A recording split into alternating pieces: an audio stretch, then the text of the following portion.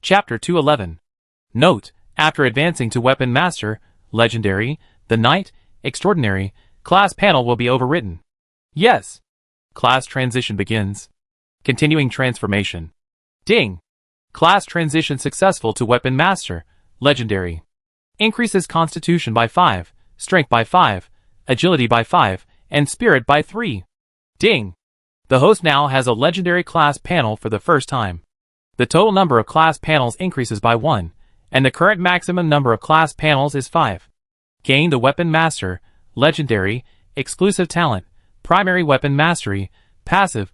Gain the Weapon Master, Legendary, Exclusive Talent, Primary Supernatural Insight, Passive. Supernatural Trait Iron Skin Level 3 evolves into the talent, Primary Steel Body, Passive. Supernatural Trait Massive Strength Level 3 evolves into the talent, Primary Supernatural Strength, Active. Ding. Detected that the host possesses the core skill Power Burst, which can be fused with the talent Primary Supernatural Strength. Fusion automatically begins. Ding. Fusion successful.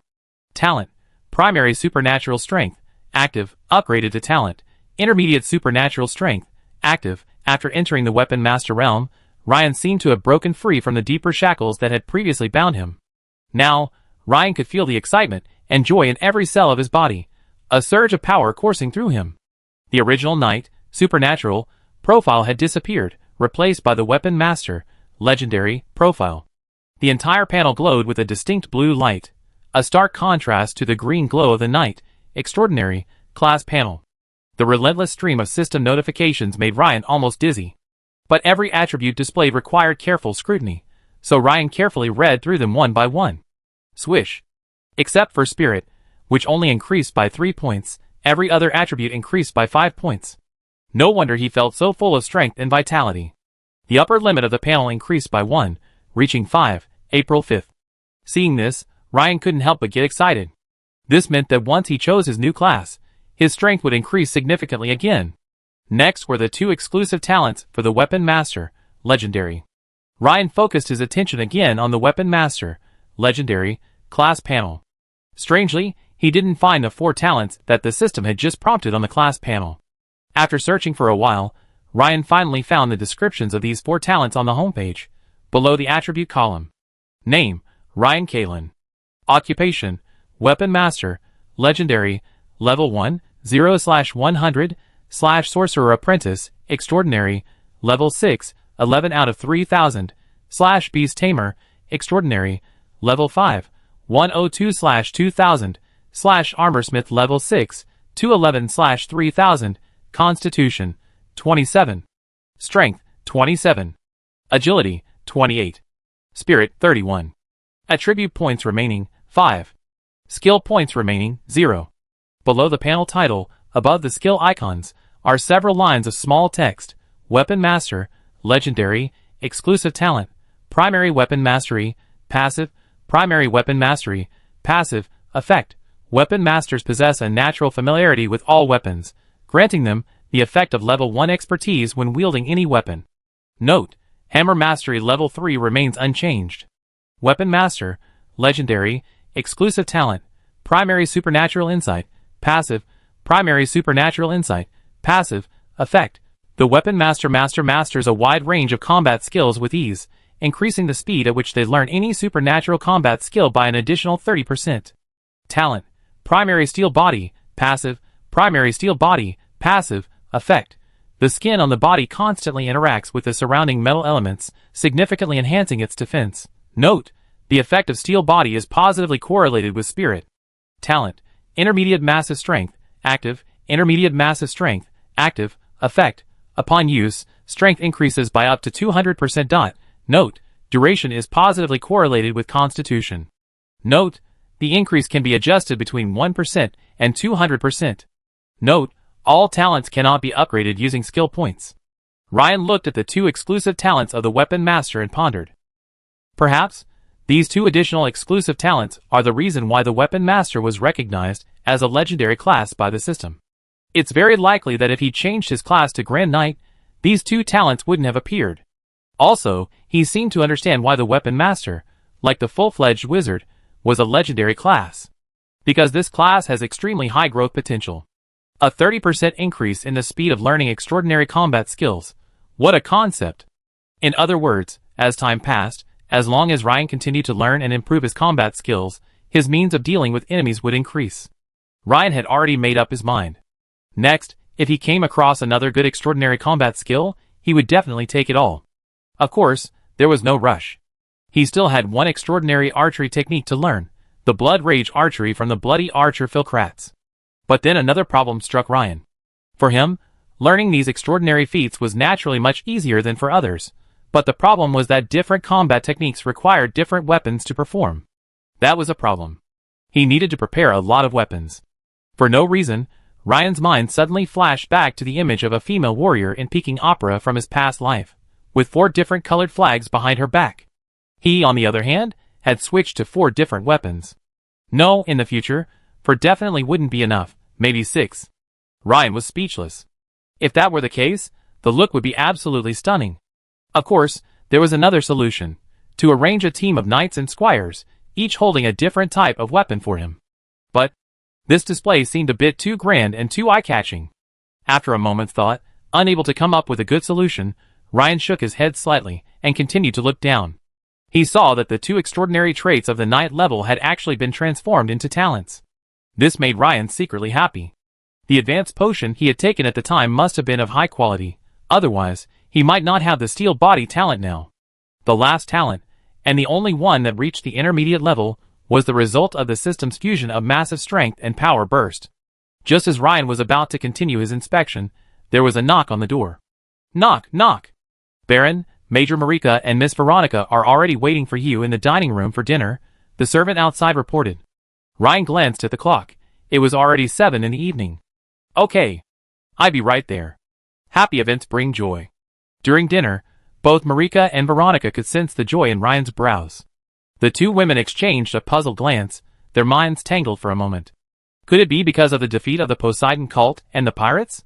After dinner, Ryan informed the Lehman brothers that he would be out the next day, leaving them to handle the administrative affairs of Fishing Harbor. He also left his brother, Colbert Lehman, behind. Colbert, soon I will propose to Count Habsburg that I step down as regent and sheriff of Fishing Harbor. I'd like to recommend you for the position of regent, and I'd like to hear your opinion. In fact, by the time Ryan finished speaking, he almost didn't need to hear Colbert's opinion. From the joy on his face alone, it was easy to tell that he was very interested in Ryan's proposal. Baron, are you really not going to continue serving as the governor of Fishing Harbor? Actually, we could serve as sheriffs and help share some of your work, Colbert said, rubbing his hands. Ryan smiled. He could certainly hear the hidden meaning behind Colbert's words. However, he wasn't being modest. He simply didn't have the time to continue serving as governor of Fishing Harbor. Then it's settled. I write a letter to Count Habsburg later, Ryan said, waving his hand. The matter was settled. That evening, Ryan didn't have time to test the weapon master's new talent. Instead, he went to the blacksmith shop to have his plate armor gauntlets fitted with sharp knuckles. The next morning, from the Imperial Navy's South Sea Fleet, a small team was heading offshore in a small boat. They were the Fish Dragon Squad, tasked with hunting down Volod. They were part of the Imperial Navy's special unit, the Tidewalkers. Their overall structure was similar to the Imperial Swordbearers, but their reach was far less extensive. The name Tidewalkers actually held a profound meaning, as it originated from a passage in ancient texts. Titans rode the tide to defeat the old gods. Captain, I heard Volod fled offshore? A young team member asked. A wiry, middle-aged man with a mustache nodded, remaining silent. That's bad news, another team member said, seemingly reviewing the intelligence gathered. He continued, Volod is seriously injured. His most likely option is to go ashore in the fishing town area of Meister County, or hide on a small island to recover, then wait for an opportunity to move inland. This would allow him to evade our search for a short period of time. Go ashore in the fishing town? There's no denying he could be somewhere with people, so he could obtain supplies. A nearby team member nodded, agreeing with his analysis. How are the defenses in the fishing town? Captain Mouthshaped asked, his voice deep and rich. The young team member who was analyzing the situation perked up at the captain's question and said, Captain, although the fishing town has some defenses, the gap is still too great compared to Volod's. According to intelligence, in addition to the elite force led by 2 veteran knights dispatched by Count Habsburg of Meister County, a task force from our Imperial Navy is also in Fishing Harbor Town. Is that the task force from the 6th Squadron? Yes, Captain Baron. It seems the only one with any fighting ability is a young girl, isn't it? Captain Baron muttered, trying to recall. Yes, Captain.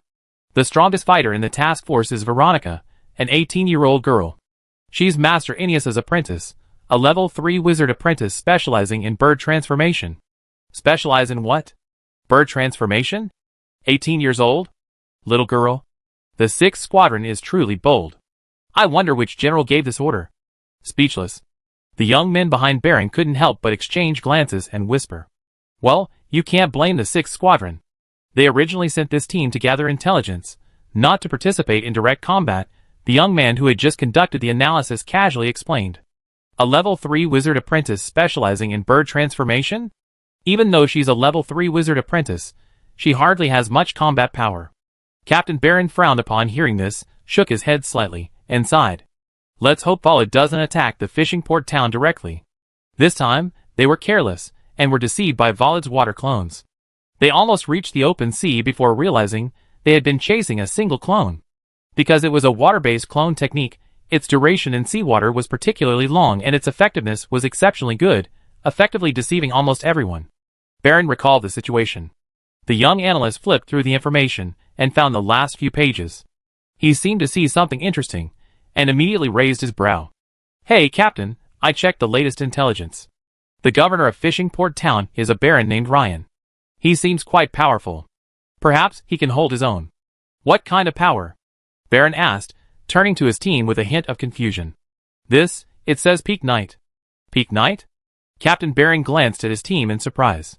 He didn't think his team would be so confused about Valid's strength.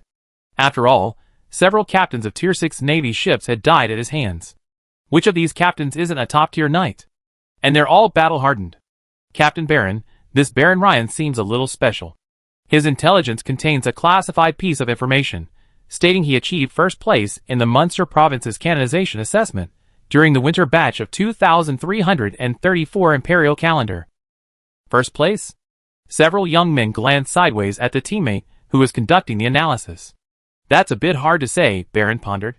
But the winter batch of 2334 Imperial Calendar? That was just over a month ago. I'm afraid he hasn't matured yet. Perhaps he can hold his own against them, but he's unlikely to defeat this guy Valid. Several team members began to discuss. To put it another way, if such a talent dies before he can reach maturity, it will be a loss for the Empire, Captain Baron said gravely. Odward, speed to the fishing town. Yes, Captain. Immediately, the crew member named Odward at the stern cast a spell. With a flash of blue light, the boat's speed suddenly increased by 2 levels. Like an arrow shot from a bow, it cut through the waves and headed towards the offshore area. Almost simultaneously, Ryan and Veronica boarded a small boat and headed towards the target island. Ryan rejected Lehman's suggestion to bring more men.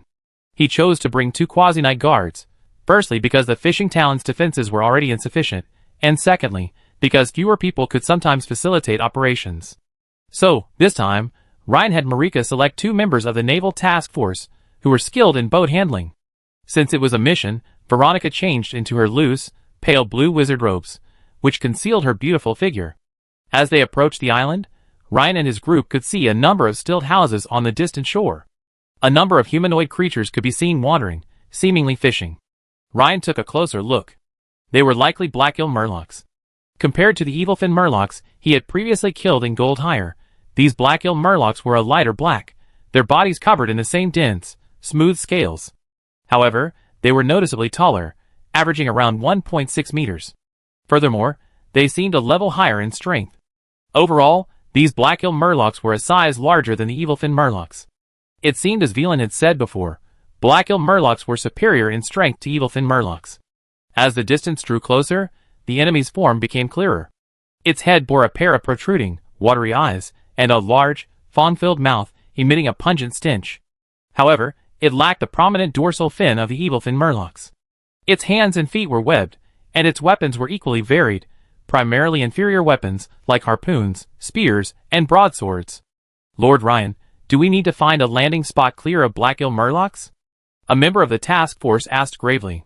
With so many Blackgill Murlocs on the other side, he would undoubtedly be overwhelmed if he were to launch a siege. However, with Lord Ryan present, things would be different. Ryan glanced around and noticed that the shoreline was dotted with black-gilled murloc huts on stilts. Finding a suitable landing spot would likely take considerable time. So he shook his head and said, "No, let's just land." The black-gilled murlocs were also known for bullying the weak and fearing the strong. Seeing Ryan's group, a mere 4, several of them immediately rushed towards the camp. Soon, they were howling and brandishing their weapons, ready to hunt. After a sudden clamor, 20 or 30 black-gilled murloc warriors, armed with various harpoons, knives, and sticks, suddenly emerged and rushed towards Ryan and his companions from both sides. As the black-gilled murlocs drew closer, Baron Ryan remained calm and composed, motionless. This caused the 2 task force members to exchange glances and exclaim, "Lord Ryan." "No rush, leave it to me," Ryan said calmly. When the black-gilled murlocs were within 10 meters of the others, and the strong smell of the sea could almost be smelled, Ryan suddenly moved. He drew his dark 2-handed hammer from behind him. Then, gravel flew from his feet, he leaped high, raised his hammer in both hands, and slammed it down on the beach from top to bottom. It was Talker's secret hammer technique, earth-shattering hammer. Bang!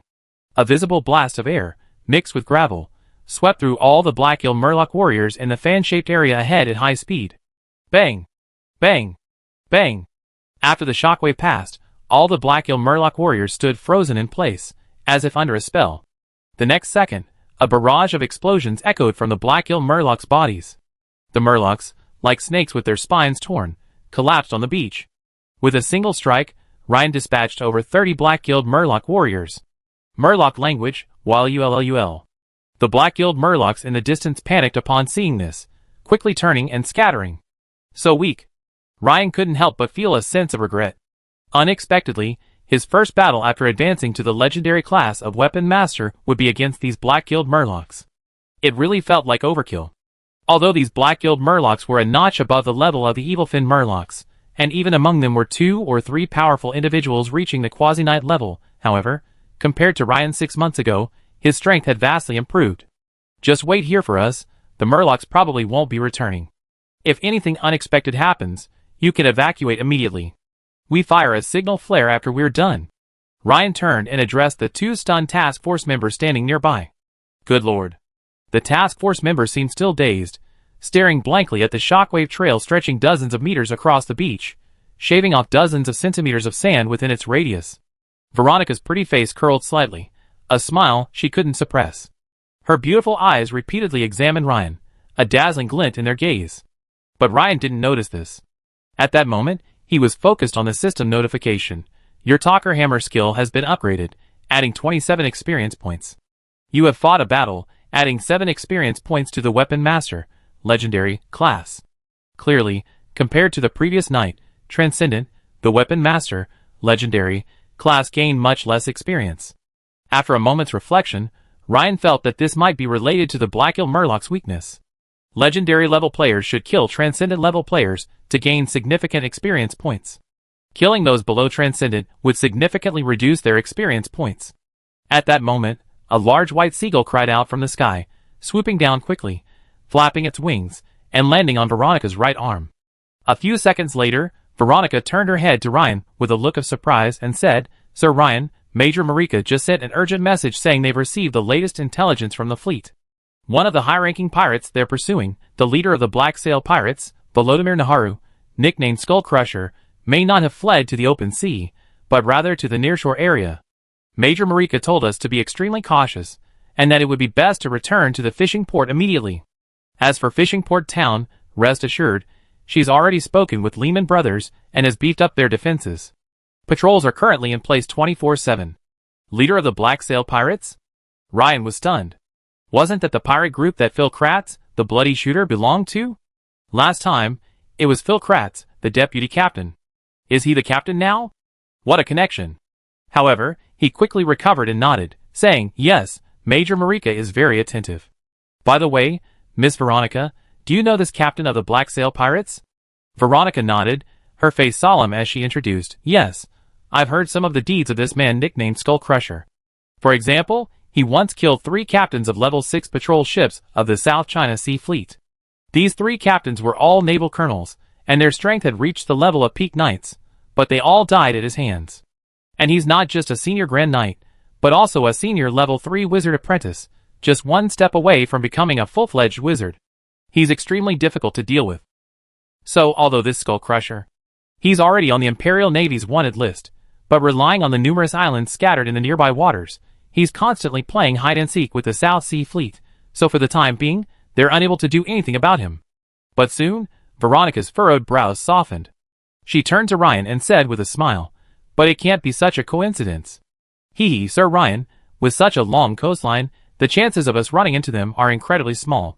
Let's continue searching for the chicks of the Iron-beaked Sea Eagle. After all, after this period, the chicks will have grown up, and the success rate of the sorcery will be greatly reduced." Ryan smiled and nodded, saying okay. It wasn't that Ryan didn't value the urgent information provided by Major Marika, but because what Veronica said was indeed what he was thinking at the moment. But Ryan didn't mind the chance encounter with the leader of the Black Sail Pirates, a veteran Grand Knight, and a seasoned third-level wizard apprentice. I just wonder who's stronger, compared to me, a novice weapon master, and a third-level wizard apprentice. If Ryan hadn't been promoted to weapon master, he might have been worried. If he couldn't defeat him, it would be troublesome. But now it was different. He was worried about not having a strong enough enemy to test his skills against. If he could happen to encounter this so-called Skull Crusher, it would be a good thing. But then, Ryan shook his head slightly, thinking to himself, true, with such a long coastline, there's no telling where they land, and there are so many small islands dotted around the coast. If we could just happen to run into them, that would be a miracle. Skullcrusher Volod on the other side of the island suddenly awoke from a deep sleep and muttered, "Huh? No earthquake. But I clearly felt a slight tremor just now." Volod glanced at the sun rising above the sea and realized it was already morning. "Forget it. Let's get up and get something to eat. I don't know when the Eagle Federation will come looking for me. I already contacted them yesterday using the communication device the Eagle Federation spy gave me. Logically, someone should be looking for them today or tomorrow." It wasn't that Volod was willing to be a slave to the Eagle Federation, but the thought of his promotion falling through the cracks, and the Black Sail Pirates he had worked so hard to build being destroyed by the Imperial Navy was too much to bear. Volod felt this was too much to bear. If he didn't avenge this, he would be heartbroken. Chapter 212. While Ryan and Veronica advanced toward the cliffs of the Iron-beaked Sea Eagle, he checked the Weapon Master, Legend, profile he had just transitioned to the day before. In the lower right corner of the large Weapon Master, Legend, text, there were several lines of smaller text. First level physical limit breakdown, 100%. Second level physical limit breakdown, 17%. Note, force value is roughly equivalent to the second level physical limit breakdown. Ryan's previous attack was significantly more powerful than that. This was partly due to the 5-point increase in his 3 basic attributes, strength, agility, and vitality. It was also due to the fact that his limit breakdown, which had previously been at 100%, could now continue to rise. In fact, after seeing the description of the second-level physical limit breakdown, Ryan had a vague suspicion. It now seemed that the Knight's path truly focused on the development of one's physical body, or rather, the liberation of the physical body, thereby achieving extraordinary combat power. Furthermore, Ryan had just conducted a brief test during the battle with the Black Eel Murloc, and he had already figured out how the first and second level limit-breaking bonuses affected attributes. It was basically the same as before. Assuming base agility was 10 points, after activating the first level physical limit-breaking bonus, it increased by 100%, becoming 20 points. The calculation was 10 times 1 plus 100%. Now, it's 10 times 1 plus 100% plus 17%, not 10 times 1 plus 100% times 1 plus 17%. Simply put, the first and second level limit-breaking bonuses were cumulative, so 10 points of agility could be increased to 21.7. As for strength, the bonus from the intermediate great strength talent needed to be factored in. So, assuming the base strength is still 10, the result is 10 times 1 plus 100% plus 17% plus 200%. Clearly, this represents a terrifying increase. With 10 points of strength, at full power, it can reach 41.7. Of course, this full power burst consumes a tremendous amount of physical energy. On the other hand, if one's physique isn't up to par, they can suffer from muscle soreness or even complete exhaustion. Ryan had already experienced this. Switching back to the homepage. The attribute page, Ryan looked at the 4 talents and a vague understanding dawned on him. Why is talent so important? That's because, if someone is born with a talent for primary strength, their base strength, after reaching adulthood, may be slightly weaker than that of a full-fledged knight, but with the added bonus of the talent, in terms of strength alone, they can rival full-fledged knights, even veteran knights. And if one possesses the intermediate-level great strength talent, by adulthood, they could rival the might of a peak knight. No wonder ancient texts record some races as being so formidable. Walking beside Ryan, Veronica, dressed in a light blue robe, was clearly in high spirits, her beautiful eyes frequently glancing at him. With Ryan by her side, she felt an inexplicable sense of security. Also, whether it was an illusion or not, Veronica's keen perception told her that Lord Ryan before her seemed to have undergone some mysterious change since yesterday. It was hard to pinpoint the change, but it seemed as if Lord Ryan had become even more alluring. The landing site was chosen close to the cliffs where the iron-beaked sea eagles nested. So, in less than 20 minutes, Ryan and Veronica arrived directly below the cliff. The cliff rose 40 or 50 meters, almost perpendicular to the ground. However, its surface was covered in exposed brown rock, pitted and cratered. A quick glance told Ryan that climbing it would be easy.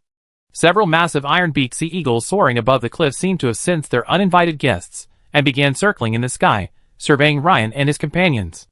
Ryan looked up, taking a closer look at the eagles. They were brown all over, with a wingspan of at least 3 meters. Their beaks were black, curved, hooked, and extremely sharp. Judging from their appearance, they must be quite ferocious. Ryan nodded slightly. Not bad, indeed. They were worthy of being raptors, with the power of a newly emerged ferocious bird.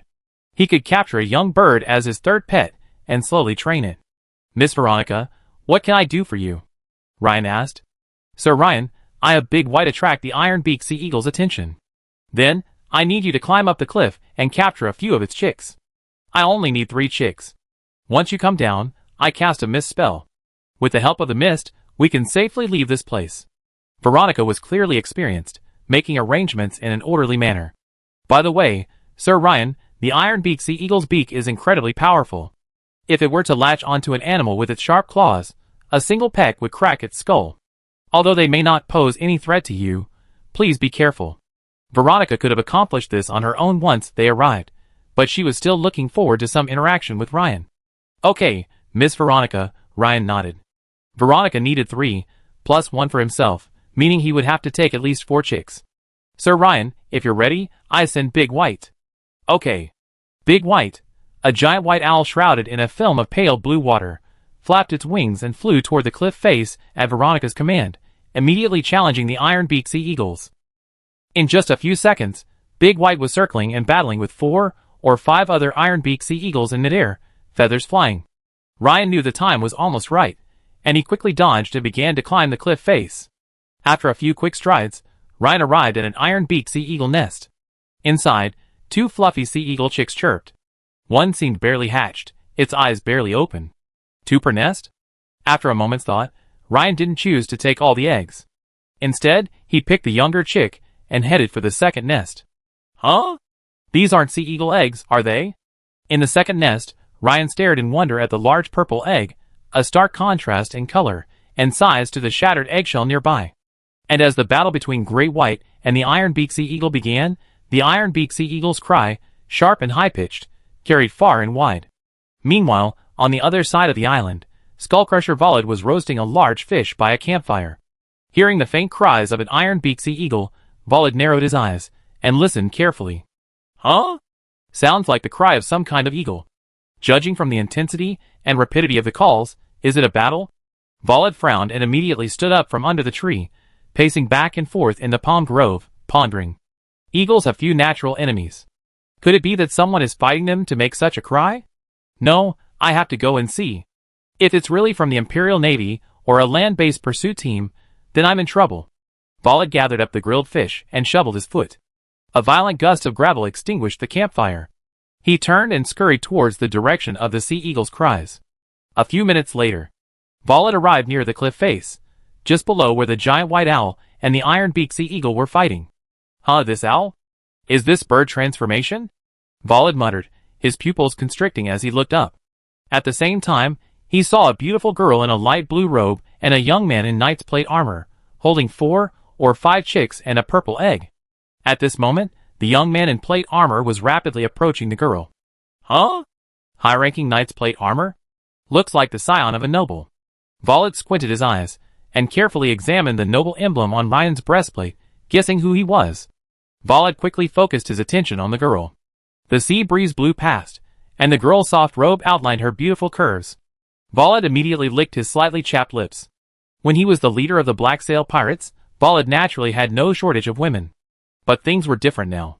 After days of desperate escape, he hadn't tasted meat in days. TSK, it seems I'm lucky. It's actually a female wizard apprentice. And they must be a couple. Sweet love between a knight and a young girl.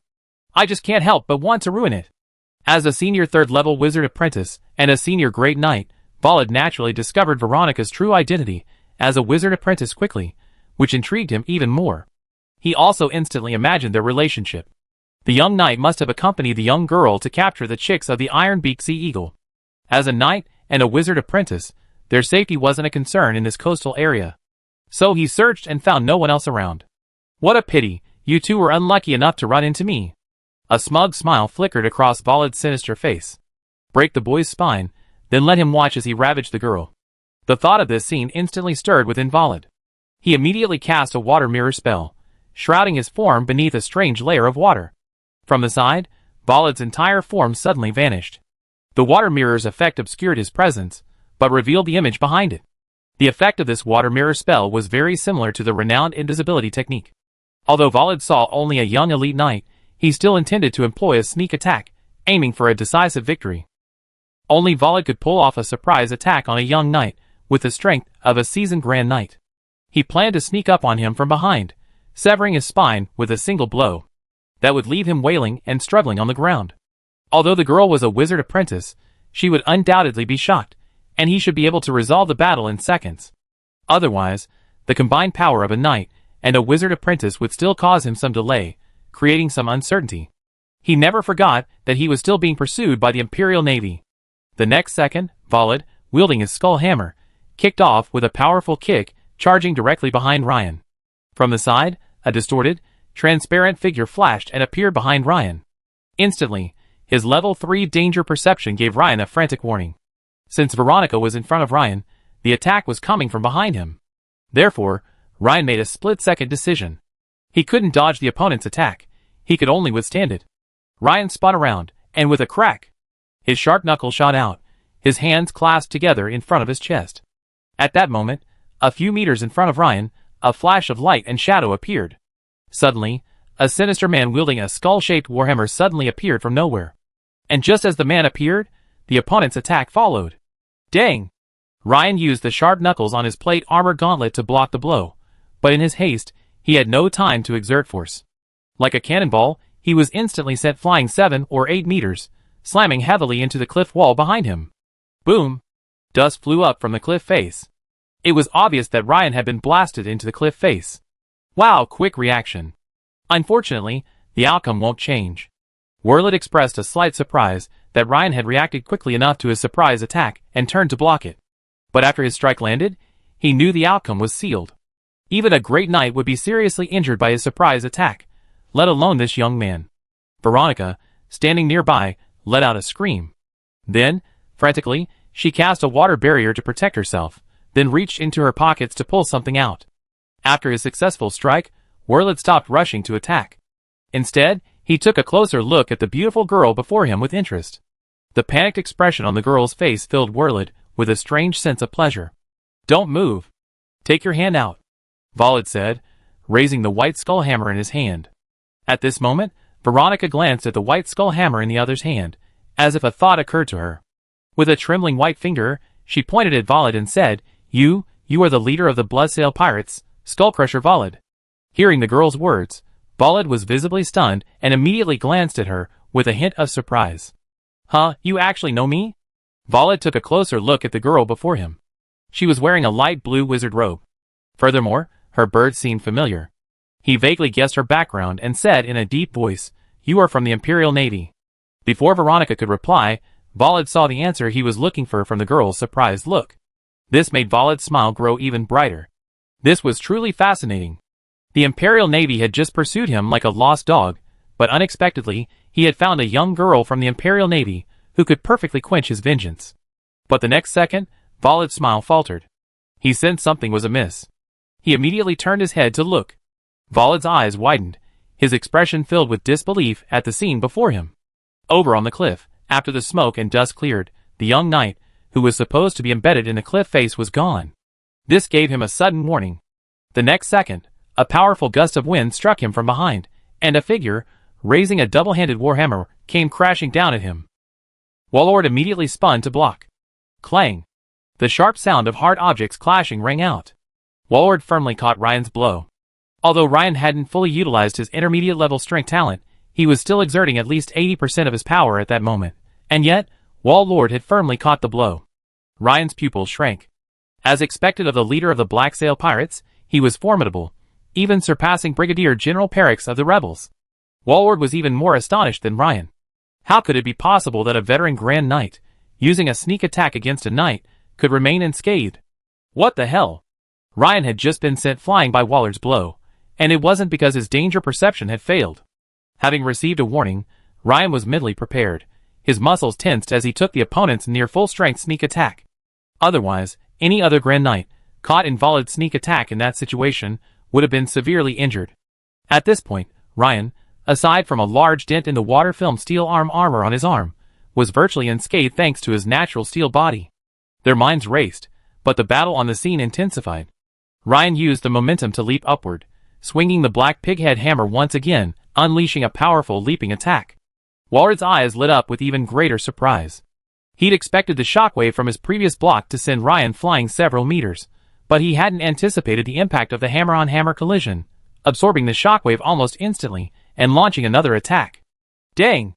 Ryan launched a fierce assault on Warlord, hammer after hammer. Ryan's attacks grew faster and faster, the outline of the black pighead hammer gradually blurred, and the clashing of hammers was audible.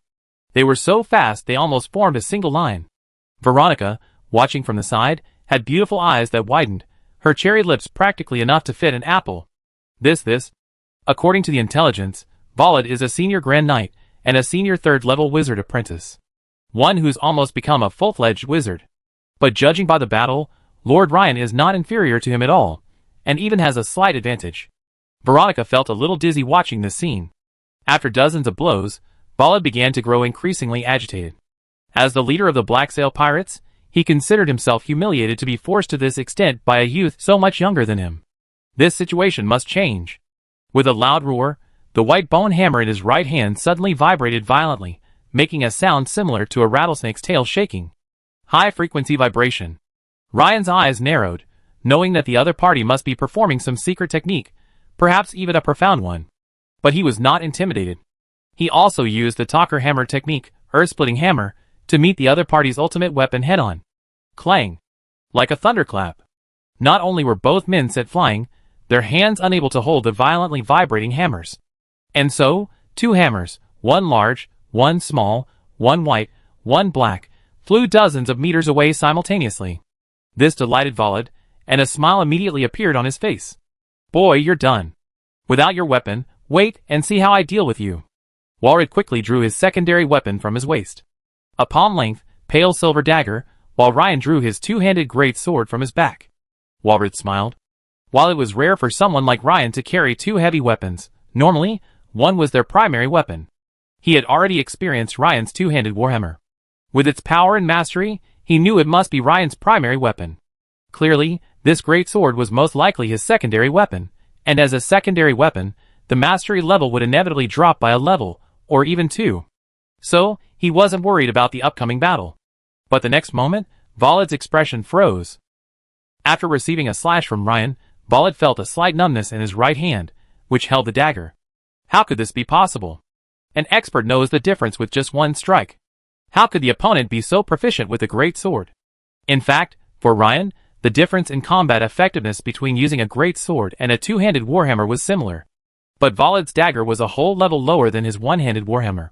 So, contrary to Volod's expectations, after both men's warhammers had fallen from their hands, Ryan actually had the upper hand.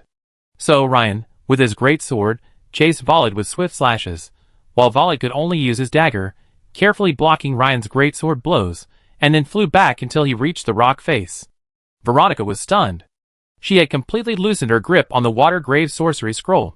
Facing Ryan's slashing blows, Volod could only cling to the rock wall, rapidly dodging and blocking. The two men advanced and retreated, and within just a dozen seconds, over 100 sword cuts, each 20 to 30 centimeters deep, appeared on the rock wall. Volod was now in a state of considerable distress. His eyes flashed, and a fierce expression instantly ripped a diamond-shaped crystal amulet from his neck. Veronica saw this and, while shouting "Be careful!" she quickly tore open a sorcery scroll and cast a water film spell on Ryan. Because, in that instant, she had sensed the powerful water energy contained within the amulet. While it might not be as powerful as the water tomb sorcery scroll her mentor had given her, the energy fluctuations were comparable. The moment Ryan saw the diamond-shaped crystal, alarm bells blazed in his heart. He tiptoed and flew backward. Volod, his face ferocious, immediately crushed the amulet in his hand. Splash! Instantly, a basin-sized, swirling mass of water appeared out of thin air in front of him. The water whirled like a cannonball, hurtling straight at Ryan. Because of its immense speed, Ryan could only employ a defensive stance, blocking with his two-handed greatsword. With a loud bang, Ryan and his sword were sent flying over 10 meters. His greatsword, the first to be struck by the vortex, instantly slipped from his grasp. Almost instantly, the pale blue water film on Ryan's body shattered. Followed by this, even the High Knight's breastplate was dented. But after these two layers of defense, Ryan, relying on his innate steel body, yet he withstood the remaining impact. Volod's face lit up as he saw Ryan's greatsword slip from his grasp, sending him flying over 10 meters. "You little brat, you almost had me capsized. Now you just die." Volod triumphantly tapped his toes, the earth shattering. He charged towards Ryan like an arrow, but to his surprise, Ryan a second later stood up and attacked him back. Ding ding ding ding. Because Warlord's dagger was a short blade, and Ryan's brass knuckles were also short weapons, both men were striking at breakneck speed. Therefore, the clash of weapons was almost inaudible. It was like the clashing of thousands of firecrackers. In Veronica's eyes, she saw only two clouds of mist drifting around the cliff. Surrounding the fog were endless sparks, resembling a blazing fire tree and silver flowers. At the same time, if a spark accidentally scraped against the nearby rock wall, for sharp blade marks, resembling claw marks or even dagger scratches, would instantly appear on the rock face. Impossible? How could this be possible? Absolutely impossible. Walt felt that the young man before him had surpassed his comprehension. Such proficiency with the warhammer. Such proficiency with the great sword. And even this brass knuckles, surprisingly, were just as proficient. If the other person were nearly 100 years old, it would be fine, but judging by his age, he didn't look over 20. Even if he had been training since the age of 1, and could master any one weapon to this level, he would already be a top-tier talent. But now it was 3. How could such a person be possible? Mastering all 3 weapons to this level at such a young age? Wald's mind was racing, nearly exploding, but he couldn't figure it out. Chapter 213. The continued intense fighting caused Volod's movements to slow slightly, though the change was very subtle. But Ryan, his opponent, was acutely aware of Volod's change. However, Volod didn't take it seriously. While his own stamina had decreased significantly, his opponent's was no better, perhaps even more so. While constantly blocking his opponent's sharp knuckle attacks with his dagger, which required no mistakes, was extremely draining, the opponent's previous swings of the heavy two-handed warhammer and great sword had also consumed a significant amount of stamina. Based on common sense and extensive combat experience, Volod's previous thought was absolutely correct, but the problem was, Ryan had a cheat. Seeing his opponent's stamina begin to decline, and his own stamina also decreasing, Ryan, almost without hesitation, added a point to his constitution attribute. As his remaining attribute points decreased from 5 to 4, his constitution also increased from 27 to 28. Suddenly, a surge of heat powerfully pumped out from his heart, rapidly spreading throughout Ryan's body. Instantly, the slight tingling and fatigue in his muscles vanished. Ryan's hand steadied, and his speed and strength suddenly returned to the levels they had at the start of the fight. Smooth, precise, and powerful. Just half a second later, Volod sensed something was amiss. Because of the shift in strength, this change in Ryan was incredibly noticeable to him, his opponent. Volod's eyes widened as he stared at Ryan in disbelief. The opponent had absolutely no time to consume potions or cast spells, so how could he suddenly become so energetic? Volod felt Ryan's attack suddenly become incredibly swift and fierce. It was becoming increasingly difficult for him to defend himself. One wrong move and Ryan would inflict 4 more cuts on him. The sharp blade of the razor knuckles, a weapon from Brigadier General Perix of the Zalo Rebellion, was crafted from a rare mineral. With Ryan's powerful blows, once it pierced Warred's leather armor, it would instantly create 4 cuts. As time passed, Warred's movements grew slower and slower. His eyes were bloodshot. He exerted all his strength, fighting back blow after blow, struggling to block Ryan's attacks, but the wounds on his body continued to multiply. Several times, Volred attempted to repel Ryan, taking advantage of the opportunity to drink a potion or unleash a spell scroll, but was interrupted by Ryan's close-range, high-speed punches. By this point in the fight, Ryan had almost grasped the limit of Voled's strength. And so, the turning point of the entire battle arrived. 100 blasts. In an instant, the speed of Ryan's arm suddenly increased dramatically, and the attack speed of his sharp knuckles was completely increased to a whole new level. And as the target of the attack, Volred was filled with the cold light of Ryan's sharp knuckles, sweeping towards him in an overwhelming manner. This immediately shocked him. As a senior 3rd-level wizard apprentice, if the enemy's attack speed was not so fast, he would at least have a chance to draw the spell scroll. If the enemy was slower, Volred could still calmly chant the spell and cast the spell. Unfortunately, ever since Ryan switched to the brass knuckles, Volred hadn't stopped for a single moment. He was completely focused on defending with his dagger, leaving him no chance to use any sorcery against Ryan. His only instantaneous sorcery item, the crystal necklace that sealed the vortex impact spell, had just been used, but unfortunately, this rare sorcery item didn't help Volred secure victory. Instantly, the sound of over 100 high-speed blades piercing the air resounded. Swish, swish, swish. The dirt beneath Voled's feet exploded, shattering the solid rock of the surrounding cliff face into dust. He retreated again and again, until he was embedded in the solid cliff face, with no way back. Seconds later, Voled's tough leather armor, made of an unknown animal hide, was shredded by Ryan's Catter Fist secret technique, 100 Rips Level 2. It now clung to his body in strips like rags. Voled's body was now covered in dozens of wounds of varying sizes and depths, oozing crimson blood. Voled's face was grim, as he struggled to free himself from the rock face, clearly refusing to surrender. However, the severity of his injuries prevented him from moving freely. He began to mutter a hydrotherapy spell. Ryan's pupils shrank. Even then, he was still planning to cast a spell against him? Ryan was immediately furious at the ungrateful leader of the Black Sail Pirates. Puff! The next second, Rode was struck in the neck by a jab from Ryan. Volred clutched his hands at his neck, his eyes bulging, and he spat out mouthfuls of blood. Originally, Ryan had considered sparing his life. After all, as the leader of the Black Sail Pirates, Volred should be able to extract a wealth of useful information. But judging by what had just happened, he was far too dangerous. Ryan felt it would be better to leave him as a corpse, unable to cast spells. Watching Volred slowly collapse, Ryan turned to Veronica, who was already stunned, and said, "Let's get out of here." "All right, Sir Ryan." Veronica nodded immediately. Her head was still buzzing. No matter what Ryan said, she would simply nod in agreement.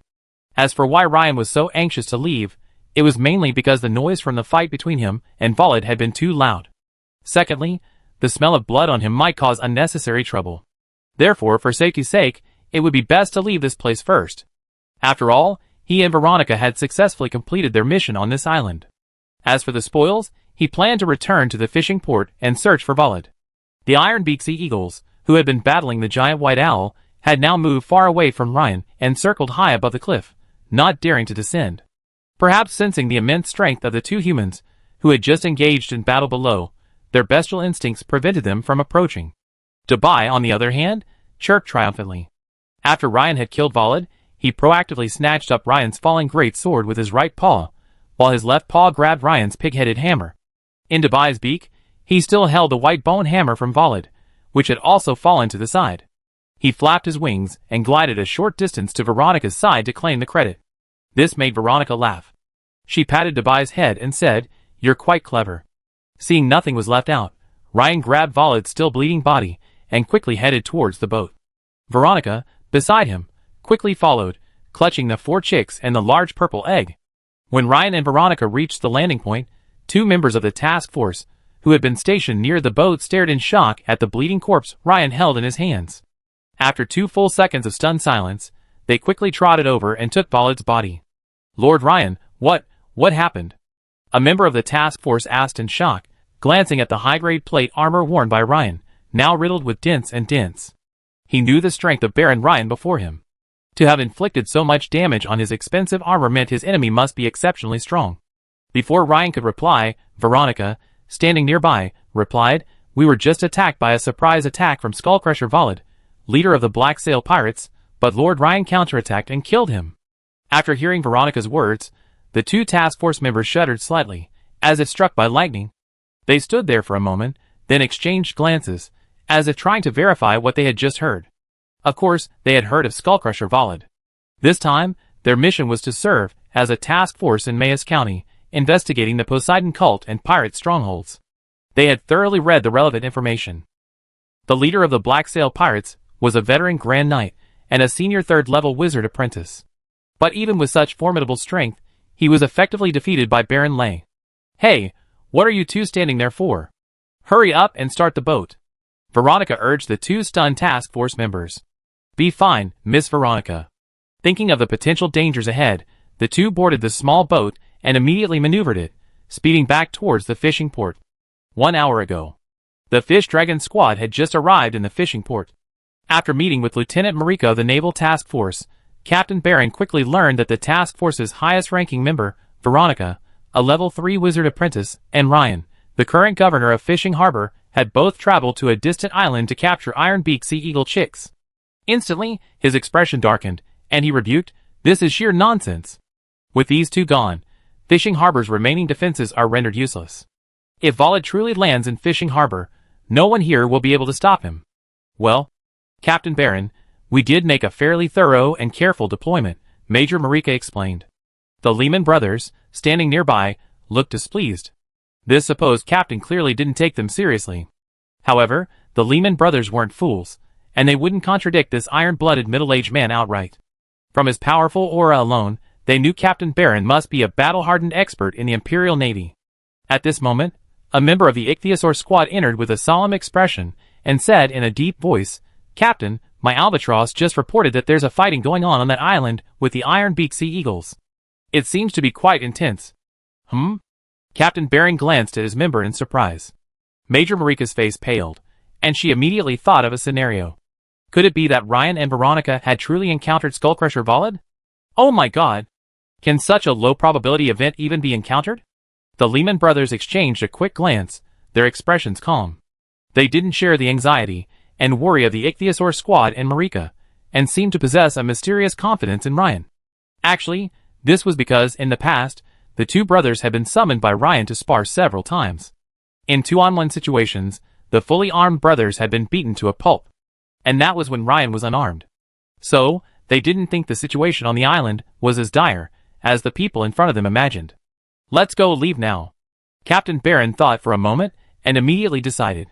"I go too," Major Marika said anxiously. "No, you're a civilian. You stay in the fishing port." Captain Barron flatly rejected the idea. "Major Marika, perhaps the situation isn't as dire as you think," his brother, Colbert Lehman, said soothingly. "I hope these two can hold out a little longer." Captain Barron sighed, his burly figure immediately turning and walking out of the town hall. A speedboat shot like an arrow, heading straight for the island where the Ironbeak Sea Eagle was. On the boat, the conversation continued. "Captain Barron, let's go now," the team member said, hesitantly. "Yes, Captain, what if that guy Volid is deliberately setting up a maze and attacks the fishing port instead?" Captain Barron frowned, remaining silent for a long moment before saying, "No matter what, we have to come and take a look." According to the two Lehman brothers, their Archon, Lord Ryan, won't be easily defeated. It would be bad if we don't come to their rescue. TSK. I don't know how these two guys can be so confident in their own Archon, a team member said with disdain. Yes, one is the newly appointed town governor, and the other is the leader of a pirate group with over a decade of experience. Putting everything else aside, Volid could probably take out Baron Ryan with a single spell. Another team member agreed. Now it all depends on whether Veronica can coordinate well with Baron Ryan. If she can, we should be able to buy them some time. How long?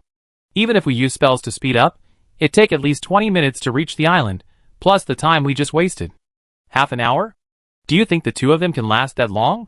Instantly, all the members of the Fish Dragon squad on the Clippers fell silent. Yes. Half an hour is far too long. Even a battle between two equally powerful great knights rarely lasts more than 15 minutes. According to their estimates, even if Baron Ryan and Veronica could coordinate meticulously, they would likely be defeated within minutes.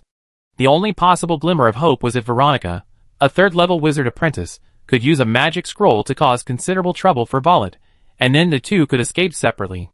In that case, perhaps one of them would be lucky enough to wait for them to arrive. Half an hour later, following the Albatross's guidance, Captain Baron led the Ichthyosaur squad to the base of the cliff. The Iron-beaked sea eagles, upon seeing a strange albatross daring to intrude upon their territory, were about to attack when a group of humans, each exuding a powerful aura, approached. This caused them to hesitate. After all, the giant white owl had been a human subordinate, and this albatross was likely one as well. The iron-beaked sea eagles then took off high, circling over the cliff. Captain Baron and his companions were stunned by the scene before them. The ground was dotted with holes, as if a meteor shower had fallen, and the base of the cliff was covered with scratches of varying depths, as if caused by various sharp blades. Each one was clearly visible. Captain Baron was the first to recover. He quickly stepped forward and touched a scratch several dozen centimeters deep on the solid cliff face. He said slowly, "This is a master-level sword technique. This strike requires at least 20 years of practice." Captain Baron seemed to have a question in mind. His brow furrowed, and he glanced sideways at the young team member beside him with a puzzled look. He asked, "Didn't you say that Baron Ryan was a young man? How old is he?" "This." The young man immediately took out the information and began flipping through it. Finally, he stared blankly at the age column and muttered, 16 years old. How could he only be 16? 16 years old. Captain Baron stroked his stubbled chin, pondering. It seems there's only one explanation. This Baron Ryan is a young man with a strong talent for swordsmanship. Otherwise, there's no way to explain the sword marks of this depth and cut. Baron said, gazing at the multiple marks on the cliff face that closely resembled this one. Though individuals with swordsmanship are rare, they're not all that uncommon across the entire province of Munster, or even the Empire. In fact, Baron knew of a member of another special unit, the Tide Walkers, who possessed a remarkable talent for swordsmanship. His strength was probably comparable to that of the young Baron Ryan. "Captain, I think you need to come back and take another look here," a member of the Fish Dragon team said, glancing at Baron and the young man holding the information with a strange expression.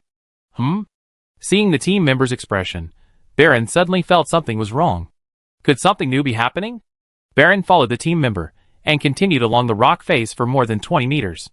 The scratches on the rock wall changed noticeably, from sword marks tens of centimeters deep to four-finger scratches resembling claw marks. Is this a beast? Baron's pupils shrank. He carefully examined the dense claw marks on the cliff wall, as well as the 4 deep holes occasionally found on the finger bones. No! These aren't claw marks from a beast. They're probably some kind of... That's right, they're probably the marks of a brass knuckle. Baron pondered for a moment and said in a deep voice. But soon, doubt returned to his face. Clearly, these couldn't have been made by Skullcrusher Volod, as Volod specialized in wielding a one-handed hammer, and his secondary weapon, if I recall correctly, was a dagger. Baron touched the occasional obvious fist marks and murmured, without over a decade of diligent practice, this punch wouldn't have had this effect. In other words, this definitely wasn't Volod's. Everyone at the scene looked at each other in bewilderment. Captain, is it possible that young Baron Ryan is also a gifted boxer? One of the team members asked weakly after pondering deeply. About an hour later, something resembling a periscope suddenly appeared near the surface of the sea near the island, where the iron-beaked sea eagle was located. The camera panned around for a moment before 2 men in distinctive leather jackets emerged from the sea. Commodore, I don't think you need to meet him in person, the younger man next to him said. This guy, Volod, has always been ambivalent about us. Now that the Black Sail pirates have been completely destroyed by the Dragon Empire Navy, he's finally thinking of us. Haha, he's a man who won't cry until he sees the coffin. Now, his value to our Federation has greatly decreased. The middle-aged man beside him nodded with a smile, seemingly agreeing with the young man's analysis. But then he changed the subject, saying, although the Black Sail pirates have been destroyed, Volod's personal strength is quite impressive. He's a senior 3rd-level wizard apprentice and a senior Grand Knight. He's still worth recruiting. That's true. He managed to escape this time, which is quite impressive of him. The young man beside him looked thoughtful, then thought for a moment before agreeing. Also, most importantly, according to reliable sources, Volod knows the location of an ancient goblin ruin on a remote island.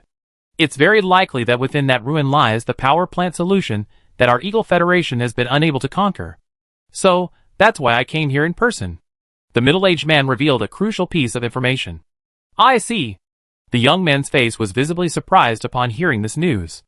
Soon, the two of them followed the location indicated by the communication device and arrived near the campfire where Volod had grilled fish. Huh? Where's he? The device is right here. It should be right here, that's right. After searching Volod for Volod without success, the young man immediately expanded his search. Commodore, there are footprints here. They should be Volod's, in this direction.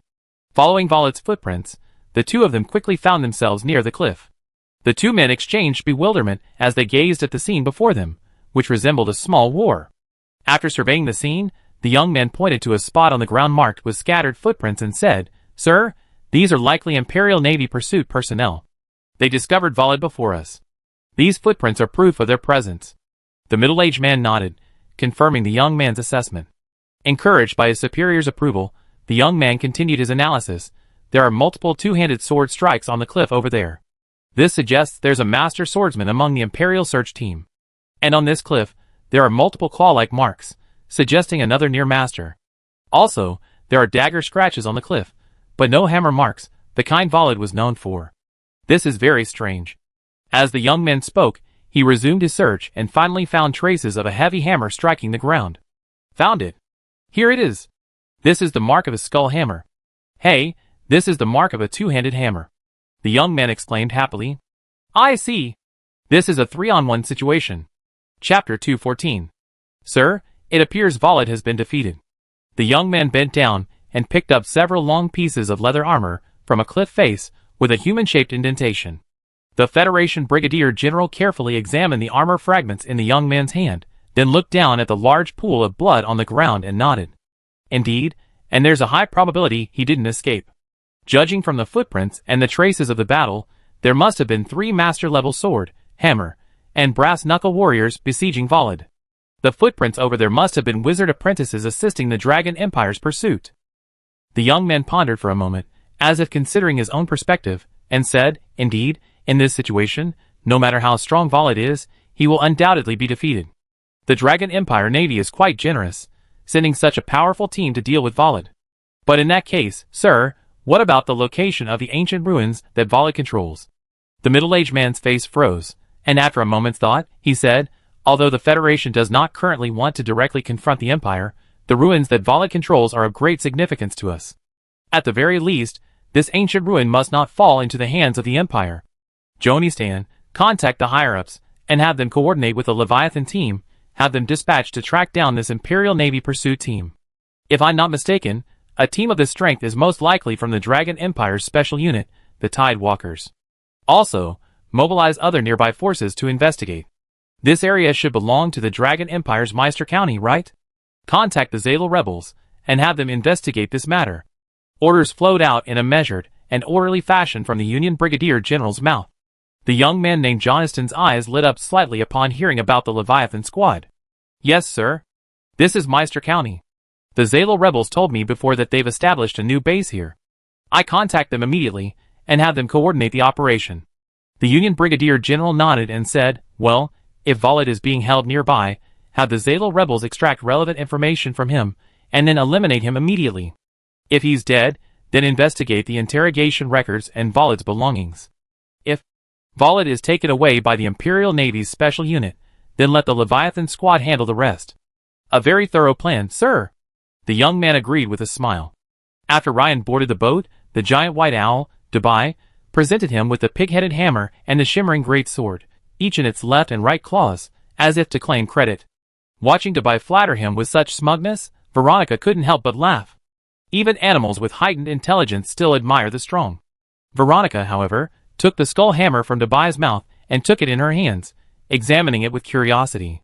She turned the skull hammer upside down with a hint of excitement, examining it closely. She tilted her head to Ryan and said, wow, that's Volod's signature weapon. The skull hammer. Sir Ryan, you may not know this, but I've heard this hammer has a special origin. Oh, then Miss Veronica will have to explain it to you. Hearing Veronica's words, Ryan raised an eyebrow, his interest piqued. He smiled as he looked at the pretty face of the twin-tailed girl.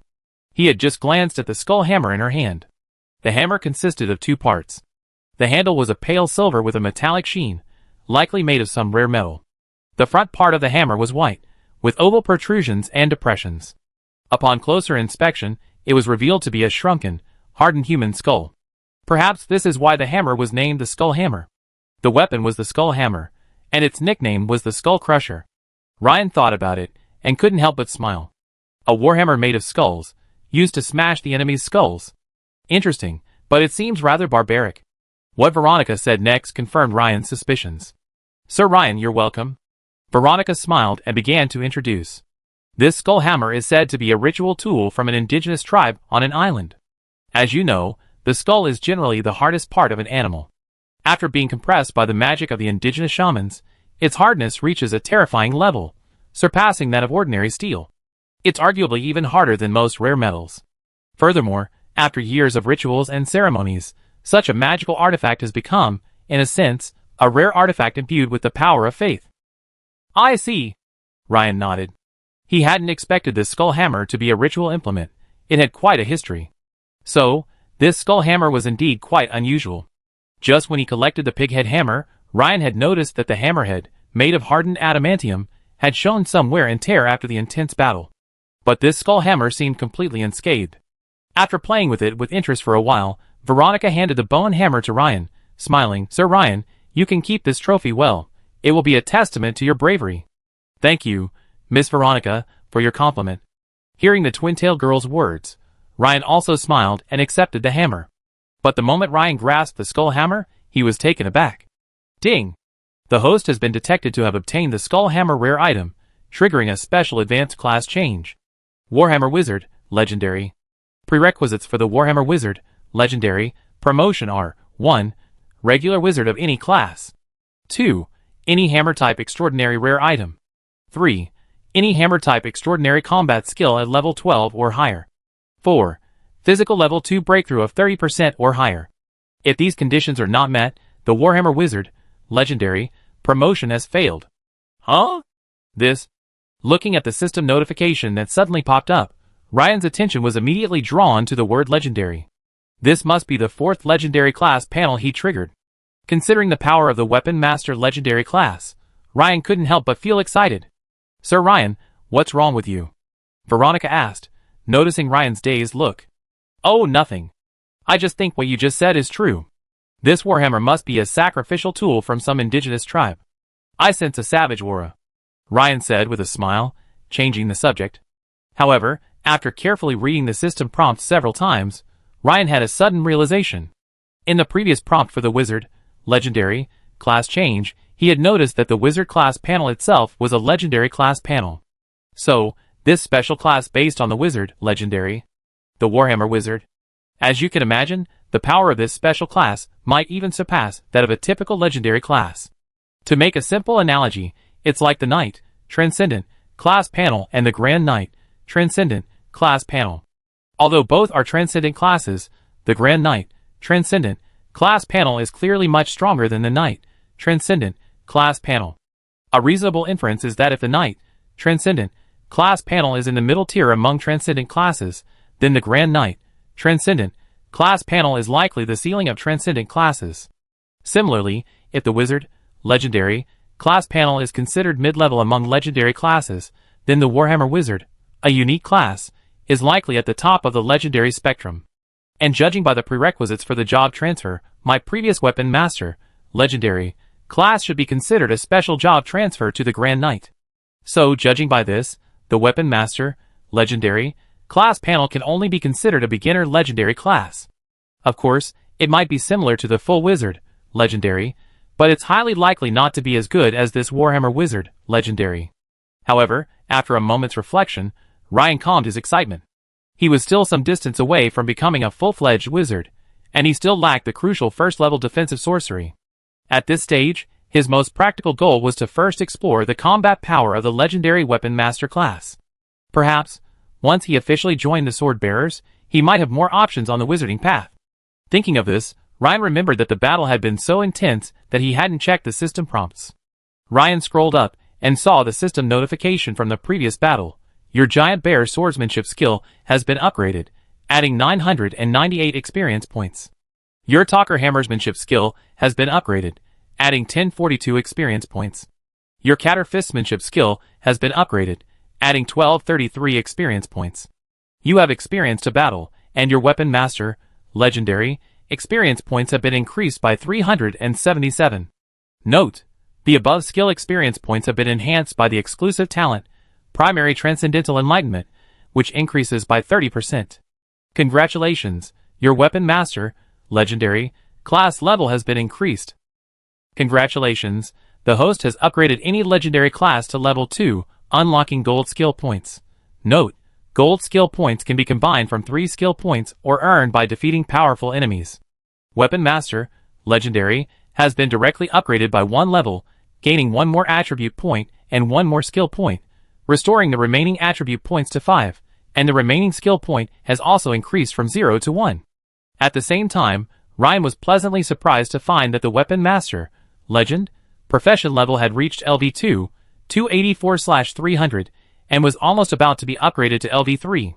As expected, only by battling strong opponents can the system reward you with truly generous experience points. Huh? What are these gold skill points used for? Ryan pondered. At this moment, Veronica, standing beside him, interrupted his thoughts. Veronica, holding the giant purple egg in her hands, her brows slightly furrowed, looked up at Ryan and said, "Sir Ryan, please forgive me. I've carefully examined this bird's egg, and it's not any bird's egg I'm familiar with." Veronica shook her head, a little embarrassed. After all, as a third-level wizard apprentice specializing in bird transformation, she couldn't even identify an egg Ryan had casually picked up. This was a bit embarrassing. But, Sir Ryan, judging by the egg's size, it can't be an iron-beaked sea eagle egg. Perhaps it came from some kind of parasitic bird. Parasitic? Ryan frowned. Yes, Sir Ryan, it's when a bird prefers to lay its eggs in the nests of other birds, letting them raise them. We call this parasitism, Veronica explained. Ryan suddenly understood. Isn't this exactly what the cuckoo did in his past life? Cuckoos, prefer to lay their eggs in the nests of other birds, letting them raise their offspring. But the problem is, the iron-beaked sea eagle is already a very ferocious bird. What could be more ferocious? Also, as you said before, when you took the eggs, the original iron-beaked sea eagle chicks were still in the nest. This situation is different from normal parasitism. Generally speaking, parasitic eggs hatch faster than those in the original nest. And often, the parasitic bird will push the eggs from the original nest one by one, leaving only its chick in the entire nest. But now, the iron-beaked sea eagle chick has hatched first. I'm a little confused. Veronica's beautiful eyes were also a little confused for a moment. Ryan nodded, understanding the twin-tailed girl's analysis. While he could wait for the giant egg to hatch on its own, the problem was that different birds had different incubation temperatures and other conditions. Furthermore, different birds required vastly different diets. It would be best if we could find out the origin of this egg in advance.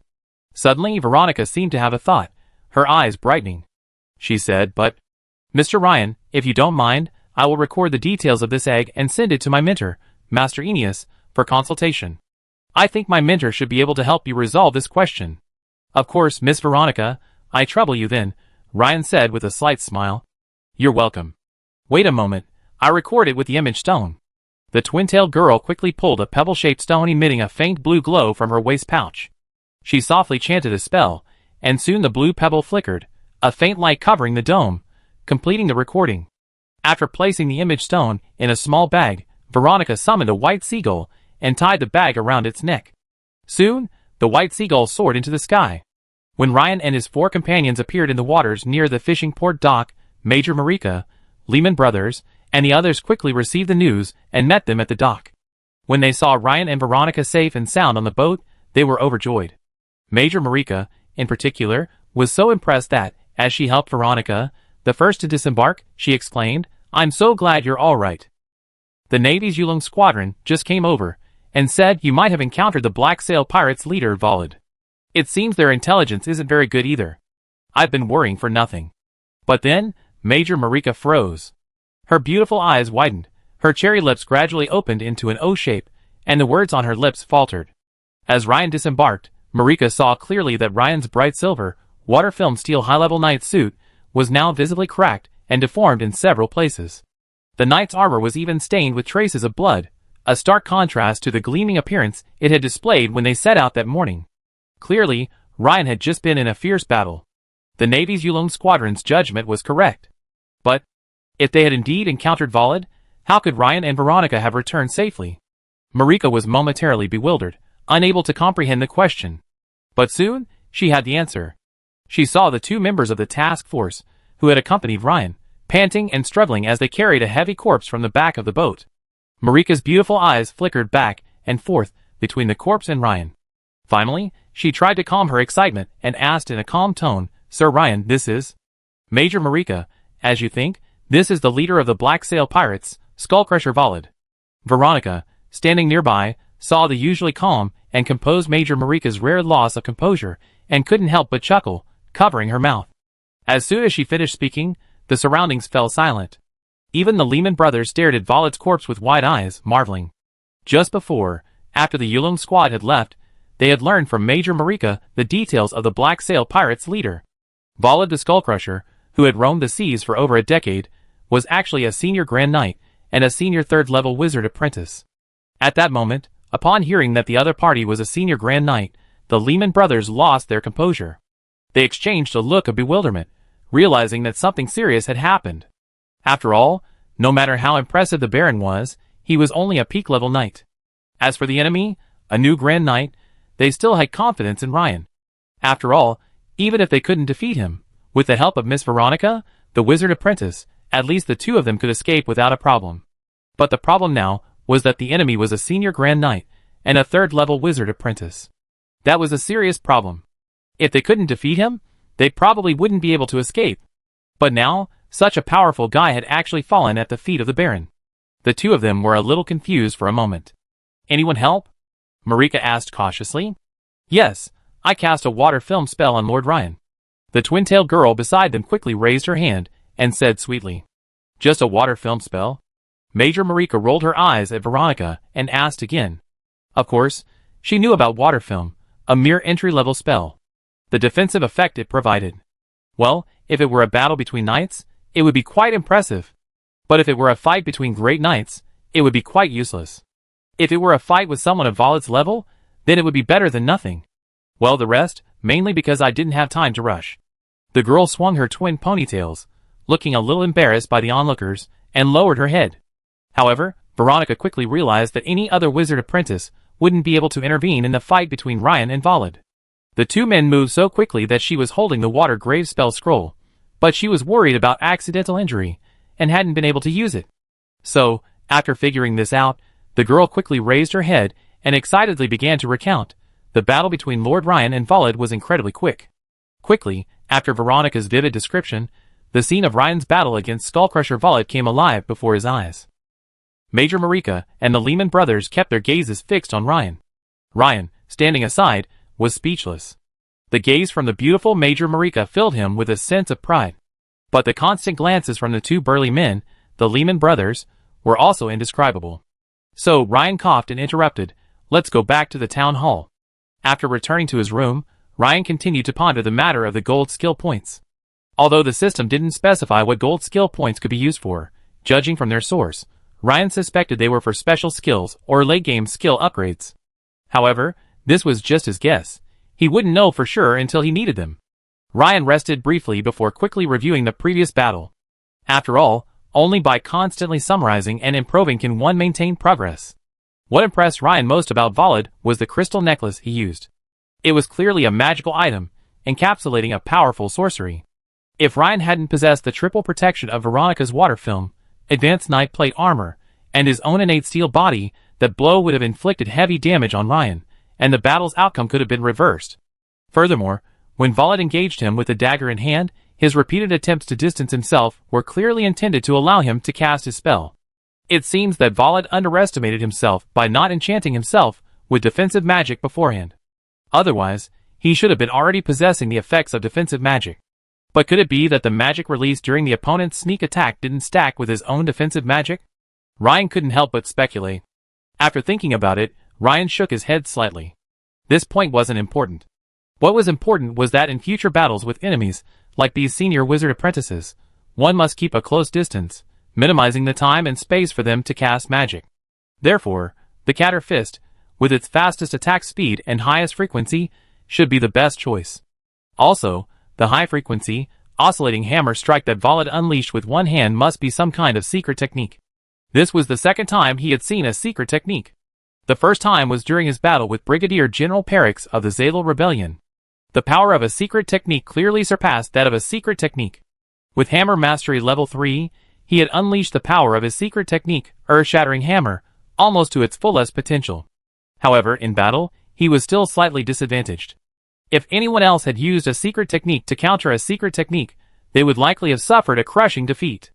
It seemed he, too, needed to master his own secret technique quickly. At that moment, a sudden knock on the door interrupted Ryan's review. Knock, knock. Sir Ryan, the Fish Dragon Squad has returned. Captain Barron wishes to see you. Major Marika's crisp voice rang out from outside. Huh? Ryan was slightly startled. Didn't the Yulong Squad return? Although they hadn't been of any help, he still greatly appreciated their kindness in rushing to the island. On the other hand, Ryan was also quite curious about the Yulong Squad.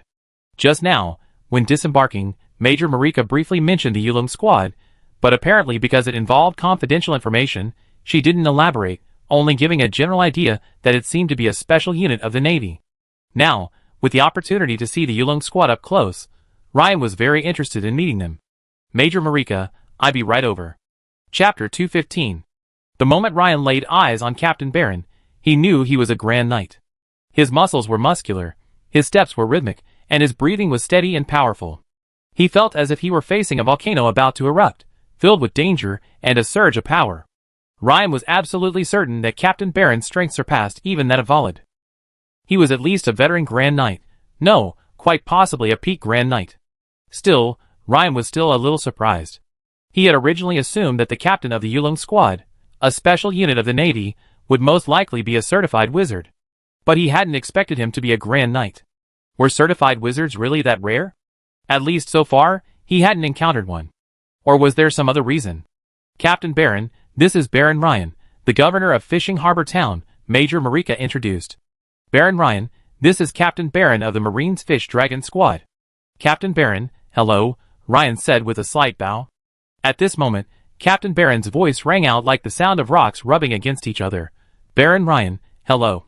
Captain Barron's tiger eyes gleamed with brilliance as he surveyed Ryan. He nodded and said, Baron Ryan, it seems our previous intelligence was inaccurate. You are not a peak knight, but have already reached the level of a Grand Knight. As Captain Barron finished speaking, the gazes directed at Ryan grew noticeably more intense. Especially the other 5 members of the Fish Dragon Squad, all of whom cast their gazes on Ryan, examining him intently. So it was a Grand Knight. No wonder Volod died at his hands. I thought Baron Ryan was merely a peak knight. Now it seems he possesses master-level swordsmanship, the strength of a Grand Knight, and the assistance of a level 3 wizard apprentice. Killing the already injured Volod makes a lot more sense. The team members exchanged a few words in low voices, each with a look of sudden enlightenment. The Lehman brothers, however, were surprised by Captain Barron's words.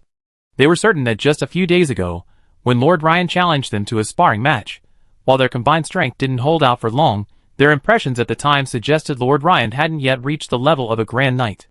Could it be that Lord Ryan had suddenly achieved a breakthrough in the past 2 days? The Lehman brothers' eyes were filled with confusion. The same question lingered in Major Marika's mind, but she soon came to a realization. She remembered something. Before departing from Meister County, Ryan had left the mansion carrying a wooden box containing the behemoth's essence. At the time, she had wondered why Ryan would take that with him to Fishing Port Town for his appointment. Was he about to ascend to the rank of Grand Knight? It seemed unlikely. But now it seemed she had underestimated Ryan. In just these few days, Ryan had unexpectedly quietly broken through to the rank of Grand Knight, truly worthy of being the top-ranked person in this inauguration assessment. Faced with Captain Barron's affirmative assessment, Ryan didn't deny it. He smiled and said, I've had some insights these past 2 days. Captain Barron couldn't help but laugh when he heard Ryan's words. To become a Grand Knight, there's no such thing as a sudden realization. It's all a natural progression after diligent training. Baron Ryan, I think you've reached this level of prowess at your age, a truly rare talent in the Empire. It's a shame, I just heard from Colonel Marika that you declined the Imperial South Sea Fleet's invitation. However, if I were in your shoes, I would also strive to join the Imperial Swordbearers. After all, the Swordbearers are more powerful than us Tide Walkers, and have a wider reach. Tide Walkers? Ryan's face was thoughtful. This was the first time he'd heard the name. Yes, the Tide Walkers, a special branch of the Imperial Navy, Major Marika, standing beside him, introduced with a smile. I see. Ryan nodded. This organization should focus on the security of Imperial waters. Captain Baron continued, Baron Ryan, thank you for your help this time. You allowed us to complete the mission ahead of schedule. For them, regardless of who killed Volod, the mission was complete. Ryan nodded and asked, Captain Baron, do you need to bring back Volod's body? Ryan appreciated the Fish Dragon Squad's immediate assistance, so he wasn't shy about doing them a favor. Captain Baron laughed and waved his hand, saying, since Volod is dead, his body alone doesn't mean much to us. However, Sir Ryan can claim a bounty from the Imperial Navy with this. By the way, if any items are found on the enemy that could compromise the safety of Imperial waters, Baron Ryan, please contact us immediately. Of course, you can also contact Major Marika. Yes, Captain Baron. As a Baron appointed by the Empire, this is my duty. Ryan nodded. He would naturally cooperate. Lehman Brothers had just delivered Volod's loot, including his waist pouch and some potions, to his room, but he hadn't had time to examine them yet. Then, Baron Ryan, we will return and report. Captain Baron, have a safe trip. Captain Baron nodded, stood up, and prepared to leave, his imposing frame like a moving reef. The remaining 5 members of the Ichthyosaur squad also prepared to leave. At this moment, a member of the team behind Captain Baron suddenly turned and looked at Ryan, his expression filled with eagerness. He said, Baron, I'm extremely curious about how you defeated Volod. So, please forgive my intrusion, I wonder if you're available right now, but I'd like to have a brief conversation with you. Baron Ryan has just experienced a fierce battle, so your request isn't entirely appropriate. As soon as the other person finished speaking, Major Marika's face darkened, and she immediately helped Ryan decline the offer. That's a shame. Trevor shrugged. We're about to return. If we miss this opportunity, I'm afraid we hardly have another chance to exchange experiences with Baron Ryan. Ryan noticed that when the young man named Trevor proposed a duel with him, Captain Baron's expression didn't show any displeasure, but rather a hint of anticipation. It seemed Captain Baron also wanted to test his strength, and Ryan naturally wanted as many of these experienced NPCs as possible. Secondly, and crucially, he also wanted to understand the true strength of the Yulong Squad, a unit of the so-called Tide Walkers, a special branch of the Imperial Navy. If he felt it was difficult to defeat Captain Baron, then it would be a good idea to start with this member who had proactively challenged him, to get a glimpse of the strength of the Imperial Navy's special branch. Ryan smiled and turned to Major Marika, saying, Major Marika, meeting the Yulong Squad here is a rare opportunity. I'd also like to exchange ideas with the elite members of the Yulong Squad. Marika was speechless for a moment, her beautiful eyes looking at Ryan, as if asking, Sir Ryan, are you truly confident? Ryan nodded at Marika. The young man named Trevor was overjoyed upon hearing Ryan's agreement. He said, Excellent, Your Excellency Ryan. There should be an indoor training room nearby, right? Of course, please follow me. The group immediately arrived at the indoor training room, located behind the town hall. Because the matter involved personnel from the Imperial Special Department, for confidentiality's sake, everyone present, except the Yulong Squad, Lehman Brothers, Veronica, and Marika, had to temporarily leave the training room. As Ryan and Trevor stood in the center of the training room, everyone's eyes immediately fixed on the two, their expressions varying. For example, when Veronica saw Ryan enter the arena, her twin ponytails bounced, a faint blush graced her cheeks, and she looked quite excited. Beside her, Major Marika frowned slightly. Although she knew Ryan had killed Volod, it had only been so long since the battle ended, and she worried that Ryan's physical strength and energy might not have fully recovered. Furthermore, as a naval civilian, she had some understanding of the Navy's Special Tide Walker Division. The extremely high selection standards meant that only the best of the best were accepted. Furthermore, the young man facing Ryan, this time was clearly 7 or 8 years older. With these 7 or 8 years of training and combat experience, even if Ryan came in first place in the Munster Province enthronement examination, he wouldn't necessarily have much of an advantage. Thus, Marika felt a bit nervous and worried. After Trevor had gained a considerable distance, he raised his silver bow and said, Sir Ryan, I'm an archer, so please excuse me. I need to maintain some distance before the duel. Ryan nodded, of course. He primarily wanted to gauge the combat effectiveness of the members of the Ichthyosaur squad. If he unleashed his full strength, he was confident he could quickly defeat them, but this wasn't what he expected. Giving his opponent time, letting them unleash their full potential, would allow him to more fully assess the Ichthyosaur squad's combat effectiveness. Seeing Ryan's amiable attitude, Trevor smiled and warned, "Sir Ryan, my arrows can be quite powerful, so please be careful." As soon as he finished speaking, Trevor began chanting, casting a spell. At this moment, Veronica whispered to Major Marika, "This is the spell Swift Wind, which increases movement speed." Ryan's ears twitched, and he immediately understood. He smiled faintly at Veronica's action. It seemed Trevor was very familiar with Swift Wind, and his chanting was extremely fast, completing it in just over a second. Trevor enveloped himself in a pale blue airflow, and his movement speed suddenly increased, even comparable to that of the great knight Ryan. The distance that Ryan had been rapidly closing gradually remained constant. Swoosh! Swoosh! Swoosh! Sharp arrows flew towards Ryan. Ryan did not draw his sword, but simply used his knuckles to deflect Trevor's arrows. But the arrow's interference caused the distance between them to widen slightly again.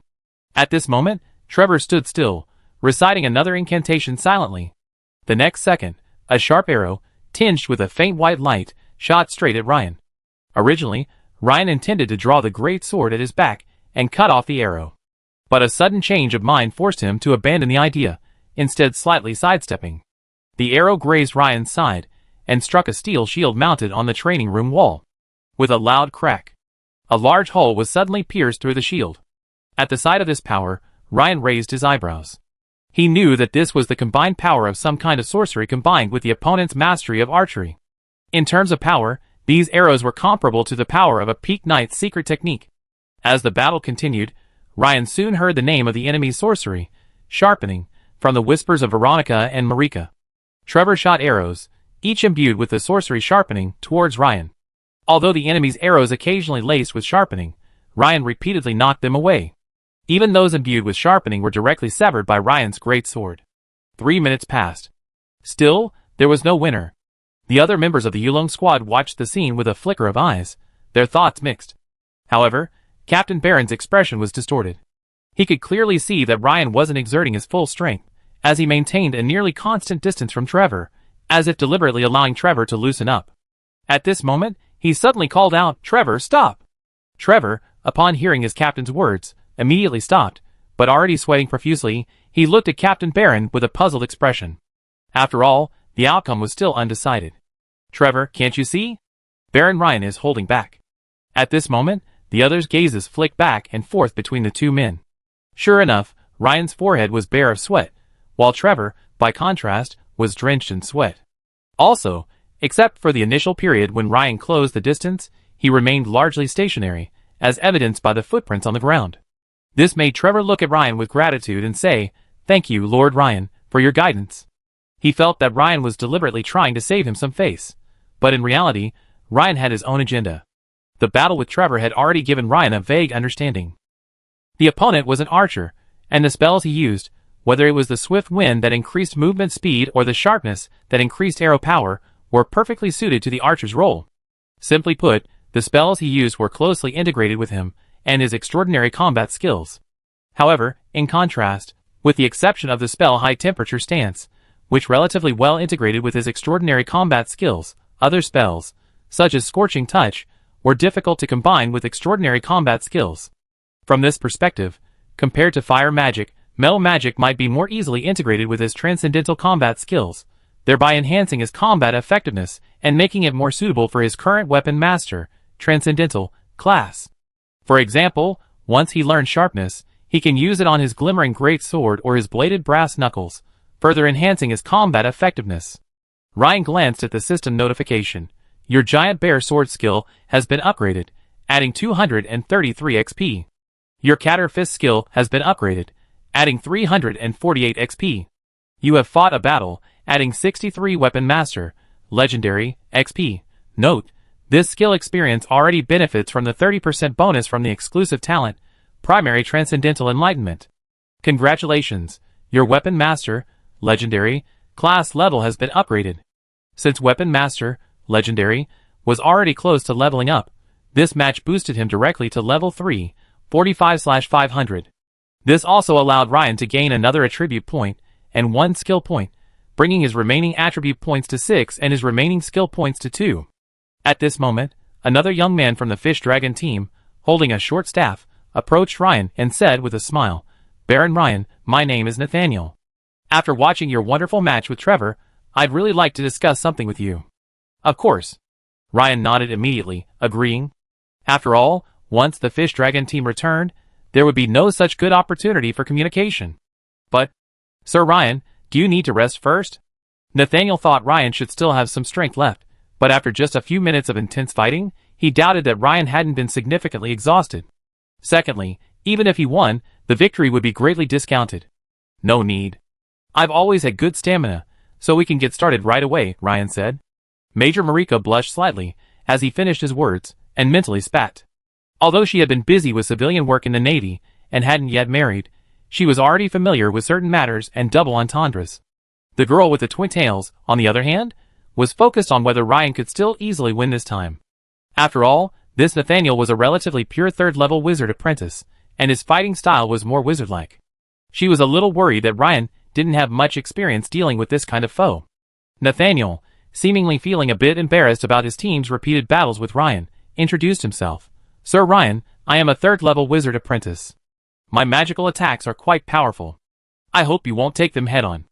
After a moment's thought, Nathaniel turned eagerly and began to cast his spell on a distant, armored dummy. 2 seconds later, a pale green, foul-smelling liquid shot towards the dummy. Hiss! The pale green liquid corroded the armor. In just a second or two, a large hole had been etched through the heavy suit. It was conceivable that even Ryan's water-coated steel armor would be severely damaged if hit head-on. Ryan smiled and nodded at Nathaniel's overtures, saying, "Thank you for the reminder, sir. I be careful." Soon, the battle between the two began. After quickly casting a water film spell on himself, Nathaniel raised his hand and pointed it at Ryan, his palm facing him as he silently chanted another spell. Ryan was already more than 10 meters in front of Nathaniel, but he felt something was amiss. Suddenly, Ryan felt a cold, negative energy surrounding him instantly invade his body, a feeling more like a curse. Ryan's limbs suddenly felt weak.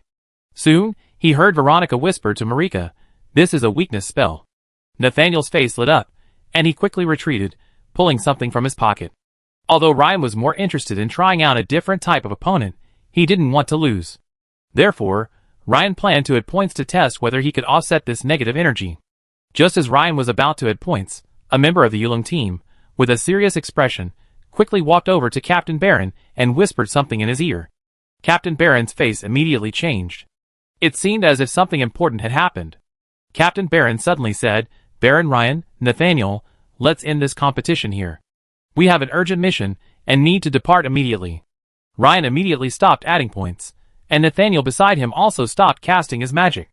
In that case, there was no need for him to use any attribute points here in advance. Captain Baron nodded to Ryan and the others, and quickly led the team away. Veronica, standing nearby, ran forward and said, "Sir Ryan, are you all right? This is a weakness curse. Given your physique, it will dissipate in a few minutes." "I'm fine," Ryan nodded. He could already sense the cold, negative energy within him slowly dissipating, its effect on his body diminishing. Although this second battle had essentially come to an abrupt end, Ryan had also discovered a problem. His methods of dealing with the enemy were still insufficiently diverse, especially against an opponent capable of casting curses, slow spells, or weakening sorceries. His inability to reach them from a distance was a significant disadvantage. After a moment's reflection, Ryan decided to perfect his blood fury bout technique over the next few days.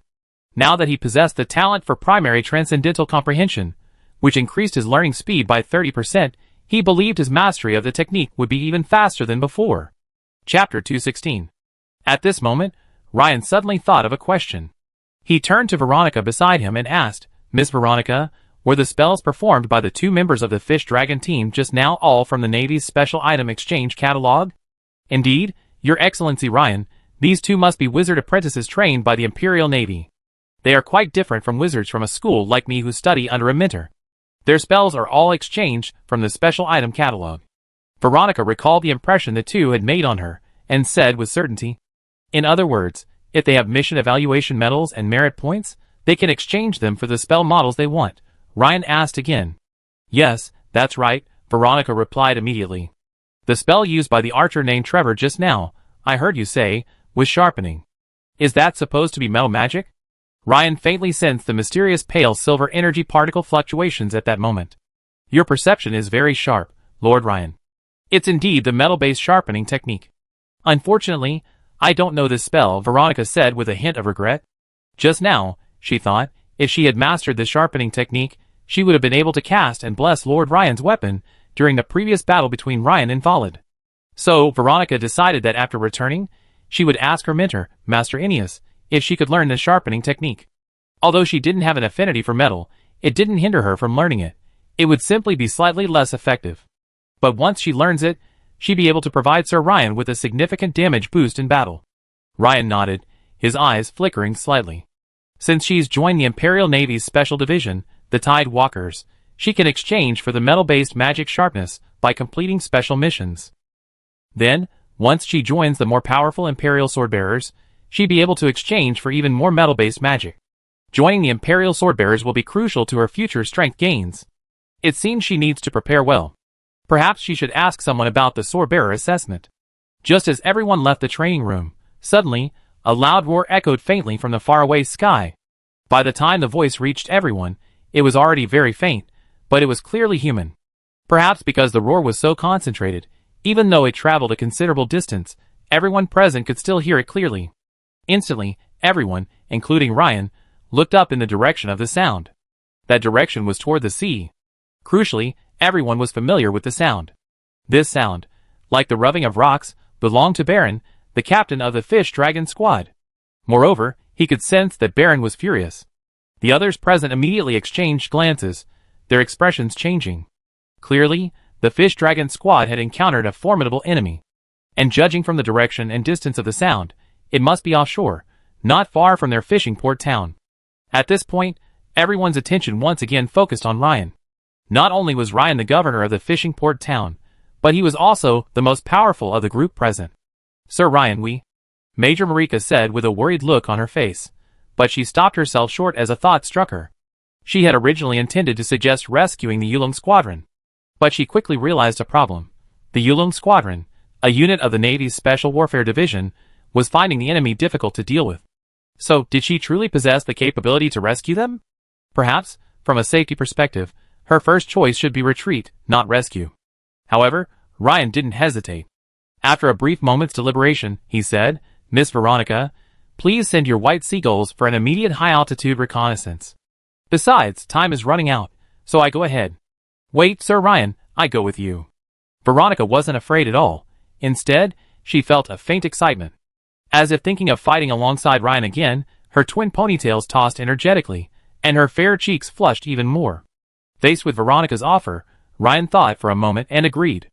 After all, having a third-level wizard apprentice nearby to provide assistance was quite helpful. Colonel Marika, you and the Lehman brothers will organize the defense of Fishing Port Town.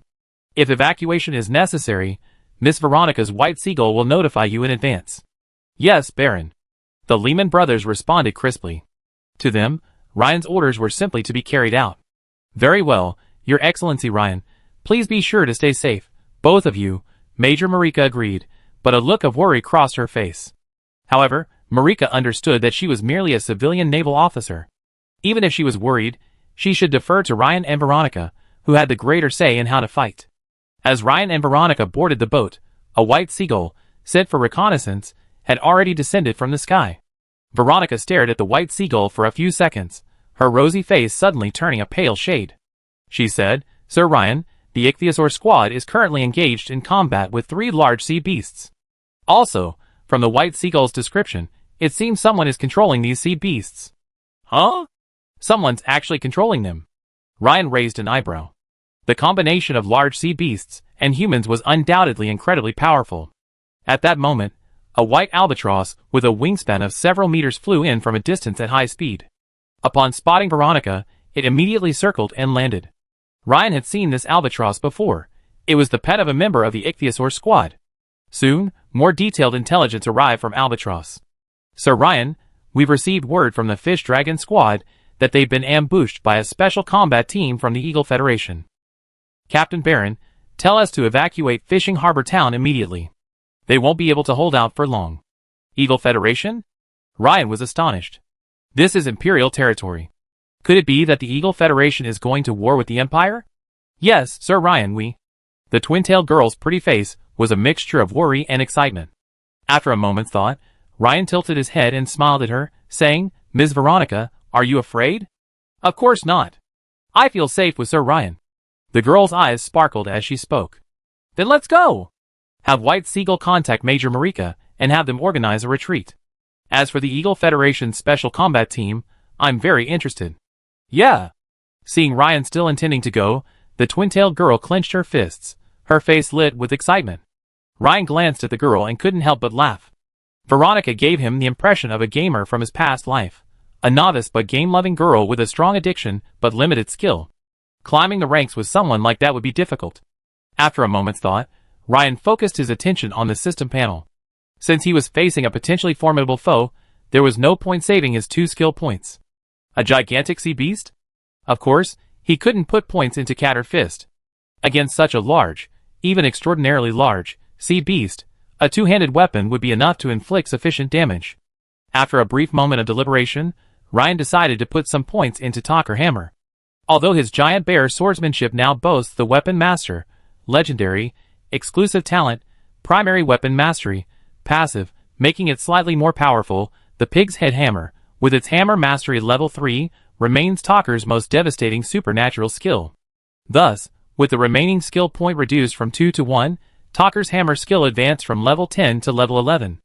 Instantly, a surge of memories from his hammer skill training flooded into Ryan's mind. After absorbing and digesting it, these memories gradually merged into his muscles, forming muscle memory. However, Ryan had a feeling that this time skill allocation was a little different from before.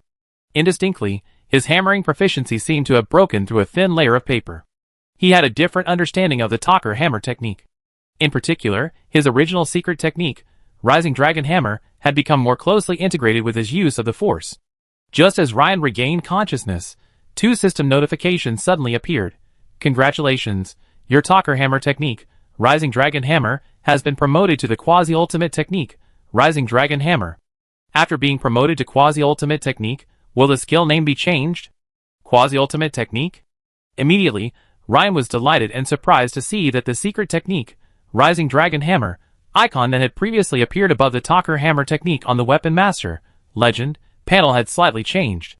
The burly man, twisting his body and swinging a two-handed hammer from bottom to top, now looked even more powerful and majestic. At the same time, a kind of airflow-like ripple appeared on both sides of the hammer, appearing lifelike and exceptionally powerful. In the lower right corner of the icon, there was a line of small text, Rising Dragon Hammer, Quasi-Secret Technique, Effect, integrating with the Force, using a unique method of generating power, swing the hammer upwards, delivering a strike that combines force and rotational forces. Note, quasi-secret techniques cannot be directly upgraded through skill points. Note, the power of a quasi-secret technique is positively correlated with the following. 1. Talker Hammer skill level. 2. Force points. 3. Hammer mastery level. 4. Strength points. As for changing the name, Ryan thought for a moment and decided against it. It was only a quasi-secret technique, so there was no need for a fancy name. Furthermore, Rising Dragon Hammer sounded quite pleasant, so there was no need to bother with a new name. Clearly, after a secret technique was promoted to a quasi-secret technique, its power would inevitably increase. As for the extent of the improvement, we'd have to try it to find out. Also, Ryan pondered the second note.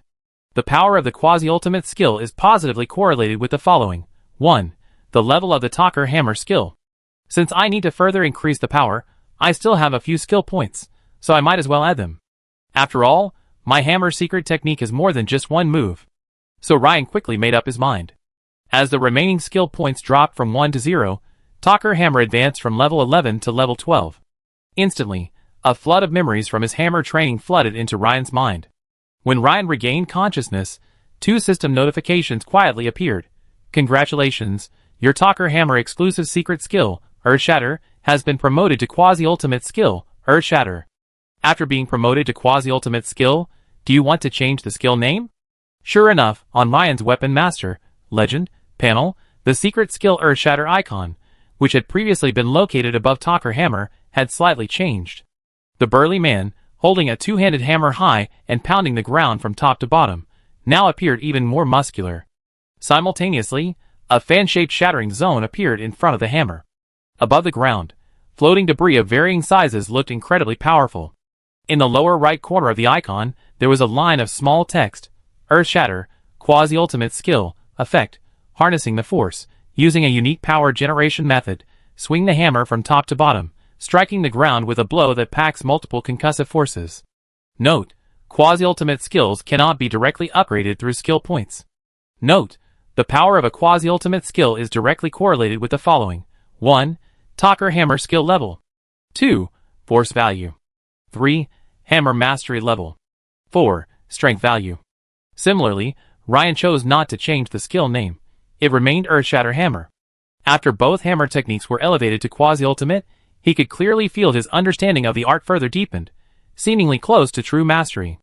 Unfortunately, he currently had no remaining skill points. However, this did make Ryan somewhat excited for the upcoming battle. Firstly, he wanted to test the power of the quasi-ultimate, and secondly, of course, for the experience points rewarded after the battle.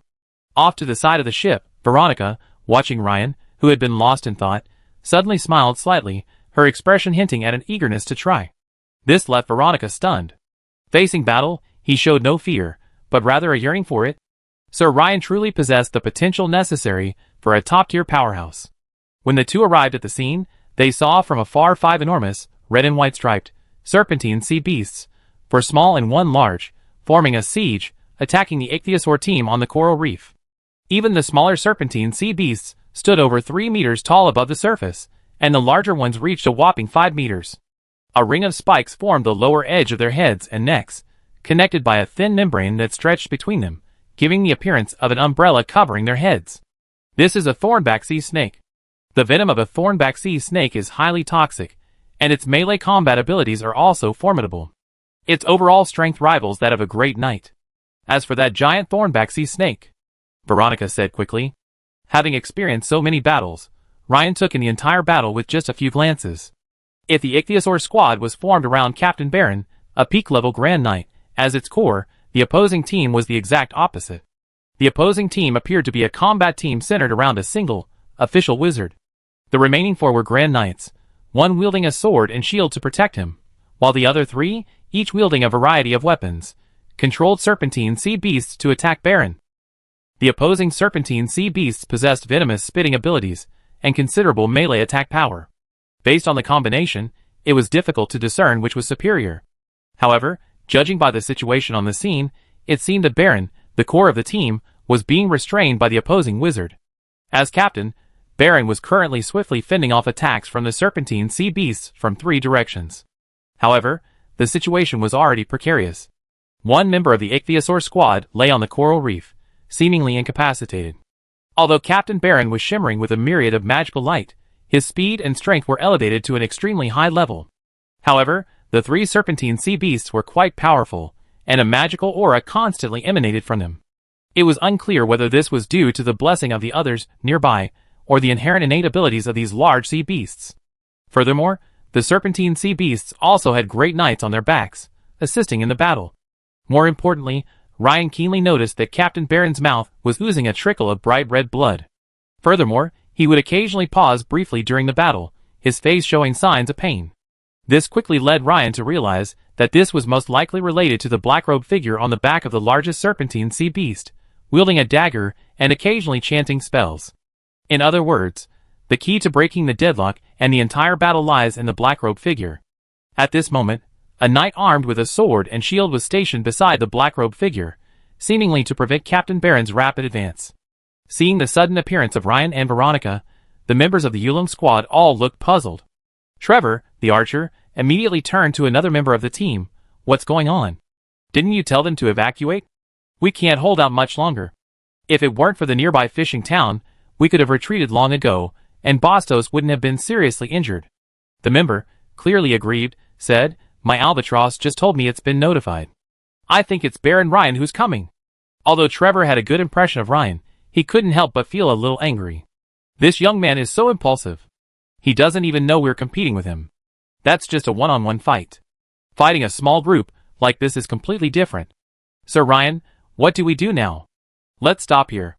Leave the rest to me, Ryan said, noticing a small reef nearby that could serve as a preemptive battleground. After all, fighting sea monsters in the ocean is still a disadvantage. Yes, Lord Ryan.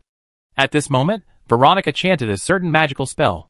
Suddenly, Ryan felt a large amount of water energy particles gather under his feet, and he felt a faint sense of levitation. Lord Ryan, I have cast the magic spell Walking on Water. It is sufficient to support your own weight and allow you to walk normally on the sea's surface for approximately half an hour.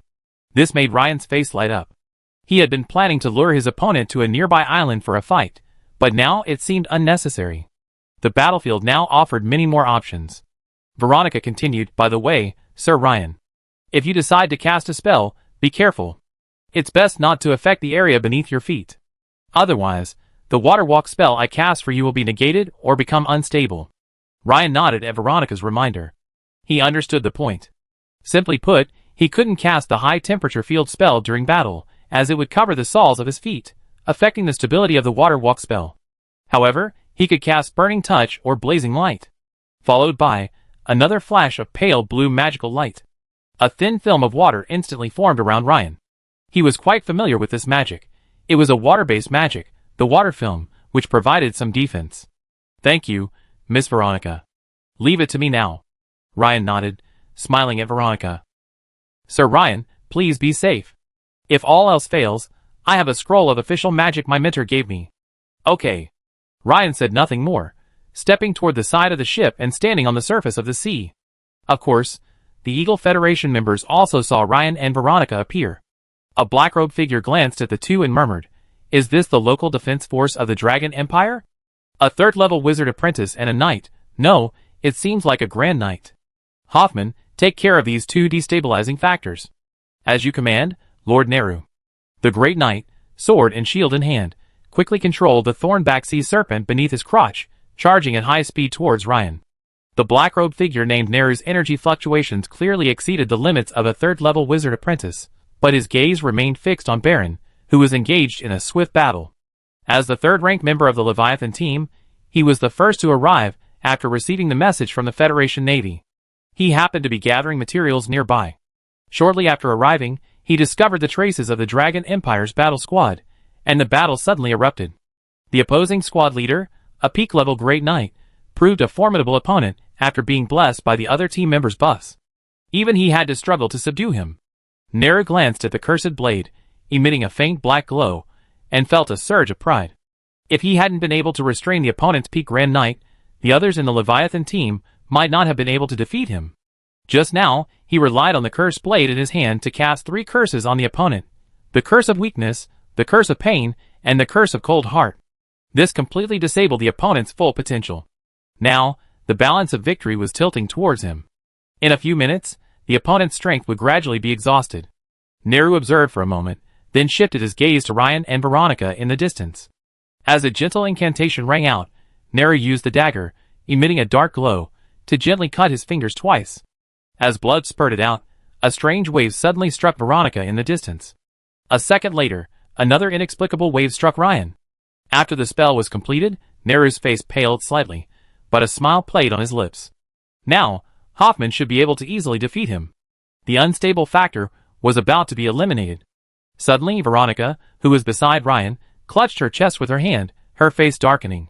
She said, "Sir Ryan, I seem to have been struck by a painful curse." "Be careful, the black-robed figure on the other side seems to be a curse master." "Curse of pain? Curse master?" Ryan was inexplicably reminded of Adams, the third-level wizard apprentice he had once killed. His methods were also quite strange.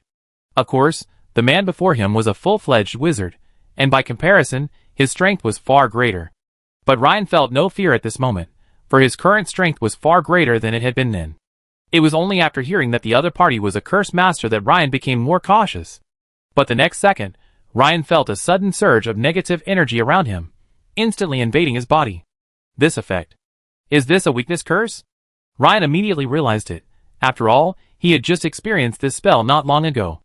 However, compared to the weakness curse cast by Nathaniel, this one was far more powerful. If it wasn't dispelled, with his Grand Knight's combat power, under the influence of this curse, he could only perform at the level of a peak knight at best. This was a battle, a fight to the death, not a competition, so without hesitation, Ryan added a point to his spirit. As his remaining attribute points decreased from 6 to 5, his spirit increased from 31 to 32. A warm current surged from his heart, rapidly spreading throughout his body. In an instant, All the weakness that had washed over Ryan was gone. Yes. Ryan smiled faintly. Adding points to restore, still working. At this moment, the great knight named Hoffman, controlling a thorn-spined sea serpent, also smiled as he rushed towards Ryan's boat. Just now, he sensed that the two enemies had been cursed by Lord Neru. This situation had occurred many times in previous battles. So, the outcome of the next battle was no longer a foregone conclusion. In his view, the two enemies were no more than lambs to the slaughter. Chapter 217. As Hoffman drew closer to Veronica and Ryan, he could clearly see the beautiful young girl with twin tails, her hands clutching her chest, her brows furrowed in pain. This gave Hoffman a sense of relief. Clearly, Lord Neru's curse was as effective as ever. In addition, this female wizard apprentice was incredibly beautiful, considering her age and appearance. Especially when she clutched her chest due to the curse of pain, the outline of her towering peaks revealed a truly perfect silhouette. This gave Hoffman a slight lingering thought. He was a man, and it was natural for him to have some feelings for a beautiful 18-year-old girl. It was perfectly normal. So, he couldn't help but focus his attention on the girl for a second or two. However, Hoffman cautiously glanced at the young knight beside her. The other man lowered his head, his face unclear. He watched as he controlled the thornback sea serpent to strike quickly, yet he didn't immediately draw his weapon. All signs indicated that he had been struck by Lord Neru's weakness curse. As expected, both men were cursed, which immediately put Hoffman at ease. After some thought, he decided to deal with the young knight first. As for the remaining girl, perhaps he could consider sparing her. Such a beautiful female wizard apprentice would be valuable no matter where she was. If Lord Neru wasn't interested, he could take her back to the Eagle Federation and enjoy her later. At this thought, Hoffman's heart warmed, and he immediately controlled the thornback sea serpent to swim towards Ryan at an accelerated speed. At this moment, Ryan raised his head and smiled at Hoffman. Instantly, a warning flashed through Hoffman's mind. His pupils shrank as the young man before him suddenly expanded like a balloon, his stature ballooning from 2 meters to about 2.5 meters. The bright silver knight's plate armor, which had been a bit loose, suddenly creaked and squeezed, as if it were about to burst apart by his muscles. There was no sign of him being cursed with weakness at all. Swish. At the same time, the young man opposite him took a step forward. Instantly, the seawater exploded, and the immense reaction force propelled the young man high into the air. In midair, he raised a black, two-handed hammer. His entire body stretched out like a fully drawn bowstring, and then, from top to bottom, he swung the hammer down hard. In a split second, Hoffman had no time to dodge. Instinct told him to immediately raise his shield to block. This was due in part to the opponent's sudden and swift attack, but more so to Hoffman's initial misjudgment, believing the opponent, struck by the curse of weakness, was a dead end. Furthermore, the beautiful girl beside him also drew some of Hoffman's attention. So, for all these reasons, he could only frantically mobilize his force and raise the blood-marked steel shield in his left hand with all his might, protecting himself. Yes! Just in time! Blocked. Hoffman's face was filled with a mixture of relief at having survived, and a fierce anticipation for the fierce counterattack that lay ahead. Bang! The moment the pig-headed hammer and the blood-marked shield made contact, dazzling sparks erupted. In an instant, the blood-patterned steel shield, infused with rare minerals, shattered into pieces. Hoffman's expression lasted less than a fraction of a second before it suddenly changed drastically, his eyes widening in a look of utter horror. The sheer force of the opponent's hammer was simply appalling. His blood-patterned shield was shattered in a single blow. Even more terrifying, at that moment, he suddenly felt a powerful, multi-shocking force, mingled with a force, radiating from his plate gauntlet and spreading throughout his body. For a moment, his left hand lost all feeling. Then, a sharp pain rippled through his palm, forearm, and arm, spreading throughout his body, even reaching the thornback sea serpent beneath him. From Veronica's perspective, Hoffman froze in place after taking Ryan's blow. If it weren't for the still waves and the gentle breeze, it would have been like a frozen photograph. The next second, the attack began with Hoffman's left hand, which held the shield.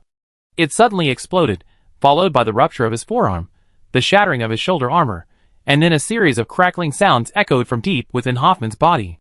You. What? Puff.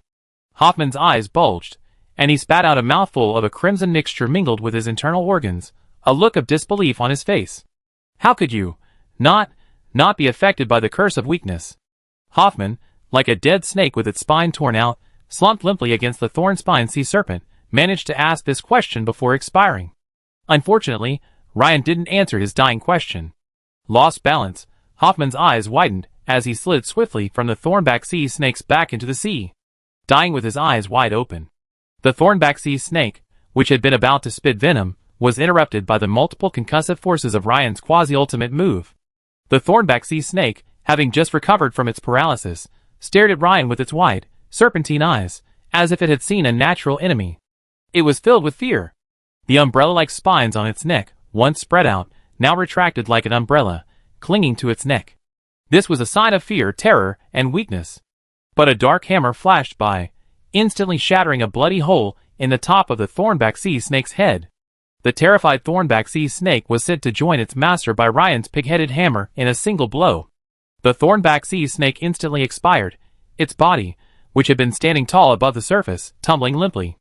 Its entire body, 7 or 8 meters long and as thick as a bucket, floated above the surface. The nerves and muscles in the thornback sea snake's body were still moving, its body twisting and twitching slightly. The crashing waves continued, but only Ryan remained standing. The corpse of the once aggressive enemy had been carried away by the current, drifting loosely on the surface.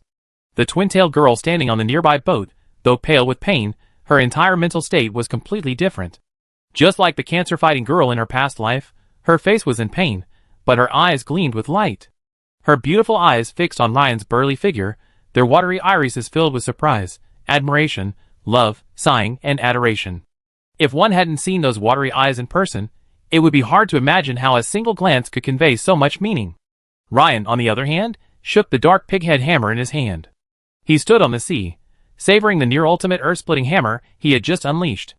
If I had to describe it in 4 words, it would be exhilarating.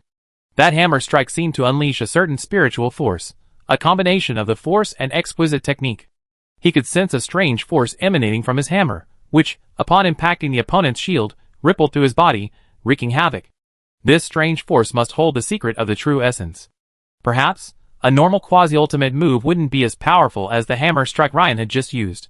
But the problem was, Ryan possessed the 12th level of Talker hammer technique, the 3rd level of hammer mastery, and the triple amplification of his talent, intermediate massive strength. Thus, with that strike, Ryan practically unleashed the devastating power of a quasi-ultimate move. That's how a great knight could be instantly killed by a single blow. Of course, this also had something to do with the opponent's flustered response and lack of full concentration. But that wasn't the point, because even if the opponent was prepared, they wouldn't be able to stop him. For Ryan, at most, it was just another blow. On the main battlefield, several members of the Fish Dragon squad, such as Trevor and Nathaniel, had hoped to lend a helping hand to Ryan and Veronica. However, due to their initial disadvantage on the main battlefield, after several attempts, they were disappointed to find that they had no chance at all.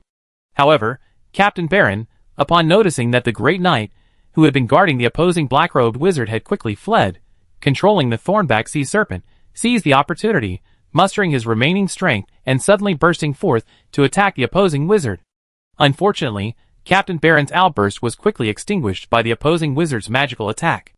Although Baron's counterattack was ineffective, it forced Neru to focus even more of his attention on him. After all, in Neru's eyes, Baron was the big fish, while the 2 new, unstable elements were at best minor fry. You still have to prioritize. Neru cast 2 more spells in quick succession, suppressing Baron. He casually glanced sideways at Hoffman's situation, but then, for a moment, he was visibly stunned. Huh? Where's Hoffman? Because right now, on that sea surface, the young knight was still standing there. The wizard apprentice was there too. But there was no sign of Hoffman, whom he had sent, or the thornback sea serpent at his crotch. Where had Hoffman gone? He had only been paying attention to Hoffman for 4 or 5 seconds, and now he couldn't find him. Neru blinked in confusion, then looked closely. A second later, he noticed 2 familiar bodies, one large and one small, bobbing in the sea just a few meters in front of the young knight. Neru's face was filled with disbelief, his lips twitching violently. What the hell was going on? Hoffman was dead after just a few seconds of inattention. Baron was the most aware of Neru's brief distraction. Baron clearly felt the pressure ease. The black-robed wizard, who had been staring at him, now glanced toward Ryan and Veronica with a look of surprise. This made him extremely curious. Could something unexpected have happened over there? Captain Baron, during a break in the battle, quickly glanced over his shoulder. His eyes widened. The rest of the Fish Dragon squad had also clearly noticed something unusual about the opposing black-robed wizard and their own captain. Immediately, several people followed the two's gaze, looking in Ryan's direction. The next second, everyone was filled with shock, joy, and confusion. What was going on? Trevor and Nathaniel exchanged glances, their eyes filled with deep confusion. They had just been planning to help Ryan and Veronica, but in just a few seconds, these two had eliminated the enemy. Since no one had seen how Ryan had defeated the Great Knight and the Thornback Sea Serpent, they were still confused. They didn't know whether it was Ryan or Veronica who had killed the enemy. After all, they had already witnessed Ryan's strength in the training room of the Fishing Port Town Administration Hall. They judged that he was unlikely to be able to do this. Perhaps Veronica had used some powerful sorcery scroll. As for not sensing the sorcery's energy fluctuations, it was because the fighting on the main battlefield was too intense, and the enemy wizard sorcery, and the attacks from the Thornspine Sea Serpents had partially affected his perception. But regardless, Ryan and Veronica's victory was a great thing for the Yulong squad. It meant that the originally unfavorable situation now had an opportunity to change. The morale of the Yulong squad suddenly rose at a visible speed. However, while this was good for the Yulong squad, it was obviously not good for Neru. The Dragon Empire Navy squad, which had been cornered by him, now had a new lease of life, which made his face suddenly pale. There was one thing he still couldn't understand. How exactly had those two unstable factors broken through his curse interference and killed Hoffman? But given the current situation on the main battlefield, Neru seemed unable to spare any effort. Therefore, with no other choice, Neru's best option was to cast the spell again, deal with the two destabilizing factors, and stabilize the situation. Huh? When Neru checked on the two again, he discovered that the young wizard apprentice seemed to be suffering from her own painful curse. This meant that the problem must lie with the young Great Knight. Perhaps, the other party had some rare magic scroll or magical item that could remove the curse. After a moment's thought, Neru made his decision. Because either the magic scroll or the magical item could most likely only remove the curse once, after which it would either be used once or require a period of time to take effect. Therefore, no matter what the situation, the simplest solution can be found. That is to increase the power of the curse and the frequency of its use, rendering it impossible for the opponent to resist. Neru's face darkened, a glint of ruthlessness flashing in his eyes. He slashed his left wrist with a dagger emitting a dark glow. A stream of blood spurted out, and the dagger's dark glow shone brightly, instantly absorbing all the blood. At the same time, Neru's lips slightly moved as he chanted an incantation. As for why Neru didn't choose a ranged, single-target attack, it was because his path as a trickster differed significantly from that of an elemental wizard. After successfully becoming a trickster, one's focus shifted to negative energy and curses. It's not that a trickster can't cast water-based spells, like Water Arrow, but rather that the cost-effectiveness is low. First, the power is relatively weaker. Second, the speed of casting the spell and the mental energy consumed are not advantageous. But casting curse spells is a completely different matter. Almost all curse masters have gained some kind of enhancement in this area. So for Neru, while using curse spells to attack still carries a price, they are extremely fast, consume very little mental energy, and deliver greater lethality. However, while a curse master's methods are bizarre and varied, they must also adhere to the basic principle of equivalent exchange. If they simply unleash a mild curse, the cost might be just a drop of blood. For example, as they did just now against Ryan and Veronica. But if they attempt to cast multiple curses, or even a single powerful one, the price they pay becomes much greater. For example, large amounts of blood. Or even sacrificing a body part. Where he stood, Ryan glanced at the pale Veronica, quickly walked over, and helped the twin-tailed girl up, asking with concern, "Miss Veronica, how are you?" "I'm fine, Lord Ryan. If I'm not mistaken, I've been struck by the curse of pain." "The curse of pain?" Ryan asked, puzzled.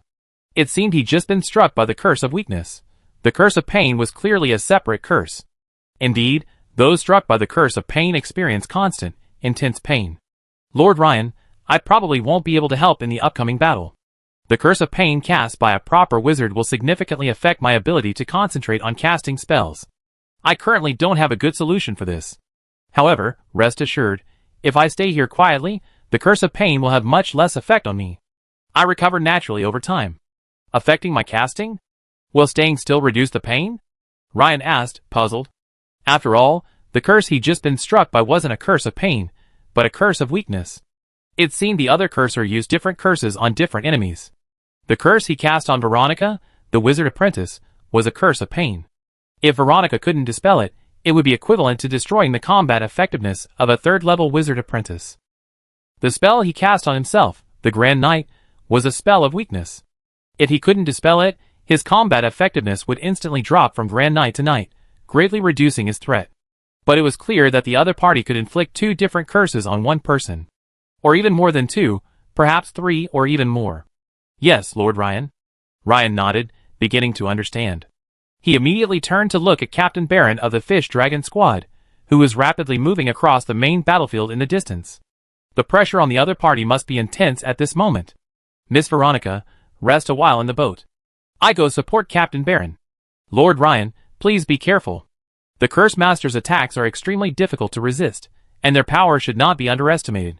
Veronica, supported by Ryan, slowly sat down on the boat. Ryan nodded and immediately stood up, preparing to leave. However, he quickly remembered something and checked the system notification. Your Talker Hammer skill has been upgraded, adding 791 experience points. You have fought a battle, and your Weapon Master, Legendary, experience points have been increased by 465. Note, this skill experience has been enhanced by the exclusive talent, Primary Transcendental Enlightenment, which increases by 30%. Congratulations, your Weapon Master, Legendary, class level has been increased. The Weapon Master, Legendary, class level has increased by another level, reaching level 4, 10/1000. This also grants Ryan 1 more attribute point, and 1 more skill point, bringing his remaining attribute points back to 6, and his remaining skill point to 1. Since he was about to face a serious wizard for the first time, and a formidable trickster, Ryan thought for a moment, and decided to add another point to his Talker Hammer skill. Because when Talker Hammer skill reached level 12, he had a vague feeling that if he could improve his hammer skill just a little more, he could reach a higher level. Perhaps, then he would master the true secret. At this moment, Ryan's brows suddenly furrowed. The system prompt read, Point addition failed. Your Talker Hammer skill has reached level 12, a critical point that cannot be upgraded with skill points. If you wish to further upgrade, please use gold skill points. Gold skill points? Ryan quickly recalled the previous time when his Weapon Master, Legendary, class reached level 2. The system prompt stated that gold skill points could be combined by combining 3 skill points or earned by defeating powerful enemies. At that time, he had been wondering what these gold skill points were used for. Now it seems that one of their uses is to achieve a breakthrough in a certain realm of extraordinary combat skills. However, even if he couldn't break through from his quasi-secret to the true secret, Ryan wouldn't shy away from the fight. Suddenly, as Ryan was moving rapidly toward the main battlefield, he felt a sudden surge of negative energy particles around him. Instantly, the same feeling of weakness he felt before returned. This caused his entire movement to slow down. However, this time was far from over. Ryan felt a cold, mysterious side energy suddenly invade his body, like an icy snake burrowing into his heart. Then, a sharp pain erupted. A heart-wrenching pain emanated from his throbbing heart. This forced Ryan to stop.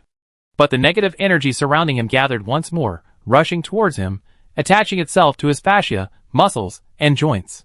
Ryan felt pain in every muscle and fascia of his limbs. At this moment, even the slightest lift of his hand would cause him to feel a piercing pain. This was exactly what Neru had unleashed, a triple barrage of curses of weakness, chilling heart, and pain. He used the same tactics he'd used against the Fish Dragon Squad leader, the Peak Grand Knight Baron, on Ryan. His goal, naturally, was to eliminate Ryan's destabilizing factor. However, at this moment, Ryan, who had stopped midway, felt the sharp pain and silently opened his system attribute bar and mentally added another attribute point. As his remaining attribute points dropped again from 6 to 5, and his spirit increased from 32 to 33, a warm current suddenly surged from his heart, dispersing the small snakes of negative energy swirling around it. Then, this warmth began to sweep through his entire body. The negative energy lingering in Ryan's joints, fascia, and muscles was instantly dissipated and melted away by the warmth, like snow meeting hot water. In less than a second, Ryan's entire body was warm, and the negative energy, like ghosts and goblins, was completely swept away. Yes! A faint smile crossed Ryan's face. Although he couldn't remove the curse, he had a cheat.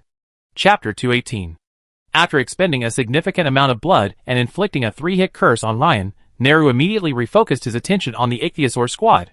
Though his three great knights continued to control their spikeback sea serpents and besiege the ichthyosaur squad, their expressions had subtly changed. Increase the attack, maintain the pressure. They won't be able to make any waves. At this moment, Neru's confident voice echoed within their hearts. Neru's words immediately made the three men's faces turn, and they rapidly increased the frequency of their attacks. The ichthyosaur squad's situation became precarious once again. Earlier, the ichthyosaur squad had seen Ryan and Veronica defeat a great knight and spikeback sea serpent combination, and their morale had soared. However, they then saw Ryan, who had come to support them, suddenly stop without warning and sighed in dismay. They knew it must be the Curse Master on the back of the giant spiny back sea serpent who had struck. The Curse Master might not be particularly formidable in direct combat, but its various curses were difficult to defend against. Their own team had been subjected to the Curse Master's numerous curses, inflicting excruciating pain and significantly impacting their combat effectiveness. Otherwise, the combination of three great knights and three spiny back sea serpents would have been impossible to contain them. But the next second, they saw a white wave suddenly appear on the sea, hurtling towards the main battlefield. The figure at the forefront of the wave was none other than Ryan. Ryan, who had been stopped by Neru's three consecutive curses, lifted the curse with a single point. With another tap of his toe, the seawater exploded, and he sped towards the main battlefield at high speed. This caused several members of the Yulong squad to look at each other in bewilderment. The other cursor didn't attack Ryan? Impossible. They had all seen Ryan suddenly stop mid-stride. Could it be that Ryan possessed some special item that could remove curses? When Neru saw Ryan moving at high speed again, his face paled. How the hell was this possible? He had just expended a great deal of blood, casting three curses in a row. Suddenly, four words popped into his mind. Iron Will? Could it be that the other party possessed such a rare gift as Iron Will? Otherwise, no special item could remove all three of his curses at once. Or, even if such a remarkable gift existed, it would definitely not be possessed by the head of the defense force of a small dragon empire region. Those with Iron Will possessed an extraordinary resistance to pain and other things. For cursors like them, they were naturally a real headache. Curses of pain and chilling hearts, for example, were practically ineffective against them. However, when Neru saw Ryan charging straight toward him, his sullen expression softened. Haha, a great knight thought his special talents gave him the power to challenge a wizard directly. Naive. If the other party got any closer, besides curses, he had plenty of other ways to deal with him. However, although Ryan was charging straight toward the black-robed wizard on the back of the giant thorn-spined sea serpent, his purpose was simply to draw the enemy's attention and relieve the pressure on the fish dragon squad, especially Captain Baron, rather than to engage the trickster head-on. Ryan had considered this long before the battle. The enemy's tactics were treacherous, and charging head-on without sufficient assurance would be unwise. Sure enough, after Ryan briefly drew the enemy's black-robed wizard's attention, the pressure on the fish dragon squad eased considerably, especially Captain Baron, who launched frequent counterattacks. At this moment, Ryan's path suddenly shifted from a straight line to an arc, swerving sharply behind a great knight, who was controlling a thorn-spined sea serpent and besieging the fish dragon squad. The great knight was a burly figure, wielding a sharp metal spear, just over 2 meters long. Judging by his build, he was likely a powerful knight. Faced with Ryan's sudden attack with a heavy hammer, the opponent raised his spear with both hands and swung it sideways to block it. But as the two weapons collided, the great knight's expression suddenly changed. Multiple shockwaves, transmitted directly from the spear handle he had blocked, violently transmitted through his body, causing his entire body to stiffen for a moment, lasting only about 0.2 seconds. However, for a fighter at Ryan's level, 0.2 seconds can accomplish a lot. Instantly, Ryan spun and leaped, unleashing a near-ultimate level rising dragon hammer strike, wielding the pointed end of the pighead hammer. The sharp spike pierced the great knight's chin, instantly sending him flying 4 or 5 meters into the air. At the same time, the top of his head exploded, white brain matter splattering from his crown. The entire body continued to twitch in midair. This scene made the members of the Fish Dragon squad understand how Ryan had killed the first great knight wielding sword and shield. This hammer technique and its power were like a completely different person compared to the sparring in the training room. Although Ryan was engaging the opposing Grand Knight head-on this time, killing him wasn't much more difficult than the previous one. This was primarily because the opponent didn't know how he had killed the first knight, so they were still at a disadvantage in their tactical response. Seeing his second Grand Knight dead, Neru was immediately shocked and furious. What he hadn't expected was that the young Grand Knight, who who had originally charged at him, would actually turn and attack his own Grand Knight, thus rescuing the Fish Dragon squad. Aren't young people prone to impulsive behavior? This one was even more cunning than an old fox. At this point, the battle was already devastating. With Ryan's involvement and the deaths of the two opposing Grand Knights, the situation quickly spiraled out of control.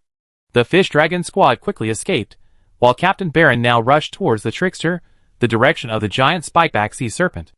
Ryan glanced at him, inwardly praising him.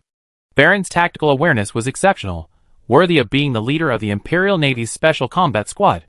Baron advanced to hold off the enemy's Cursed Master, while the remaining Ichthyosaur squad and Ryan began to counterattack the remaining two Grand Knights controlling the spiny back sea serpents. The tide of battle suddenly turned. At this moment, a unique, mysterious, pale blue energy particle swirled around him. Suddenly, he felt his entire body lighten, his speed suddenly increasing by 20%. Ryan glanced sideways. It turned out that the one who had cast the buff spell, Swift Wind, was Nathaniel, the same Nathaniel who had abruptly stopped his earlier duel. Nathaniel was now on the coral reef and quickly greeted him. Almost simultaneously, another member of the Ichthyosaur squad cast another defensive spell on Ryan. The water film. A faint blue light appeared on Ryan's body, and a thin layer of pale blue water film appeared on his surface. Ryan nodded to the members of the Ichthyosaur squad and, without stopping, charged towards another Federation Grand Knight. Neru, atop the giant thorn-spined sea serpent, knew he had to make a decision. But soon, he glanced toward the distant sky, as if sensing something, and frowned.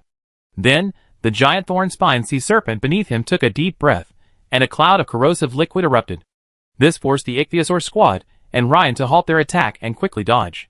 When the pungent venom began to dissipate, there was no trace of the enemy on the sea. So decisive? Ryan was stunned. The enemy's retreat was so decisive. It's Team Plesiosaur's bald eagle. A member of Team Ichthyosaur pointed to the horizon. A massive eagle-like bird of prey flew overhead, its tuft of white feathers striking. It seems likely that due to the unfavorable situation and the presence of other Imperial teams nearby, the Federation trickster quickly gave up the idea of continuing the fight, Ryan thought to himself.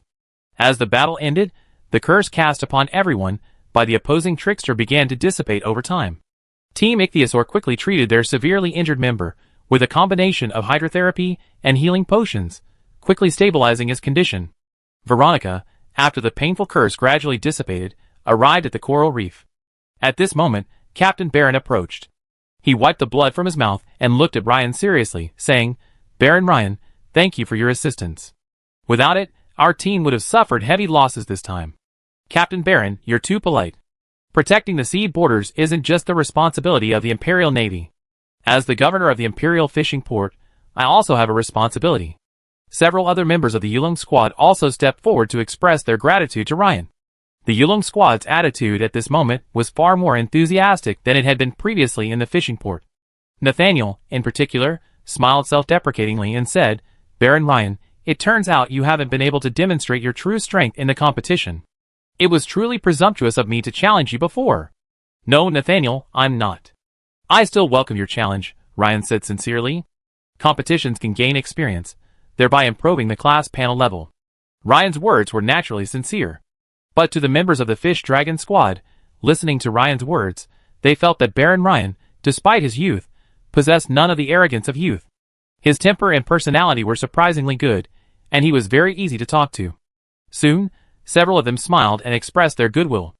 At this time, Captain Baron, after taking several potions, seemed to have recovered considerably from his injuries. He turned to Ryan and said, "Baron Ryan, the hammer technique I saw you perform just now was probably at the quasi-ultimate level, right? Although its power was very close to the true ultimate level, it seems to be a little short." Ryan nodded and said, "Captain Baron, you're right." Ryan felt there was nothing wrong with admitting this, as someone with Captain Baron's strength could easily tell at a glance the level of the move he was performing. "Baron Ryan, do you understand how to elevate a semi-secret move to a true secret move?" Captain Baron continued. Hearing the captain's words, everyone looked at the two men with interest. Clearly, they realized that the captain intended to teach young Baron Ryan some lessons, as a way of repaying him for rescuing his team. Ryan also heard the kindness in Baron's words, and understood his intention. He shook his head and said, "We're still in the exploratory stage. Captain Baron, could you offer some guidance?" Baron nodded and said, "Baron, you are exceptionally talented. My words are merely for your reference. You need to adapt them to your own circumstances. Although your hammer skills have reached the level required for performing ultimate techniques, your integration of combat skills, and the force has not yet reached a level of exquisite perfection. So, you're still a little short of achieving the full ultimate technique. After hearing Baron's words, Ryan fell into deep thought. He had vaguely sensed the problem before, but he hadn't been able to point it out to him as directly as Baron had. When performing the quasi-ultimate technique, Ryan felt a slight discrepancy between the technique and the force's mobilization throughout his body. It seemed he couldn't achieve a perfectly integrated technique. Now it seemed that this was indeed the problem. After thinking for a moment, Ryan continued, Captain Baron, how do I solve this problem? Baron didn't keep the suspense, but spoke directly. 2 points. First, strengthen your breathing techniques. Second, practice the quasi-secrets more often, and understand the force and the techniques. Given your talent, you should be able to solve this problem in about half a year. Hearing Baron's words, the remaining members of the Fish Dragon squad couldn't help but exclaim in amazement. Half a year? Only half a year? A Grand Knight under 18 is already formidable, and it only takes about another 6 months to master the true secrets. Everyone was at a loss for words. The secrets require years of accumulation of the force, as well as diligent training and understanding of extraordinary combat techniques. Finally, the two must be skillfully combined to successfully unleash the secrets.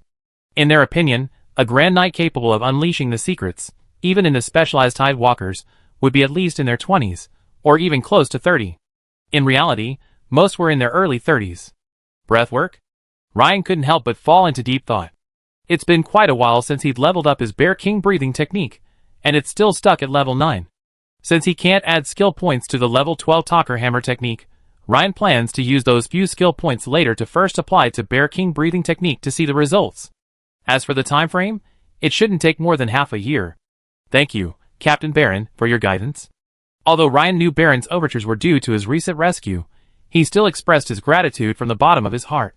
At this point, Baron pondered for a moment, then turned to Ryan and said, Baron Ryan, the Eagle Federation has always avoided direct confrontation with us. But this time, they took the initiative. Furthermore, at the beginning of the battle, they destroyed several large supply crates we were carrying, as if they were searching for something. This is quite unusual. I have a feeling that the Eagle Federation's aggressiveness may indicate some secret connection between them and the target of our pursuit. Captain Baron, are you suggesting that they might be coming to rescue Volid? Ryan's eyes flickered, a thought dawning on him as he spoke immediately. It's quite possible. For example, is there some kind of secret collaboration between the Eagle Federation and the Black Sail Pirates, or something else? Of course, it's also possible that they want to keep something originally in Volid's hands out of our hands. By the way, Baron Ryan, did you find anything special among Volid's loot? After listening to Baron's analysis, Ryan nodded. He didn't know much about the Eagle Federation, but as a Baron appointed by the Empire, he naturally supported the Empire. Captain Baron, I haven't had time to examine Volid's loot yet. How about we go back to Fishing Port and take a look? Perhaps we find something, Ryan offered. Okay. Baron nodded. He felt the same way, but since Ryan had just rescued them, it wasn't appropriate for him to ask to examine the loot that had once belonged to him. So, the group quickly returned to the Fishing Port town. After exchanging pleasantries with Major Marika and Lehman Brothers, they were led by Lehman Brothers to the exclusive office of the governor of the Fishing Port Town Administrative Hall. Colbert Lehman, the older brother of the Lehman Brothers, said, Baron Lehman, those on the coffee table belong to you, the spoils from Volid. Everyone looked in the direction Lehman's finger pointed and saw a slightly damaged waist pouch, several bottles of unknown potions, and so on.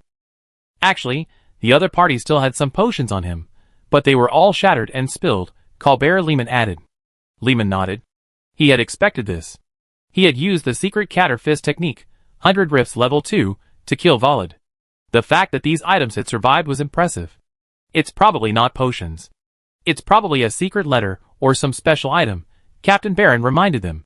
So, with Lehman's authorization, the Lehman brothers began to examine the spoils one by one in front of the Yulong team. Besides the potions and gold coins, they found an old parchment scroll in Ward's waist bag. Upon opening it, they saw a location marked on it. Huh? Is this a treasure map? Pirate treasure? Cornet Lehman asked curiously. Ryan glanced at the island shown on the map and felt an inexplicable sense of familiarity. He remembered, isn't this the Ring Island? The necklace-shaped ring of islands depicted on the treasure map of the Pirate King, shipburner Vincent Sanborn, that he had previously obtained, was actually the destination. Is it called the Saffra Islands? Ryan took a closer look, and sure enough, the destination marked on the map was the Saffra Islands. The destination marked on the Pirate King's treasure. The Isle of Dread is located east of the Saphira archipelago. Ryan couldn't help but wonder, the two being so close together, was this a coincidence? Or, at this moment, Colbert Raymond flipped the parchment map over, revealing a line of small, scribbled characters on the back. These characters looked as if they had been written later. Colbert Raymond muttered, the location of the ancient Goblin Empire's Longbottom City. Captain Barron immediately gazed at the map, thoughtful. After a moment, Barron said to Ryan with a serious expression, Baron Ryan, this should be it. Ryan nodded and said, Captain Barron, if this item is of importance to the Imperial Navy, I can hand this loot over to you directly. Since the two maps happened to be in the same waters, and Ryan had already memorized the location, he could find the ruins of the ancient Goblin Empire even without the parchment. In addition, if this map holds significance to the Empire, then as a Baron, he is obligated to surrender it to the Empire according to the rules governing the distribution of spoils. Of course, the Empire will provide him with some compensation afterward. Baron looked at Ryan and said, thank you. However, Baron Ryan, according to the rules governing the distribution of spoils, if we took this from you, we should certainly compensate you.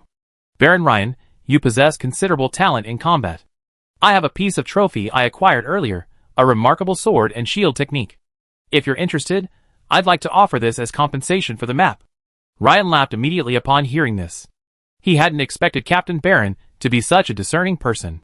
This was certainly a good thing for him, as he currently lacked exceptional sword and shield skills. Ever since he became a weapon master, legendary, each additional skill he acquired had given him a new way to defeat his enemies in battle. He now possessed a two-handed warhammer, a great sword, and a bow, so he was lacking a sword and shield. Ryan smiled and nodded, saying, Captain Barron, of course. Barron pulled a thin booklet from his chest and handed it to Ryan. Ryan took it, opened it, and read the following words in large letters. The essence of the Thorson family sword and shield. Thorson family? Could it be a pirate family? Ryan's face was filled with confusion.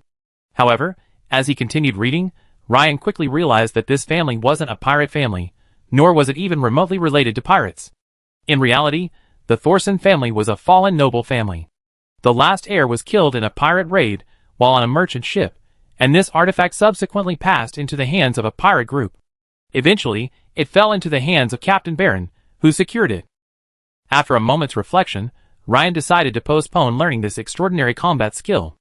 After all, he already had a considerable background in close combat, so he planned to master the Blood Fury bout technique first. Soon, after bidding farewell to Ryan and the others, Captain Barron led the Fish Dragon squad and hurriedly departed, carrying the parchment scroll marking the ancient goblin ruins. After instructing Lehman Brothers to heighten their security, Ryan returned to his lounge. However, as he opened the door, he was stunned. He saw that the top of the giant purple egg, which had been placed on the desk, had shattered. Chapter 219. A fluffy, pale yellow bird's head suddenly poked out from within the purple eggshell, a small fragment of broken purple eggshell clenched in its beak. At first glance, it looked no different from any other chick. The bird, upon noticing Ryan's appearance, looked at him curiously with its bright eyes. As if sensing that he held no ill will towards it, it chirped twice, crisply and cheerfully. Ryan smiled and immediately walked over. He carefully picked up the fluffy bird, placed it in his palm, and stroked it a few times. After a moment's thought, Ryan left and said to the guard beside him, "Please ask Miss Veronica to come here." "As you wish, Baron." A moment later, Veronica, clad in a light blue robe, trotted into Ryan's lounge. Just as she was about to ask Ryan something, her beautiful eyes immediately caught sight of the newly hatched bird in his hands. Veronica was stunned, her mouth slightly parted. Then, she extended a white finger and asked in surprise, "Sir Ryan, could this be the little creature that came out of that giant purple egg?" "Yes, Miss Veronica, I asked you to come here to ask if you can identify what kind of bird it is. Also, what would be a good way to feed it?" Veronica quickly stepped forward, pinched the chick's beak, examined its claws, and nodded. "Sir Ryan, although I can't pinpoint this bird's species, it's undoubtedly some kind of raptor. As for feeding it, insects, animal meat, or fish would be fine. And seeing how strong it was at birth, it's likely a naturally ferocious species. It would be best if we could feed it directly with ferocious animal meat." Ryan listened, nodded, and said, "Thank you, Miss Veronica. That was easy. I already had some ferocious beast meat right here. I still had quite a bit of the violent bear meat I'd used for my training, so it was perfect for a try." He walked to a nearby cabinet, pulled out a piece of raw violent bear meat, tore off a small strip, and held it to the chick's mouth. The chick anxiously opened its mouth wide and swallowed the small piece of meat in one gulp, like a pelican. At the same time, it chirped twice cheerfully, as if to say, "Any more? If so, more." Veronica watched for a moment, then reminded, "Sir Ryan, it seems to like the violent bear meat you're feeding it. However, many chicks have a history of overeating, so you should be mindful of the amount." Just then, the sound of birds flapping wings came from outside the window. A large white seagull landed by the window, looking at Veronica. Veronica's face lit up. Her twin ponytails swung cheerfully. She said, "Sir Ryan, my mentor, Master Aeneas, has replied. It looks like we soon have the answer." The girl quickly walked to the window, opened it, and engaged in a rapid conversation with the white seagull. A few seconds later, Veronica said to Ryan with a hint of surprise and resentment, "Sir Ryan, you're incredibly lucky. My mentor, after examining it, said this is most likely the egg of a wandering blood-feather hippogriff. I've been searching for so long, why haven't I had this kind of luck?" "Blood-feather hippogriff? Miss Veronica, could you give me a brief introduction?" Ryan asked, raising an eyebrow. He had no idea what kind of bird it was. Of course. The blood-feather hippogriff is ferocious by nature, a naturally aggressive species. Unlike other aggressive hawks, it doesn't fly very fast, but when fully grown, it's about the size of a horse, with a wingspan of 4 or 5 meters. Its muscles are strong, and it possesses a beak and claws as hard as steel, making it extremely adept at hand-to-hand combat. Also, an adult blood-feather hippogriff has a pair of antlers on its head, a very distinctive feature. A melee raptor? Although it wasn't the raptor he'd expected, capable of displaying natural abilities, who could deny that exceptional hand-to-hand combat wasn't a natural gift? Ryan nodded, but his brow furrowed slightly.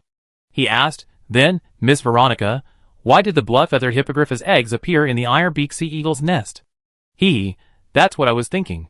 Veronica couldn't help but giggle, her pretty face suddenly brightening with a smile. The blood-feather hippogriff's pressure forces lower-level raptors to leave their nests. The blood-feather hippogriff then lays eggs in their nests, typically only 1 or 2. Also, it emits a unique scent that tricks the raptor into thinking the eggs are its own, even if they are vastly different in size. Ryan nodded, beginning to understand. "So, the blood-feather hippogriff is a parasitic raptor?" Veronica shook her head and said, "Not really. According to the instructor, blood-feather hippogriffs rarely do this. In a stable environment, it wouldn't choose to do this. It would likely only resort to parasitism when faced with special circumstances, such as battle or competition. So, as you can see, its eggs didn't hatch prematurely, nor did it push the iron-beaked sea eagle chicks out of the nest." Ryan began to understand. So, it seemed he was quite lucky this time, having found an egg from a naturally ferocious species. By the way, the instructor also suggested that, because the blood-feather hippogriff's growth cycle is longer than that of ordinary birds, and its temperament rapidly becomes extremely ferocious as it grows, Sir Ryan, please use the bird transformation technique as soon as possible to familiarize it with you and promote its growth. "Thank you, Miss Veronica. Please also thank Master Aeneas for me." Ryan bowed slightly and nodded. As expected, only by letting professionals handle such specialized tasks could he arrive at a near-optimal solution so quickly. "By the way, Sir Ryan, although you observed my bird transformation technique last time, you probably haven't mastered it yet, have you? I try to demonstrate it to you once a day over the next few days," Veronica said enthusiastically. Gazing into Veronica's beautiful, sincere eyes, Ryan was momentarily at a loss for words. Said he had already mastered the Aeneas bird transformation technique? That level of learning was too impressive, considering he'd only observed it once. So, Ryan pondered for a moment, then nodded and said with a smile, "Then I trouble you, Miss Veronica. I'm not quite proficient in bird transformation yet." Sir Ryan, your talent as a knight is already exceptional. It's perfectly normal if the goddess hasn't also altered your wizarding abilities to the same degree." Veronica couldn't help but smile. The two soon arrived at the simple alchemy room Veronica had used last time. "Sir Ryan, the rapid growth potion, phantom grass, and other ingredients are readily available. However, the moonlight ink used to draw the hexagram magic circle later needs to be personally prepared by the caster. You will need to inject extremely subtle mental energy into it when making it. Also, Moonlight Ink has a time-limited effect. It's most effective within 12 hours, and can be used between 12 and 24 hours. However, after 24 hours, the special energy particles contained in it will have largely dissipated, making it almost impossible to use in drawing magic circles. So, the first small step is to prepare the Moonlight Ink. The second difficulty lies in drawing the magic circle yourself. Veronica demonstrated the Aeneas bird transformation technique again, carefully pointing out several of the difficulties step by step. Although Ryan had already mastered it, he seemed touched by the girl's sincerity and listened attentively. As the twin-tailed girl finished her demonstration, Ryan, who was watching from the sidelines, received several more system notifications.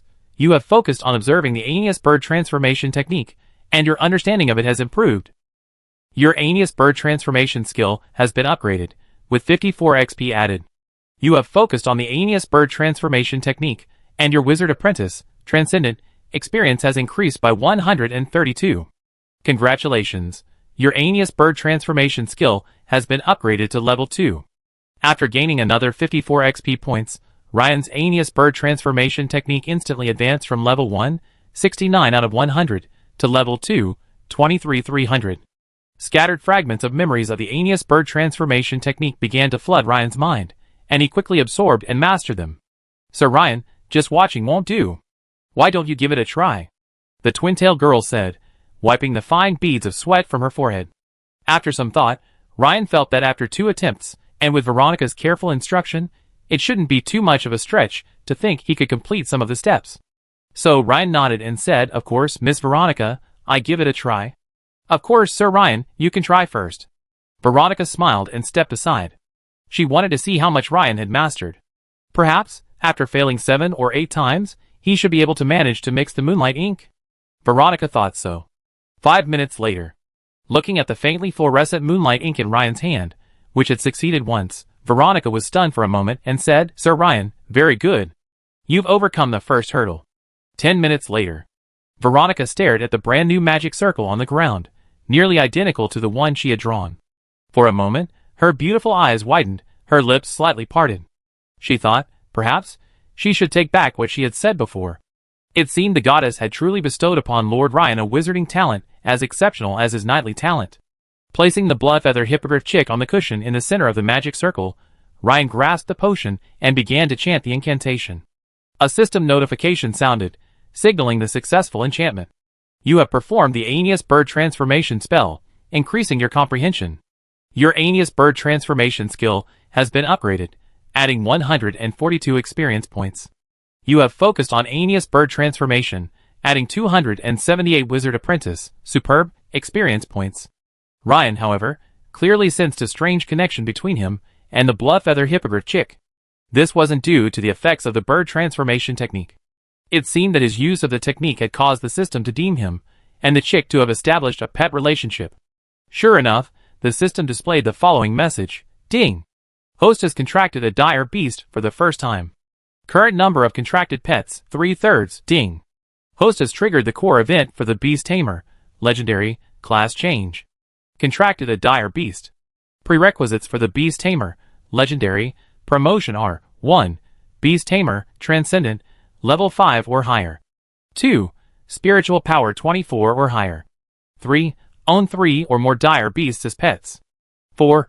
Raise at least one ordinary animal into a dire beast. The current conditions are not met, and the Beast Tamer, legendary, promotion failed." Huh? Looking at the system prompt that suddenly popped up, Ryan read it carefully several times, feeling quite pleased. Because when the prerequisites for a class are listed, while sometimes more challenging, at least you know what you still need and where to start to meet them one by one. After its transformation by sorcery, the blood-feather hippogriff chick had grown noticeably larger. It came over affectionately, nuzzling Ryan, then opened its mouth wide and chirped a few times, as if to say, "I'm hungry." Seeing this, Veronica enviously said, "Sir Ryan, could you lend me your blood-feather hippogriff to feed for a few days?" "Don't worry, I take good care of it." Of course, Ryan nodded, smiling. He had several other things to think about and sort out, and the presence of the chicks was a nuisance. After returning to his room, Ryan began to reflect on Captain Barron's advice. For him, the key to advancing from a quasi-ultimate skill to a true ultimate skill lay in improving the Bear King breathing technique. He happened to have a few skill points remaining, so after some thought, Ryan decided to test the effects first. As Ryan added one skill point to the Bear King breathing technique, it instantly advanced from level 9 to level 10. Instantly, a flood of memories of practicing the Bear King breathing technique flooded into Ryan's mind. These fragments of breathwork flashed through Ryan's mind like a long film, then, like instinct, merged into his body's memory. When Ryan opened his eyes again, it felt as if he had experienced years of arduous practice in the Bear King breathing technique. At this moment, he could clearly feel his blood circulation accelerating, as if a furnace were operating within him, providing him with immense heat and undergoing some strange transformation. At the same time, Ryan could feel his muscles and fascia becoming stronger. The strand of force within his body, once as thin as his pinky finger, now rapidly grew to the thickness of his index finger and circulated rapidly throughout his body. Although this flow constantly consumed energy, it seemed as if with each passage through the body, millions of cells provided this stream with a tiny, imperceptible drop of force. Thus, through accumulation, the force stream remained at the thickness of his index finger, constantly regenerating. At this moment, Ryan felt the increase in the force and the immense power within him. He could sense that he was only one step away from truly mastering the secret. It was as if only a thin layer of paper lay before him, and with a single firm push, he would achieve his goal. Unfortunately, the remaining skill points on his attribute panel were now at 0. However, Ryan glanced at his weapon master, legendary, class level again. Thanks to the previous combat experience bonus, he had already reached level 4, 649/1000, already halfway there. Even if he continued to train step by step, barring any unexpected events, he should be able to achieve this goal before heading to Munster for the Sword Bearer assessment. Next came the battle review. What impressed Ryan most this time wasn't the difficulty of the Alliance trickster or the variability of their curses, but the impact and understanding he gained from team combat. Perhaps some defensive spells didn't have much of an impact on him, but others did. For example, the water walk spell Veronica had cast on him before the battle, allowing him to fight on water, as if it were flat ground, was of extraordinary significance. Secondly, Nathaniel's spell Swift Wind increased his speed by approximately 20%. Considering that a further 20% increase in his speed could potentially increase his combat effectiveness by as much as 40%. In Ryan's opinion, these two spells, each with its own distinct effects, significantly boosted his combat effectiveness. It was precisely because of the support from the other members of the Fish Dragon squad, supporting Captain Baron's various spells during the battle, that Baron was able to hold his own against the trickster, who had a strong counterintuitive effect on him. Also, Ryan had a hunch that since the Imperial Navy's special unit, the Tide Walkers, operated according to this squad model, the even larger Imperial Swordbearers organization should also have a similar structure. But that's a matter for the future. For him, he still needs to continue improving his strength. This time, he happened to encounter a curse master skilled in curses. If it were a wizard of another type, he might not have been able to handle it so easily. Also, the stronger he is, the more confident he will be when facing a potential two-way choice between teammates in the future. After thinking for a moment, Ryan walked behind his desk, opened a drawer, and took out the parchment scroll of the Blood Fury Bow technique, carefully reading it. He planned to improve his archery skills first, giving himself an additional ranged attack capability. After carefully reviewing the Blood Fury Bow technique several times, Ryan seemed to have a glimpse of enlightenment. He left the room and went to the training room of the Fishing Port Town Administration Hall. "Baron!" "Good morning, Baron." The guards, security officers, and night watchmen greeted Ryan upon seeing him. Ryan nodded and said, "You practice your own techniques." "As you command, Baron." Ryan then went to the archery range nearby, grabbed a heavyweight bow, and began practicing on his own. Thanks to his foundation in basic archery, Ryan quickly mastered the Blood Fury Bow. Before long, a system prompt appeared. "You have practiced the Blood Fury Bow, and your understanding has improved. You have mastered a new skill. Blood Fury Bow. Your Blood Fury Bow skill has been improved, and your experience points have increased by 2. It has been detected that the host has also mastered a basic archery technique. Would you like to merge it into the Blood Fury Bow? This fusion will cost 0 skill points. Note: after the fusion, the basic archery skill will no longer be displayed on the panel, but the host will still be able to use the related moves. Note: after the fusion, the Blood Fury archery skill will absorb the advantages of the basic archery skill and improve it. The host's experience points in the basic archery skill will be converted into experience points for the improved Blood Fury archery skill at a certain ratio. Looking at the above system prompt, Ryan nodded slightly. He had anticipated this, as the previous basic swordsmanship and the Dragon Empire's military swordsmanship were both one-handed sword techniques. Without further hesitation, Ryan immediately chose yes. Then, the basic archery level 3 on the Weapon Master, Legendary, panel vanished, replaced by Blood Fury Archery level 1, 78 out of 100. Having mastered over half of the basic archery level 3, the transformation hadn't even reached Blood Fury Archery level 2, which surprised Ryan. It seemed that this Blood Fury Archery was far superior to basic archery. But Ryan's face soon lit up with delight. For him, the stronger the transcendental combat skill, the better. As for the difficulty of training? Haha, he had a cheat. After carefully observing it for a while, Ryan realized that the Blood Fury Archery had barely changed after incorporating the basic archery, further proving that the Blood Fury Archery was far superior to basic archery in terms of level. In other words, the improvement and enhancement to the Blood Fury bout technique after this fusion was minimal. Ryan then continued practicing the Blood Fury bout technique. With the bonus experience gained from his talent, Elementary Transcendental Comprehension, an hour later, Ryan successfully advanced the Blood Fury bout technique to level 2. Almost immediately, scattered memories of practicing the Blood Fury bout technique flooded into Ryan's mind, gradually merging into his muscle memory. Off the coast of Mayes County, in waters over 10 meters deep. If Ryan had been there, he would have been astonished. Before him was a 20 to 30 meter long ellipsoidal metal object, resembling the Nautilus from the 19th century novel 20,000 Leagues Under the Sea. Although the outer shell, made of riveted iron, doesn't appear technologically advanced, it would be incredibly advanced for the Dragon Empire.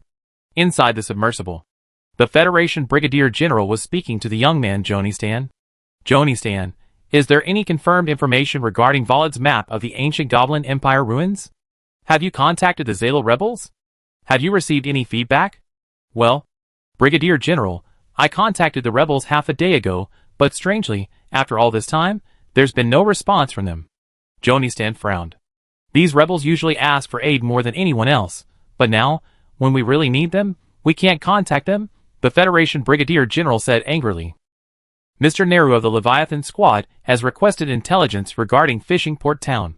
The Imperial Navy's presence in the nearby waters is increasing, leaving us with little time to act.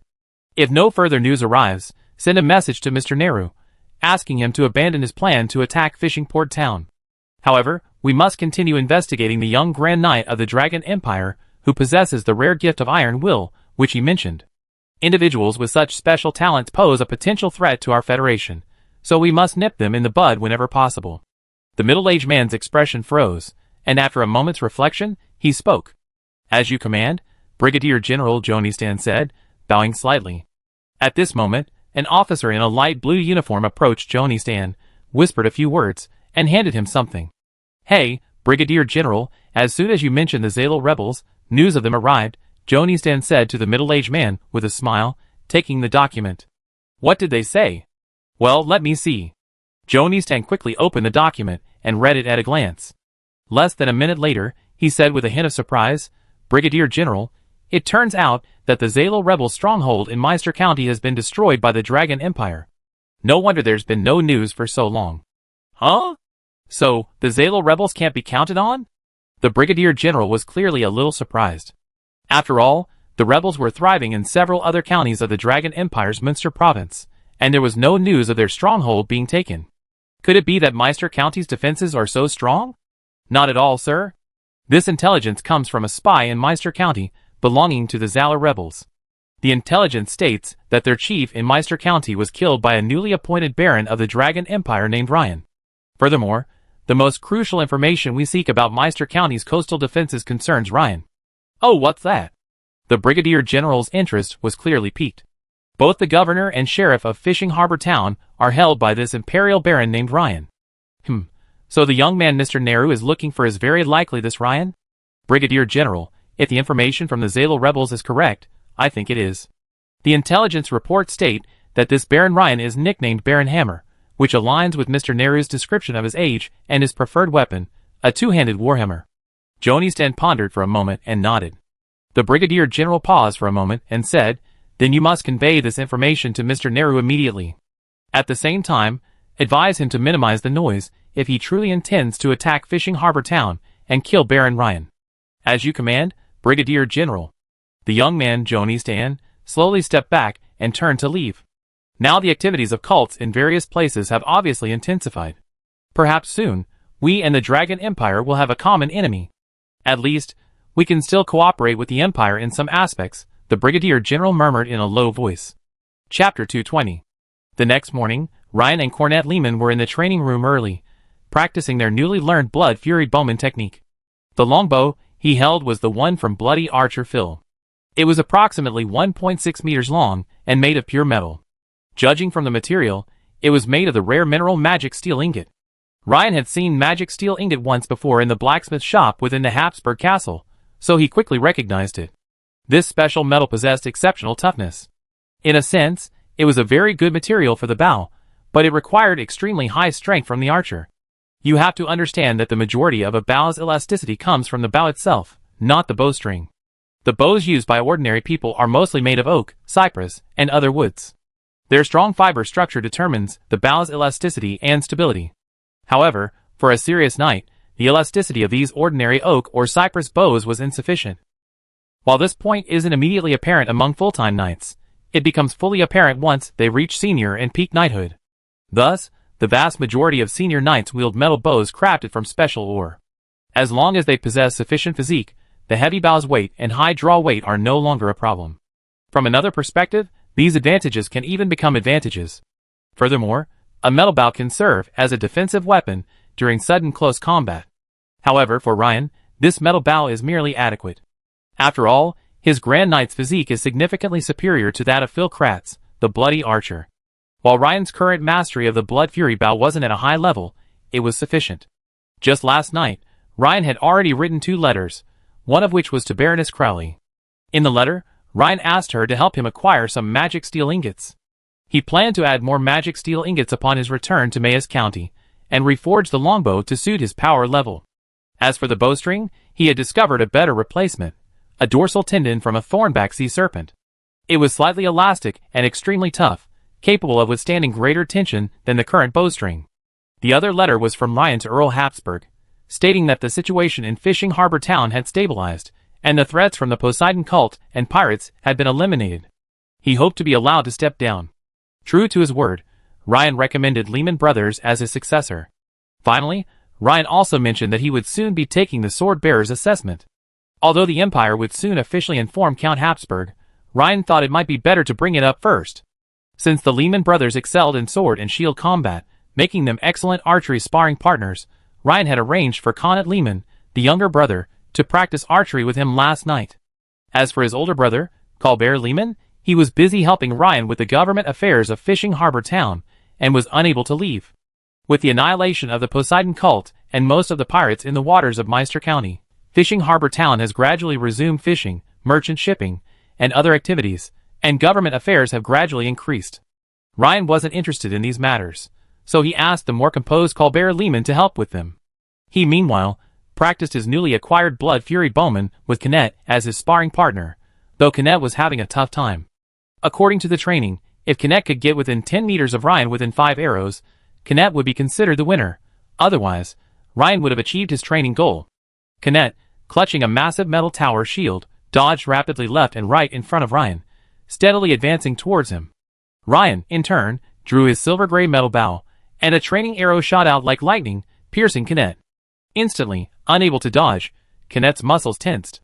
Veins bulged at his hands and forearms gripping the tower shield, and his muscles clenched. Clang! The sound of metal clashing rang out. The impact of the blunt-pointed training arrow halted Cornet's forward momentum, slowing him down. This gave Ryan an opportunity to quickly fire another arrow at Cornet. The training arrow had a blunt-pointed metal tip, and the shaft was made of birch. While light, Knight Ryan's physique was evident. Even a casual shot was enough to make Cornet's tower shield struggle. After just 15 minutes, Cornet was drenched in sweat, looking like he'd been pulled out of the water. It wasn't that Ryan didn't want to let her go, but rather that if he did, the Blood Fury archery skill experience points would be pitifully low. Therefore, Cornet had to work harder. Despite his toil, Cornet's eyes sparkled. For him, the fact that Lord Ryan, the Grand Knight, had invited him to practice with him was not only an honor, but also a rare opportunity. If he had received special training from Lord Ryan before encountering the Bloody Archer, he and his brother would never have been injured by his arrows. Knock, knock, knock! There was a sudden knock on the training room door. Major Marika, dressed in a Navy uniform, stood at the doorway, smiling at Ryan. "Sir Ryan, I heard from the guards that you've been practicing here for 2 hours. So, I'm sorry to interrupt." "Of course, Major Marika, let's talk next to each other." Ryan smiled, motioning Major Marika to the office nearby. He knew that Major Marika had come to discuss something with him. After the two of them arrived at Ryan's office, Marika said, "Sir Ryan, I've drafted a letter regarding yesterday's situation and will submit it to the fleet immediately. Also, I'd like to ask Sir Ryan's opinion. The Imperial Navy will certainly commend you and Veronica for rescuing the Yulong squad. Does Sir Ryan have any special requests?" "Of course. I write a separate letter to General Silva and ask him to coordinate this. As a rule, since Sir Ryan isn't affiliated with the Navy, substantial rewards are generally converted into merit points and Imperial gold coins." As if worried that Ryan wouldn't understand her, Major Marika explained in great detail. Ryan nodded, understanding Major Marika's point. Because he wasn't affiliated with the Imperial Navy, and the rescue mission wasn't a scheduled one, the Navy's rewards were only merit points and gold coins, nothing else. If he wanted something special, he'd need General Silva to speak up for him. That was the benefit of having someone higher up. Of course, if General Silva came to him with something someday, Ryan would naturally have to return the favor.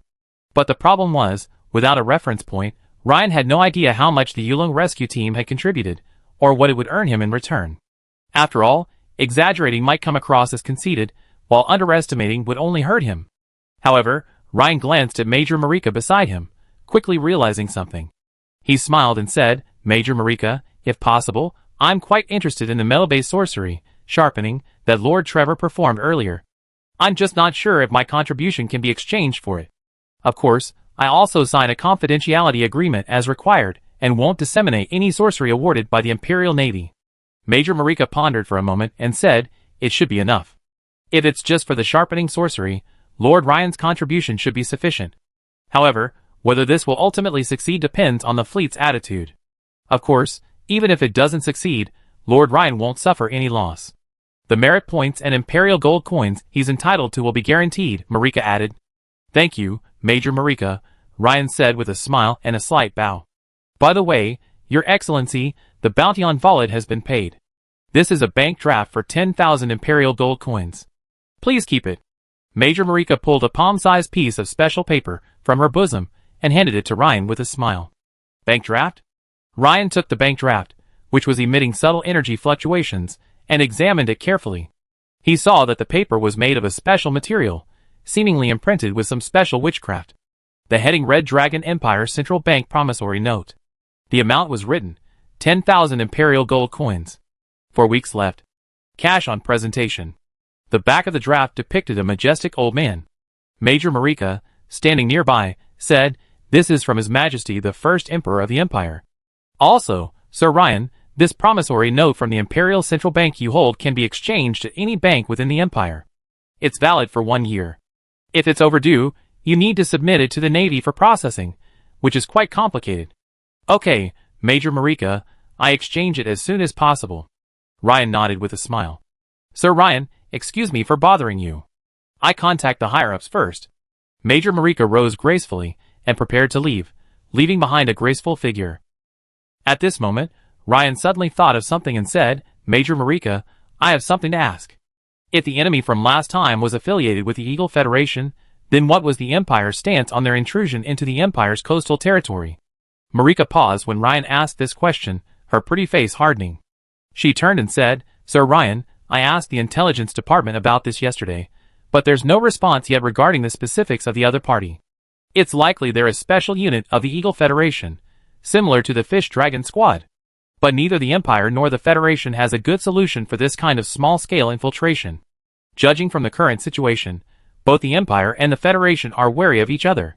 While there are minor frictions, they won't commit large-scale acts of harm to civilians. In this regard, the cults pose a greater threat." Ryan nodded. "If that's the case, then that's ideal." In the waters off the coast of Meister, on a remote island near the outer edge, Neru was talking to a man. To his right, coiled the massive thorn-spined sea serpent. "Waxman, according to information relayed to me by the Federation Navy, the young knight gifted with an iron will is the governor of the fishing port town of Meister in the Dragon Empire, named Ryan. You're the most suitable person to deal with this young man," Neru said with a gloomy expression. Neru, don't flatter me. Besides, since he's not a member of the Dragon Empire Navy, why are you bothering with this? Chances are, you won't meet him again. The man named Waxman said casually, unconvinced. He was a thin figure, each hand toying with 2 daggers emitting a blood-red glow. The daggers danced swiftly between his slender yet incredibly nimble fingers, like butterflies among flowers. No, you don't understand. Based on my wizard's intuition, I feel that if he's still alive, I encounter him again someday soon. Neru waved his hand, his voice grave. Okay, I really don't understand this stuff about you tricksters. But why don't you ask someone else to do this? Waxman thought for a moment. Although he considered the tricksters' combat effectiveness average, they were no strangers to prophecy and divination. Waxman, only if you go will this be foolproof. I'm not sure about the rest of the team. Neru smiled, offering a little flattery. Haha, don't give me that. You know, my price is quite high. Even though we're teammates, I can only give you a 20% discount. Waxman remained unmoved, continuing to twirl his dagger. Neru didn't mind the other party's words. Instead, seeing the other party's willingness to agree, he smiled and said, Waxman, if you can kill this Ryan, I give you the box of shadow steel ingots I obtained last time. 1 box of shadow steel ingots isn't enough. The enemy is on land in the Dragon Empire, and I have to cross their heavily guarded seas. The risk is considerable. After some bargaining, Neru's face remained grim, but he felt relieved inside. Although he felt a little pained, if Waxman agreed to do it, then there would be no problem. After all, assassinations are best left to professionals, and Waxman, as a shadow assassin, was the best candidate he knew. Meanwhile, in the underground hall of a mansion in Meister County, Master High Priest, the latest news, the Imperial South Sea Fleet has defeated the Poseidon cult and most of the pirate groups in the waters near Meister County. Black Flame Monk Lamar respectfully reported to the bloated figure seated upright. Didn't they previously engage in a fairly even battle with the Imperial Navy? How could they be so suddenly defeated this time? The High Priest's tone was clearly a touch surprised. Well, the specifics are unknown yet. We're still awaiting the latest intelligence. What about Governor Ryan of the fishing port town? Did the Poseidon cult take advantage of the chaos to kill them? The portly High Priest suddenly asked. Well, we didn't see that in the battle report sent to Meister, Lamar said tactfully. So the Poseidon cult's plan to kill them has failed again? The High Priest muttered. Lamar lowered his head even further, unsure what to say to the High Priest's words. At that moment, a black flame monk appeared at the hall's entrance, holding a letter in his hands. Lamar waved his hand, signaling for him to enter. This secret letter should contain the latest news. After opening it, he glanced at it briefly, his face faltering, his lips trembling, a bit unsure how to address the matter. Just speak directly if you have something to say. Don't be so secretive, said the portly High Priest sitting above him, clearly noticing Lamar's anomaly.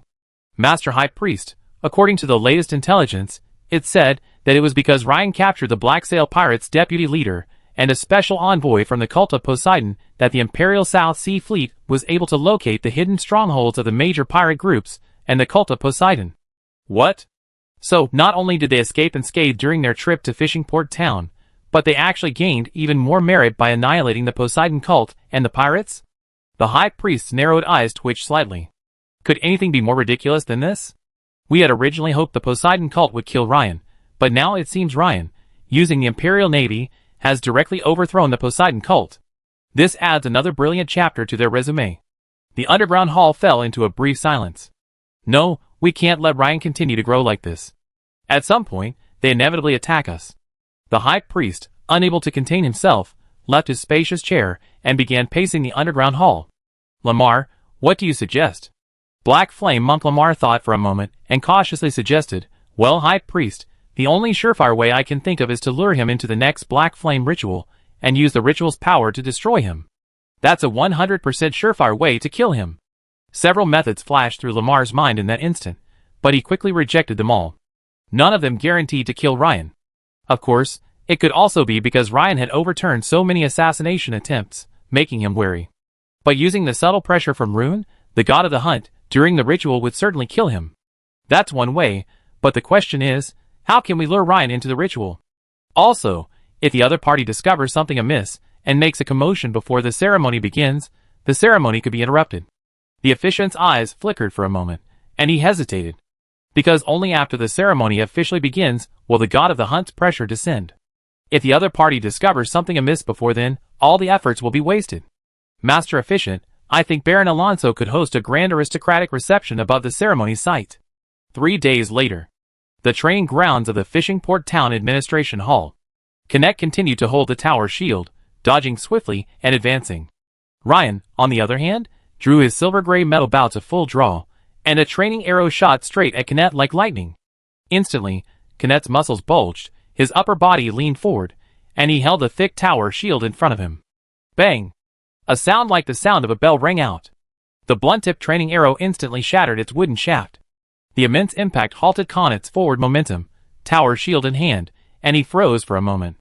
Ryan then swiftly unleashed another barrage of arrows, one after another, leaving Connect practically powerless to strike back. After just 5 minutes, Connect was panting and exhausted. Connect glanced at Connect, his eyes filled with horror.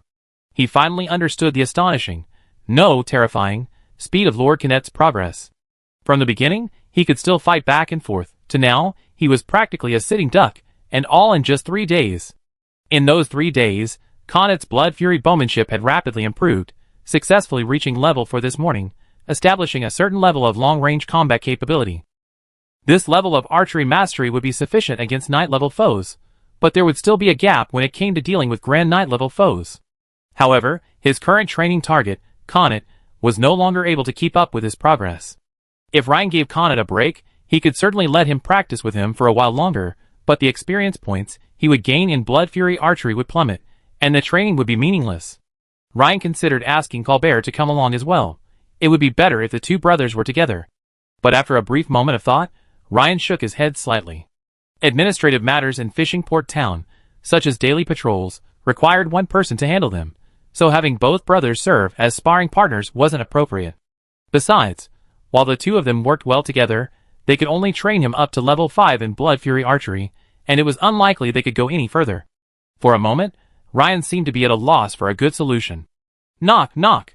At that moment, 2 unexpected figures appeared at the training room door. Ryan turned and was stunned. Trev and Nathaniel of the Fish Dragon Squad appeared at the doorway, both smiling. Baron Ryan, we meet again, Trevor said with a smile. Hey, how come you two have time to come to Fishing Harbor again? Do you have a new mission? Ryan asked with a hint of confusion. The two exchanged a glance, their smiles widening. It's a mission, I guess. Sir Ryan, this time I'm here on a mission from above to teach you the magic of sharpness. Sir Ryan, I never imagined that besides being a supremely gifted great knight, you're also a wizard apprentice. I feel like the goddess's favor is concentrated on you alone, Trevor said with a hint of jealousy. At that time, Trevor had been genuinely surprised to hear that Ryan was actually a wizard apprentice. Ryan's brows lit up at this news. He hadn't expected the Imperial Navy to be so swift this time. It seems General Silva played a significant role in this. Of course, it could also be due to Captain Baron. As the leader of a special unit, Baron's influence cannot be underestimated. Welcome, both of you. I thought the Imperial Navy would send others. Does that mean the fleet's operation is over? Not really. Captain Baron's injuries will take approximately 10 days to fully recover, so our team is temporarily resting, Nathaniel explained. Ryan nodded. I see. Otherwise, it would be unreasonable to assign 2 combat team members to this mission. Without them, the Yulong team's combat effectiveness would be significantly impacted. Of course, it was the 2 of us who volunteered to come and carry out this mission. By the way, there's one more thing. Trevor glanced around and didn't continue. Ryan immediately understood and turned to Connect. Connect, let's stop here today. As you wish, Baron. Connect was also a little exhausted. Please follow me, both of you. Let's talk in my office. The 3 of them arrived at Ryan's office and sat down. Sir Ryan, according to the latest news, the intelligence department has identified the Federation trickster we encountered the other day. He's Neru, a full member of the Eagle Federation Navy's Leviathan squad, and a paranoid individual, Trevor explained in detail. By the way, the Eagle Federation squads are set up differently from our empires. Their squads consist of approximately 5 to 7 people, each with a varying number of followers. So, their squads are more like a combination of 4 or 5 of ours, Nathaniel added. Ryan nodded. I see. If a squad were to take on a mission as difficult as Neru, its combat power would be exaggerated, and the Fish Dragon squad would undoubtedly be no match for it. According to intelligence, several official members of the Leviathan squad have arrived at the Munster province coast, apparently to carry out a special mission.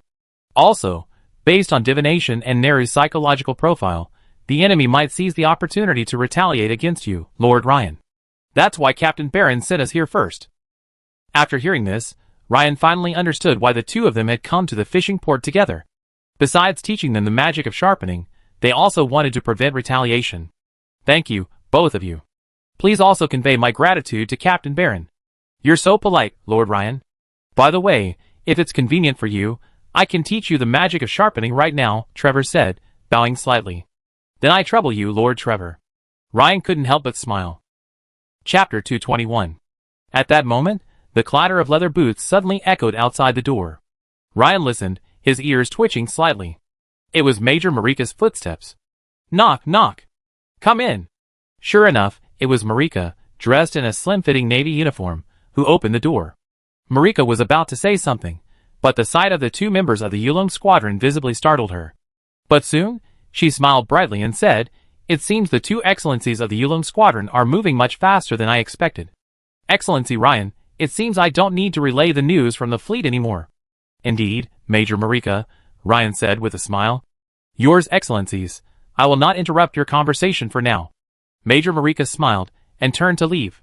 Only the silhouette of a woman, clad in a uniform and voluptuous skirt, remained. This caused Trevor and Nathaniel to exchange glances. Then, turning to Ryan, he laughed and said, "Sir Ryan, it seems that the flower of the Imperial Navy's 6th Squadron, Lieutenant Marika, is still very concerned about you." Ryan glanced at the two men, and seeing their expressions of understanding, he was slightly taken aback. He shook his head and denied, "Gentlemen, there's nothing going on between Lieutenant Marika and me. We're just professional friends." "Haha, Sir Ryan, just because it's okay now doesn't mean it won't be in the future." Trevor winked and smiled. "Trevor, since Sir Ryan doesn't want to discuss this topic, let's get down to business first." Nathaniel said this, but the playful look in his eyes still made Ryan smile bitterly. "That's right. Sir Ryan, before I teach you the sharpness technique, I'd like you to sign this confidentiality agreement." Trevor produced a thin parchment scroll emitting a faint energy wave and handed it to Ryan. Of course, Ryan nodded, then took it and read it carefully. The parchment scroll contained a series of prohibitions, such as the prohibition of disclosing any sorcery or extraordinary combat skills exchanged from the Imperial Navy without the Imperial Navy's consent. These were limited to personal practice and use. The faint energy wave emitted by the scroll seemed to be some kind of sorcery formula. A moment later, Ryan picked up his quill and quickly signed his name. After signing, Ryan could keenly sense a subtle shift in the energy wave, forming a connection with his own mental fluctuations. This was likely due to the activation of the formula attached to the parchment scroll. Seeing this, Trevor smiled and handed Ryan another pale yellow animal hide scroll, saying, "Sir Ryan, this is the introduction and spell model for sharpening. Please take a look first. We can discuss it later." "Okay, thank you, Sir Trevor," Ryan smiled. After seeing the two off, Ryan carefully flipped through the animal hide scroll. After reading it several times, Ryan found that the spell model for this new metal spell, sharpening, was about as difficult to visualize as the fire spell, blazing light. Since Ryan already mastered 3 spells, burning touch, high temperature field, and blazing light, he didn't have much trouble learning this metal spell. About half an hour later, after 5 or 6 consecutive failures, Ryan finally succeeded on his first attempt.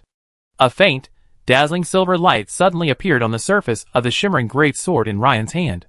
This light, unlike the piercing, radiant light, resembled a watery halo. It now flowed across the sword like a flowing silver liquid, quite beautiful. At this moment, a system notification appeared. "You have learned the art of sharpness, and your understanding of it has improved. You have learned a new skill. The art of sharpness. Your sharpness skill has been improved, and your experience points have increased by 1. At the same time, a new icon appeared at the bottom of the Wizard Apprentice, Transcendent, panel, next to the blazing light icon. The border around the icon lit up slightly. The icon depicted a gleaming, hiltless blade, surrounded by a series of short dashes representing sharpness. Ryan focused his attention on the new icon, seeing a line of small text beneath it. Sharpening level 1, 1 out of 100, sharpening level 1 effect. Consumes a certain amount of mental energy, using a specific sorcery model to attract surrounding metallic energy particles, increasing the sharpness of the host's designated metal weapon for approximately 1 minute. Note: The spell lasts 3 seconds, and its power is proportional to the host's mental energy. After a moment's thought, Ryan removed a decorative steel shield hanging from the wall and gently swung his sword across it. A sensation of cutting into tough leather emanated from the hilt of the great sword. Although Ryan had anticipated this, he couldn't help but narrow his eyes slightly. He hadn't expected the sharpening spell to be so effective. He carefully recalled the scene from his fight with Trevor a few days ago. Ryan realized that Trevor's sharpening spell, while fast, wasn't as potent. Could it be that his affinity for metal made it so much more effective than Trevor's? That seemed to be the case, and Ryan nodded slightly. With a gentle flick of his right hand, Ryan cancelled the new spell.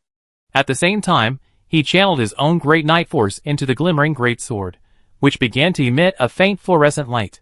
The effect of the force was far less dazzling and brilliant than the silvery glow of the sharpening spell. At this point, Ryan placed the great sword flat on the desk, folded his arms, and pondered. By this point, he had already realized the difference between force infusion and sharpening spell applied to weapons. Beyond the power, the duration of the two spells was fundamentally different. Once the force input ceased, the force's effect on the great sword naturally dissipated instantly, but the sharpness spell's effects lasted for a full minute. So, when using a bow and arrow, while the force could still bless the metal tip of the arrow, once the arrow was released, the force could no longer be maintained, and the effect naturally ceased. But sharpness was different. It lasted for a full minute, and could be used with arrows and other sharp weapons, with a much wider range of applications than Ryan's current force blessing abilities. In addition, Ryan suddenly had a thought. He grasped the great sword again, chanting the spell sharpness. When the great sword illuminated with a shimmering silver halo, Ryan continued to infuse the force into it. Beyond the silver-like film, a faint fluorescent glow overlaid on the blade's surface. Ryan nodded inwardly. It truly could be duly blessed. So what would the effect be?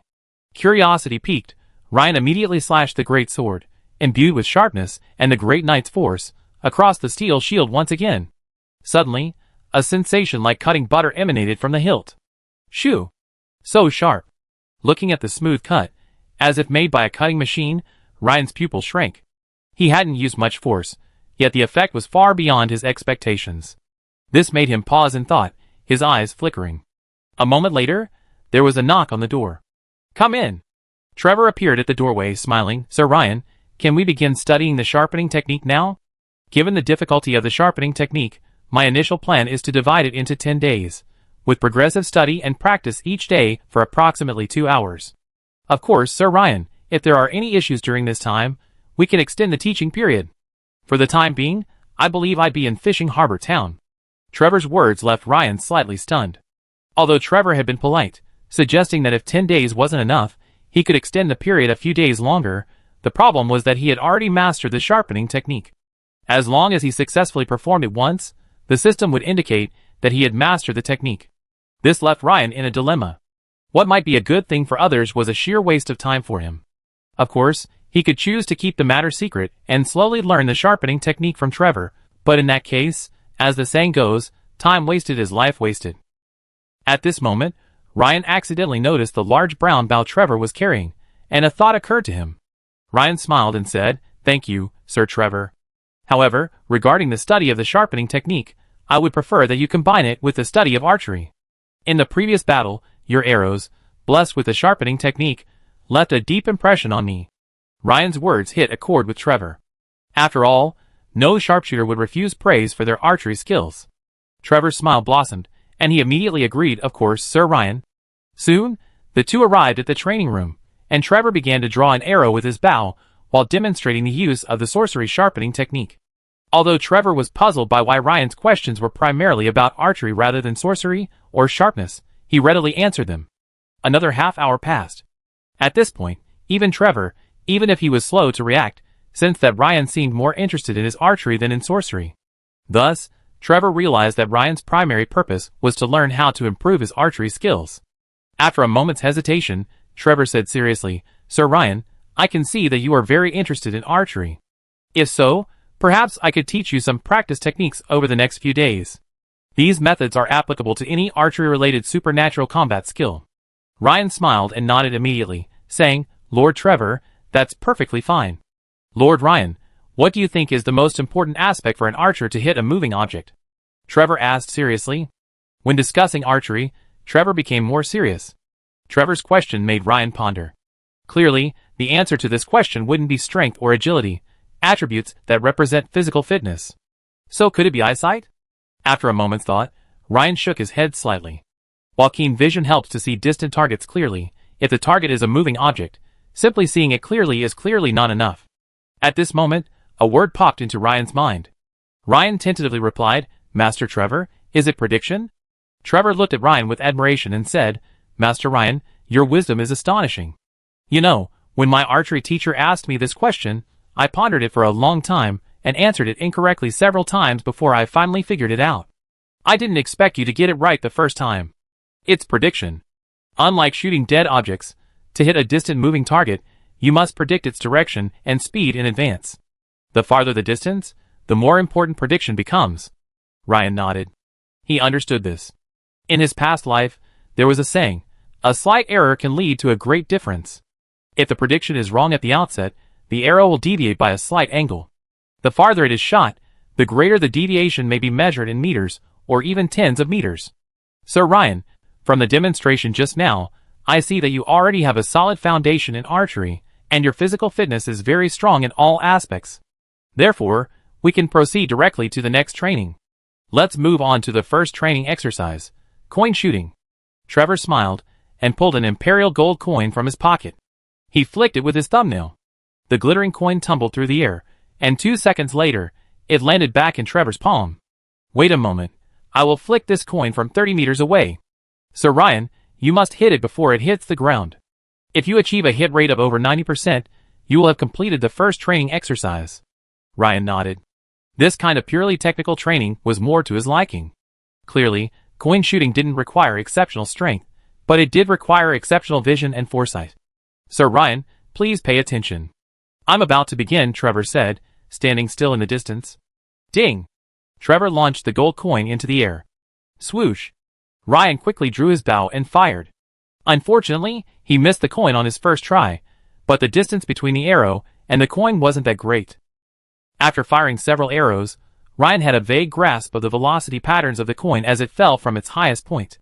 In less than 10 minutes, Ryan began to occasionally hit the target. After half an hour, his hit rate was close to half. After 2 hours, his hit rate reached over 90%. This surprised Trevor greatly. He hadn't expected Ryan to be so gifted with the bow and arrow. "Very good, Lord Ryan. Your training progress indicates you possess a considerable talent for archery."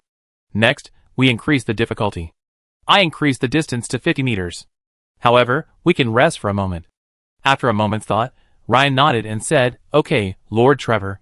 At this moment, Trevor glanced at the two-handed weapons strapped to Ryan's back and the large metal bow he now held in his hand. A thoughtful expression crossed his face. He hesitated for a moment before saying, "Lord Ryan, do you feel that you have too many weapons? The combined weight will significantly slow you down." "Yes, Lord Trevor, do you have any suggestions?" Ryan asked, sensing that Trevor seemed to have a solution to his vexing problem.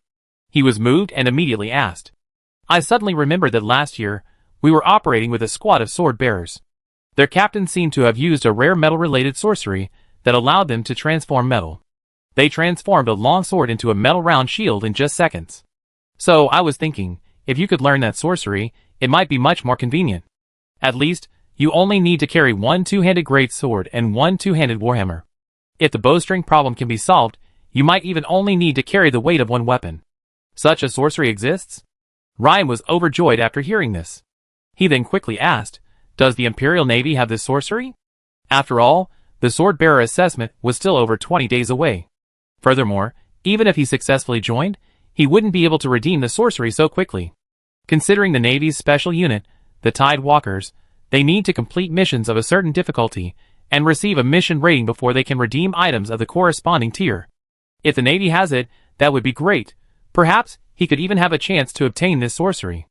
"Yes, Lord Ryan, I'm certain of that.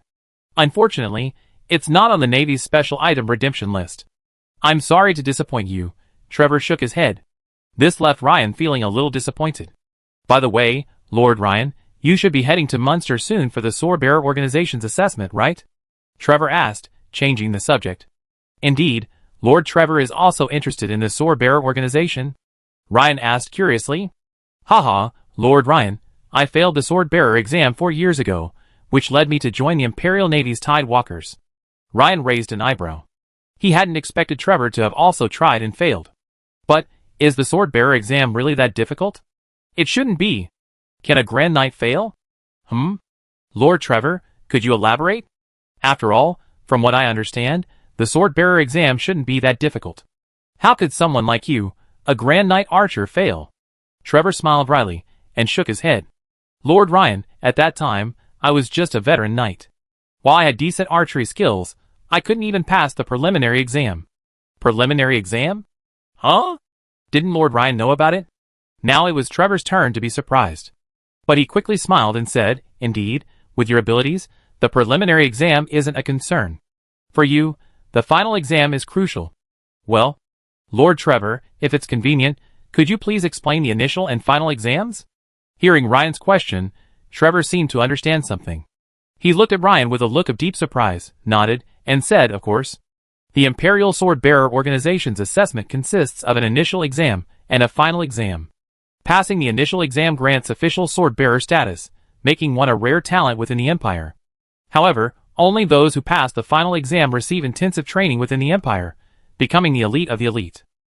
Put it this way, Lord Ryan, you can think of the initial exam participants as ordinary team members, while those who pass the final exam are considered captains. After the corresponding special training, those who pass the final exam can select members from the initial exam participants to form a team. As for the teams, Lord Ryan, you should have heard that sword-bearers also operate in teams. The captain not only has the right to distribute the team's spoils, but also has a number of other privileges. By the way, the pass rate for the final exam is extremely low, perhaps only 1/10 of the initial exam. Ryan nodded. It seemed that before taking the sword-wielder exam, he needed to improve his skills as much as possible. For 2 consecutive days, Ryan practiced archery with Trevor. He was already attempting to hit a gold coin from 100 meters away. Through these days of practice, Ryan's Blood Fury archery had also made rapid progress, having just reached level 5. Ryan's understanding of anticipation was also growing, and suddenly, it felt as if he had broken through a layer of hidden meaning. At this moment, a system prompt appeared. Congratulations! You have experienced an epiphany, unlocking the additional effect of a ranged combat skill. Precision Aim Level 1, Passive.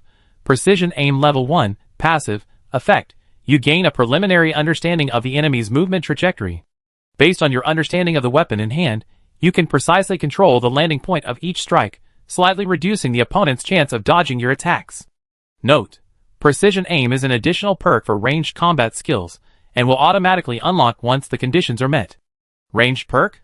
Ryan quickly spotted a line of small text below the Blood Fury Bow icon on the Weapon Master, Legendary, Class Panel, Blood Fury Bow Level 5, 112/2000, with the perk Precision Aim Level 1.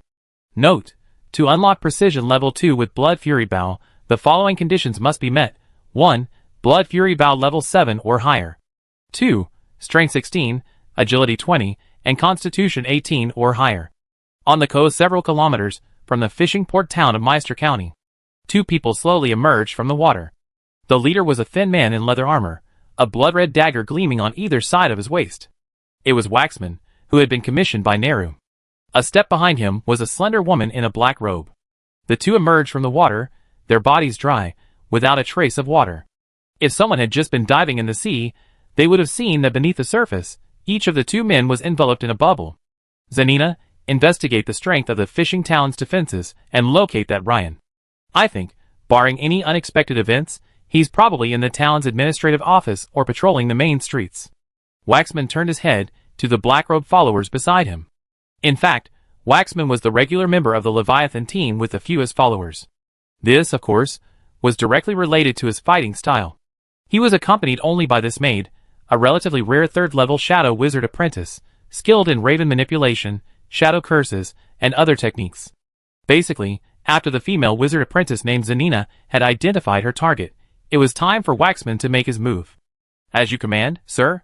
Zanina muttered a spell, and with a wave of energy radiating out, a number of enormous crows soon descended upon the area.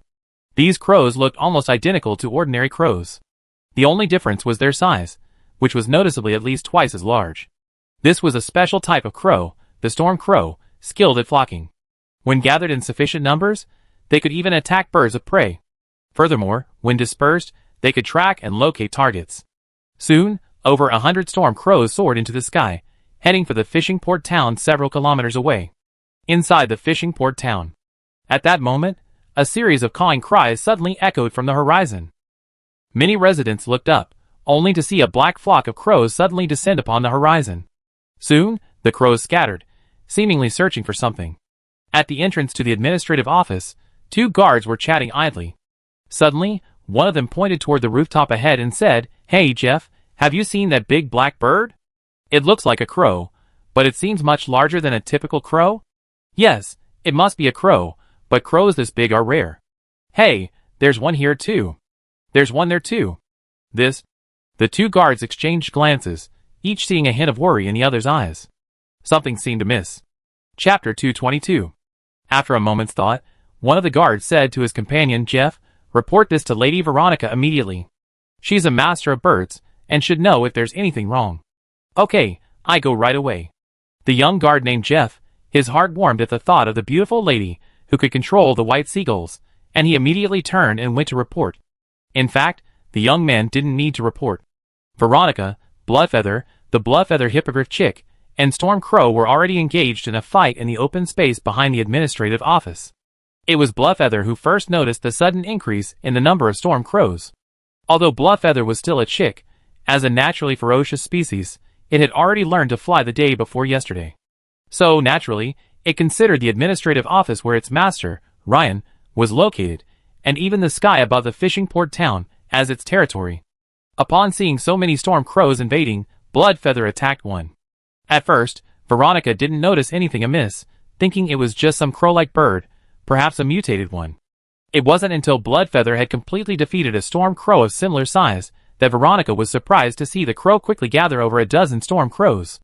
While casting a water mask spell on Bloodfeather to boost his defense, he observed them carefully, and soon noticed something amiss with the crows. Veronica discovered that these crows were actually rare storm crows, a species not found in any habitat near Meister County, or even in the entire province of Munster. Storm crows originate from Stormfjord, thousands of kilometers away. Another point is that the eyes of these storm crows seem somewhat dull, as if they were under some sort of control or surveillance spell, which instantly alerted Veronica. The enemy is conducting reconnaissance. Without giving it much thought, Veronica immediately ran to the training room nearby, knowing that Lord Ryan and Lord Trevor had been discussing archery there for the past few days. In midair, Bloodfeather, a fledgling, empowered by the water film technique, faced over a dozen storm crows with unflinching fear, engaging in another battle. Suddenly, black feathers rained down from the sky. Knock, knock! A rapid knock on the door interrupted the archery lesson between Ryan and Trevor. A girl with twin ponytails hurried in and anxiously said, "Master Ryan, Master Trevor, come quickly. There's a wizard apprentice nearby, controlling storm crows to scout this area." The 2 exchanged glances, and immediately followed Veronica out of the training room. The girl said quickly as they walked, "I just saw at least a dozen storm crows perched around the administrative office." "Storm crows?" Trevor frowned, as if a thought occurred to him. This is a type of bird often controlled by wizards for attack and reconnaissance. In that case, it's likely that a 3rd-level wizard apprentice or wizard specializing in negative energy is controlling these storm crows. When the 3 arrived at the open space in the administrative office's backyard, Nathaniel had just arrived. They saw Bloodfeather and a dozen or so hen-sized storm crows still engaged in battle. Although Bloodfeather was at a disadvantage, thanks to Veronica's water film technique, it remained unscathed. It remained vigorous, pecking and ripping at its opponent. Ryan observed that this was indeed a Bloodfeather hippogriff, a specialized melee beast. A chick only a few days out of its eggshell had such fighting prowess. Trev instinctively drew his longbow from his back, ready to destroy the group of storm crows. Just as Trevor drew an arrow and prepared to draw his bow, Ryan stopped him, turning and smiling, saying, "Sir Trevor, as a sharpshooter, you should be on guard against the enemy who might be nearby. As for these crows, leave them to me. It's a good opportunity to test the results of your previous archery training." Trevor, upon hearing this, also felt that this potential enemy was the greatest threat. He nodded and said, "All right." Ryan quickly drew out a sharp arrow, quickly drew his bow, and aimed at a storm crow. With a whoosh, the arrow instantly struck the hen-sized storm crow that was besieging Bloodfeather. Seeing its master approach, Bloodfeather let out a loud cry, its morale greatly boosted. After his successful strike, Ryan's hands plucked the arrow, drawing the bow, and firing. The entire process of shooting movements flowed like flowing water, a beautiful sight. More importantly, after this period of training, Ryan had become quite adept at predicting archery, and could easily predict the flight paths of storm crows with a simple observation. Furthermore, the dozen or so storm crows gathered together, besieging Bloodfeather, creating excellent shooting conditions for Ryan. For a moment, Ryan's arrows were nearly unerring. Swoosh! Swoosh! Swoosh! After 7 or 8 consecutive arrows, the storm crows realized their companions were dwindling. Soon, they sensed someone above them, attacking them. Acting on instinct, they erupted in a cacophony of shrill, clamoring crows. The entire fishing port town storm crows were mobilized, a massive mass of over 100, gathering in the sky above the administrative office. The storm crows flapped their wings vigorously, circling rapidly. Ryan could vaguely see the surging air currents, seemingly forming a tornado. As expected, there was no mistaking the name, not the nickname. It seemed the storm crow's name, Storm, was truly well-deserved. Seemingly Ryan, concerned for Bloodfeather's safety, immediately summoned it back. However, Ryan's heart grew calmer as he watched the vast swarm of storm crows circling in the sky. His hands continued to draw arrows, draw the bow, aim, and release, each movement increasing in speed. For a moment, his shooting speed reached its current maximum. Dimly, Ryan felt he had grasped some key to the Blood Rage bow's secret technique: rapid fire. Swish! Swish! Swish! Ryan's arrows were fired with a rhythmic cadence. The interval between each vibration of the bowstring was almost constant, the vibrations giving the impression of playing an instrument to those watching.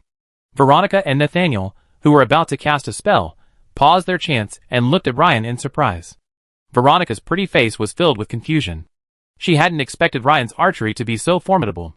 Because she and Lord Ryan had previously faced the Federation Curse Master together, she had never seen him display such powerful archery skills. Otherwise, the battle would have been much easier.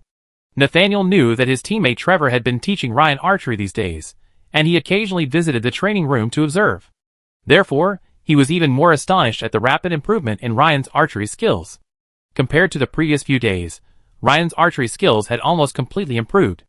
Under Ryan's precise and rapid fire, in less than a minute, the massive mass of storm crows had been reduced to a sparse mass, beginning to disperse in all directions.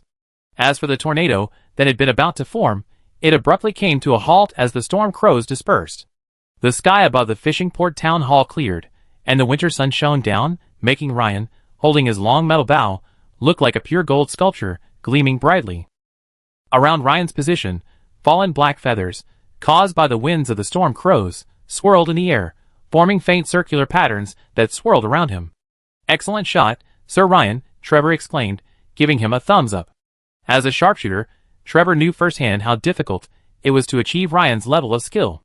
Even if he were to take the lead, his kill efficiency wouldn't be much higher than Ryan's. Ryan was slightly taken aback, because just now, a system notification appeared. "Your Blood Fury bow skill has been upgraded, adding 1159 experience points. You have fought a battle, and your Weapon Master, Legendary, class experience points have been increased by 118. Note, this skill experience has been enhanced by the 30% bonus from the exclusive talent, Primary Transcendent Enlightenment. Congratulations, you have unlocked the Blood Fury bow's exclusive secret skill, Rapid Fire. Thanks to the Weapon Master, Legendary, exclusive talent, Elementary Transcendental Enlightenment, which grants a 30% bonus to experience points, the Blood Fury Archery Level 5 experience bar skyrocketed by more than half, reaching Level 5, 1498/2000. If those remaining 20 or 30 storm crows hadn't escaped, perhaps Ryan could have advanced Blood Fury Archery to Level 6. At this moment, Ryan's attention was drawn to the final message. At the same time, Ryan's mind shifted to a few more memories of the Blood Fury Archery secret technique, Rapid Fire. Huh? This? Seeing the sudden unlocking of the archery secret technique, Ryan's face was filled with both joy and surprise. According to Giant Bear's swordsmanship experience, without sword specialization, secret techniques are unlocked only after reaching level 6. Soon, Ryan spotted a new icon above Blood Fury Archery on the Weapon Master, Legendary panel. The icon depicted a drawn bow, with an arrow poised to be released. But what was even more striking was the presence of 3 consecutive arrows soaring in midair ahead of the arrow. In the lower right corner of the icon, there was a line of small text, Rapid Fire Level 1, secret technique, effect, uses a rapid, continuous drawing and shooting technique to fire as many arrows as possible in a short period of time. Note: rapid fire is a secret technique and cannot be directly upgraded through skill points. Rapid fire level 2 requires the following. 1. Blood Fury Archery level 8 or higher. Bow Mastery can partially offset the required level. 2.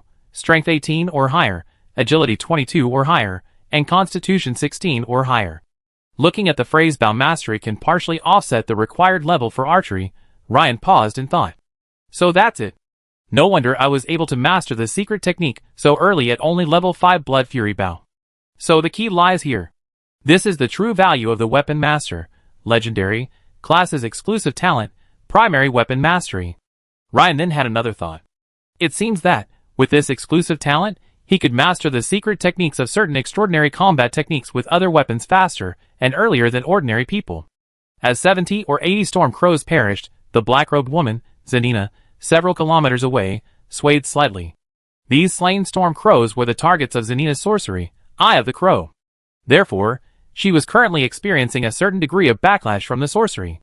She frowned, rubbed her temple, and said, Lord Waxman, perhaps I have found that Ryan. But strangely, he doesn't match the description in the information you gave me. He seems to be a sharpshooter. He just killed over 80 of my storm crows in a very short time. Huh? A sharpshooter? Waxman was taken aback by the black-robed Zanina's words. He knew full well that when Neru approached him 2 days ago, he had described him in detail, describing him as a young, great knight skilled in wielding a two-handed warhammer, but he hadn't mentioned him as a sharpshooter. This kind of discrepancy between information and reality is quite rare. This immediately alerted Waxman, a veteran of combat. At the same time, Waxman immediately thought of something and asked, Can you please explain in detail how he discovered the problem with your storm crows? As you command, sir. At that time, after a series of questions and answers, Waxman paced back and forth on the beach for a moment before asking again, So, after the enemy noticed something was wrong with your storm crow, they began shooting at it alone with their bow and arrow? And no one else intervened during the entire process? That's right, sir. Are there any other individuals around him who we should be aware of? Yes. Based on my initial assessment using the Raven's Eye, I believe the target was accompanied by at least 2 wizard apprentices and another sharpshooter. 2 wizard apprentices and another sharpshooter? That's no less powerful than an elite squadron of the Dragon Empire Navy, Waxman blurted out. Yes, sir, I'm quite surprised as well. But since one of the men and the woman had performed sorcery, and the other man was wielding a bow, I think my assessment is correct, the black-robed woman, Zanina, said confidently. For a moment, Waxman hesitated, because the target's current situation was significantly different from what Neru had described. Not only was the target's proficiency in weapons different, but the strength of the people around him wasn't just the one female rookie wizard apprentice as Neru had claimed, but also included a sharpshooter and another wizard apprentice. This situation was a bit unexpected for a moment. It wasn't that he couldn't force his way in. The key issue was that it would be a losing proposition. He could go in, but Neru would have to pay him more. Zanina, have the storm crows monitor the target from a distance. If the target leaves Fishing Port Town, notify me immediately. Also, send a message to Neru and tell him the current situation. If you want me to take action, you have to pay more. I'm not asking for a higher price, but Neru's information is incorrect. So, ask him if he agrees to 2 boxes of shadow steel ingots. Yes, sir. The black-robed Zanina bowed slightly, then immediately stepped back 2 steps and began chanting a spell. Fishing Port Town Administrative Office. The sudden arrival of a flock of crows startled everyone in the office, including Major Marika, who was drafting a letter. They all immediately rushed to the open space in the backyard. Gazing at the backyard covered in black feathers, Major Marika knew the enemy was no easy task. Soon, the group convened in Governor Ryan's office. Nathaniel, Miss Veronica, both experienced wizard apprentices. Can we use the storm crows to track the enemy's location? Trevor asked. Trevor believed that offense was the best defense, and as a sharpshooter, he had a significant advantage against wizard apprentices who needed to chant spells and had average defense. Even if they were wizards, he wasn't afraid. After a moment's thought, both shook their heads. Trevor, I can't track it, but I can tell they're using the shadow spell Summon Crows. Of course, this spell must have been modified, attracting storm crows far more powerful than ordinary crows. Nathaniel, with his vast combat experience, immediately shared his assessment. Veronica pondered for a moment and explained, Sir Trevor, The crows are summoned by magic and don't normally stay around the caster. This is completely different from the process we use to modify and tame birds. However, judging by the number of crows they've summoned, they're probably like us, most likely a level 3 wizard apprentice, not a wizard. Because, I've heard my instructor mention this spell. If performed by a full-fledged wizard, it could mobilize at least thousands, or even tens of thousands, of crows to attack. Ryan nodded. Not a full-fledged wizard, but a level 3 wizard apprentice? That's a bit strange. So, it seems unlikely that they're the Federation trickster from last time. However, Ryan noticed from the corner of his eye that Major Marika, who had been silent, frowned slightly, her face thoughtful. So he asked, Major Marika, what are your thoughts on this matter? You just mentioned the storm crows, which reminded me of several previous reports from the Imperial South Sea Fleet, which mentioned crows. Oh, Major Marika, if it's convenient, please tell me about it, Ryan said, raising an eyebrow. Let me think. One was the assassination of Rear Admiral Zhu Kuan of the 4th Squadron. The report seemed to mention the appearance of these large crows. The second was the assassination of Rear Admiral Bravo, captain of a Class 4 ship of the 1st Squadron. The report also mentioned blackbirds. As for the third, I can't quite remember. So, I think this is most likely just an enemy reconnaissance, and then they launch a real attack. Major Marika's words made everyone look solemn. If the powerful sorcery of summoning crows was just an appetizer, then it's easy to imagine that the subsequent attack would be difficult to resist. Major Marika reminded me, and I remember hearing that there seemed to be several troublesome individuals within the Eagle Federation Navy's combat squadrons, highly skilled in decapitation operations, Nathaniel said sternly. Federal Navy? Then wouldn't they be in cahoots with that curse master? Then, their target must be Lord Ryan. The twin-tailed girl nearby blurted out, a thought suddenly dawning on her. The remaining 3 people immediately fixed their gazes on Ryan. Ryan smiled faintly and said, Don't worry, I'm not that fragile. After pondering for a moment, Ryan continued, Major Marika, the 2 major generals you just mentioned were both full Grand Knights, right? What was the cause of their death? Yes, both were killed by a sharp blade. The autopsy results at the time determined it was a dagger. And it said it wasn't just any dagger, as both major generals had lost a significant amount of blood. Furthermore, the battles were extremely brief. In Major General Bravo's assassination attempt, from the moment he cried out in surprise to the moment his guards rushed in, only 10 seconds elapsed. Using a dagger? And a battle-experienced captain of a 4th-class ship only managed to hold out for less than 10 seconds? Ryan paused, his eyes flickering. He was putting himself in the killer's shoes, comparing the duration of the kill to his own, and thus assessing his opponent's strength. Even with a sneak attack, if the enemy kept dodging or fleeing, Ryan figured it would be difficult to kill a battle-seasoned knight in 10 seconds. This led to 2 conclusions. First, the enemy was incredibly fast. Second, their attacks, or daggers, were incredibly powerful and difficult to defend against. Finally, the enemy has repeatedly resorted to assassination tactics. It's highly likely that they don't enjoy or are not adept at direct combat. Is there any way to slow down the enemy's movement speed within a certain area?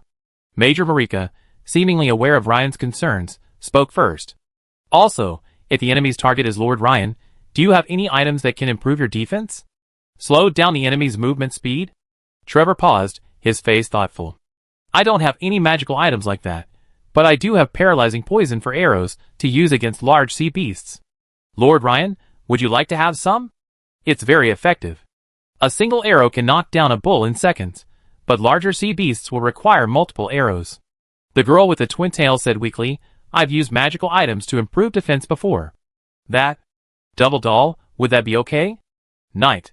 On a secluded beach in the fishing port town. A bonfire burned in a crevice between some tall rocks. The crackling of wood was accompanied by the fluttering of wings, and a black crow descended, perching on the shoulder of the black-robed woman Zenina. Zenina said respectfully, Sir, Lord Neru has finally replied. Though he was very reluctant, he has agreed to your request for 2 boxes of shadow steel ingots. Zenina, in that case, let's go. Look, how beautiful the night is tonight. Waxman slowly stood up, smiling as he glanced at the sky, shrouded in dark clouds and shimmering with only a faint glint of starlight. As you command, sir? Zenina followed Waxman, a half-length behind him. As the 2 gradually left the bonfire's perimeter, their shadows lengthened, and soon, their figures disappeared, as if merging into the darkness. Chapter 223. Fishing Port Town Administration Hall. In a lounge, Ryan was wiping the sharp knuckles embedded in his knight's gauntlet with the paralyzing poison provided by Trevor. On a bed beside him lay a doll of a special wood material, its gender indeterminate. The doll was slightly larger than a palm, its head, torso, and limbs joined together with roughly cylindrical pieces of wood. The face, with only a few strokes representing the mouth, nose, ears, and eyes, looked crudely crafted. But when Veronica handed Ryan the doll, Nathaniel's envious look made him realize that this doll Veronica had provided was more than it seemed. Later, through Nathaniel's introduction, Ryan learned. Creating a stand puppet is extremely difficult, requiring a special type of wizard, commonly known as a puppeteer. Using it is also simple. You can use mental control, or wrap a strand of the user's hair, or a drop of their blood around the puppet. The stand puppet will transform into the user's appearance over the next day, emitting the user's aura. Even ordinary wizards will be unable to detect the difference. Only after attacking will they discover the problem. Of course, the stand puppet has limitations. After the spell is cast, it does not become a moving puppet. It can only transform into the user's static appearance. After taking damage, it will return to its puppet form. Therefore, it is usually placed in a specific location to mislead the enemy. Despite various limitations, this magical tool is one of the best for wizards or apprentices facing assassin-type enemies. That's why Nathaniel had an envious expression on his face. At this point, Nathaniel had set up a warning circle around Ryan's room, alerting anyone entering. But this wasn't foolproof. Judging from the fact that the enemy had been able to quietly enter the captain's cabin of a Class 4 ship, they likely possessed some magical tool or special spell that allowed them to stealthily enter the room and launch a surprise attack. In their previous discussion, the group had identified two possible scenarios for dealing with the attack. The first scenario involved two or more enemies, not just one. In this scenario, Veronica would assist Ryan, while Nathaniel and Trevor would handle the others. This two-person combination was carefully considered. Nathaniel and Trevor were both members of the Fish Dragon squad and knew each other well. When they worked together, they could often coordinate with a single glance, making their combined strength greater than the sum of their parts. The second scenario is that the enemy is alone. In this case, a siege by all will undoubtedly be necessary. Against this level of foe, ordinary guards and night watchmen are of little use. Led by the Lehman brothers, their primary mission is to defend the perimeter and deal with any enemies they can, such as storm crows. After completing his preparations, Ryan tied his hair around the puppet, placed it on the bed, and covered it with a blanket. He then, fully armed, rested under the bed. When Waxman and Zanina arrived near the fishing port town hall, they saw teams of 3 night watchmen patrolling closely. Humph, a childish tactic. Zanina, as usual, if I don't immediately eliminate the opponent within 10 seconds, you will limit the other's time. As you command, my lord. At this moment, a shadow began to emerge from behind Waxman. This was Waxman's ultimate weapon. Shadow Assassin. Shadow Assassin is actually a rare shadow-based sorcery. The caster's body is a concentrated mass of shadow energy. Normally, it possesses about 30% to 40% of the caster's original strength. However, after acquiring this sorcery, Waxman has spent the past decade or more researching and refining the model, slightly increasing its power. Now, Shadow Assassin possesses nearly 50% of the caster's original strength. Because it is a continuous channeling sorcery, while Shadow Assassin is active, the caster cannot cast other spells. Another important point is that Shadow Assassin cannot be directly attacked. If attacked, it will disappear. Once the shadow disappears, the caster will experience a short-lived mental backlash. This backlash wasn't intense, not causing splitting headaches or even coma. It simply temporarily disabled the caster's ability to cast other spells. That's why, 5 years ago, he'd invested considerable time and effort in finding Zanina, a wizard apprentice also specialized in the shadow system, and has been training her ever since. The goal was to cast shadow-based defensive spells to bolster the Shadow Assassin's defenses, protecting him from direct attacks, and also, to some extent, supporting his actions. Zanina chanted a spell, and black shields quickly appeared on Waxman and the Shadow Assassin, one in front and one behind. Then, they slowly vanished, leaving no trace of the sorceress' shadow shields. Waxman had considered killing his target, Ryan's companions one by one, before finally attacking Ryan. But then he thought there was a chance something might happen, causing the target to escape or some other unexpected situation. The best approach was to kill with one strike. Besides, after so many years of assassination, Waxman had almost never failed thanks to the Shadow Assassin. Waxman and the identical Shadow Assassin vanished into the shadows of the street ahead. The next second, the shadow assassin passed through the wall. The next second, Waxman vanished, and the shadow assassin reappeared in his place. They had unexpectedly swapped places. This, it turned out, was the shadow assassin's greatest strength. It could swap places with the caster. Of course, this ability consumed a significant amount of the caster's mental energy, and if used continuously, the mental energy drain increased exponentially. Thus, it couldn't be used arbitrarily. But it was a truly unique ability, equivalent to Waxman possessing the ability to pass through walls. If Marika had witnessed this, she would surely have figured out how the other party had managed to assassinate a Grand Knight Captain in the sealed captain's cabin. After arriving at the administrative office, Waxman first manipulated the shadow assassin into several rooms. After a few minutes, he had located the target's room. Outside, Zanina, informed by Waxman's infiltration, began casting the shadow mist spell. Soon, the fog thickened around the town hall. The night was deep. Ryan sensed the third level of danger within him, a faint warning rising. Strangely, he shifted his gaze slightly under the bed, scanning his surroundings, but could see no sign of anyone. Suddenly, a shadowy figure, like mist, passed through the wall and entered his room. The next second, the figure flickered, as if transforming into something substantial. A middle-aged man in leather armor appeared before Ryan. Another second later, another shadowy figure passed through the wall and entered the room.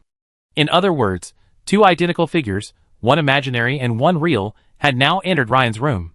The middle-aged man in leather armor, who entered the room, quickly locked eyes with Ryan, who lay motionless on the bed. A sneer crossed his face, and then, with a swift movement, he drew two daggers radiating a blood-red halo from his waistband. Then, the identical phantom repeated the same action of the middle-aged man in leather armor, almost without delay. Then, two figures, one imaginary and one real, wielding daggers, silently approached Ryan's bed from different directions. From beneath the bed, Ryan watched this scene, and thinking back to the two assassination attempts on Imperial Navy Rear Admirals Marika had mentioned earlier, a sudden realization dawned on him. The phantom approached the bed and launched the first attack. Hiss! A sharp weapon ripped through the air as the phantom slashed down at Ryan's head with the dagger. If the blow had been successful, it would have been a fatal blow, piercing the forehead and brain. Bang! A sound like a bursting bubble echoed. As Waxman stared in astonishment, the target, who had been lying on the bed, suddenly transformed into a wooden puppet. His shadow assassin's dagger had merely pierced the wooden puppet. Unexpectedly, the target had no time to react, and his forehead was pierced, his brain splattering. Unexpectedly, the target reacted in time, parrying the shadow assassin's blow. Then, he would have struck from behind, delivering a finishing blow and a fatal blow. But none of these happened. This momentarily stunned even the experienced Waxman. And then, just as he thought to himself, "Oh no!" and was about to fly back, the puppet, under the force of the force, suddenly exploded from below, sending a cloud of bright, fluorescent dust scattering everywhere. Although Waxman's pupils constricted and he retreated rapidly, a small amount of purple fluorescent powder inevitably stained his leather armor. The shadow assassin, equally swift, also stained himself with a fair amount. Although the amount was small, the two gleaming figures stood out in the pitch-black night. Just as Waxman was about to wipe it clean and leave, a sudden warning struck him. The entire bed before him suddenly surged towards him like a torrential downpour. Just as he was about to retreat, the bed suddenly shattered. A tall, silver figure, youthful in appearance but bulging with muscles, wielded a two-handed warhammer and descended upon him from above. It was Ryan, who had unleashed his limit-breaking and intermediate strength talent. Waxman naturally wouldn't choose to take the opponent's heavy weapon head-on. No matter how sharp and refined his dagger was, it was undoubtedly foolish to confront a two-handed warhammer weighing dozens of times his own weight. Waxman activated his limit break, tapping his toes and surging in speed. He retreated like an arrow from a bow, effortlessly dodging Ryan's powerful blow. Just as Waxman felt a sense of relief, believing he had dodged the opponent's hammer blow and began to control the shadow assassin beside him to counterattack, his pupils suddenly constricted. He saw that after Ryan's hammer missed him, he didn't stop. Instead, he swung faster, striking the floor with a powerful blow. Instantly, an invisible but destructive wave emanated from the point where the opponent's hammer met the ground. The ground shattered, fanning out in a rapid, forward motion. Then, a resounding boom echoed. Instantly, both the shadow assassin and the other two were struck. A flash of black light appeared on the shadow assassin's body, and with a pop, the shadow shield shattered, dissipating into thin air. Waxman was immediately struck back, his entire body stiffening again, but fortunately, a flash of black light also appeared on his body, and a black film offset most of the damage from the multiple shock waves. However, the shock wave was so powerful that it directly collapsed the wall behind Waxman. Suddenly, the sharp sound of the warning magic circle was heard, and footsteps of varying weights could be heard nearby. But then, a muffled groan was heard. Trevor and the others, who had come to support him, seemed to have been attacked and restrained. Ryan didn't wait for the planned support from Trevor, Veronica, and the others, but he remained unfazed and continued to swing his hammer down heavily at the leather-armored middle-aged man. By this point, Waxman no longer wanted to fight. For him, face wasn't important, nor was a single misstep. What mattered was assessing the situation. Clearly, the opponent's defense was well targeted, and their strength far greater than he'd anticipated. So, Waxman made what he considered the right choice. He intended to use the momentary recoil of the weapon's collision to launch himself backward. Of course, he wouldn't take the strongest impact head-on. Instead, he expertly took a slight step forward and locked onto the middle of the hammer's handle. He doubted the opponent would be able to use a sorcerous device, like a double puppet, to mislead him next time. But just as Waxman's two blood-red daggers crossed, blocking the middle of Ryan's hammer handle, he froze. His attempt to use the momentum to launch himself backward not only failed, but he was frozen in place for a moment. At that moment, a fierce, multi-concussive force emanated from the twin daggers. Although Waxman, protected by the dual power of the Force and Shadow shield, remained unharmed, a moment's pause was inevitable. This pause gave Ryan his opportunity. Ryan leveraged the momentum to unleash a series of hammer blows, hammer sweeps, and hammer jumps. Empowered by the effortless special effects, the heavy, dark pig-headed hammer in his hand swung up and down with the lightness of a rapier. After that pause, Waxman lost the initiative and fell directly into the quagmire of Ryan's hammer strikes, each impact causing him to freeze for a moment. This split second denied Waxman the opportunity to escape Ryan's two-handed hammer attack, but it was just enough time for Ryan to unleash his next powerful blow. Consequently, Waxman could only use his daggers to continuously resist Ryan's attacks. Clang! Each clash sent sparks flying. Clang! The immense impact of each blow caused the ground beneath Waxman's feet to instantly shatter and sink more than 10 centimeters. This cushioning prevented Waxman from sustaining the immense force of Ryan's hammer. However, this also prevented Waxman from sustaining continuous damage from Ryan's hammer. After several consecutive blows, his entire ankle would sink into the ground, placing him in an even more vulnerable position. So, he could only fight while enduring the stiffness caused by the shock, and struggled to retreat a step, as stiff as if performing a mechanical dance. Dozens of exchanges followed. The two had fought their way from the collapsed wall to the empty backyard of the town hall. The clash of weapons was deafening, and the powerful airflow created by the high-speed swing of the heavy hammer swept the surrounding dead leaves and small branches into the air, swirling and dancing. Waxman had never encountered such a frustrating battle. His agility and superior speed were completely suppressed by the opponent's unique multi-concussive force because he had lost the initiative. However, he was not worried. The opponent's heavy hammer combo must be carried out in one continuous motion. Once he charged up to perform a secret technique or ultimate skill, he could use the gap in the charging period to escape immediately. If the opponent didn't use his ultimate move, how long could he maintain this extremely energy-consuming heavy hammer combo? If the opponent were exhausted, or even merely experiencing a decrease in strength or speed, his pressure would quickly ease, allowing him to escape easily. At the same time, Waxman didn't believe the young man before him could surpass him in physical strength. It was simply impossible. As for Ryan, after his earth-shattering hammer unleashed multiple shockwaves, killing the shadow and enveloping the enemy, the entire battle rhythm settled into the pattern he had anticipated. As for Ryan's task, he ensured that each blow was powerful, each one as swift as thunder. As for stamina depletion, that wasn't something he considered. For at this moment, he had a full 6 attribute points remaining.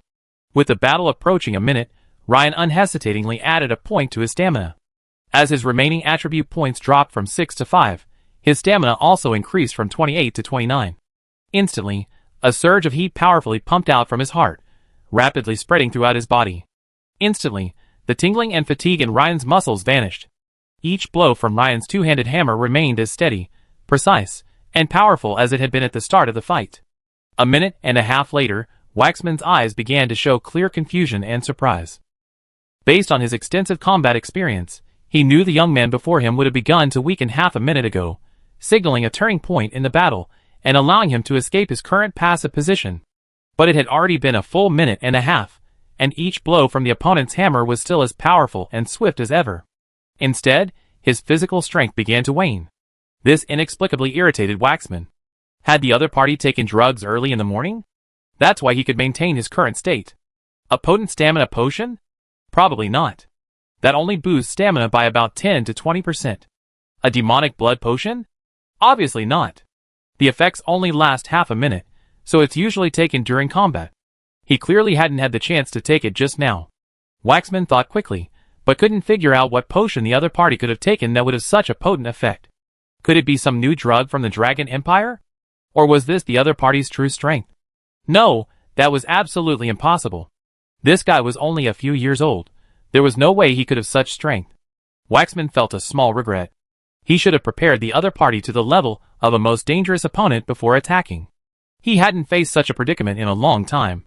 There was still no news from Zanina, likely being held hostage by the other side's 2 third-level wizard apprentices and a sharpshooter. Another half-minute passed. Dang! As Ryan hammered down again, he could clearly sense a slight decrease in the opponent's strength in parrying, as the opponent's knee was twisted more severely than before. As the other combatant, he was perfectly aware of these subtle changes in his opponent, and it instantly dawned on Ryan that the opponent's stamina had reached its limit. Silently, Ryan added a little more stamina. As his remaining attribute points dropped from 5 to 4, his constitution also went from 29 to 30. Instantly, Ryan's fatigue from continuous fighting vanished, and he felt a surge of energy. He knew that if he could sense his opponent's dwindling strength, they would too. Therefore, if they didn't want to be worn down and hammered to death, they had to seize the moment and seek a change.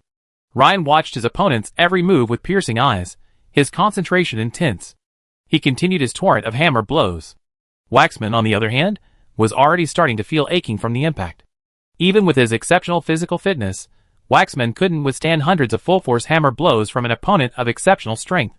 Furthermore, his extraordinary trait wasn't strength-based. So, with time running out, he had to take a risk. Facing another fierce blow from Ryan, Waxman's face shone with rage. Instead of retreating, he leaned forward, his left hand raised to block, while his right hand, dagger in hand, swiftly thrust towards Ryan's abdomen. Waxman was choosing to trade injury for injury. He intended to use his left arm to block Ryan's blow, thereby gaining a chance to penetrate Ryan's abdomen. He had already considered the opponent's possible countermeasures. If he dodged, it would inevitably disrupt his power, disrupting his entire rhythm, and thus allowing him to escape his current passive situation. If the opponent chose to trade injury for injury, the worst-case scenario would be that his left hand would be completely incapacitated, but the opponent would also be stabbed through the abdomen, severely wounded. But if he did, he would be injured. Being injured in enemy territory is extremely troublesome, which is why Waxman tried his best to avoid it. Clang! Puff! The sounds of 2 different metals clashing rang out almost simultaneously. Ryan's near full-strength attack was clearly too much for Waxman to block with one hand. After the hammer and dagger collided, the dark pig-headed hammer slammed heavily into Waxman's left arm. With a snap, the bones at Waxman's left shoulder joint were shattered by the hammer. At the same time, the blood-red dagger in Waxman's right hand pierced through Ryan's water-coated steel breastplate and pierced Ryan's abdomen. But the intense resistance emanating from the dagger, as if piercing steel, immediately made Waxman's face turn pale. This was the effect of Ryan's innate primary steel body. Waxman's reaction was also incredibly fast. In a split second, he thrust the dagger in his right hand upward, placing it between Ryan's hands. With a swipe, he forced Ryan to release his grip on the hammer handle. Seeing Ryan lose his two-handed warhammer, his most proficient weapon, Waxman endured the excruciating pain in his left shoulder, a slightly sinister smile playing on his lips. A sense of peace settled in his heart. Without your primary weapon, how can you possibly fight me? Young man, you're still a little lacking in combat experience. Chapter 224. Furthermore, Waxman had already anticipated Ryan's next move, a swift retreat, seeking an opening in the fight to draw the two-handed greatsword strapped to his back. However, Waxman had no intention of giving him that opportunity. He would cling to the boy like a thorn in his flesh, preventing him from even using his secondary weapon. The excruciating pain in his left arm filled Waxman with a deep hatred for the boy before him. He hadn't suffered such a heavy loss in a long time. Waxman intended to poke 180 holes in the boy's body with his dagger to appease his hatred. But to Waxman's surprise, the boy didn't retreat, nor did he draw the two-handed greatsword. Instead, he attacked him with a swift blow from both hands. Waxman's pupils constricted, and he immediately swung his dagger to block. From the corner of his eye, he caught sight of 4 sharp blades emanating from Ryan's plate armor gauntlets, and exclaimed, "Brass knuckles." Ding ding dang dang. The sound of metal clashing, far more intense than before, echoed so rapidly that it practically became a single line. Although Waxman was significantly faster than Ryan in absolute speed, that was when he was uninjured. At this moment, his left arm drooped powerlessly. Without the ability to swing and maintain balance during movement, Waxman's movement speed was significantly affected. Secondly, Waxman wasn't dead. Even a peak-level knight would be nearing the bottom of his stamina after the fierce battle just now, further reducing his movement speed. So, although Waxman had finally escaped the momentary paralysis of being struck by a hammer, he couldn't even find a moment to breathe against Ryan's swift, sharp knuckles. This caused Waxman's previously calm mind to completely collapse. He assessed his stamina and knew that if he didn't fight to the death, he would likely die. Waxman's face suddenly darkened. He stopped blocking Ryan's knuckles and chose to engage him. Swish, swish, swish. Puff. The two men drifted across the backyard like 2 blurry clouds of mist, sending dirt and grass flying wherever they passed. Ryan swung his left and right hands with lightning speed, his movements impossible to discern. It felt as if he had sprouted 8 arms, all simultaneously charging at Waxman. The razor-sharp brass knuckles were overwhelming, leaving after images everywhere. In the blink of an eye, they had slashed across Waxman's body more than a dozen times. The blood-red dagger in Waxman's right hand, like a venomous snake spitting its fangs, ripped a hole through Ryan's water-film steel high knight plate armor. Waxman laughed. The opponent hadn't chosen a steady, cautious approach, opting instead to trade wounds with him. His dagger possessed the special effects of blood-sucking and healing. This meant that even if the wound wasn't deep, a single strike would instantly drain a significant amount of blood. Furthermore, some of the blood absorbed by the dagger would be returned to him as energy. This meant that he would become more courageous with each fight. But the next moment, Waxman's smile ceased. He could feel the dagger piercing his opponent's armor and skin, wounding him. Though the wound wasn't deep, he could feel it drawing blood and feeding him energy. However, he felt as if his opponent's movements were getting faster and faster. With a single thrust, his sharp knuckles slashed at him more than 10 times. No! It wasn't him who was getting faster, it was him who was slowing down. This whole body numbness. Fuck. This guy's knuckles are poisonous. Waxman immediately felt like he was screwed. He was a master assassin, but because he hadn't prepared for Ryan as a top-tier enemy this time, he hadn't applied poison to his dagger. But he hadn't expected this young man with thick eyebrows and big eyes, the governor of a small town in the Dragon Empire, to actually apply poison. After a few seconds, the two men stood still. Waxman couldn't move. His body trembled slightly, and he could feel the numbness all over his body. He could barely lift his arms. He couldn't even speak, his tongue was numb. Waxman's leather armor fell away like autumn leaves, and the remaining pieces clung to his body like sashes. Hundreds of sharp blade scratches now covered his body. Bang! Waxman, stiff as a concrete statue, fell to the ground. He remained in a posture with his knees bent, stabbing with his dagger, poised to strike. He looked incredibly ridiculous. And at that moment, all he wanted to say to Ryan was, "Fuck. That paralyzing poison you used is way too strong." This was actually beyond Ryan's expectations. When he applied the paralyzing poison to his knuckles, he was simply considering the possibility that, should the enemy possess sorcery skills, he would use the knuckles, their fastest attack, to interrupt their spells. If he could draw blood, even a single blow would have a miraculous effect. Unexpectedly, the enemy, like him, was also more adept at close combat. At least, neither he nor he had the opportunity to use any sorcery in this intense battle. Under these circumstances, Ryan hadn't expected his knuckles to even have a chance to be used. Now, the enemy's body was covered in over 100 wounds, oozing blood. This was equivalent to completely absorbing the massive amount of paralyzing poison Ryan had applied to his knuckles. With this amount of poison, even a giant sea beast weighing tens of tons would be brought to its knees. At this point, Ryan's water-film steel advanced knight suit had more than a dozen holes of varying sizes. Crash! Tearing open the water-film steel breastplate that would become a hole, Ryan looked down to examine the wounds.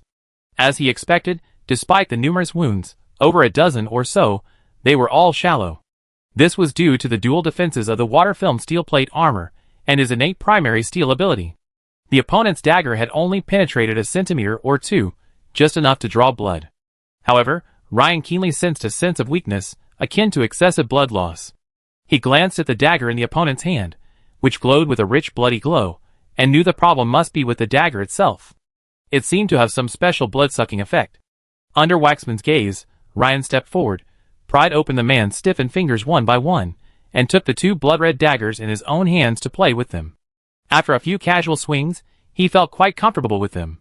Soon, Ryan figured out that this was due to his weapon master's unique talent, primary weapon mastery, which naturally gave the daggers a level 1 specialization effect. But how could he test the effectiveness of these daggers? Ryan glanced around, a thoughtful expression on his face, and soon an idea struck him. He crouched down and, with a few swishes, stabbed the paralyzed and defenseless enemy. Instantly, a faint warmth flowed from the blood-red daggers into his palms, and his spirits lifted slightly. This immediately made Ryan raise his eyebrows, his face filled with surprise. It turned out that these blood-red daggers not only had a blood-sucking effect, but also gave the user something special in return. Waxman, eyes wide open, watched Ryan stab him with his dagger. Although his entire body was numb, the frustration and pain were unbearable. "Neru, you've screwed me over." But the next second, Waxman's eyes flashed with horror. He saw the young man across from him, with a few swipes of his dagger, sever all the tendons in his hands and feet. Originally, Ryan had planned to slash the man's neck for safety reasons. But then he thought, this time with two members of the Imperial Fish Dragon squad, they might have a better way to squeeze the man's true value while ensuring he wouldn't cause any trouble.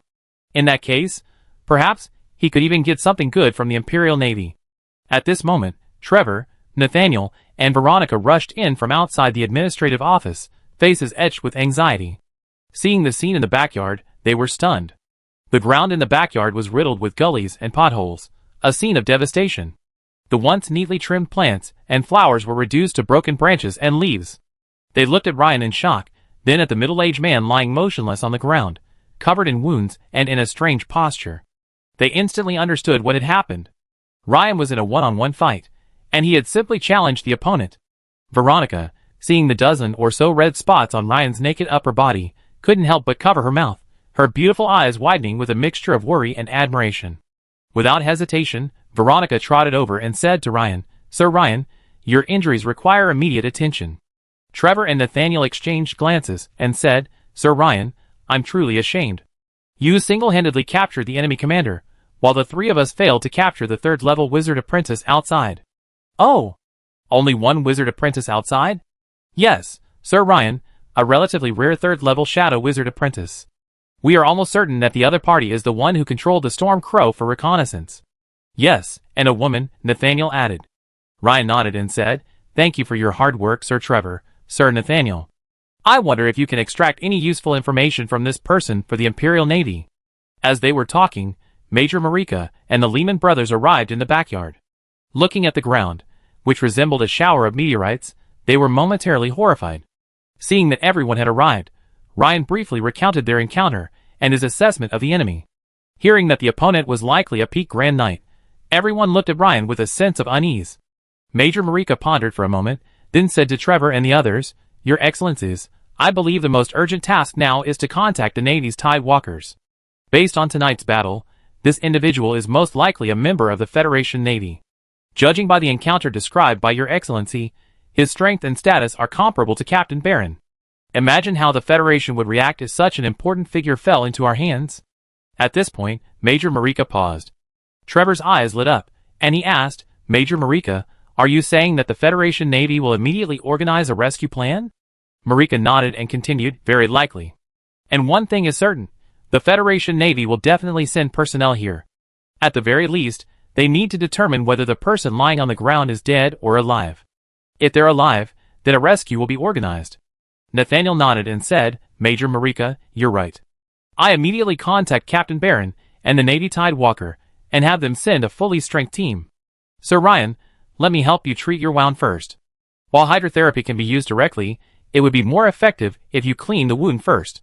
Veronica's focus wasn't on the man lying on the ground, but on Ryan. Major Marika echoed, "Sir Ryan, leave this to me and the two lords from the Fish Dragon squad." Ryan glanced at the others, nodded quickly, and said, "Okay, I trouble you then." The others nodded in agreement, and Trevor said, "Sir Ryan, please go and treat Miss Veronica's injuries first. Leave this to us." Ryan then turned and prepared to leave with Veronica. Wait, Baron. One of the Lehman brothers, Conrad Lehman, felt something at the seam of the trouser leg of the middle-aged man in leather armor lying on the ground. He pulled it out, and saw it was a thin parchment scroll. I thought I couldn't find it because it was sewn into the trouser leg. Conrad Lehman muttered to himself. You really underestimate me. Ryan was quite surprised to see the parchment scroll respectfully handed over by Kenneth. After all, during the fight just now, he was only focused on defeating the opponent, and his brass knuckles hadn't avoided the opponent's waist bag or other places. By the time the fight was over, he would have destroyed the opponent's waist bag, the interlayer of the leather armor, and other places where items could be stored. To his surprise, the opponent even hid something in the interlayer of his trouser legs. Ryan took the parchment scroll, his heart fluttering. Could this be the sorcery that the opponent had cast, which allowed him to create his own shadow and launch simultaneous attacks? However, when Ryan opened the scroll, he was slightly surprised. There was no record of that sorcery. On the parchment scroll's header were the words, Maxwell's secret scroll on the creation of rare poisons. At this moment, a system prompt suddenly appeared. Ding! The host has obtained Maxwell's secret scroll for making rare poisons, triggering a special job transfer. Breaking Bad, Extraordinary. The prerequisites for the Breaking Bad, Extraordinary job transfer are 1. Pharmacist or poison maker level 5 or higher. 2. 18 points of spirit or higher. 3. Mastery of 3 or more rare poisons. The current requirements are not met. Huh? It's a special job transfer. Ryan's eyes flickered, and he immediately began to think. Since transitioning to the legendary class Weapon Master, his job board has expanded to 5. Excluding the 4 existing classes, there's still 1 vacant. But since I hadn't decided on a 5th class, the matter was put on hold. Now it seems that transitioning to Pharmacist first might be a good option. After reaching level 5, I could then transition to the special class, Breaking Bad. At least it has an extraordinary class board. On the one hand, it would further increase my attack power, and on the other hand, it would also improve my ability to prevent and identify various enemy poisons. Sir Ryan? Veronica whispered. Oh yes, Miss Veronica, we be going now. Ryan immediately tucked the parchment scroll into his waist and followed Veronica. However, Ryan soon remembered something and checked the system prompts as he walked. Your Talker Hammer skill has been improved, adding 1669 experience points. Your Catterfist skill has been improved, adding 1228 experience points. You have fought a battle, and Weapon Master, Legendary, experience points have been increased by 889. Note, the above skill experience points have been increased by 30% by the exclusive talent, Primary Transcendent Enlightenment. Congratulations, you have defeated a powerful enemy and earned 1 gold skill point. Congratulations, your Weapon Master, Legendary, class level has been increased. The Weapon Master, Legendary, class level has increased by another level, reaching level 5, 17/2000. This also grants Ryan another attribute point and 1 skill point, bringing his remaining attribute points to 5 and skill point to 1. Even more pleasantly, Ryan was rewarded with 1 gold skill point from this battle. Gold skill point? Ryan quickly recalled that when his Weapon Master, Legendary, class leveled up to level 2, the system prompted that gold skill points could be combined by combining 3 skill points or earned by defeating powerful enemies. Clearly, this time, he was in the latter situation, having earned 1 gold skill point by defeating a powerful enemy. Immediately, Ryan planned to add this gold skill point to his Talker Hammer skill. He was certain that with this gold skill point in Hammer skill, he would be able to reach a higher level. Then he truly mastered the secret. But just as he was about to hit points, Ryan frowned, a look of contemplation on his face. He was so close to breaking through this window paper, so why waste these precious gold skill points? Off the coast of Mayes County, in the waters over 10 meters deep, an ellipsoidal metal object, 20 to 30 meters long, was slowly rising. Why is there only 1 person? Jonistan muttered to himself in confusion, observing the sea's surface through the periscope. They had just received a distress signal and immediately headed in this direction. The signal indicated it was the password key for the Federation Navy's Leviathan Squadron.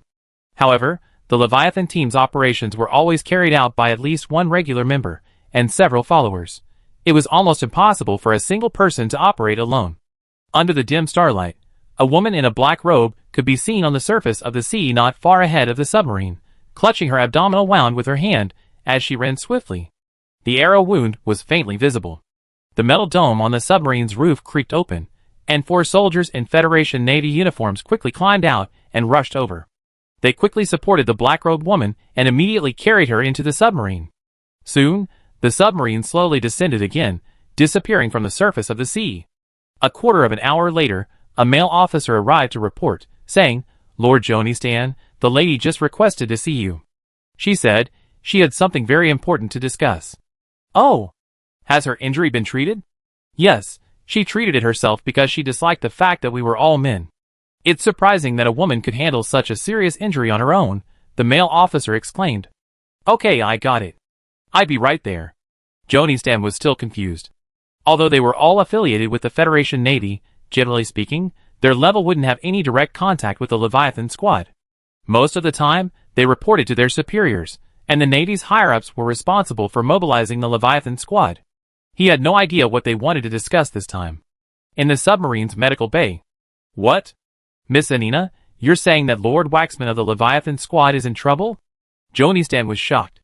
Waxman, nicknamed the Shadow Assassin, was even more famous than Nehru.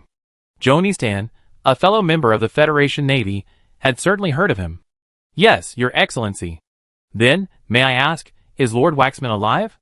Jonistan, after a moment's shock, quickly calmed down and pondered before continuing. "I'm not sure." The black-robed woman, Zanina, frowned slightly, recalled, and shook her head. "Because I was being chased by 3 men, 2 third-level wizard apprentices, and a sharpshooter, I had no time to worry about you.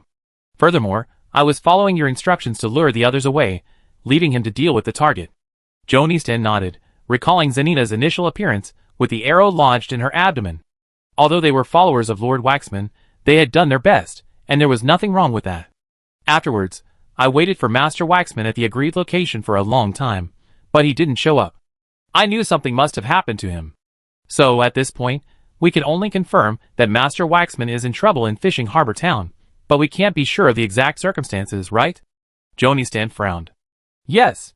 There's one more thing I'm not sure if it's convenient to disclose. If it involves Team Leviathan's secret mission, Miss Zanina can refuse to answer. Because if we want to rescue Master Waxman, we need to know the details of the mission to assess whether we're capable of carrying it out, or report it to our superiors." "Well?" Zanina's eyes flickered, and for a moment she wasn't sure how to start. As far as she knew, Master Waxman came to Fishing Harbor Town at Master Nehru's personal request, and there had been some bargaining involved. To put it bluntly, he was taking a private job. If this had happened to Master Waxman, no one would have dared to say anything. But if this were to be leaked, it would negatively impact Lord Waxman's reputation. But what Jonistan said was perfectly reasonable. Otherwise, if the Federation Navy misjudged the situation and suffered heavy casualties during the rescue, he would be in big trouble. After a moment's thought, Zanina said, "Lord Waxman came to Fishing Port Town at Lord Nehru's request to kill a man named Ryan." "What? Ryan?" Jonistan asked, shocked, unable to contain his emotions any longer. Because he knew this Ryan? It was he who provided Lord Nehru with the information about Ryan. Chapter 225. The black-robed woman, Zanina, looked at Jonistan in surprise, as if to ask, "What? Is this Ryan famous?" Jonistan paused for a moment, then reassured, "Is it that Fishery Harbor Town executive Ryan? The young one who wields a 2-handed warhammer?" Zanina carefully recalled the events of that moment. Although she felt Sir Jonistan's account was somewhat inaccurate, she considered where she and Lord Waxman had discovered him, and realized he was indeed inside the Fishery Harbor Town Hall. She nodded, agreeing with Jonistan's account. "That's it." Jonistan stood up, rubbing his hands, a thoughtful expression on his face, as he paced back and forth across the small room. Who was this man, exactly? Why had Lord Nehru and Lord Waxman repeatedly run into obstacles with this Ryan? If Lord Nehru's incident was due to the presence of the Dragon Empire Navy's special forces, then that was within reason. But Lord Waxman attacked the enemy, and even got himself involved. He was puzzled. Could it be that the enemy was the son of a duke or powerful marquis of the Dragon Empire, with special protective forces around him? Otherwise, Jonistan couldn't think of any reasonable explanation. But if that's the case, it would be difficult for me to rescue Lord Waxman. It seems that I have no choice but to report this situation and my analysis immediately, and let the higher-ups make the decision. Jonistan muttered, unable to determine Ryan's origins. Fishing Port Town Administrative Office. Ryan followed Veronica to her lounge in the executive hall. As soon as he entered the room, he was greeted by the faint scent of white sage, a soothing, relaxing aroma. At this moment, Veronica shyly closed the door, flicking her golden twin tails. Sir Ryan, I need to clean all the rags from your body. This process may be painful, but it's a necessary step before the hydrotherapy treatment. It will help you recover faster and better. Although Ryan had removed his hydrosteel breastplate, his tattered underwear, and some scraps of fabric were still clung to his body due to blood and sweat. Of course, this little pain is nothing, Ryan smiled. Veronica approached quickly, a faint blush on her cheeks. She reached out her fair hands and carefully began to peel back the rags from Ryan's body, one by one, her movements gentle and careful. The twin-tailed girl's delicate manipulation barely caused Ryan any pain, but instead a tingling sensation lingered on the surface of his skin. Smelling the girl's delicate fragrance and observing her focused work, Ryan couldn't help but lower his head to examine Veronica carefully. The girl's thick, long golden hair, tied into simple twin ponytails, gave her a cute and playful look. Since he was looking down, Ryan couldn't see her beautiful eyes. He could only see her small, fair nose, slightly beaded with sweat. Added to her rosy cheeks, she exuded a youthful vibe. Looking down her slender, fair neck, he saw two towering, trembling masses, which lifted the loose, pale blue apprentice's robe into a beautiful arc. This sudden undulation inevitably draws a second glance, and Ryan is no exception. It's nothing more than a simple appreciation and yearning for beauty. At that moment, the twin-tailed girl had just finished cleaning the scraps of fabric from Ryan's chest. Just as she was about to ask him to turn around, she looked up and saw him looking down at her. Following Ryan's gaze, the girl lowered her head, and the sight of the delicate whiteness that greeted her made Veronica blush. However, the girl didn't tighten her collar, but said gracefully, Sir Ryan, I'm going to clean the back. Ryan was still a little embarrassed to be caught red-handed. He coughed, said, Thank you, Miss Veronica, and quickly turned around. The twin-tailed girl continued cleaning Ryan's back, and soon, Ryan was completely clean. The girl surveyed her work for a moment, a look of satisfaction dawning on her pretty face. She nodded and said, Sir Ryan, I'm about to cast the magical water flow spell. It will be a little painful during the flushing process, but after the hydrotherapy, the pain will subside, and the wound will heal quickly. Okay, thank you for your hard work, Ryan nodded. The girl softly chanted a spell, and soon, pale blue energy surged around Ryan's body. A thin stream of water, as thick as a bowl, appeared out of thin air, coiling around him like a transparent snake and slowly washing away the blood and dirt. With a snap of the girl's fingers, the murky water, carrying the dirt with it, rushed into the nearby sewer. Immediately afterwards, the girl continued chanting, performing a hydrotherapy treatment. A rich, pale blue energy enveloped Ryan, infiltrating his wounds from all directions. The wounds began to rapidly heal and heal. After just 7 or 8 seconds, Ryan realized that more than a dozen wounds had healed. Seeing Ryan's muscular, masculine figure, now healed, seemingly radiating a faint, shimmering light, the twin-tailed girl couldn't help but gently caress it with her delicate white fingertips, muttering to herself, It feels so good.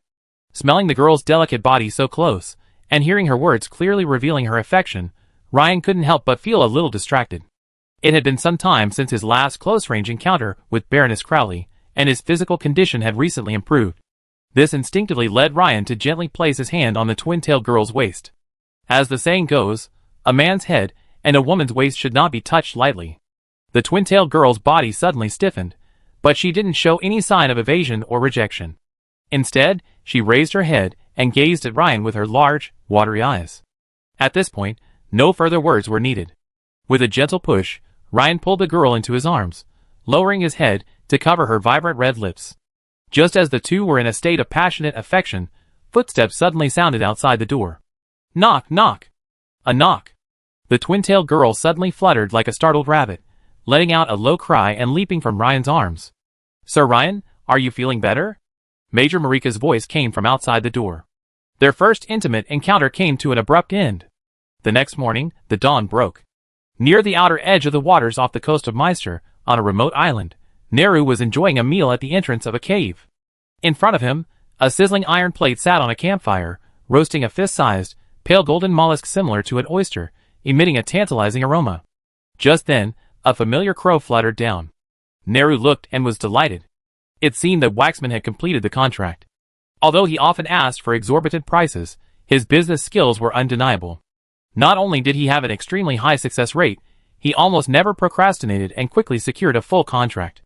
This was why, after a painful moment of deliberation, Nehru finally agreed to the deal, even though the other party's asking price had nearly doubled. The crow landed on Nehru's shoulder, and the next second, his face changed color. "What?" "Waxman failed," Nehru exclaimed. The crows, startled by Nehru's sudden outburst, cackled and quickly flapped their wings to fly away. Nehru no longer had any interest in enjoying the sizzling golden clam meat before him. Instead, he stood up with a grim expression, gazed out at the distant sea, and lost himself in thought. On the one hand, he was shocked that Waxman had failed, but on the other, he was most annoyed by the fact that Waxman, the guy, hadn't even managed to escape. This was a truly awful situation. You have to remember that, to save trouble, he hadn't even reported the matter to his superiors.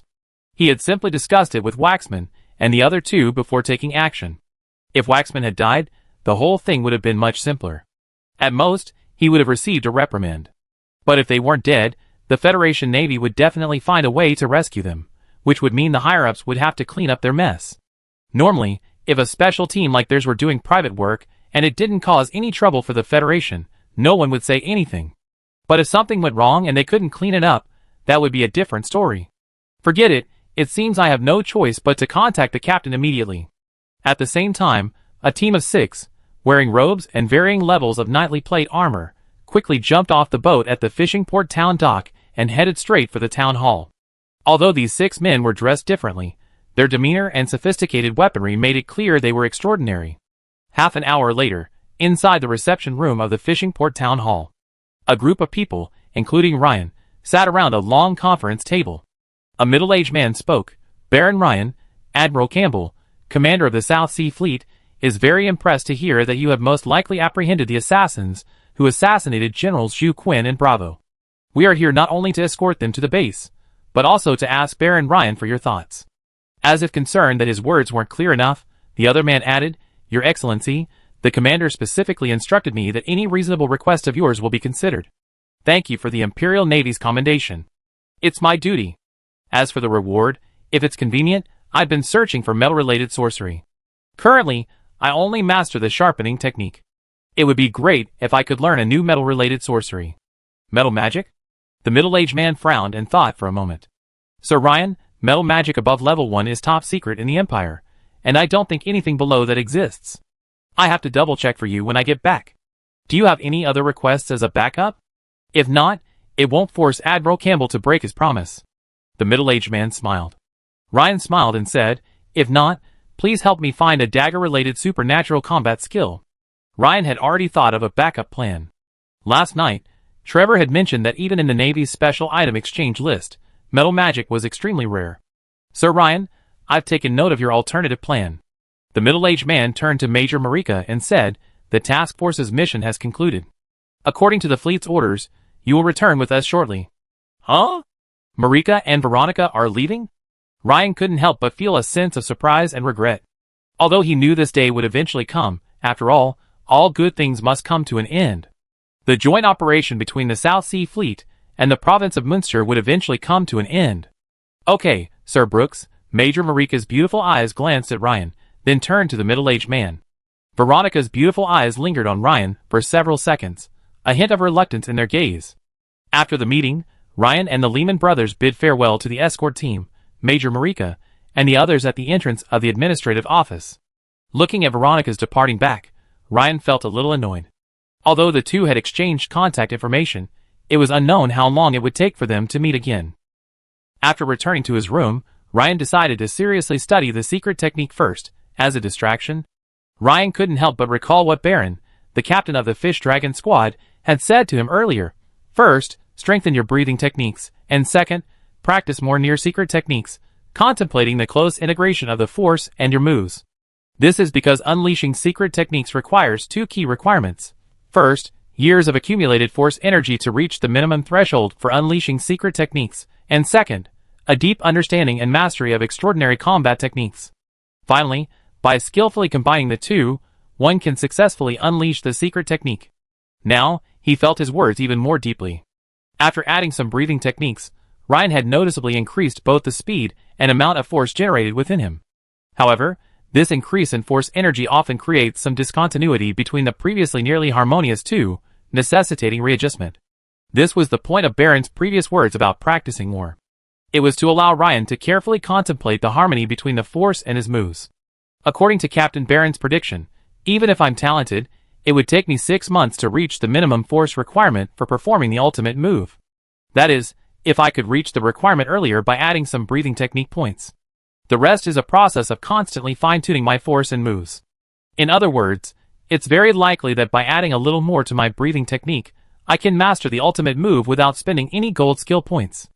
After thinking it through, Ryan added a point to the Bear King breathing technique. As the Bear King breathing technique advanced from level 11 to level 12, a flood of memories of the technique flooded into Ryan's mind. Ryan stood still, carefully absorbing the fragments of his breathing technique training memories in his mind. Then, like instinct, these memories merged with the instinctive nature of his muscles and fascia. When Ryan opened his eyes again, it was as if he had experienced years of arduous practice in the Bear King breathing technique. At this moment, he could clearly feel his blood circulation accelerating, as if a furnace were operating within him, providing him with a surging heat and some kind of magical transformation.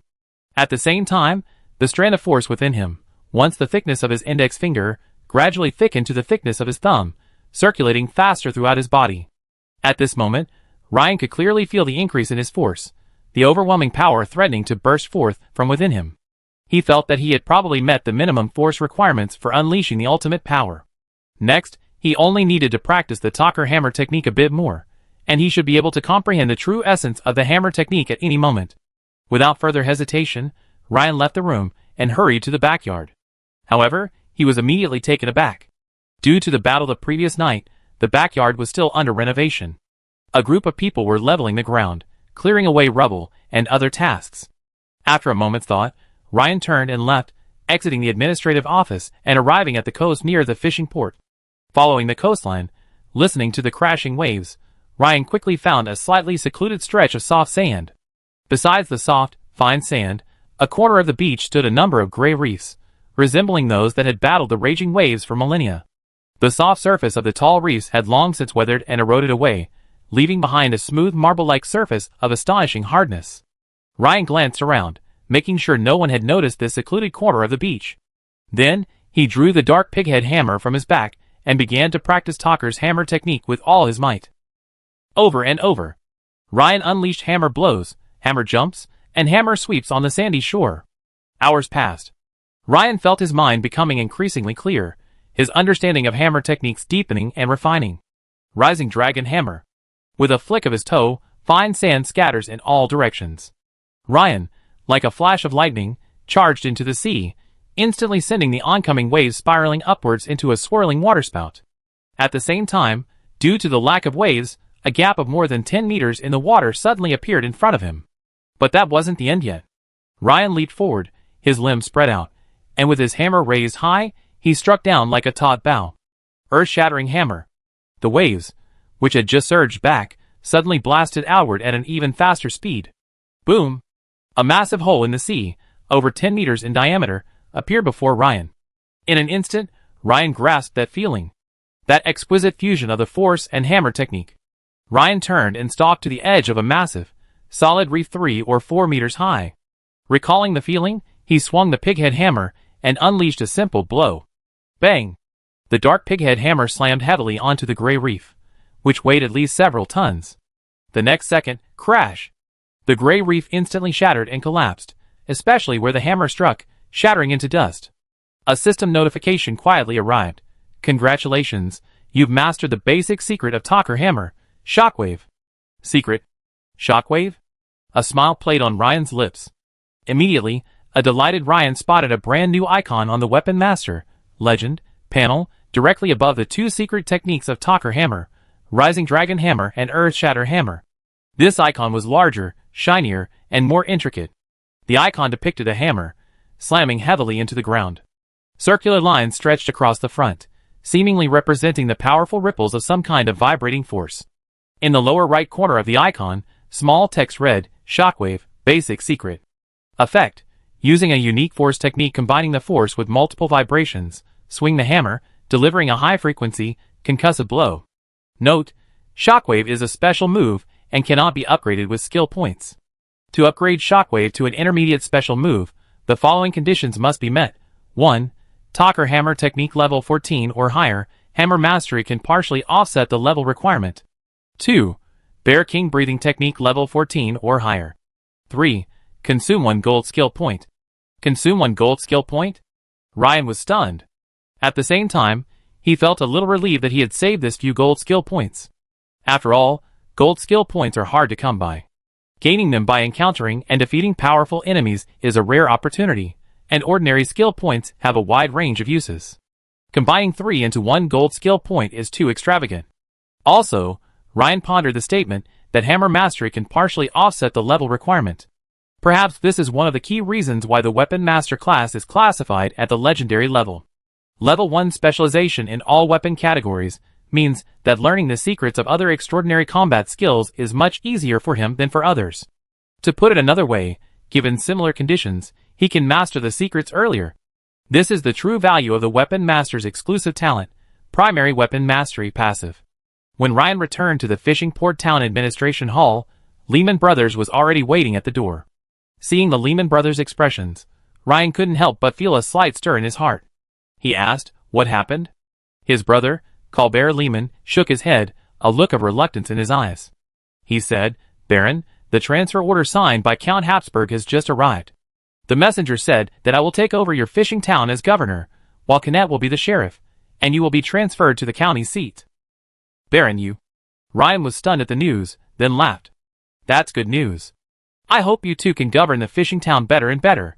A few days later, Ryan, mounted on his tall black horse, refused the Lehman Brothers escort and headed alone for Meister County. The snow moon had finally passed, and the snow on the field began to melt.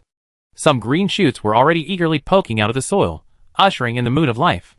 The morning sky was exceptionally bright. The warm morning sunlight shone upon Ryan, casting a golden glow. As he rode forward, Ryan cast his gaze toward the winding road in the distance. Amidst the endless wilderness, the winding road seemed to indicate that Ryan's path ahead was not a straight, smooth one. But for no apparent reason, a thought suddenly emerged in Ryan's mind. If you have a path in your heart, the road is smooth. Chapter 226. Ryan rode a large black horse along the winding road, his steed adorned with numerous items. Besides a striking large bow, 2 identical long, animal hide-wrapped objects lay on either side. Judging by their length and exposed handles, they appeared to be some sort of short weapons. These 2 weapons were the blood-red daggers of the Shadow Assassin. Because the blood-red glow on the daggers was so striking, Ryan had purposely covered them with animal hides. As for why he didn't carry the bow and daggers, it was because Ryan was already carrying a boar-headed hammer and a shimmering great sword. If he added a bow and daggers to his waist, it would be like a peacock spreading its feathers. It was truly a bit out of place. Especially the daggers. What kind of knight would fight with daggers? Even a knight using a dagger as a secondary weapon was extremely rare. Ryan was deeply impressed by the special effects of Shadow Assassin's blood-colored daggers. Naturally, he couldn't bear to leave such a fine weapon unused. This was why he had proposed to the Imperial South Sea Fleet that, if metal-based sorcery wasn't available, he hoped to acquire a dagger-related extraordinary combat skill. Suddenly, a series of high-pitched eagle cries echoed above Ryan's head. Tens of meters above him, a seagull-sized, blue and purple bird of prey stretched its wings and flew up and down excitedly. This was Ryan's blood-feathered hippogriff chick. Under the care of Veronica, a wizard apprentice specializing in bird transformation, the chick had grown rapidly and healthily. At this moment, its originally fluffy yellowish down was gradually replaced by the blue-purple plumage typical of adult blood-feathered hippogriffs. Of course, this process will take quite some time. According to Veronica, larger birds of prey have longer and stronger feathers, and relatively speaking, they take longer to molt than smaller birds. Walking in the wilderness of Wolf Hills, Ryan gazed at the chick soaring freely in the sky with envy, and couldn't help but activate the Tamer's core skill Beast Eye. Because Ryan's mental power had greatly increased compared to before, this time, even though he was dozens of meters away from the blood-feather hippogriff chick, he still performed the skill smoothly. The moment the skill was activated, Ryan felt as if he were a radar station, his mental power radiating radar waves in all directions. Almost instantly, Ryan's mind locked onto the blood-feather hippogriff chick's location. Ryan's vision shifted instantly with a thought. As far as he could see, he saw a deep blue sky and a vast expanse of land. Lowering his head, he saw rolling, snow-capped hills. The snow on the hilltops was still thick, but in the valleys, a vibrant green had begun to appear. The snow had melted into water, slowly gathering into small streams. Stretching his gaze into the distance, he saw a winding road winding through the hills, and in the far distance, the walls of Meister, like a gray line, loomed large. Gazing intently, he could even make out the shadowy buildings of the county town. Ryan knew this was due to the blood-feathered hippogriff's exceptional vision. He had only been away from the fishing port town for less than half an hour, and the county town was still half a day's journey away. Turning the chick around and looking back the way they had come, Ryan saw the residential buildings of fishing port town scattered in a circular pattern not far away. Since the distance was short, Ryan could even make out the faces of the residents walking along the streets of fishing port town. Looking out into the distance, a boundless expanse of azure sea came into view, dotted with dozens of yellow-green islands of varying sizes. Sure enough, having a raptor as a pet? Apart from anything else, the view from the sky is truly breathtaking. It's like controlling an attack drone from my past life. What's this? When Ryan turned the blood-feather hippogriff chick again, facing the county town, he noticed a battle taking place not far below him. Because of the darkness, he hadn't noticed it for a moment. With the help of the chick's exceptional vision, he saw several carriages carrying goods being attacked by bandits on the road several kilometers ahead of Ryan's current position. A dozen guards were engaged in a fierce battle with the bandits. A figure in a black robe behind the bandits immediately caught Ryan's attention. Black flames occasionally appeared in his hands. That's the Black Flame Monk. More importantly, Ryan noticed that the besieged carriage bore the distinct Crowley family crest, and one of the shorter guards was an old acquaintance of his, Matteo, captain of the Night's Watch in Gold Hire. Since the Black Flame Monk was stationed behind the bandits, and would occasionally hurl a black flame fireball, which, upon impact, would incapacitate a guard, the convoy's guards were already in a precarious position. He estimated the distance. The enemy was on a winding hilly road, and running over to rescue them now would be too late. The only way to rescue them in time seemed to be with a bow and arrow. Also, direct fire was obviously impossible, as it would require traversing two undulating jungles to hit the enemy. Not to mention the question of whether he could hit the enemy. The trees and the undulating hills in between made it impossible for Ryan to penetrate with his arrows. If he wanted to rescue the enemy, the only option was to use projectiles. However, relying on the vision of the blood-feather hippogriff chicks in the sky, Ryan could see the enemy clearly, but he estimated the straight-line distance to be about 1.2 kilometers away. As for bows and arrows, the direct fire of the elite Night's Watch was similar to that of the English longbowmen in Ryan's previous life, capable of penetrating chain mail within 60 meters. The effective range of projectiles was approximately 150 to 200 meters. While this was already the limit for ordinary people, it was not an extraordinary limit. Even when Ryan was at the peak of his knighthood, he could fire a direct shot of around 200 meters, still dealing powerful damage, enough to penetrate a knight's plate armor. He could even projectile arrows up to 700 to 800 meters. Of course, that was with iron arrows. Because wooden arrows are greatly affected by air resistance. No matter how high their initial velocity is, their power doesn't increase beyond a certain distance. Now that Ryan has reached the level of Grand Knight, his effective killing range has naturally increased further. However, what currently limits Ryan's power is his bow.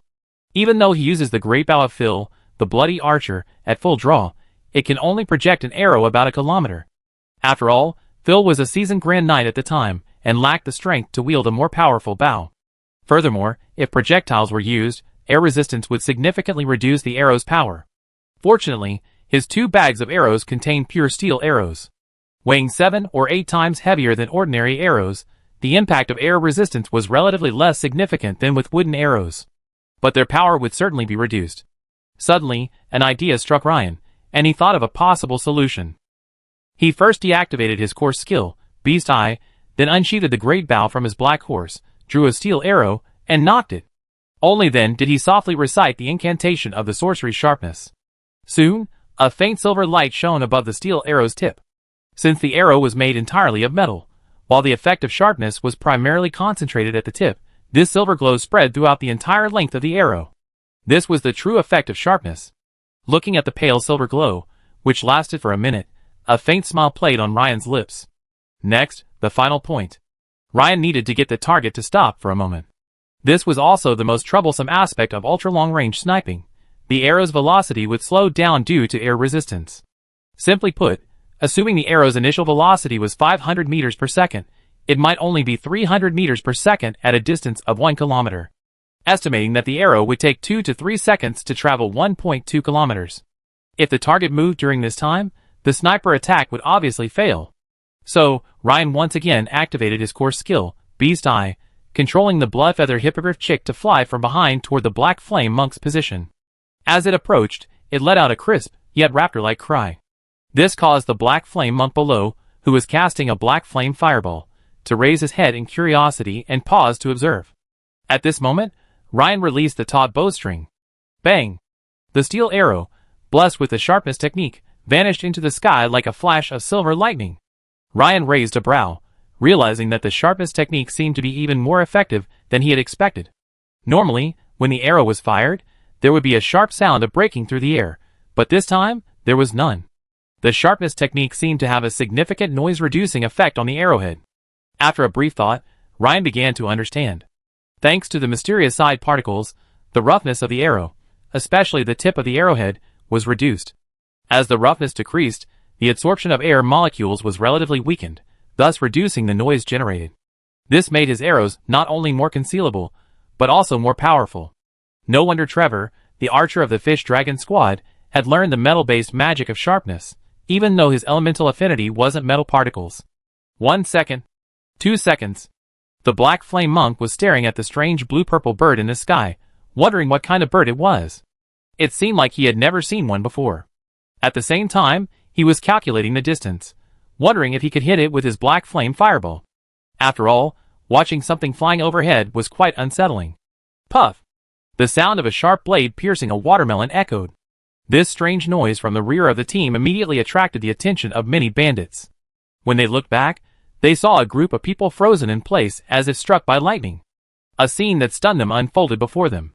The previously arrogant and domineering Blackrobe Master, possessed of black flames, was now struck in the back of the head by an arrow that had fallen from the sky. The arrow's force was so immense that it pierced the Master's entire head and exited through his mouth. The impact was so immense that it pinned him to the ground. At that moment, the Blackrobe Master's eyes bulged, a look of unrepentant despair. As if unable to comprehend the suddenness of this, his body, concealed by the black robe, twitched slightly, instinctively. The bandits exchanged glances, their faces filled with disbelief. One bearded man, in particular, couldn't help but twitch violently twice. What the hell was going on? The situation seemed so promising, and the moment he turned around, the Blackrobe Master was dead? Influenced by the bandits, the guards of the convoy gradually stopped fighting and followed their gaze. The bandits' possessed gazes were all looking back, and the short man, Mateo, was the most aware. As the captain of the guard, Mateo clearly felt the pressure ease. The bearded man, who had been staring at him, now looked back with a distraught expression. This made Mateo extremely curious. Could something have happened behind the bandits? So, the short man, Mateo, glanced sideways through the gap in the crowd. At that glance, Mateo's eyes suddenly widened. Steel arrow? Piercing the Black Flame Monk's skull? Who could be this skilled? A sharpshooter nearby, helping them. Mateo was stunned. At this moment, both the guards and the bandits looked around, seemingly trying to locate the sharpshooter. But a minute passed. The sharpshooter, who theoretically should be nearby, was nowhere to be found. However, the sudden death of the Black Flame Monk had severely dampened the bandits' morale, and for a moment, they were unsure whether to retreat or continue fighting. At that moment, the dull clatter of horse hooves echoed from the other side of the road.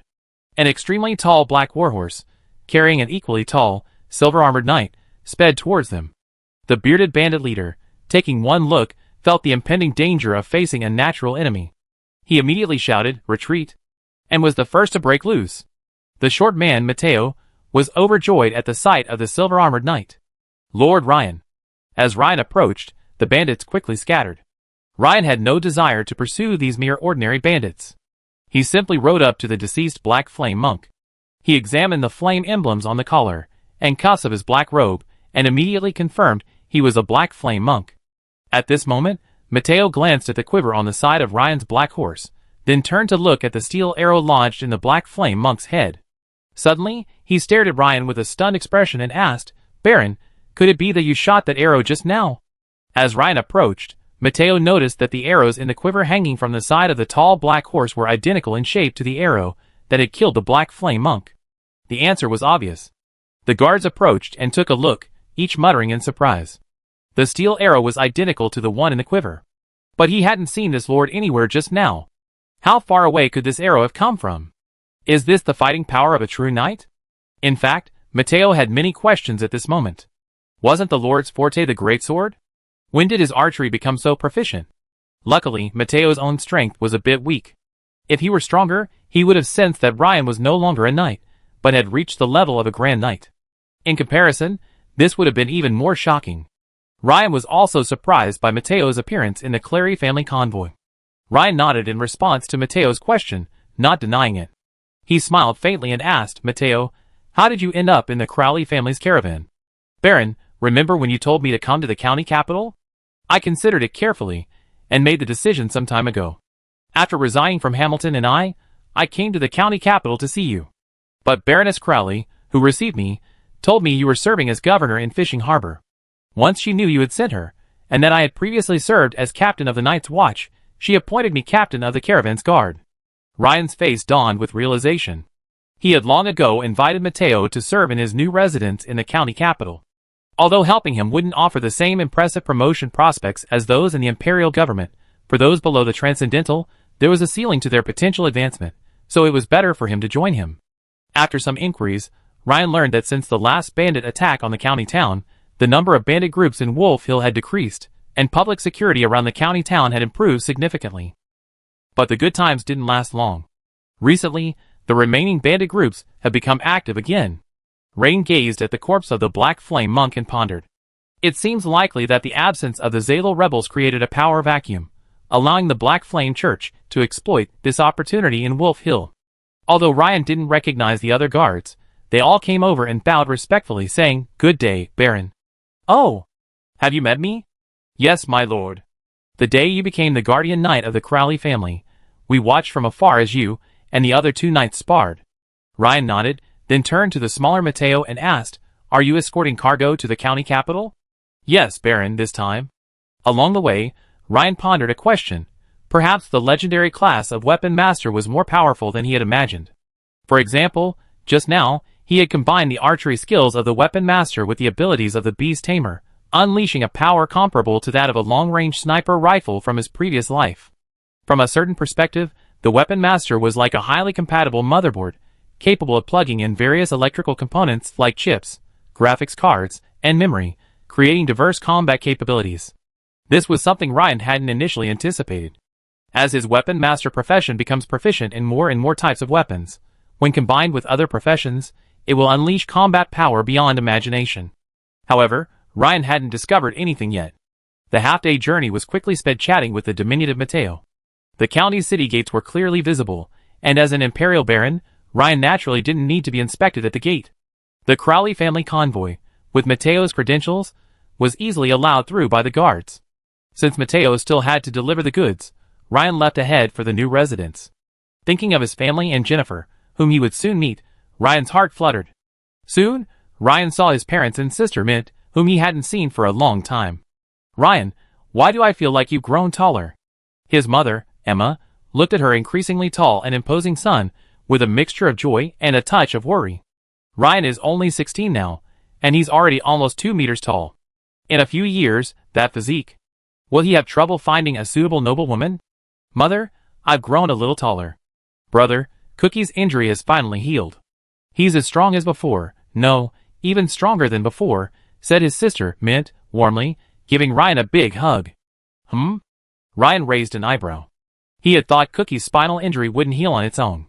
He had planned to take Cookie to the Monsoon and Ocean Goddess Church for treatment after returning this time, but to his surprise, Cookie had recovered on his own. And then, there they were! An unusually tall and sturdy greyhound suddenly burst out from behind the villa. Cookie, upon seeing Ryan, flashed with surprise and rushed towards him. Ryan looked at the greyhound, wagging its tail and circling endlessly, and smiled as he patted its head. This was his first pet, albeit just an ordinary greyhound. But now, Ryan could sense some strange transformation taking place within its body. Otherwise, it wouldn't have been able to heal such a severe injury on its own. Perhaps, before long, he would achieve the one step needed to become a master tamer, at least, to raise an ordinary animal into a ferocious beast. At this moment, a young blood-feathered hippogriff circling in the sky seemed to notice the frequent interactions between Ryan and the greyhound, and its mood became somewhat subdued. It suddenly let out a loud cry and circled down. Seeing such a majestic bird of prey, the mansion guards nearby drew their weapons and took alert. Ryan waved his hand, saying, "Don't be nervous. This is my pet." "Aw? Brother, is this your pet? What kind of bird is this? It's so beautiful." Mint, his sister, gazed at the blue-purple feathered blood-feather hippogriff young and was instantly captivated. "Ha, this is a blood-feather hippogriff, a naturally ferocious species," Ryan said, stroking Mint's head affectionately. As if sensing its owner's attitude toward those around them, the young bird approached and glanced at Mint, also curious. "Brother, have you named it yet?" Mint asked, her bright eyes fixed on Ryan. "Well, not really." Ryan was stunned. Could it be that his sister was going to name her pet again? "Brother, can I name it?" Ryan smiled wryly and said, "Of course." "Great, then call it Bloodfeather, okay?" Mint tilted his head and came up with a name. "Bloodfeather? Does it mean Bloodfeather Hippogriff? It seems much better than Cookie." Ryan nodded and praised, "That's a nice name." At that moment, Ryan noticed a familiar, plump figure in a one-shoulder white dress walking out of the villa gate and towards him. Chapter 227. The beautiful woman Jennifer, still looking graceful and elegant, stood by with a smile, watching Ryan reunite with his family. However, when his mother Emma saw Jennifer approaching, she seemed to have a thought and said, "Ryan, you're not young anymore. Isn't it time to consider interacting more with the noble ladies? It's great that Jennifer is here too. Let Jennifer help you arrange some introductions to some noble ladies, or maybe attend more banquets or something like that," Emma said, complaining to Jennifer. "Jennifer, I'm sorry to trouble you with this matter. Before Ryan became a knight, I thought he was too thin, but now..." Emma raised her head and glanced up at the muscular Ryan, her brows furrowed slightly. "He's too tall. The noble ladies would probably be disgusted." Hearing his mother Emma's words, Ryan couldn't help but smile bitterly. Jennifer, on the other hand, covered her mouth with her hands, laughing so hard her whole body shook. "Sister Emma, your worries are unnecessary. If Baron Ryan were to announce his search for a girlfriend, I wonder how many noble ladies would be overjoyed." The beautiful woman Jennifer stroked her high chest, took a deep breath, and reassured Emma. "Really?" Emma glanced at Jennifer with a hint of doubt, seemingly unconvinced. After all, in Emma's opinion, her son Ryan had only recently been promoted to Baron, so he probably came from a poor family and would be looked down upon by noble ladies. Therefore, she needed to start looking for a partner quickly. How could the situation Jennifer described be the case? "Really?" Jennifer nodded confidently. "Then, if Ryan doesn't marry a noblewoman in the future, Jennifer, you be responsible. I think your Jenny is quite suitable." Just then, Jenny emerged from the villa and, seeing everyone's gaze fixed on her, looked bewildered. Emma's words startled the beautiful woman. "Jenny? Jenny absolutely can't do it. She and Ryan. No. Sister Emma, Jenny is definitely not suitable. Lord Ryan and Jenny's personalities don't mesh," Jennifer quickly refused. Jenny had already reached the group and happened to hear her mother's words with remarkable clarity. She silently glanced sideways at her mother, muttering to herself, "Mom, don't you know whether our personalities are compatible?" After the sumptuous dinner, Ryan arrived at the study. A few minutes later, there was a very soft knock on the door. Hearing the familiar footsteps, Ryan already knew who it was, and a smile played on his lips. Ryan opened the door to see Jennifer, a beautiful woman who had just enjoyed a generous helping of aged Bordeaux during the dinner. Her face was rosy, and her watery eyes, now gazing at him, seemed to be capable of drawing out threads. For Jennifer, it had been over 2 weeks since she had experienced that exquisite feeling. And at her age, it was precisely when she needed it most. So, from the moment she met Ryan, she had longed to have a deep conversation with him. Now, the right time had finally arrived. As housekeeper, she always had to report to Baron Ryan on the recent developments in Maester County and the new mansion. That makes perfect sense. "Baron, I'd like to report on the recent state of affairs at the mansion." The beautiful woman brushed her hair from her ear and lowered her head slightly shyly. "Of course, please come in, beautiful lady." Ryan immediately stepped aside and invited the beautiful woman into the room. Jennifer entered the room, bringing a gust of fragrant air with her. Ryan clicked the door shut. That click, like a secret signal, instantly activated a certain mode for the beautiful woman Jennifer. Jennifer walked over to the large mahogany desk and removed her white shawl. Then, turning around, she winked shyly at Ryan with her beautiful eyes and began to untie her hair. She leaned against the large mahogany desk, her hair slightly pouting. The key point was, a tail? Ryan's eyes suddenly widened. The beautiful woman's pose and movements were self-evident. However, she was also feeling incredibly shy, her fair face already flushed. She had heard about this erotic pose from her best friend. She said that if a man they loved liked to do something unconventional, they would immediately remove his tail. At that moment, Ryan's eyes suddenly ignited with a fire. After all, the last time I kissed Veronica in Fishing Harbor Town, I'd been having these thoughts a bit uncontrollably. Now, with the beautiful woman taking the initiative. Hesitating even for a second would be disrespectful. Suddenly, a rapid rustling sound echoed behind the beautiful woman. Half a second later, a rough, fiery hand grasped the beautiful woman's slender waist, while another hand carefully plucked out the white, fluffy tail. This immediately filled the beautiful woman with both surprise and joy. And a touch of fear, 10,000 words omitted here, for the two who hadn't seen each other for over half a month, playing cards in the study was naturally not enough. In the middle of the night, a passionate embrace crept into Ryan's arms. The two played cards until late in the night before finally stopping. The next morning, Ryan looked at Jennifer beside him. Her face was filled with contentment and joy, still sound asleep. Thinking of last night, a smile played on Ryan's lips. As the morning light gradually filtered through the window into the second-floor bedroom, the beautiful woman's long eyelashes trembled slightly, and she naturally woke up. Jennifer glanced at Ryan with a loving yet shy look and said, "Dear, I feel like I'm getting more and more overwhelmed by you. Have you gotten stronger?" Acknowledging the beautiful woman's praise, Ryan immediately embraced her, his fingers gently caressing her fair, smooth skin. This trip to Fishing Port Town was quite rewarding. I've officially become a Grand Knight. Jennifer was stunned. Her beautiful eyes suddenly widened. She fluttered her long lashes at Ryan, thinking, I was asking you how you became stronger in that area. And you tell me this? Wait. Dear, you're only 16, and you're already a Grand Knight? This was Jennifer's first words after she came to her senses, a look of astonishment on her face. Oh my God! What kind of rising star had she found this time? I had thought Ryan might be a potential rising star in Maester County, but it turned out he was actually the brightest and biggest rising star in all of Maester County. But now it seems I've underestimated him. This time, I might have found a rising star of the Munster province level. Ryan nodded and smiled, yes, but looking across the Empire, there are 16-year-old Grand Knights. They're just rare. But in Maester County, that's absolutely unique, Jennifer said without hesitation, looking at Ryan with admiring eyes. As if remembering something, Jennifer continued, by the way, dear, I haven't stopped collecting rare ores since you went to Fishing Harbor Town. Lately, through various channels, I've collected a lot of raw ore and metal ingots. We've collected some, like magic steel ingots, star iron ore, water film steel ingots, blood vein steel, and so on. They're currently stored in the blacksmith's warehouse, and I've assigned someone to take care of them. The beautiful woman spoke with a detailed account. Ryan's heart skipped a beat as he heard this. This was truly a good wife.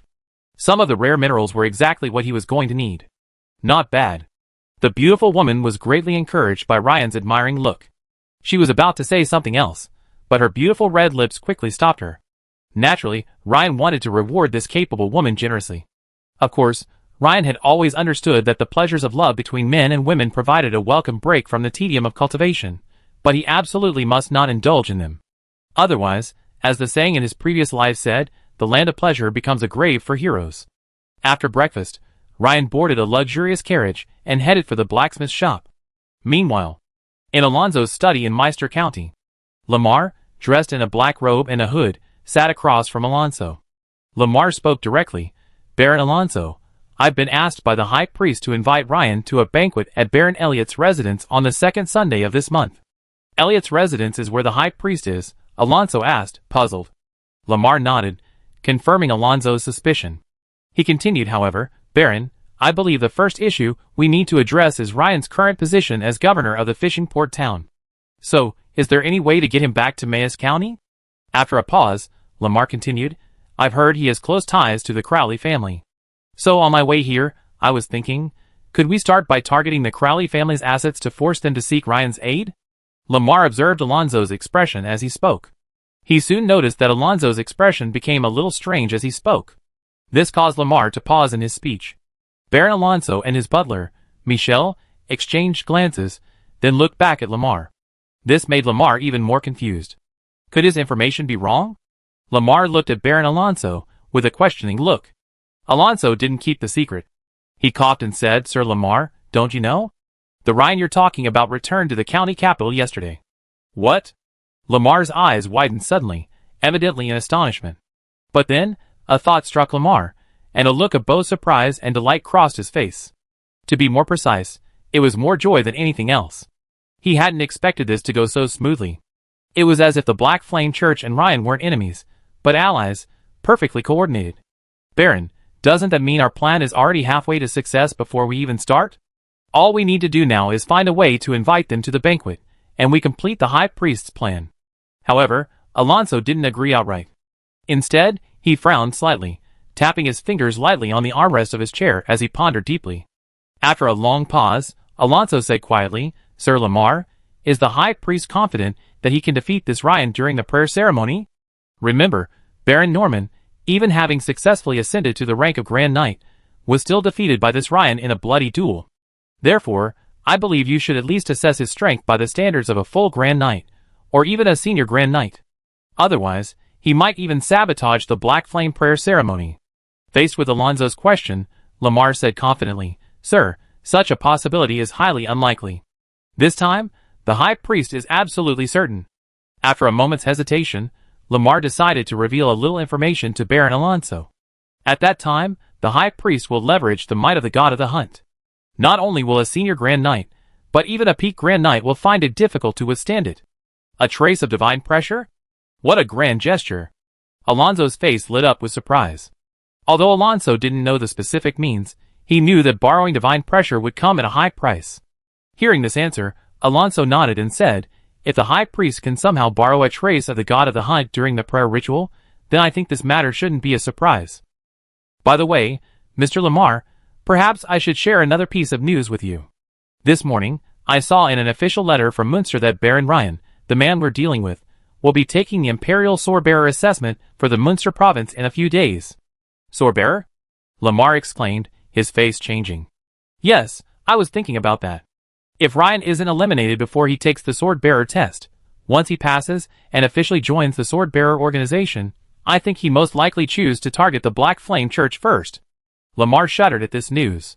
His face hardened as he reassured, Baron Alonso, is this news true? Michel, the butler, spoke up. Sir Lamar, this official letter is still on Count Habsburg's desk. The news is absolutely true. Lamar nodded, pondering for a moment. This appears to be an official letter from Munster to Count Habsburg, the governor of Meister County. Its authenticity is unquestionable. Baron, I understand your meaning. In that case, we absolutely cannot fail this time. I return and report to the High Priest. After seeing Lamar off, Baron Arasso stood up and gazed out the second-floor window at the rows of houses in the aristocratic district outside his villa. Although it was already the moon of life, a fair amount of white snow still lay on the rooftops. At this point, the butler, Michel, standing nearby, couldn't help but ask, Sir, do you think the Black Flame Church can eliminate Ryan this time? After all, anyone who repeatedly racks their brains to eliminate someone only to fail is bound to feel a pang of regret. This wasn't just true for butler Michel, it was true for Alonso as well. Especially last time, Alonso had planned 3 backup plans, but they were all thwarted by Ryan, which dealt a significant blow to Alonso's confidence. A long while passed before Michel received Alonso's reply, if we don't do it, we never have a chance to defeat him. Besides, all we need to do is invite him to the ball. We don't have to take direct action. However, we still need to think carefully about how to get him to accept. In the Crowley family's blacksmith shop, Ryan, the armorer, was currently wielding his hammer, repairing his high-ranking knight's breastplate made of water-coated steel. In the previous battle with the Shadow Assassin, his water-coated steel breastplate had been punctured with more than a dozen holes. Although it had been repaired slightly in the fishing port town, due to a lack of rare water-coated steel ingots, Ryan had only smoothed out the dents and unevenness. But this time, thanks to Jennifer's early preparations and collection of rare ores, Ryan easily found water-coated steel ingots in the rare ore storage room. After incorporating them, he then hand-polished and repaired them. An hour later, Ryan held the repaired water-polished steel breastplate in his hands and examined it. Seeing the smooth, undamaged surface, he nodded in approval at his own workmanship. It seemed his skill as an armorsmith was quite good. Putting the breastplate aside, he immediately took out the longbow from Bloody Archer Phil. The original material for this bow was excellent, the magic steel ingots, which Jennifer had also prepared in advance. All Ryan needed to do now was further strengthen the bow, especially the diameter of the limbs, so that this longbow could withstand the might of his grand knight-level strength. As for the dorsal tendon from the thornback sea serpent that would become the bowstring, Jennifer had arranged for the Crowley family's best bow maker to help strengthen it. According to the bow maker, wrapping a special type of flax fiber around the back tendon and then soaking it in a special solution for several hours will not only give the bowstring exceptionally strong tensile strength, but also significantly increase its durability. A bowstring doesn't need to be extremely elastic, but toughness and durability are crucial. After a short while, Ryan removed the newly formed war bow from the mold. The large bow, gleaming with a light gray metallic sheen, had noticeably strengthened its limbs compared to the original.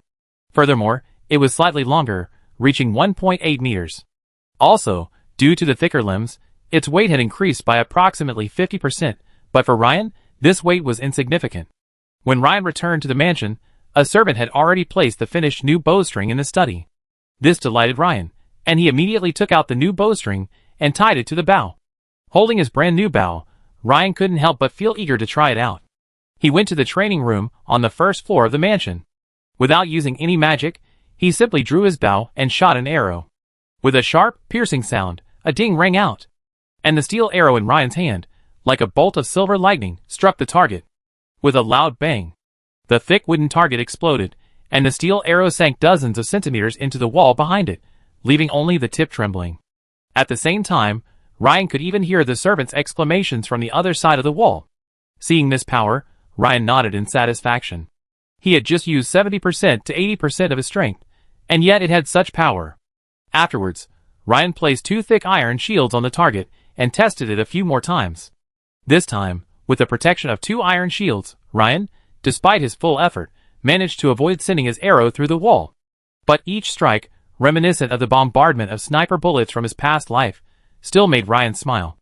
Of course, this time, he was mainly testing his new bow. So far, it seemed like it could withstand his limit-breaking ability without a problem. After all, the bowstring had only been drawn about halfway. As for activating limit breaking and adding the intermediate strength talent, Ryan couldn't find a suitable place to test its power yet. While a maximum burst would likely damage the bowstring, it should be able to withstand a few bursts without issue. After testing his new bow, Ryan went to the apothecary room on the villa's first floor and began brewing potions. This time, Ryan didn't choose to craft a transcendental potion like the mutation growth potion, but instead opted for a simpler hemostasis potion. His purpose in crafting the potion this time was clear: to try to trigger the apothecary class panel. Soon, as Ryan predicted, the system prompt rang, ding, detecting the host crafting a potion, triggering the class change. Apothecary. The prerequisites for the apothecary class change are: 1. Mastering the crafting of any basic potion. 2. Spirit level 6 or higher. Given the current conditions, yes or no to the apothecary class change. Ryan was delighted and chose yes without hesitation. Ding! Class change to apothecary successful. Spirit +1. Looking at the meager Spirit +1 bonus, Ryan couldn't help but smile wryly and shook his head, lamenting that after transitioning to transcendental and even legendary classes, the rewards for ordinary class changes were a bit meager in comparison. However, Ryan quickly regained his composure. Because his goal in switching to apothecary wasn't to become an apothecary itself, but rather to gain skill points and the subsequent special advanced class, Breaking Bad Superb. So, Ryan quickly began to brew hemostatic potions in the apothecary. System notifications flashed across the screen. Your hemostatic potion making skill has been upgraded, gaining 2 experience points. Your apothecary class experience points increased by 6 by focusing on hemostatic potion making for 10 minutes. Your hemostatic potion making skill has been upgraded, gaining 2 experience points. For several days, apart from feeding the Bloodfeather Hippogriff and Greyhound in the mornings, Ryan essentially burrowed into the apothecary and refused to leave. Meanwhile, Count Habsburg sent someone to invite Ryan to dinner at his residence this Sunday. Relying on his powerful mental and physical strength, Ryan was like a tireless, high-precision robot, effortlessly completing the delicate steps of potion making that would be extremely difficult for ordinary people. After a few days, he successfully reached level 3/500 in his pharmacist profession. He now had 7 attribute points and 2 skill points remaining. Watching Ryan busily working in the pharmacy, the beautiful woman Jennifer felt puzzled. She had always known that Ryan preferred blacksmithing, and while he occasionally participated in potion making, he had never invested so much effort and time. She wondered if she should give him some advice. After all, human energy is limited. While the blacksmith's words were useful on the path of knighthood, distracting her from potion-making seemed. At this moment, a maid approached, handed Jennifer a piece of paper, and said respectfully, "Madam, Baron Alonso just sent this invitation, saying it's for you or Lord Ryan to address personally." Jennifer took the letter, a puzzled look on her face. Ever since she and Ryan attended the auction at the Axon auction house, most of the nobles in the county who had pursued her had dropped their attention, and Baron Alonso was no exception. Chapter 228. Inside the pharmacy. The beautiful woman Jennifer, holding the invitation, briefly recounted its contents to Ryan. "Alonso invited you and me to dinner?" Ryan couldn't help but feel a little curious. Could it be that he was trying to mend his relationship with him? Ryan pondered.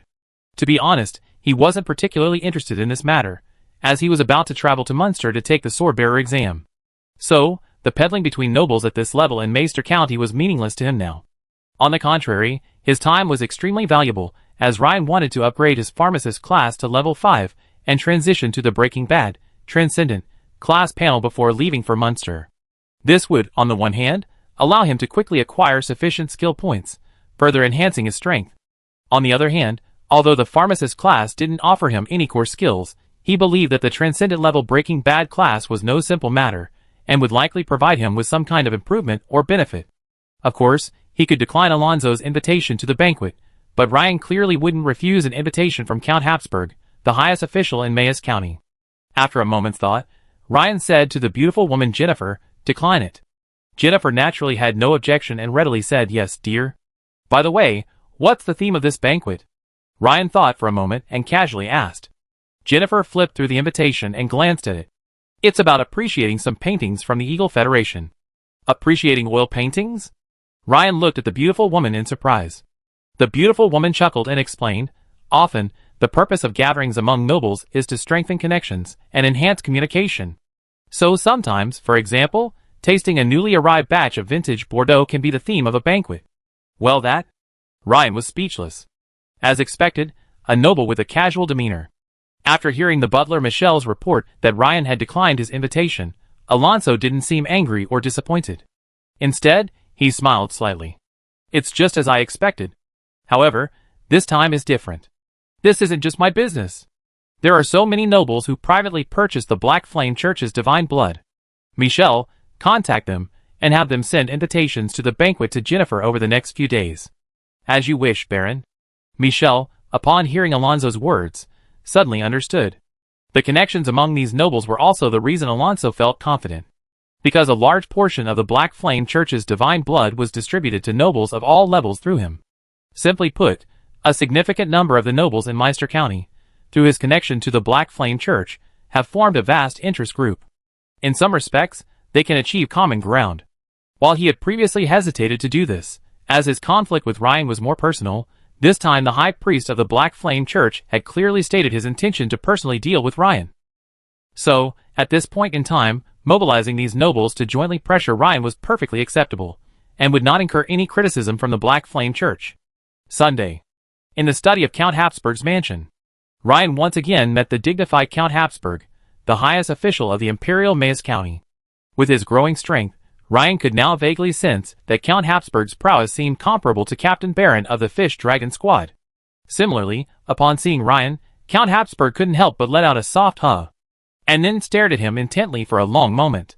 "So Claire is the knight with the greatest potential in all of Mayes County. But after meeting you again today, Ryan, I think Claire should give way to you," Count Habsburg said with a smile. "Thank you for the compliment. Miss Claire will always be my guide on the path of knighthood," Ryan said with a slight bow and a smile. "Ryan, I thought you, a fledgling eagle, would need some more learning before soaring, but I didn't expect you to soar so soon. I've received the official letter from Munster. With your strength, I believe you successfully passed the Imperial Swordsmanship test if you continue to perform at your best." "Thank you, Count, for your encouragement. By the way, if you encounter any difficulties in Munster, you can take this letter to my old friend. Perhaps he can help you." Count Habsburg pulled a letter from his desk drawer and handed it to him. Ryan took it and saw it sealed with red wax. On the wax was a signet ring bearing the Habsburg family's Cali bird emblem. Clearly, Count Habsburg had made preparations. "Thank you, Count." Ryan bowed. Ryan fully understood Count Habsburg's intention and expressed his respect and goodwill. So, the sumptuous dinner passed in a peaceful and joyful atmosphere, and soon after, Ryan returned home. The next morning, Ryan went to the villa's backyard as usual to feed Cookie, the greyhound, and Bloodfeather, the hippogriff, the mutant growth potion and keep records. This time, however, after feeding Cookie, the greyhound, it suddenly let out a painful howl. And then, Cookie began to devour the food frantically. At this moment, a system notification sounded. The host's pet greyhound, affected by long-term use of the growth-mutating potion, has begun to mutate and evolve. Mutating and evolving. This immediately delighted Ryan, who immediately turned to the servant beside him and said, "Go to the kitchen and bring us some more meat. Fill a large basin." "Yes, my lord." The servant immediately trotted towards the kitchen. "Wait, go to my study and bring us the violent bear meat on the table," Ryan called out to him. Cookie's current large consumption indicated that its evolution required a significant amount of energy, and ferocious beast meat, rich in energy, was the best option. "Yes, my lord." The servant hurried over again. Soon, 2 strong servants arrived, carrying a large basin of fragrant, cooked meat. Cookie quickly devoured most of the meat. Ryan, looking at its slender body, found it hard to imagine how it could hold so much meat. At this time, a small bowl of wild bear meat was also delivered. After devouring 10 pounds of wild bear meat, Cookie seemed to be full. He lay on the ground, growling continuously and digging his claws into the ground, as if enduring some drastic internal change and the resulting intense pain. Ryan knew this wasn't a normal evolution, as greyhounds are a relatively stable breed. If Cookie hadn't been taking the mutation growth potion for a long time, it would have been almost impossible for him to mutate and break through his limit. Cookie's skin turned red at a visible speed, and his muscles trembled, swelling and bulging. Minutes passed. Cookie had become noticeably taller and larger, his muscles becoming stronger, and his 4 claws growing longer and sharper. To make an analogy, Cookie's evolution this time was like going from the slender and agile body of a cheetah to the physique of a tiger, also a feline. At this moment, a system notification suddenly flashed across the screen. Host's pet greyhound has successfully evolved into the ferocious beast greyhound war dog. Your beast taming skill has been upgraded, adding 535 experience points. Your beast tamer, extraordinary, class experience has been increased by 321. Note, Greyhound War Dog has awakened the innate ability Rapid Healing. Yes/no. Rename the Greyhound War Dog. Looking at the system notification of the successful evolution, Ryan was overjoyed. After a moment's thought, Ryan chose no. He felt that the system's naming of the mutated Greyhound War Dog, was quite accurate. After all, it was a ferocious dog mutated from a greyhound. But this was just a minor matter. At this point, Ryan's attention was focused on the innate ability, Rapid Healing. He had originally thought that, given the greyhound's fast running speed, it would awaken an innate ability similar to swiftness, but he hadn't expected it to be a recovery-related ability like Rapid Healing. However, after a brief moment of reflection, Ryan nodded. This was likely the effect of the mutation growth potion. The word mutation signified many things. Also, there seemed to be signs of this beforehand. Cookie had previously injured his spine, yet he was able to heal and stand up again. This hinted at a certain talent. It was unclear whether that injury had caused his mutation to evolve in this direction, or whether Cookie had been subtly awakening this talent since taking the mutation growth potion. Of course, this was unimportant. Crucially, Cookie's evolution from a normal beast to a dire beast signified that Ryan had met the 4th requirement for his beast tamer, extraordinary, promotion to master beast tamer, legendary. The 4th requirement, cultivating at least one normal animal into a dire beast, had been met. Also, the 3rd requirement, possessing 3 or more dire beasts as pets, had been fulfilled 2/3 of the way through. Now, Ryan simply had to wait for the Dark Horse's mutation. Once the evolution was successful, Ryan would immediately be promoted to Master Beast Tamer, legendary. At this moment, Cookie, having fully evolved, stood up from the ground. Ryan was surprised to discover that Cookie, the Greyhound War Dog, had reached a shoulder height of 1.2 meters, and nearly 1.6 meters including his head. It was no less powerful than a smaller horse. It nuzzled Ryan's calf affectionately, then looked up at its master, its eyes gleaming with brilliance. The surrounding male servants watched curiously, but beyond curiosity, their eyes were filled with fear. After all, a dog this big was terrifying. How strong was Cookie's talent, Rapid Healing? Ryan didn't know yet. After all, He couldn't just strike Cookie with a sword and then observe how quickly the wound healed. There was no rush. As long as there was a fight, there would always be a chance. Over the next few days, Ryan successfully upgraded his apothecary class to level 4, gaining another skill point and an attribute point. This brought Ryan's remaining attribute points to 7, and his remaining skill points to 3. Recently, Jennifer had been quite distressed, as she had received invitations from over a dozen nobles, both large and small, in Mayes County, hoping that she and Ryan could attend the banquet next Sunday. Jennifer's concern was that many of these noble families had close business ties with the Crawleys. From the perspective of family interests, it was clearly not appropriate for her to offend everyone. After some thought, Jennifer returned to Ryan's pharmacy to report the matter. When Ryan heard Jennifer say that over a dozen noble families had sent invitations, his first thought was, as expected of Earl Habsburg's eldest son, he's truly prestigious. So many nobles in Mayster County were influenced by him to extend this banquet invitation to him and Jennifer. Ryan thought for a moment. Since the Crowleys had business ties with many of these families, he said to the beautiful woman Jennifer, "Tell them I accompany you to the banquet on time." "Okay, dear." Jennifer's face lit up. If Ryan hadn't agreed, she naturally wouldn't have shown up for the banquet. But she was deeply touched that Ryan considered her difficulties and offered support.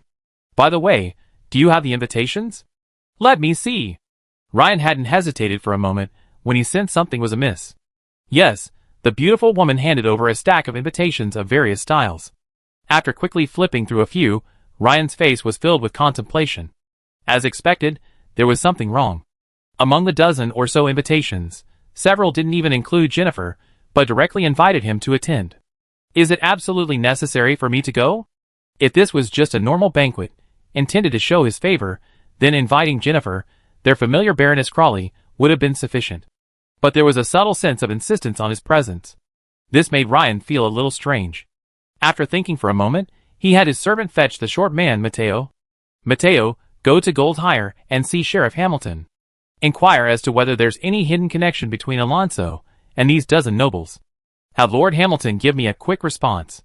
Hearing Ryan's words, Mateo immediately said, "Yes, sir. I be there immediately." Ryan turned to the beautiful woman and said, "Jennifer, I attend this banquet alone." The beautiful woman frowned slightly and asked, "My dear, is this a trap?" Ryan shook his head and said, "I'm not sure yet, but my intuition tells me there's probably something fishy going on here." That evening, Ryan waited for Mateo's reply. To be exact, half an hour later, Hamilton arrived in person at Ryan's residence. After a brief exchange of pleasantries, Hamilton's face darkened. He asked, "Ryan, do you remember that bottle of divine blood you seized earlier?" Divine blood? Ryan certainly remembered. The red potion in a test tube, filled with a thick, amber-like liquid, was quite impressive. Hamilton had also described it as possessing miraculous properties that could slow aging and accelerate cultivation. But was the divine blood connected to these nobles? Hamilton continued, "I've told you before that the origins of this divine blood are closely related to the Black Flame cult." "You mean?" Ryan instantly grasped the meaning behind Hamilton's words. Hamilton nodded and said, "Just as you expected. Since that incident, we've conducted covert investigations and discovered that many noble families in the county city have been rumored to possess or purchase divine blood. Alonso and the dozen or so noble families on the list you asked Mateo to provide are among them. Furthermore, the investigation revealed that the source of this divine blood vaguely points to Alonso. However, since he is Count Habsburg's eldest son, the investigation stopped there." After a pause, Hamilton looked at Ryan seriously and said, "Ryan, although I know your strength is far superior to what it once was, it has reached a level that I cannot even compare to. But my advice to you is, don't go. After all, there might be some conspiracy behind this by the Black Flame cult. Perhaps, only after you join the Imperial Swordbearers will you have enough strength to deal with the Black Flame cult." Ryan nodded. Hamilton's words were measured, and he certainly knew that. But the fact that the other party was putting pressure on Jennifer through so many nobles had already made clear their stance. That this was only the first step. If he refused, they would surely have a backup plan. After a moment's thought, Ryan bowed slightly and said, "Lord Hamilton, thank you very much for coming." Hamilton waved his hand, stood up, and said, "Ryan, I've explained the situation clearly to you. The decision is yours. If you really want to go, have Mateo tell me." After Hamilton left, Ryan folded his arms and paced around the study. Previously, the Black Flame cult had dealt with him through assassinations and sneak attacks, but this time, Ryan had a vague feeling they were playing a trick on him. Could it be that the Black Flame cult had made some special arrangements at the banquet venue? In that case, Jennifer can't go. It would be best if I went alone.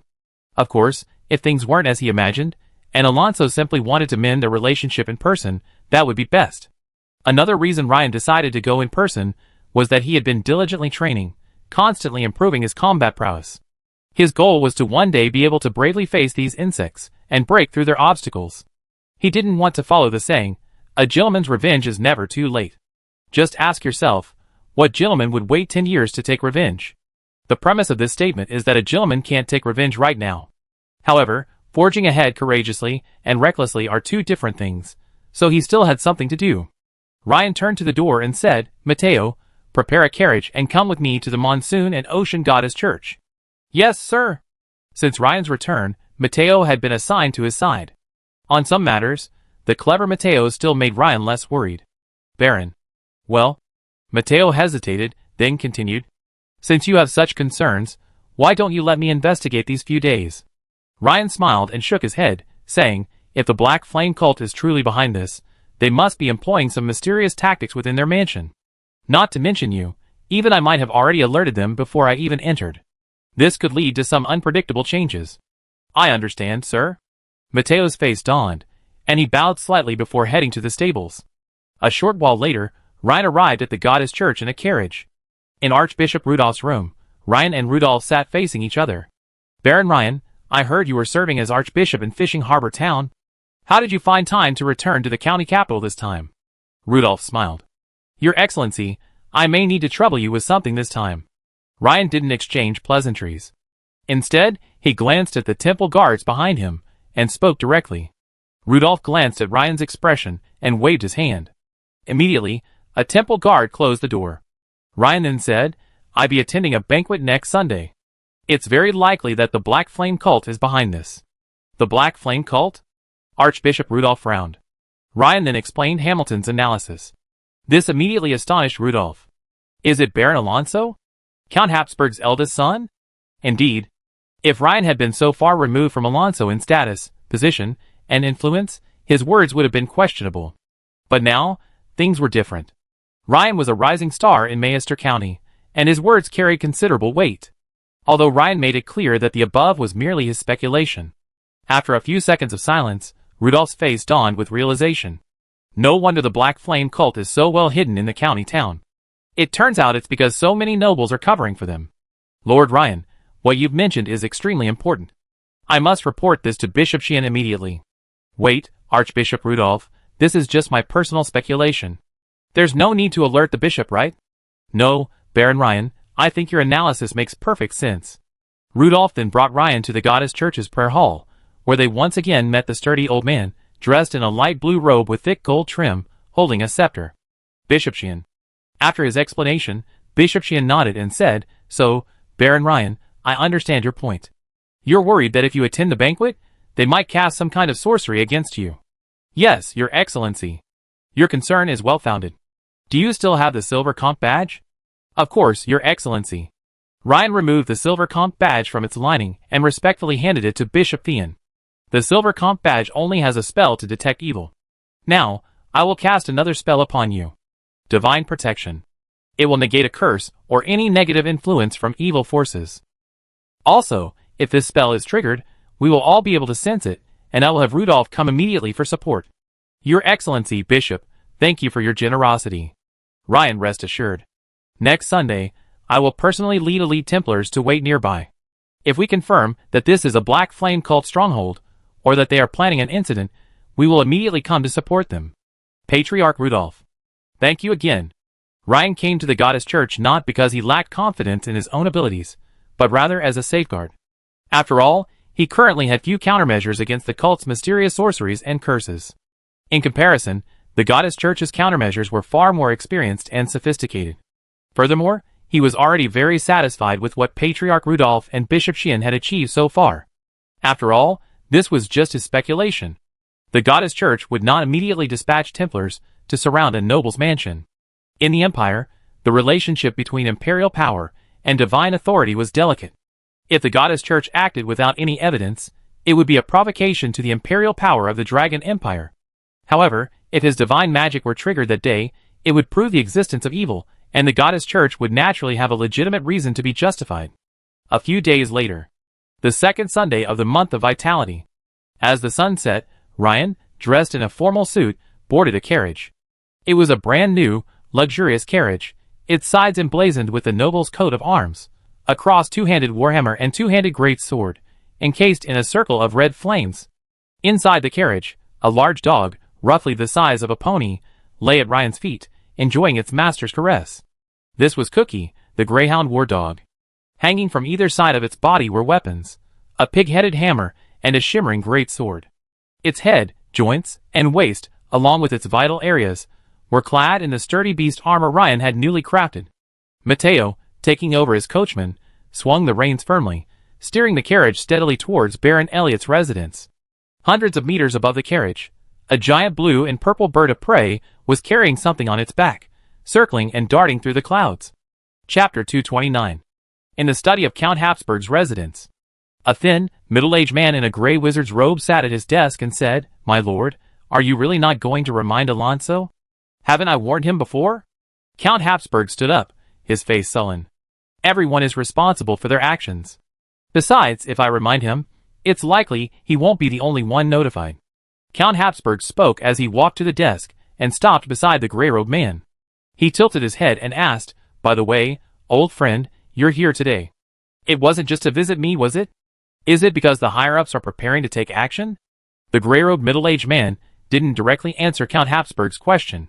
He only said, "Your Excellency, do you remember the Zalo rebel knight who died of poison in prison last time?" Count Habsburg was startled, then nodded immediately. "That was my oversight. I didn't expect the rebels to infiltrate even the Meister prison." Recalling the scene, although he had launched a large-scale investigation after returning from Rosby City and eliminated the rebel spy in the prison, he had missed the opportunity to extract important information from the rebel knight. Incidentally, not long afterward, even the body of the rebel knight disappeared. Count Habsburg trembled with rage at the thought of the Sid-like bureaucracy. But this situation wasn't unique to Meister County. It was common across the empire, and there was little he could do. Not only was the person poisoned to death, but even the body was. Count Habsburg shook his head, a hint of resignation. "That's not a bad thing, actually." The gray-robed middle-aged man smiled and continued, "In fact, I placed something on the body.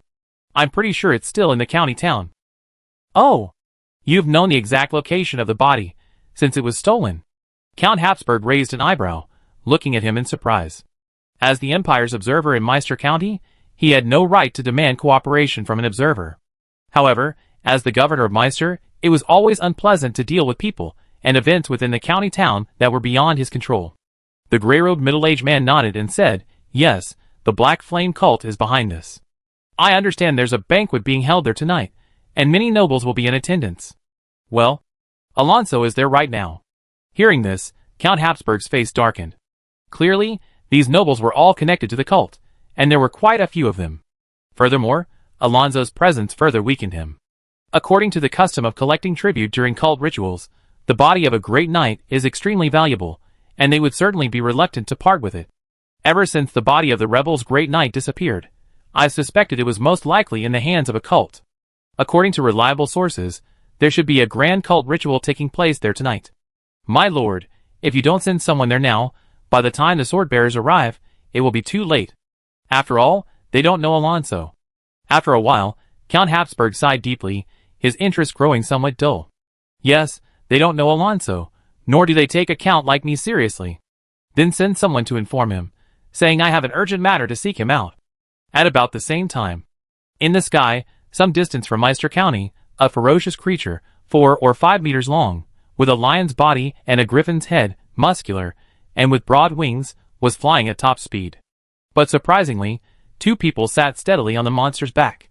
The airflow generated by its high-speed flight flowed around a circular shield emitting a faint green glow and rushed backwards. Seated on the saddle in front was a burly man carrying a shield, controlling the flight with the reins. The man holding a short staff in the back said, "Captain, what mission are we on today, riding griffins in such a hurry to reach Mayes County? Why do we need you to go in person?" "A rather important mission. Since the operation had already begun, there was no need to keep it secret. The burly man spoke without hesitation. According to reports from local observers, a cult in Mayes County will be holding a sacrificial ceremony tonight. Do we, the sword-bearers, need to be dispatched for such a matter? Is the local goddess church incapable of handling it? The man with the short staff asked, puzzled.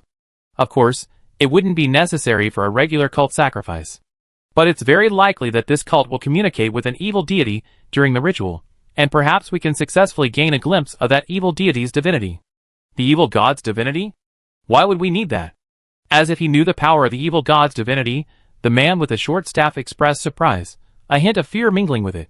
It's not us who want it, but the higher-ups, the burly man said, pointing upward. Elsewhere, Ryan had arrived at the gate of Baron Elliott's mansion.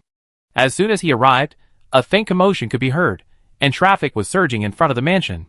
A quick glance revealed a number of luxurious carriages parked outside the mansion. Most of them bore various noble crests, while a few lacked them, likely belonging to wealthy merchants. Many men, dressed like cavalrymen or guards, guarded the carriages. Seeing Ryan's carriage approach, an elderly man in a tuxedo stepped forward with a smile and greeted him. Excuse me, Baron Ryan? It's me. Ryan nodded after disembarking. Baron Ryan, Lord Alonso has been waiting for you in the banquet hall.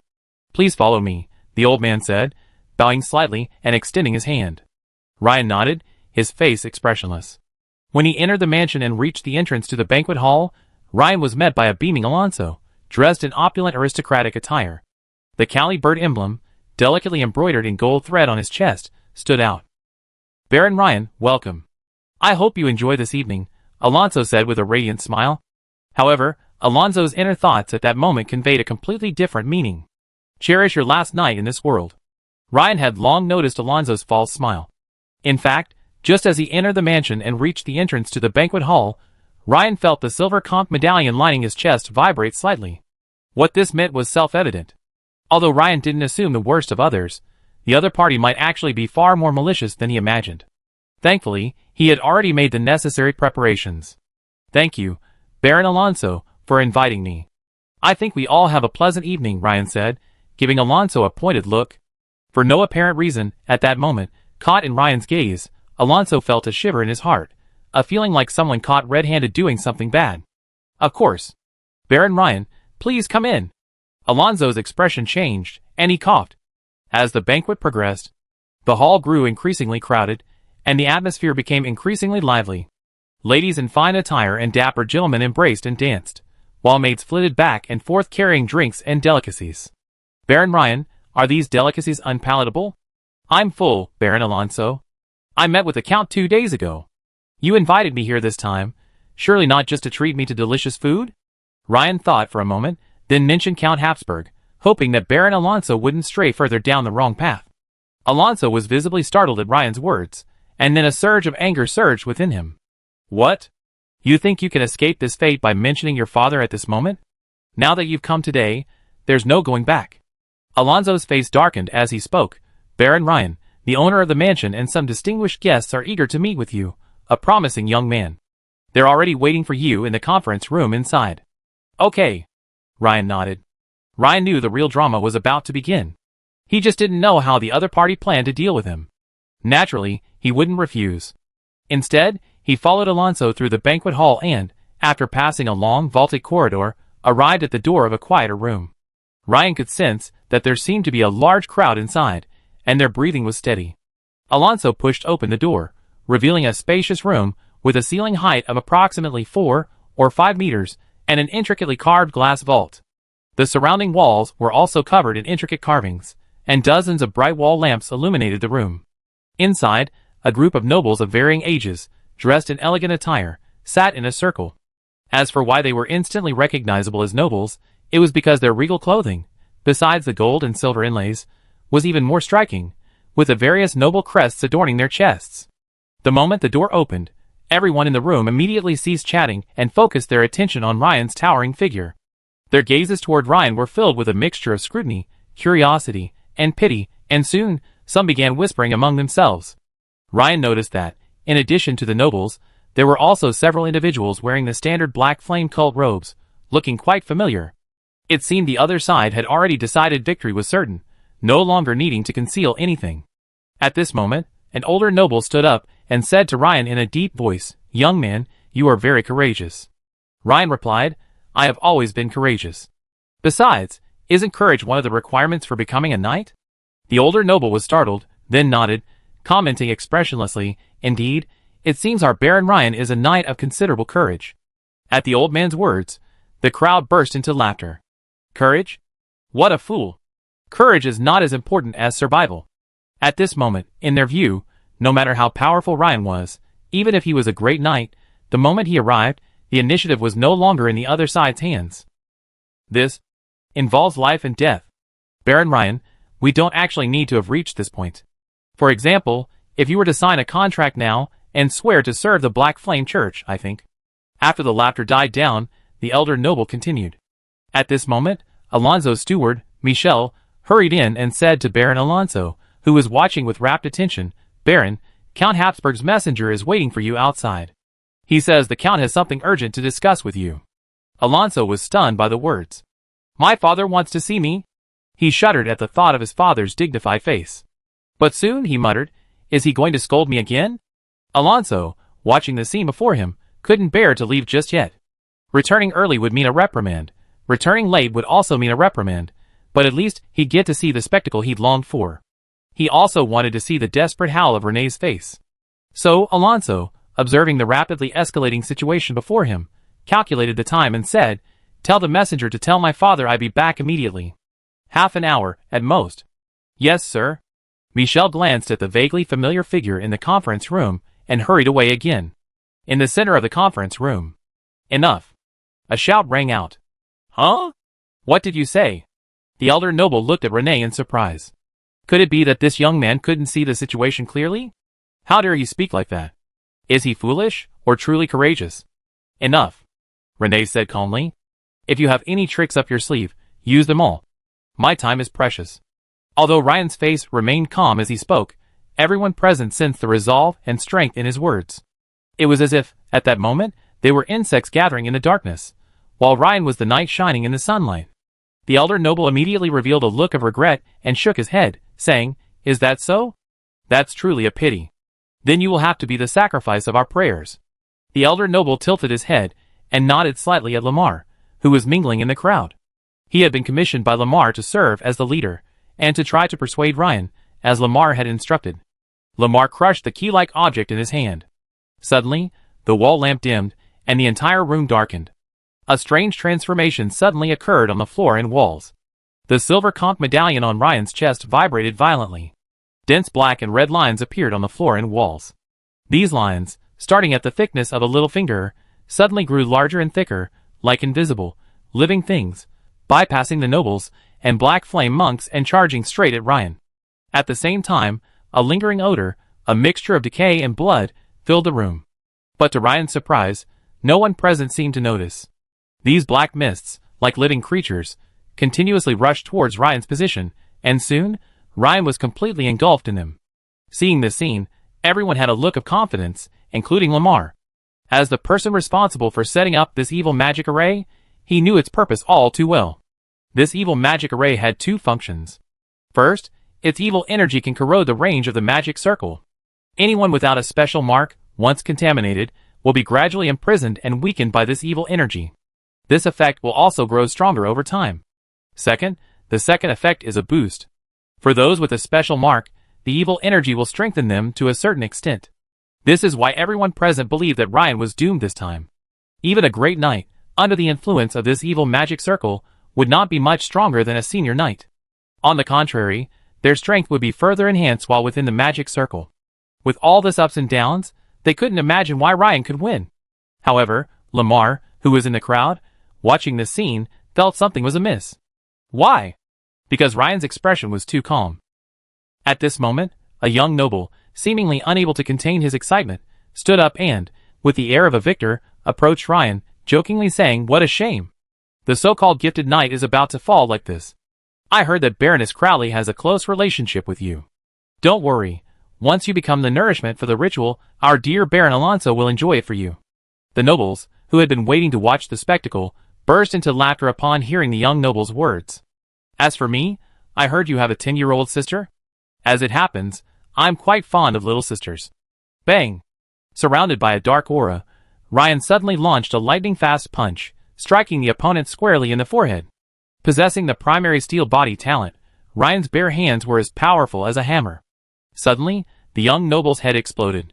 Although his head was now gone, his entire body twitched. He held on for 2 seconds before collapsing like a snake with its spine torn out. Instantly, the conference room, once bustling with chatter like a market, fell silent. The group of nobles and black flame monks before him, like ducks being strangled, stared blankly at the scene before them, their eyes wide and their mouths gaping. Their faces were filled with fear and confusion. They were all screaming in their hearts, "How is this possible? Shouldn't he be imprisoned? How could the evil magic array be ineffective?" Including Lamar, the one who set up the evil magic array, their eyes widened, staring intently at the headless corpse on the ground. And Ryan, who had been shrouded in black energy, now glowed faintly. It was then that they realized that the black energy surrounding Ryan had never been able to penetrate the other person's body. Now, the pale blue light emanating from Ryan was gradually dissolving the black energy. Furthermore, the divine aura emanating from this pale blue light was palpable to everyone present. The power of the goddess? "Ryan, you are from the Church of the Monsoon and Ocean Goddess?" Alonso exclaimed. After smashing the man's head with a punch, Ryan spoke for the first time. "If that's all, the black flame cult really disappoints me." Everyone present couldn't help but feel a little angry. "Go and kill him while he's unarmed." A flurry of curses rang out. Although Ryan, for some unknown reason, had gained immunity to evil powers thanks to the magic of Monsoon and the Church of the Sea Goddess, they still felt they had a chance of victory. Firstly, Ryan was unarmed, and the combat effectiveness of knights with and without weapons was significantly different. Secondly, while the evil magic array had failed to imprison or weaken Ryan, it had indeed enhanced their own strength. This was also why everyone present felt that relying on their numerical superiority, they could still kill Ryan on the spot. At this moment, boom! The glass dome of the conference room suddenly shattered. A massive bird of prey flapped its wings and descended from the sky, dropping 2 objects before soaring back into the sky. The black mist barely reacted before it could find any trace of the bird. Ryan caught the 2 objects, a brand new bow, and a quiver containing 20 steel arrows. Seeing Ryan drawing his bow and arrow, those familiar with him, like Lamar and Alonso, were stunned. Isn't Ryan a genius with hammers and swords? When did he switch to a bow? The nobles who weren't familiar with him looked up at the gaping hole in the vault, then back at Ryan, wielding the massive bow, and exchanged bewilderment. Just now, they said they had no weapons. But what was going on now? And what about that giant bird? It wasn't that Ryan had deliberately chosen his weapon, but at this time and in this area, sending the Greyhound Cookie rushing over to deliver a weapon would likely entangle him in the sinister black aura. And the Bloodfeather Hippogriff's incredible speed meant it could escape before the black aura could launch its attack. Taking advantage of the opponent's moment of distraction, Ryan unleashed his bow with lightning speed. Bang! The bowstring vibrated. Swish! A steel arrow, like lightning, pierced the abdomen of a black flame monk. Empowered by Ryan's intermediate strength talent, this arrow delivered a strike similar to the power of a heavy sniper rifle from his previous life. After striking the opponent's body, a fist-sized hole was pierced through his chest and abdomen. Rapid volley. Ryan drew his arrow, nocked it, aimed, and fired, the entire sequence so swiftly that it left several afterimages in the crowd's view. For a moment, it was as if Ryan had 4 arms, drawing his bow and firing arrows simultaneously, a single-handed attack resembling the volleys of a small team of elite archers. In just a few seconds, the field was emptied of its horns. Lamar survived thanks to the protection of his black energy shield, which protected him from Ryan's arrows. Alonso, sensing the dire situation, quickly ducked behind a nearby pillar. At this moment, Lamar was thankful he had chosen this location. This place wasn't anywhere else. Because this is their home base. Haha, Ryan, do you think you're sure to win? I've known for a long time that your unexpected comebacks and all these attacks weren't accidental. Because you've always been reserved about your own strength. But unfortunately, this time, there's no way you can pull it off. The next second.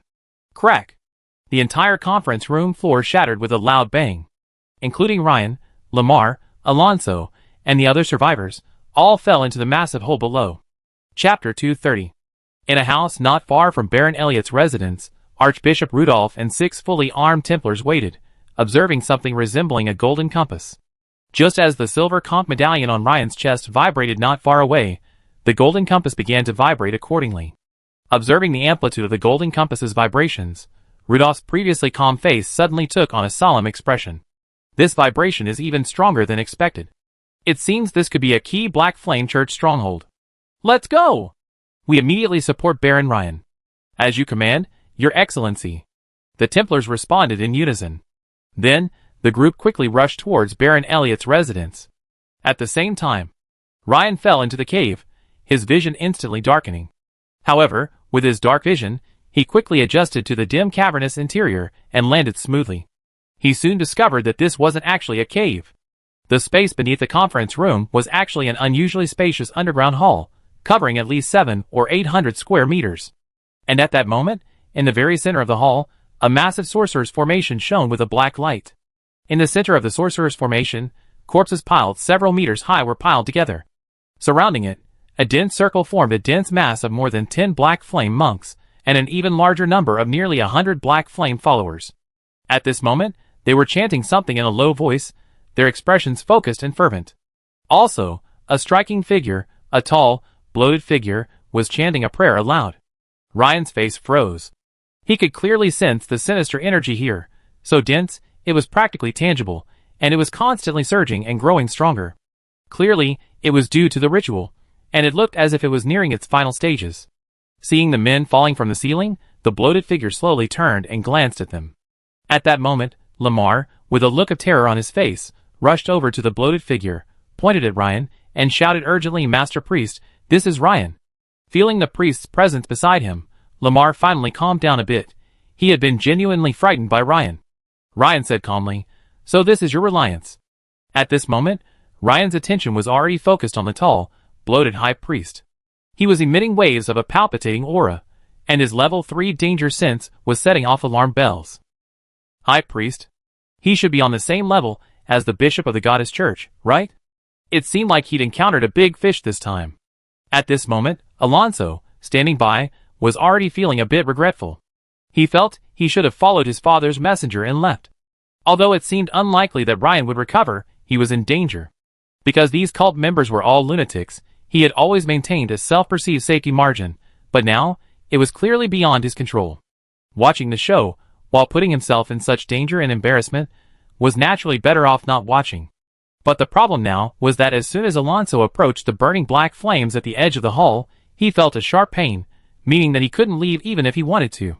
At this moment, the entire underground hall was enveloped by some kind of sinister energy, a cage imprisoning only those who could enter and those who could not. The tall, bloated officiant stared at Ryan with his small eyes for a moment, then said with interest, "You are Ryan. Nice to meet you. I heard you're quite formidable, having even killed Giovanni. Let's have some fun," the officiant said with a narrowed smile. Without waiting for Ryan to speak, he snapped his fingers. Snap! Instantly, the Black Flame cultists, who had been kneeling in fervent worship around the ceremony, suddenly rose in large numbers. Instantly, 30 or 40 of them, as if under mind control, rushed towards Ryan with ferocious expressions. As they ran, they stripped off their shirts and shouted, "Praise the great god of the hunt." This left Ryan completely bewildered. These cultists were ordinary people. Were they here to die? As they rapidly approached, Ryan suddenly felt something surge within them, and his level 3 danger sense alerted him intensely. Ryan knew that these mere Black Flame cultists might not be as simple as they appeared. Ryan's eyes narrowed, and he drew his bow and arrows. With lightning-fast fingers, he launched a rapid stream of arrows. Swish! Swish! Swish! When a steel arrow struck a Black Flame cultist, a piercing sound rang out, piercing their chest and abdomen. The cultist howled in agony, grudgingly looking down at the gaping hole in his chest, his eyes filled with fear and confusion. But, the next second, a resounding boom was heard. The Black Flame cultist exploded like a bomb. Instantly, not only did blood and flesh splatter everywhere, accompanied by the smell of burning, but a black flame suddenly spread. Ryan's eyes flickered at the sight. These cultists were carrying out a suicide bombing. It seemed that, whether in the past or the present, a cult was still a cult, and their methods were so similar. But what was even more surprising was the Black Flame High Priest. The High Priest had previously received intelligence on Ryan, knowing that he excelled with a two-handed warhammer and a great sword. But when had he become proficient with a bow and arrow? Just now, every arrow he struck had been accurate. Several of them had directly impaled two cultists, and one had even pierced 3 at once. Originally, he had assumed that if Ryan used a melee weapon like a great sword or a warhammer, he would be severely injured by the cultist's suicide attack, and at worst, extremely disastrous. The outcome left the high priest slightly irritated, and his playful attitude subsided a bit. At this point, although Ryan had completely eliminated the Black Flame cultist's suicide attack, there were only 3 arrows left in Ryan's quiver. At this moment, a smile crossed the high priest's portly face, and he said, "Young man, you have excellent archery skills. Unfortunately, you only have 3 arrows left. It seems." As the high priest spoke, Ryan suddenly raised his hand and unleashed an arrow. What a lot of nonsense. The steel arrow, like silver lightning, hurtled towards the high priest. However, just as it was about to impact, a dull thud echoed. The arrow, about 30 centimeters from the efficient's voluptuous frame, was blocked by a black flame shield. The tip of the arrow trembled slightly, its tip struggling to penetrate the circle of black flame surrounding the efficient. Black flame protection. Ryan's eyes narrowed, recalling his previous encounter with the Black Flame Guardian. He had seen this sorcery before. The steel arrow pierced the circle of black flames, creating a bowl-shaped depression, nearly breaking through the black flame efficient's defenses, but just barely. Though the efficient remained unharmed, the contempt in his small eyes, as he looked at Ryan, had faded.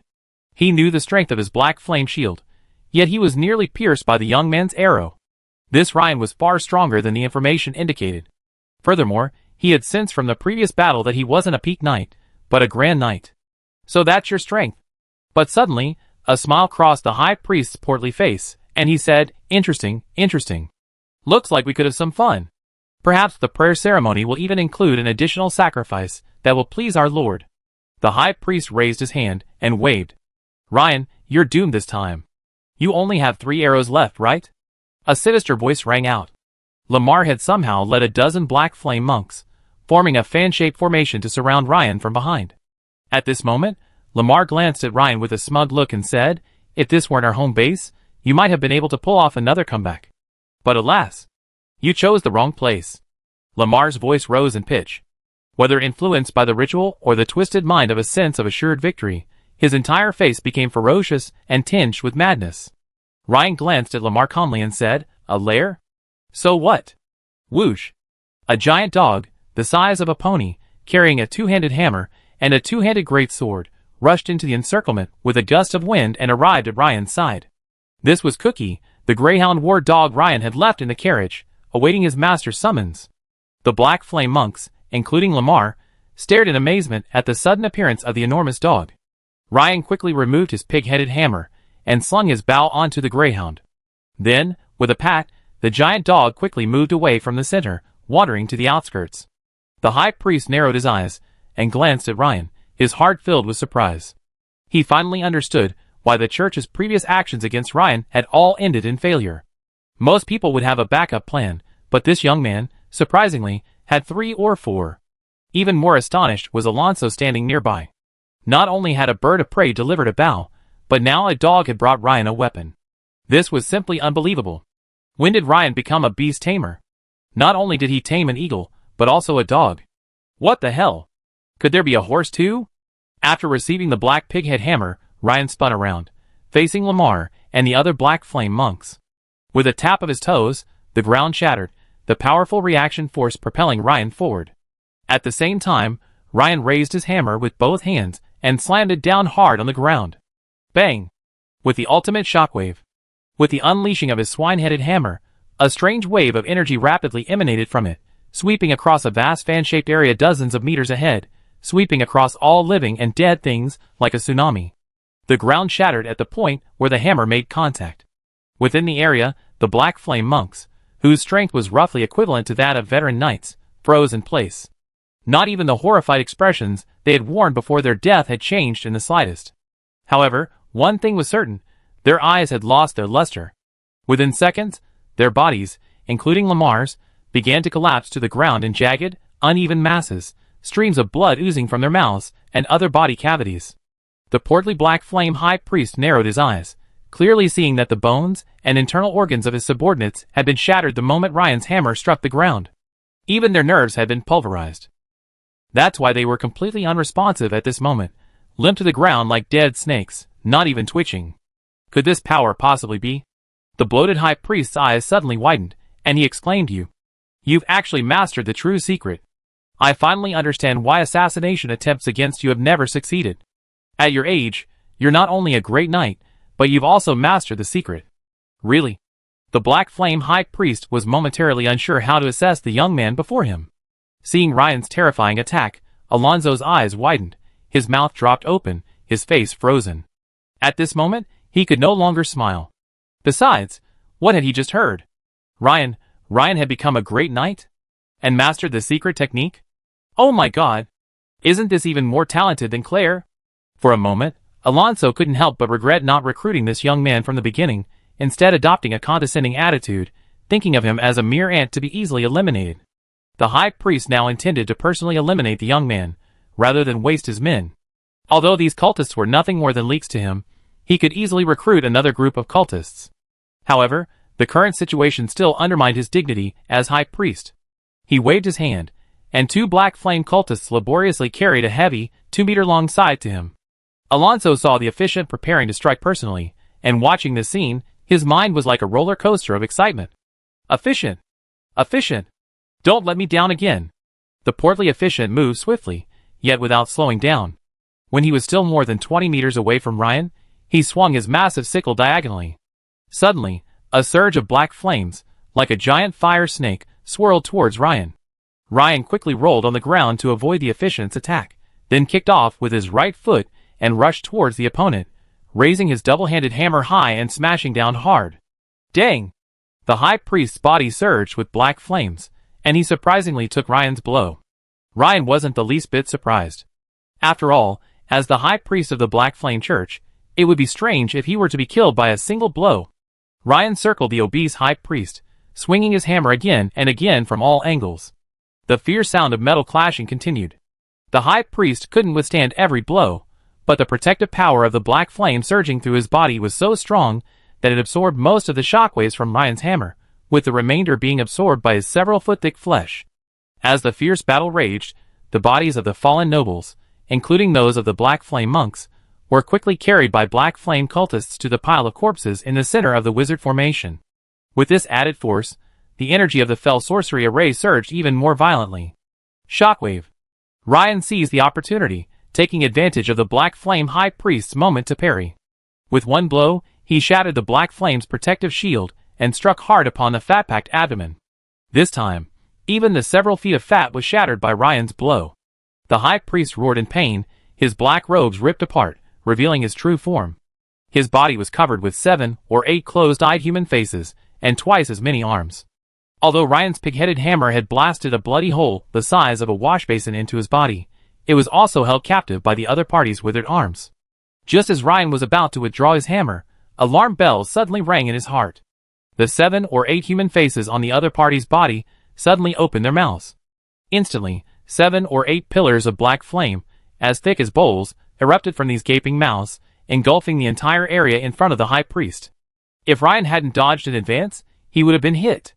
Although Ryan possessed the gift of a primary steel body, he didn't want to experience the heat of the black flames. Alonso, standing by, hadn't had time to rejoice over Ryan's loss of his warhammer when a massive dog suddenly ran up to him. Fuck. This dog. Ryan calmly drew the shimmering greatsword from the greyhound's back and pointed it at the high priest. Suddenly, Ryan turned his head to look at the fell energy array nearby. At this moment, the energy fluctuations of the fell energy array reached their peak. Great! The prayer ritual finally succeeded. Alonso exclaimed inwardly. Just when Alonso thought the ritual was complete and Ryan wouldn't survive for more than 3 seconds, a sudden energy shockwave swept in all directions. Ryan immediately swung his sword forward, splitting the incoming shockwave. High-speed air currents swept past him on both sides. Alonso, struck by this fell energy, began to howl in agony. He tore at his clothes, soon leaving him naked. Then, feathers suddenly sprouted from his skin. Ribs pierced his shoulder blades, and quickly grew into wings. The fat high priest exclaimed in admiration. Excellent! Excellent! Alonso has become a divine blood noble under our Lord. It seems the legend that the Habsburg family once absorbed the blood of the Kaleri bird is true. After consuming the divine blood, it truly worked. In fact, for the Black Flame Church, whether these nobles were alive or dead, they had all consumed divine blood. If they died, their bodies would become the ultimate nourishment, furthering the effectiveness of the prayer ritual. If they survived, after the ritual, they would be transformed by a touch of the god of hunting's will, becoming the finest fighters. The high priest, observing Alonso's current state, was quite satisfied. Ryan watched this scene without a trace of sympathy. These foolish nobles had colluded with the cult. He believed it was only a matter of time before they would be retaliated against. Alonso, transformed into a birdman, his power soaring to the level of a grand knight. His eyes were pitch black, as if the whites had been devoured. With a flutter of his wings, he charged towards Ryan. Great god of hunting, this humble yet devout believer prays for your grace. Just as Ryan focused his attention on the attacking birdman, Alonso, the severely injured high priest, with a smile on his face, began to chant a low prayer. Instantly, an indescribable terrifying presence descended. A few minutes ago. At that moment, on the back of a griffin, still rapidly flying over Meister County City, the shield-bearing man's expression suddenly changed. He quickly pulled out a compass-like object from his pocket and began to examine it. The numbers on it kept jumping up and down. Huh? Why are these fell energy fluctuations so strong? Could it be that the cult ritual has already begun? This is earlier than expected. He had originally thought he had plenty of time and was planning to visit the governor of the county city. Now, it seemed he didn't have time. The shield-bearing man gazed at the glittering lights of Meister County City before him and gave a strong shake of the reins. The griffin let out a loud cry, turned, and flew rapidly towards the source of the fell energy. Almost simultaneously, when Rudolph and his elite Templars arrived at the gate of Baron Elliot's mansion, they were stopped by a team of heavily armed guards led by the mansion's steward. The steward immediately recognized Rudolph and the Templars because their attire was so distinctive. Dear guests from the Church of the Goddess, I'm sorry, but this is a private residence of a noble. If you don't have an invitation, I need to report to the owner first. We've discovered fell energy emanating from this mansion and require an immediate inspection. Rudolph said gravely. Get out of the way. Just then, Alonso's steward, Michel, suddenly emerged from the mansion. Seeing Rudolph, he greeted him with a smile. Master Rudolph, what brings you here? Baron Alonso is also here. The fell energy you mentioned must be an illusion. We're all here, and we don't sense anything amiss. Michel argued. Rudolph was startled to see Michel present. He knew Alonso was the eldest son of Count Habsburg, and he was rapidly weighing his options. But the next moment, he realized that Ryan was in imminent danger. If he continued to waste time here, who knew how long he would have to wait? He was about to rebuke him when a high, majestic cry suddenly rang out from the sky. A powerful creature with the body of a lion and the head of a griffin, its wingspan immense, descended from the sky. Griffin. The knowledgeable Rudolph recognized the creature immediately. Griffins are, after all, the most valuable flying mounts in the Dragon Empire, second only to dragons. Only the highest nobility, and those within the elite special departments could ride them. As expected, as the griffin descended, two figures leaped down from its back. The shield-bearing man took one look at Rudolph and his Templar attire, then glanced at the mansion's steward and guards, who had stopped them, and instantly understood. The man approached Rudolph and said, Is this head of the Goddess Church also responsible for handling cult matters? Yes, sir. Rudolph nodded solemnly, and quickly and briefly explained the situation. Of course, the key point was to emphasize the obstruction posed by the butler and his men. The burly man pulled out a badge from his chest, showed it to the others, and said, Please cooperate immediately. When the sword-bearer acts, not only you, but even if your master refuses to cooperate, we have the right to kill him on the spot. Michel and the mansion's butler looked at each other, momentarily bewildered. They knew this was a serious matter. They had, of course, heard of the imperial sword-bearer's formidable reputation. They dared not even attempt to stop him, watching the two sword-bearers and Rudolph's group enter. As Rudolph and his group were walking through the corridor, suddenly, even without the aid of the golden compass, they could all clearly feel the ground tremble slightly in front of them, and then a terrifying surge of evil energy erupted like a flash flood. The intensity of this burst immediately caused Rudolph and all the Templars to change expression. Oh no! The ritual is almost complete. Hurry! Speed up. When they arrived at the conference room, they were greeted by a massive hole. Above it, a black energy structure, shaped like an upside-down bowl, loomed. Below, a massive sorcerer's formation could be faintly seen, along with the sounds of fierce battle. Seeing this scene, Rudolph's face was filled with horror. Is this the Black Flame cult's lair? Rudolph suddenly realized. No wonder the fell energy here was so intense. It turned out this wasn't just a Black Flame cult stronghold, it was their lair. Rudolph immediately turned to a nearby Templar and said, "Go report to Bishop Theon immediately that we've discovered the Black Flame cult's lair." Just as Rudolph quickly retrieved a high-level divine scroll, preparing to blast open the black energy shield, an indescribable fear suddenly filled everyone's heart. This is the will of the gods. Too late. Ryan is finished. Chapter 231. Underground Hall. Facing the fluttering, rapidly approaching Birdman Alonso, Ryan pulled from his bosom a scroll brimming with wind energy. It was the long-held sorcery scroll, Summon Hurricane, acquired from Adams. As Ryan tore open the scroll, a hurricane bursting with powerful energy swept towards Alonso, the newly minted Birdman. Because Alonso had just been transformed into a winged being by the evil divine power, his body was still adapting to the control of his wings. While he could accelerate rapidly in a straight line, it would take time for him to achieve the agility of soaring and swaying. Instantly, under the influence of the intense hurricane, the Birdman Alonso was thrown 360 degrees in the air, his entire body swaying left and right. Swish! Just as he managed to steady himself, a silver arc of sword light flashed by. Although Alonso was still in midair, his wings had already begun to freeze. A single cut slashed diagonally from the left side of his neck, slicing through his chest and abdomen, ending at the right side of his abdomen. Sizzle! A sound like the rapid discharge of a high-pressure water gun echoed. A circular stream of foul-smelling blood gushed out from the massive wound on Alonso's body. Plop! Plop! Then, the sound of two heavy objects hitting the ground echoed. The body, cut in half, fell to the ground almost simultaneously. All sorts of bodily fluids and organs scattered across the ground.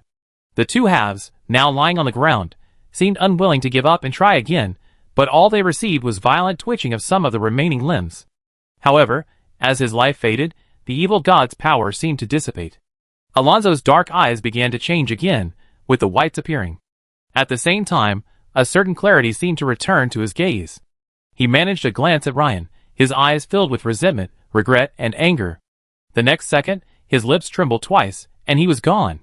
Ryan, after glancing at the dead Alonso, immediately focused his attention on the Black Flame High Priest, whose aura was undergoing a drastic change. Ryan could clearly sense that his aura was constantly increasing, like a volcanic eruption. Meanwhile, the Black Flame High Priest's bloated frame, originally over 2 meters tall, was rapidly expanding. 2.5 meters. 3 meters. 3.5 meters. Instantly, the aura surpassed that of anyone Ryan had ever seen, including Captain Baron, Count Habsburg, and other peak-level knights. It was as if he had suddenly reached a higher level. Outside the black aura shield, the shield-bearing man waved at Rudolph, saying, "Don't waste the scroll. Give it to me." The man suddenly removed the shield he was carrying. Inside, a hidden secret lay, a platinum gold scepter, approximately 1.5 meters long. The man grasped the platinum gold scepter, muttered something, and then hurled it forcefully at the black shield. Instantly, the platinum gold scepter blazed with an incomparably brilliant white light. Simultaneously, a mighty and majestic aura permeated the air, completely neutralizing the slightest hint of the evil god's will. Looking at the scepter, which struck the black shield like a bolt of white lightning, Rudolph was stunned. He looked at the scene before him and murmured, "Could this be the Imperial scepter?" "Of course not. This is merely a replica of the Emperor's scepter," explained the man holding a short staff. "Compared to the real Imperial scepter, its power is less than 1%, but it's more than enough to deal with the shadow of this evil god's will." Snap! The platinum-colored scepter instantly pierced the black aura shield, as easily as a hammer cracking an egg. Then, everyone watched as the platinum-colored scepter, like a meteor streaking through the sky, hurtled towards somewhere underground at incredible speed. At this moment, Ryan pulled from his bosom the leaf he had always kept but never used. The leaf, which, when held in his hand, felt the surging life energy within it, was actually a special sorcery scroll, a gift from Anna's aunt, the elf lady. Ryan placed it in the most convenient location. Suddenly, the Greyhound Cookie scurried over to Ryan's side. After a moment's thought, Ryan picked up his bow again and drew one of his 2 remaining steel arrows. Clearly, with the Black Flame High Priest in his current state, it would be best to try to interrupt him. Melee with a great sword was too dangerous, but ranged attacks were certainly possible. In fact, Ryan had been hesitant. He recently gained skill points from leveling up his apothecary. Should he use them to improve his Giant Bear Sword or his Blood Fury Bow? On the one hand, Giant Bear Sword was one of the first transcendental combat techniques he learned, and he held a deep affection for it. But since he mastered the profound talker hammer technique, judging by the diversity of his combat, investing skill points in similar melee transcendental combat techniques would yield less benefit. On the other hand, if he could improve his Blood Fury Bow, a ranged attack, not only would it address his weakness in ranged combat, but given the current situation, using ranged bows to disrupt the Black Flame High Priest's advancement was the safest option. The current battle situation helped Ryan make his decision. Without hesitation, Ryan immediately invested all of his remaining skill points into Blood Fury Bow. As his remaining skill points dropped from 3 to 0, Blood Fury Bow skyrocketed from level 6 to level 9. Instantly, a flood of memories of his Blood Fury Bow training flooded into Ryan's mind. For a moment, it felt as if he'd been practicing Blood Fury Bow for decades in some mysterious realm.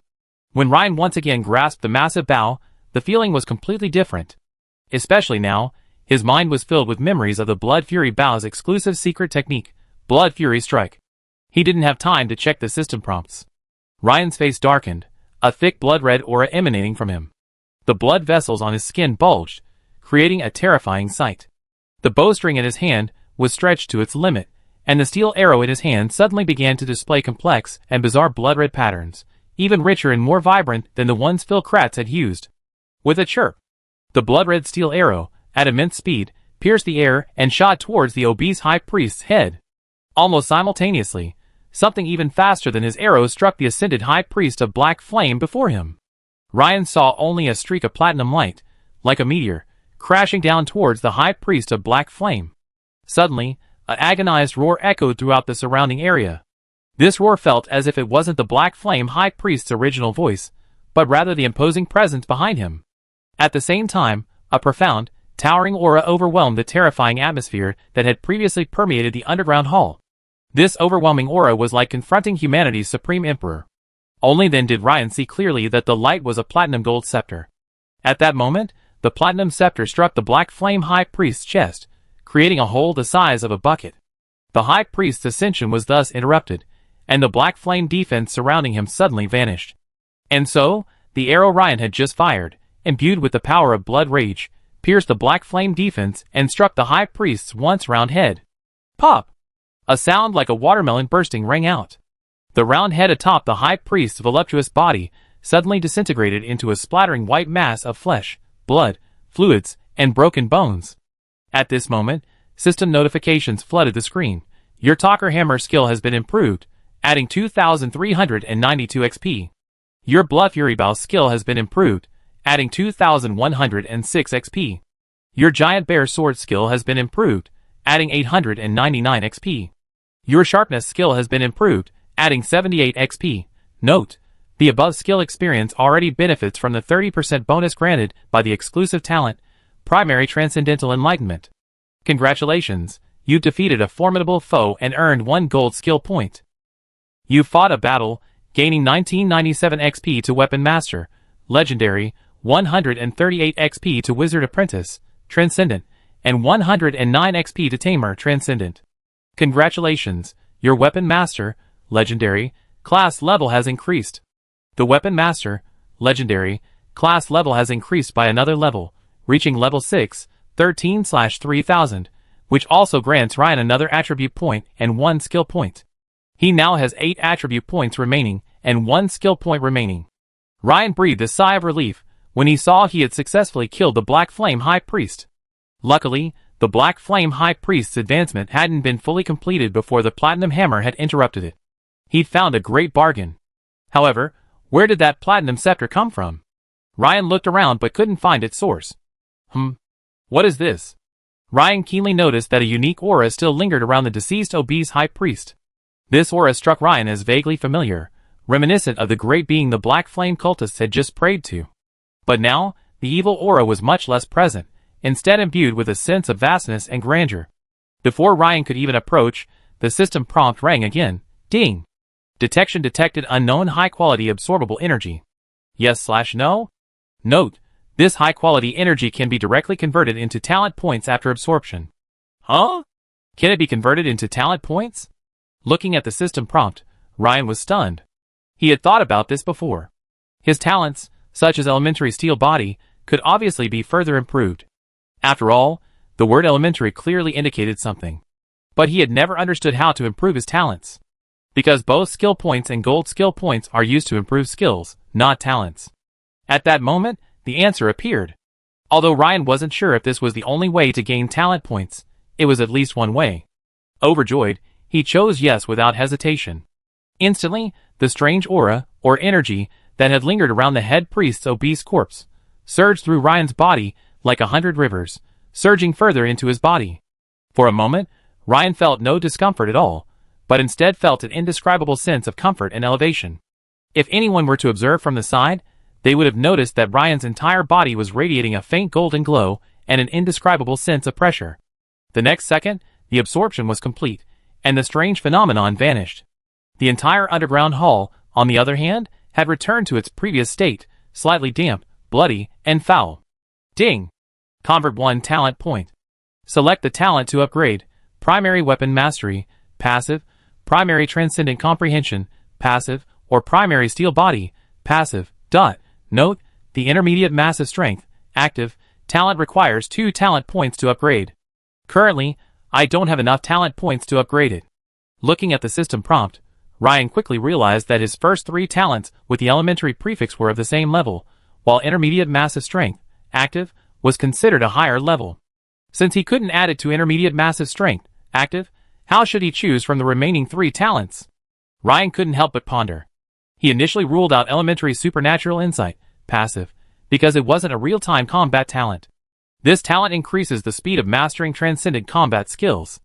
In reality, however, Ryan primarily increased transcendent combat skills directly by adding skill points. Generally speaking, after skill level 7, even with the ability to reduce the time required by nearly a third, daily improvement still requires a considerable amount of time. As for Elementary Weapon Mastery, passive, and Elementary Steel Body, passive, they can both be categorized as real-time combat talents. Their respective strengths are distinct. One favors offense, the other defensive. After a moment's deliberation, Ryan decided to choose duplicate armor first. After this incident, if it weren't for that final sky hammer facing the Black Flame High Priest, who had surpassed the Peak Grand Knight and entered the next level, the subsequent battles would have been extremely difficult. But with stronger defense, my tolerance for error would naturally be higher. After making up his mind, Ryan silently considered adding points to Elementary Steel Body, passive. Instantly, a surge of heat flowed through his body. Ryan stretched out his hands and looked down, only to see the skin on his palms and back suddenly illuminated with a silvery gray metallic halo. This halo flowed across his body like mercury flickering. After a few seconds, the halo subsided, and Ryan's skin returned to its original hue. At this moment, a system notification appeared. Congratulations, your talent, Primary Steel Body, passive, has been upgraded to Intermediate Steel Body, passive. Seeing the second newly created intermediate talent on the attribute panel, Ryan couldn't help but smile brightly. Just as Ryan was about to investigate, he suddenly heard a rustling, hurried sound of footsteps coming from the cavern above. Ryan turned and saw a group of people descending from above. Among them was the familiar Archbishop Rudolph of the Church of the Goddess, and a small group of elite Templar knights. However, Ryan was somewhat surprised to see that Rudolph and his companions had stepped slightly behind, while 2 unfamiliar, steady-footed men were at the front of the group. The other group advanced slowly, weapons in hand, cautiously. Upon seeing the scene in the underground hall, they were stunned. The empty underground hall had become practically a slaughterhouse. Scattered limbs and arms were everywhere, and the stench of blood and decaying corpses filled the air. The mountain of corpses piled high in the center of the hall, and the several-meter-tall corpse of the obese officiant nearby were particularly striking. Of course, even more striking at this moment was Ryan, wielding a bow and dressed in a banquet gown. Everyone instinctively pointed their weapons at Ryan, until Archbishop Rudolph, seemingly recognizing him, tentatively asked, "Ryan?" Ryan smiled and nodded, saying, "Archbishop Rudolph, thank you for your assistance." Hearing Ryan's human words, Rudolph breathed a sigh of relief and said, "Ryan, you're okay." "That's great." The 2 strangers also looked at the young man in front of them with a hint of surprise. They hadn't expected that, under such circumstances, he could have survived. A great knight? At his age, his strength was quite impressive, but surviving a single shadow of the evil god was still a stretch. The young man holding a short staff stopped Rudolph as he was about to advance and said, "I need to perform a spirit judging technique." "Are you worried?" Rudolph suddenly thought. His expression darkened, and he turned to Ryan, saying, Ryan, as a precaution, these two gentlemen from the Imperial Sword Bearers will need to perform a spirit judging technique on you. Spirit judging techniques don't cause any harm. They simply assess changes in one's spiritual radiance. Ryan suddenly understood. Are they worried about being controlled or possessed by the great being worshipped by the Black Flame cult? Of course, Ryan said without hesitation. Furthermore, upon hearing that the two men were affiliated with the Imperial Sword Bearers, Ryan couldn't help but take a closer look. One was a burly man carrying a shield, the other, a thinner man holding a short staff. It was this man who was about to perform a spirit judging technique on him. Hearing Ryan's ready agreement, the group relaxed considerably. The man with the staff softly chanted an incantation. Soon, a thin, snake-like beam of energy appeared out of thin air in front of his staff. With a gentle wave of his staff, the energy snake swooped toward Ryan. When it reached within a few dozen centimeters of him, it stopped approaching and instead coiled around him. At this moment, Ryan could sense some mysterious, special energy particles interacting with him. After a few seconds, the shimmering white snake suddenly dissipated, revealing a beautiful scene of scattered, shimmering particles. No problem. It's human. The man with the staff nodded confidently. The young man before them was lucky. Now, the group finally felt relieved. Rudolph quickly stepped forward, patted Ryan's shoulder, and exchanged pleasantries. I thought you.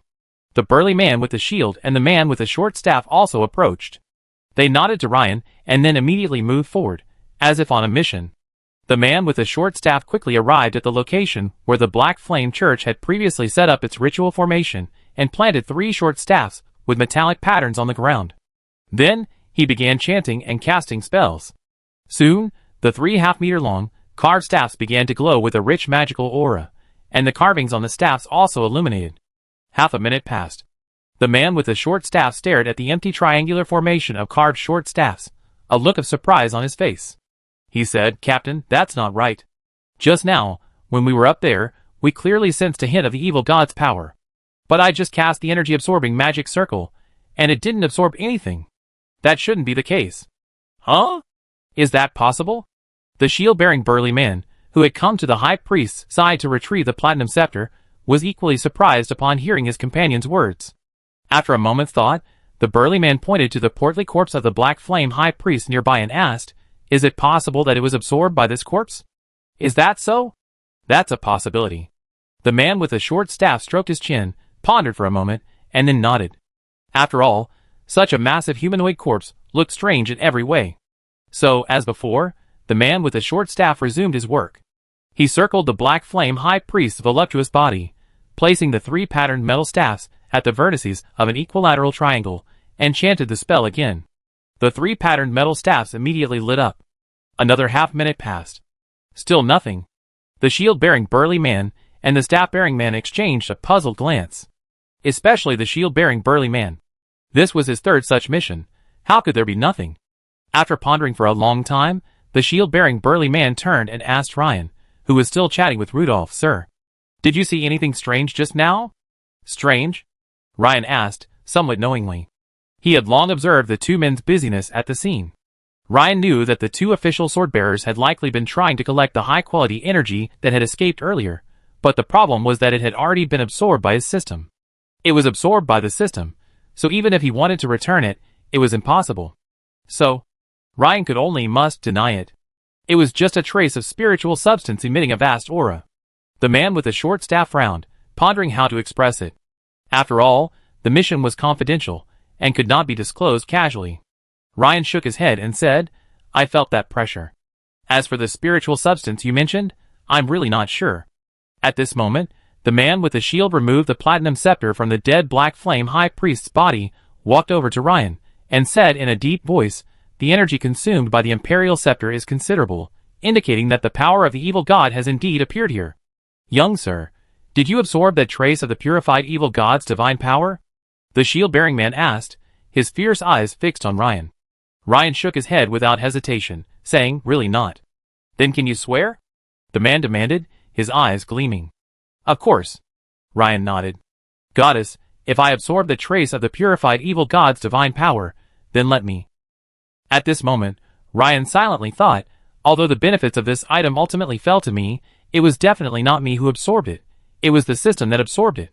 The man glanced obliquely at the man with a short staff beside him.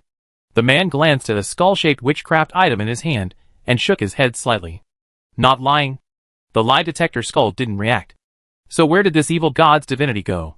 Reinfusing the Imperial Scepter with its power requires a vast amount of merit.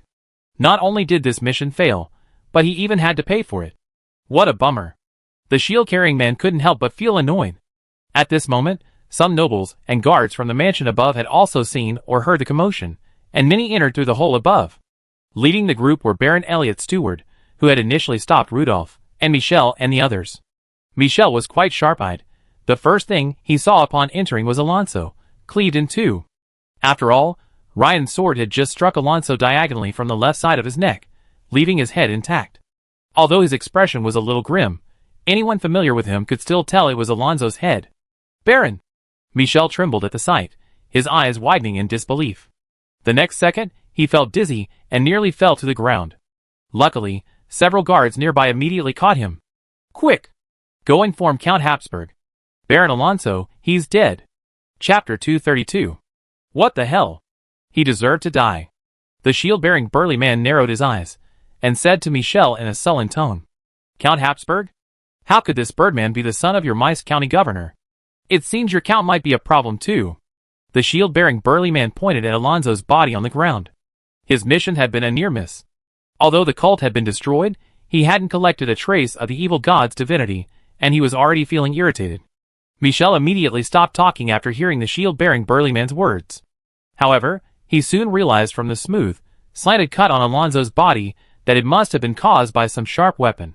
After taking another look at the location of Alonso's body, Michel quickly locked his gaze on Ryan's two-handed sword.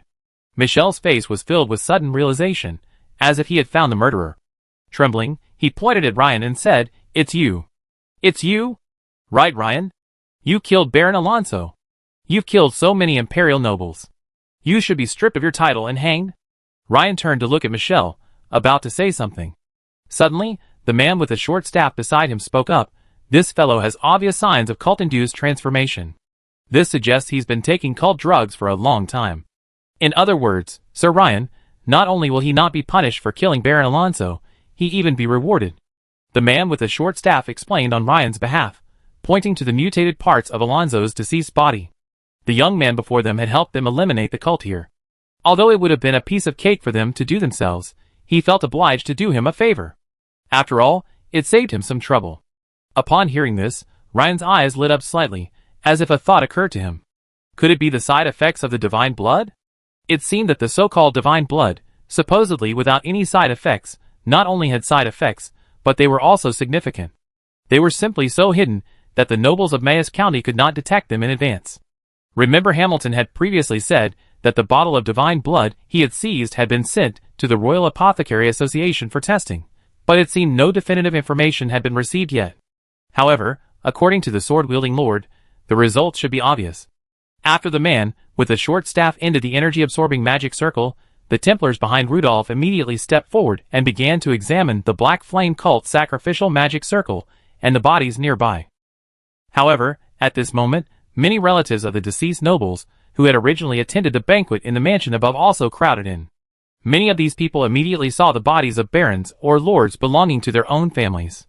Since the nobles who had consumed the divine blood were either patriarchs of major aristocratic families or descendants of relatively high-ranking families, the relatives of the deceased nobles were stunned by the scene before them. A quick count revealed that a total of 13 nobles, including lords and barons, had died at the scene, along with a viscount. This was going to cause a huge uproar. As the mansion steward and a group of guards whispered among themselves, the relatives of the nobles quickly learned the details of the situation. But when driven by emotion, people are irrational. They didn't consider why Ryan had killed these nobles, nor did they seriously consider the truth of the mansion's words. Instead, they simply directed all their anger and malice toward the young man before them. Because they knew one thing, their loved ones had perished before their very eyes at the hands of this seemingly young man. Although this young man was also a noble, this matter was more than a mere baron could handle. And Rudolph, the head of the Church of the Goddess, quickly realized that something was amiss. He hadn't expected so many mice nobles to be in league with the Black Flame cult. With so many relatives of deceased nobles present, Ryan was still quite passive. However, putting aside their friendship, even Ryan's actions had been preemptively discussed with the Church of the Goddess. Furthermore, judging by the incident itself, Ryan had effectively taken the blame for them. It's conceivable that if their own church were to raid this stronghold, they would likely face the same situation as Ryan, with some fallen nobles and the Black Flame cult uniting to resist.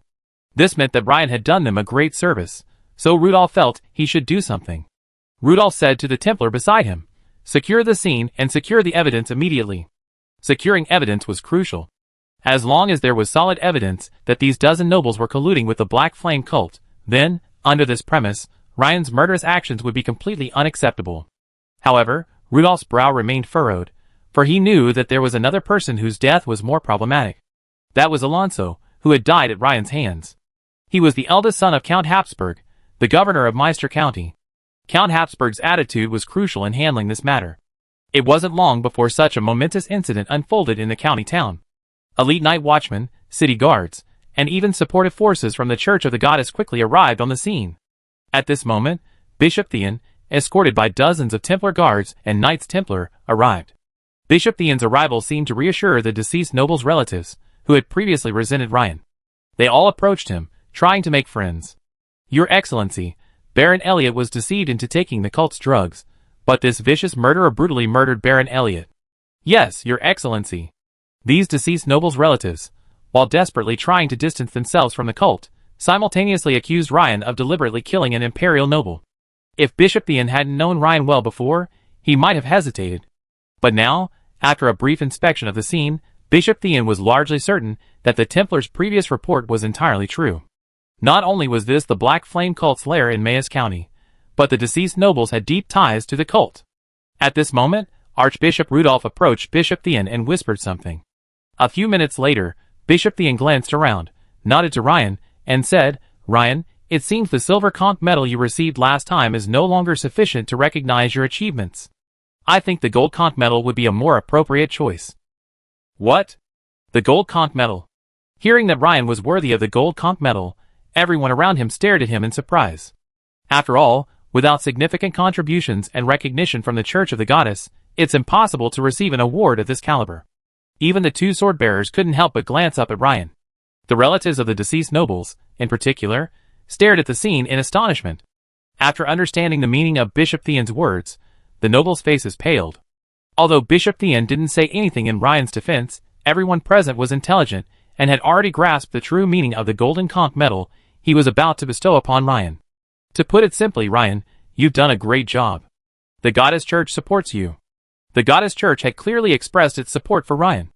After hearing Bishop Sheehan's words, although Ryan didn't know the value of the golden conch medal, it was clear that the bishop was on his side. So, Ryan bowed slightly and said, "Thank you, Bishop, for your affirmation." At this point, several noble heirs reacted and whispered through gritted teeth, "The Goddess Church is clearly on this kid's side. Let's wait for Lord Habsburg to arrive." He'd definitely disagree. That's right. Baron Alonso died at the hands of this fellow. I don't believe Lord Habsburg will remain indifferent. It seemed as if their words had struck a chord with the relatives of the deceased nobles present, rekindling their confidence. Although the Goddess Church was powerful in the Dragon Empire, the imperial power surpassed the church. This meant that the Archon was the head of a county, and the bishop was at most second. Therefore, in their view, the attitude of Consul Count Habsburg was the most crucial. As consul of Meister County, his own son was murdered, so how could the murderer remain unharmed? They wouldn't believe it, even if they were beaten to death. The burly man with the shield and the young man with the short staff had no interest in the petty intrigues of the deceased noble's relatives. Since the bishop of the Goddess Church had arrived and supported the young man before them, they immediately planned to leave. Just then, a messenger arrived with the announcement, "My lords, Lord Count Habsburg has arrived." The two exchanged glances. While they could have simply walked away, doing so in front of the Archon would have been rude. After a moment's thought, the burly man with the shield said to the young man with the short staff, "Then let's meet." Seeing Count Habsburg again, Ryan hadn't expected the scene to unfold like this. Although his interactions with Count Habsburg had always been pleasant, Ryan knew it was because he had demonstrated extraordinary talent and potential that Count Habsburg had humbled himself to him. But now, the situation was different. His eldest son had died at his hands. In truth, if Alonso hadn't appeared, Ryan wouldn't have necessarily wanted to kill him. With Ryan's own rapid growth, Alonso, a mere veteran knight, was no longer considered a true rival. Just as a tiger wouldn't pay much attention to a stray dog. This time, Ryan chose to kill the transformed Alonso on the spot in order to focus on dealing with the Black Flame High Priest and eliminate other distractions. Even on the other side, Count Habsburg had learned all about the situation here from the reports from the messengers on the way. So, when Habsburg saw Ryan again, his wise eyes revealed a complex and inexplicable meaning. Ryan, I didn't expect Alonso to die not at the hands of the true sword-bearer, but at the hands of you, the sword-bearer candidate. My old friend was right. Ah, Count Habsburg sighed, his expression forlorn. Ryan raised a brow. He hadn't expected Count Habsburg to convey any resentment towards him for killing Alonso. Raise high, then gently lower. Also, old friend? Alonso would die at the hands of the sword-bearer. Could Count Habsburg's old friend be a prophet? Or a fortune-teller? Ryan's imaginations raced. My lord, I deeply regret this incident. Baron Alonso was already possessed by the evil deity of the Black Flame cult, and I was facing the threat of the Black Flame High Priest. Under those circumstances, I couldn't hold back. Facing the old man who had lost his eldest son, Ryan explained the whole story. However, after hearing Earl Habsburg's words, the burly man with the shield and the young man with the short staff both looked at Ryan with interest. A candidate for sword-bearer? Is he going to participate in the sword-bearer selection in 2 weeks? Indeed, with this young man's strength, passing the test shouldn't be a problem. The burly man with the shield looked enlightened. Captain, so this young man is about to take the organizational test? That makes him half our own. We need to help him, the young man with the short staff said, turning to the burly man. Yes. The burly man with the shield nodded. The most distressed were the relatives of the deceased nobles, who had been waiting for Earl Habsburg for a long time. They all looked at each other in bewilderment. It seemed hard to imagine that Count Habsburg, whose eldest son had died, wasn't furious. He didn't even mention arresting Ryan. Just let it go like that? Oh my God! Count Habsburg, could it be that Ryan is your illegitimate son, and Alonso was adopted? Your Excellency, you can't just let Ryan go. Yes, Your Excellency, we request a meeting of the House of Nobles to discuss this matter.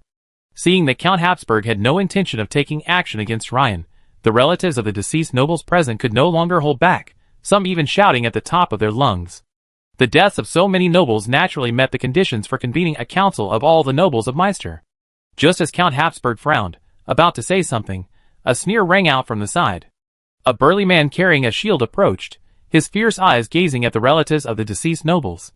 He said, "You nobles who have colluded with the cult, you still have the nerve to say this? You're a bunch of imperial parasites." "You? Who are you?" A relative of the deceased noble, feeling intimidated by the man's imposing presence, said with a slight timidity. Just now, both Michelle and the mansion's butler were busy directing fire towards Ryan, and hadn't had time to introduce their identities to the relatives of the deceased nobles. "Me? I'm a member of the Imperial Sword Bearers. As for my name, you're not qualified to know it." "Sword Bearers?" The relatives of the deceased nobles exchanged bewilderment. As relatives of nobles, they had naturally heard of this powerful institution within the empire. Cherish your good times. Soon, the Senate will send down men to deal with you, the imperial parasites, one by one. "No! We can't do this." Several relatives of the deceased nobles, who led the charge, felt their vision darken, nearly collapsing to the ground. "We are the victims." Hearing the shield-bearing man's words, many of them lost control of their emotions and burst into tears. At this moment, not only had their original demands not been met, but they now faced the Empire's reckoning. Then, their families' noble titles might even be lost, not to mention causing trouble for Ryan. Thus, the investigation against Ryan, thanks to the intervention of the two Imperial Swordbearers, ended in this almost farcical manner. "Thank you, my lords," Ryan said with a slight bow. "Since you have come to Meister County, please rest for a while before leaving," Count Habsburg said, forcing a smile. "No, Your Excellency, we have other matters to attend to." The shield-bearing man shook his head, declining Count Habsburg's invitation. The two nodded to Ryan and left the underground hall. The young man with the short staff took a few steps and turned back, saying, "Ryan, if you pass the assessment, you can come find me at the Rock Squad." "Okay." Ryan nodded. Late that night, both the Goddess Church and the various departments in the county city were working overtime to deal with the incident at Baron Elliot's mansion. Ryan, however, had returned to his own mansion. Only after returning did Ryan have a chance to check the system notification. "Congratulations, you've unlocked the Blood Fury Bow's exclusive secret skill, Blood Fury Strike." "Congratulations, you've unlocked the Blood Fury Bow's exclusive secret skill," Rapid Firing Level 2. Congratulations, you've unlocked the Blood Fury Bow's exclusive secret skill, Blood Fury Strike Level 2. No wonder the arrows he shot were so blood-tinged. It turned out the secret skill, Blood Rage Strike, had reached Level 2. Soon, Ryan saw a new icon alongside Rapid Fire on the Weapon Master Legendary panel. The icon depicted a drawn bow, with an arrow poised for release.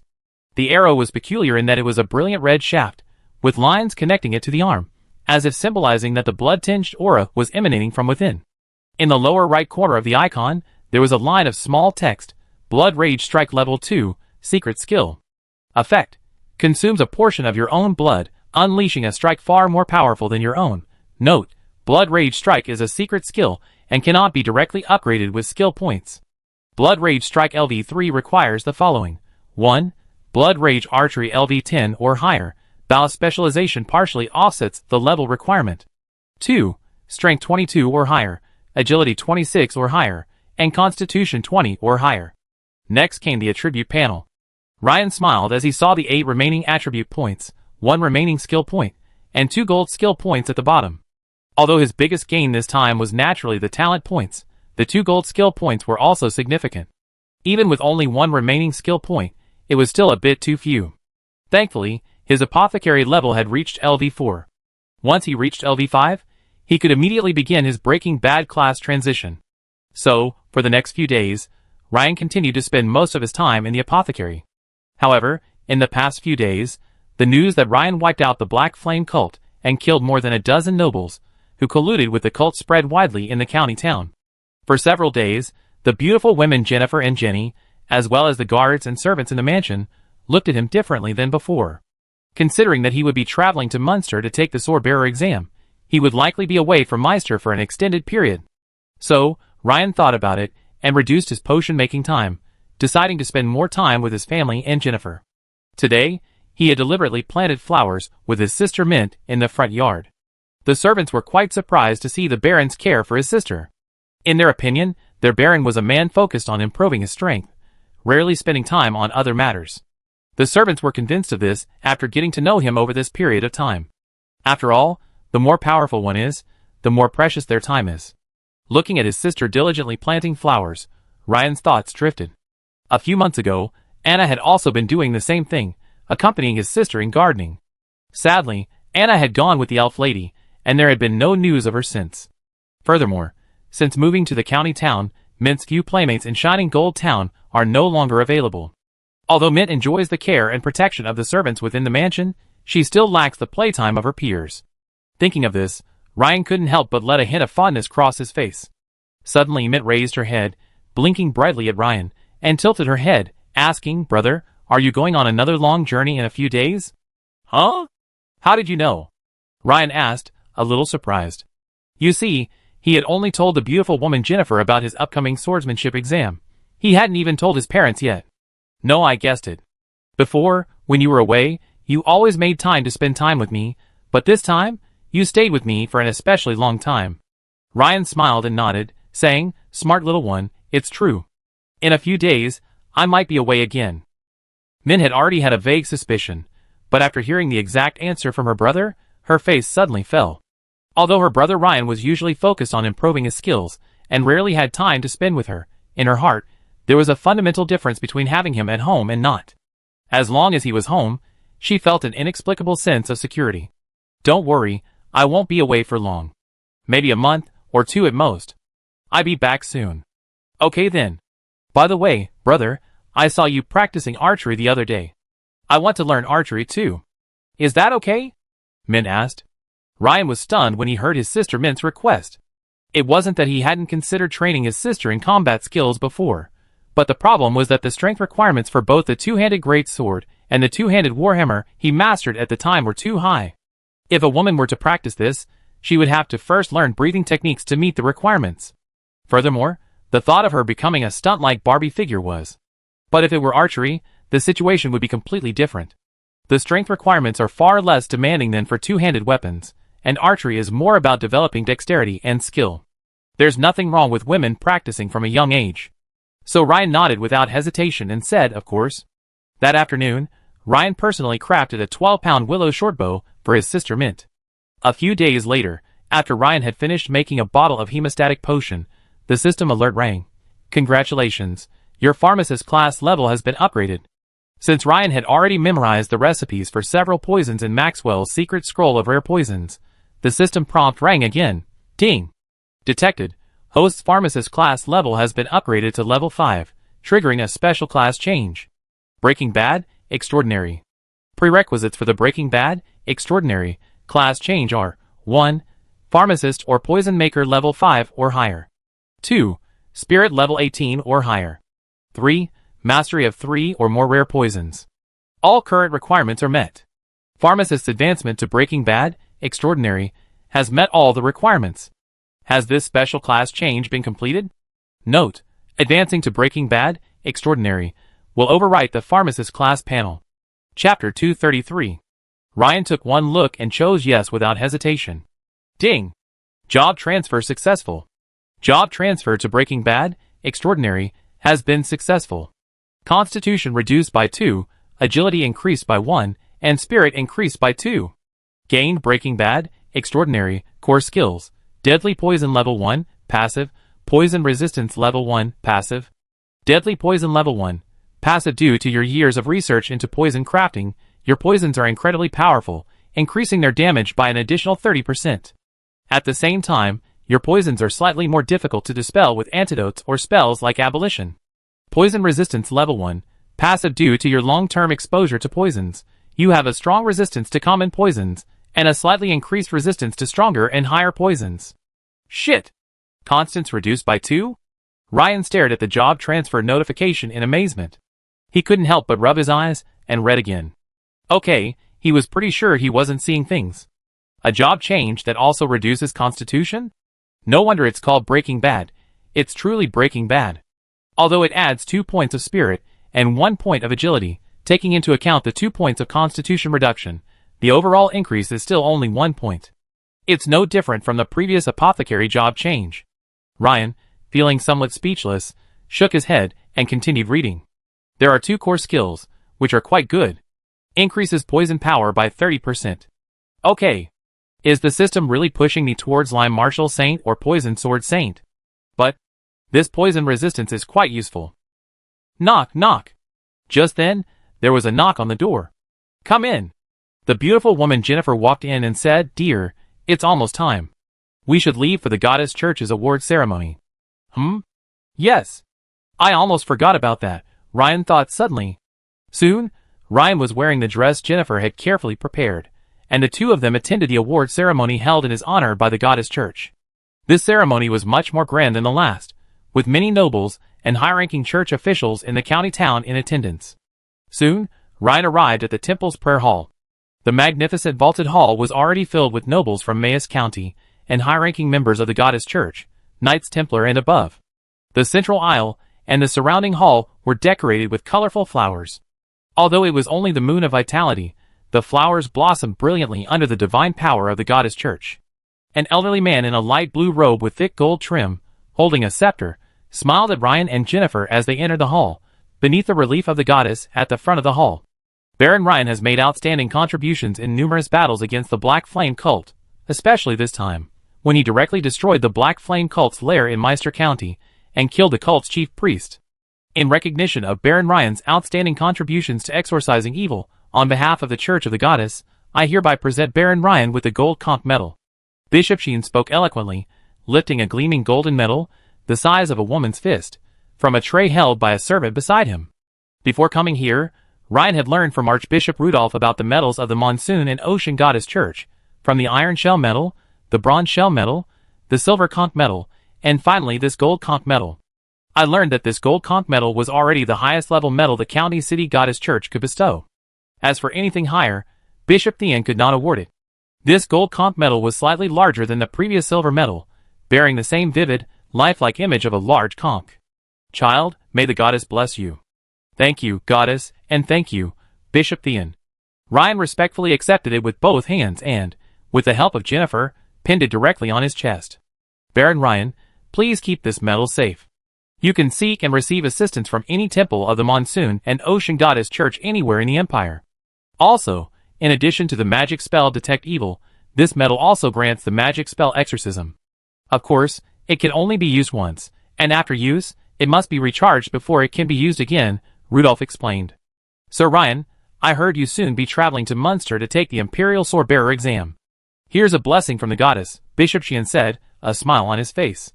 A blessing from the goddess? Could it be the same as last time? Then, Your Excellency, I trouble you. Ryan's face lit up with joy, and he bowed slightly to Bishop Sheehan, expressing his gratitude once again. As Bishop Sheehan began chanting, many monks in pale blue robes joined in the chanting.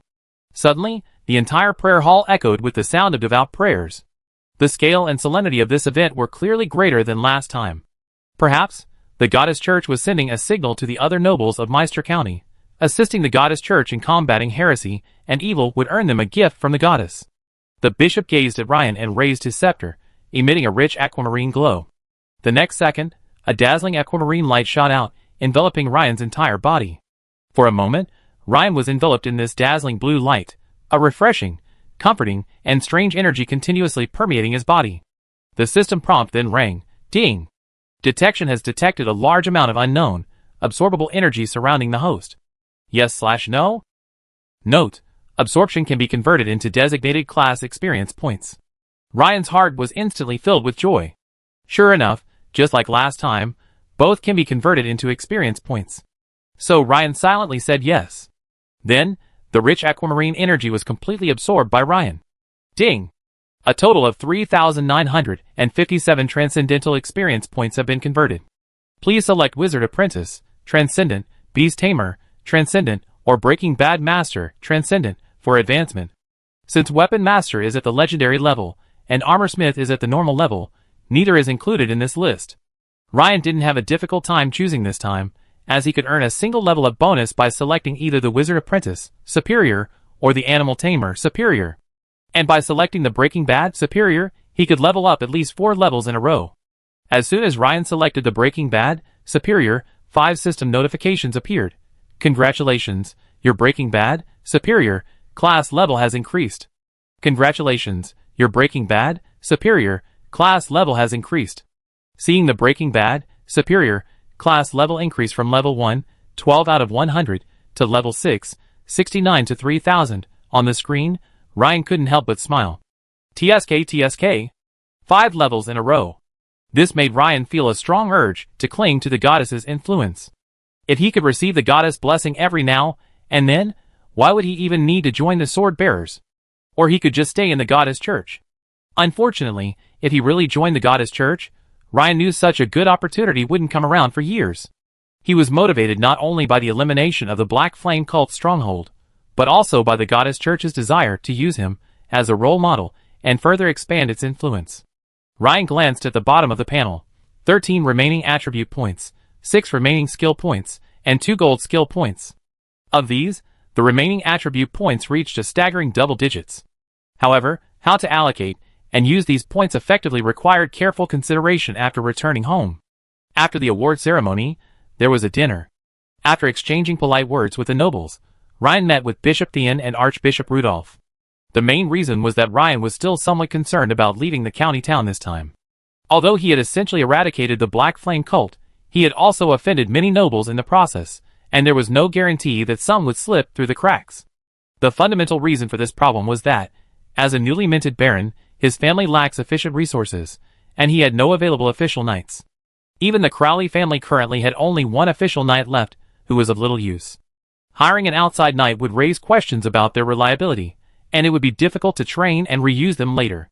In contrast, one of the advantages of aristocratic families with a long heritage is that they often possess a sufficient number of knight-level combatants through generations of training and accumulation. So, during the recent meeting, Ryan made a request.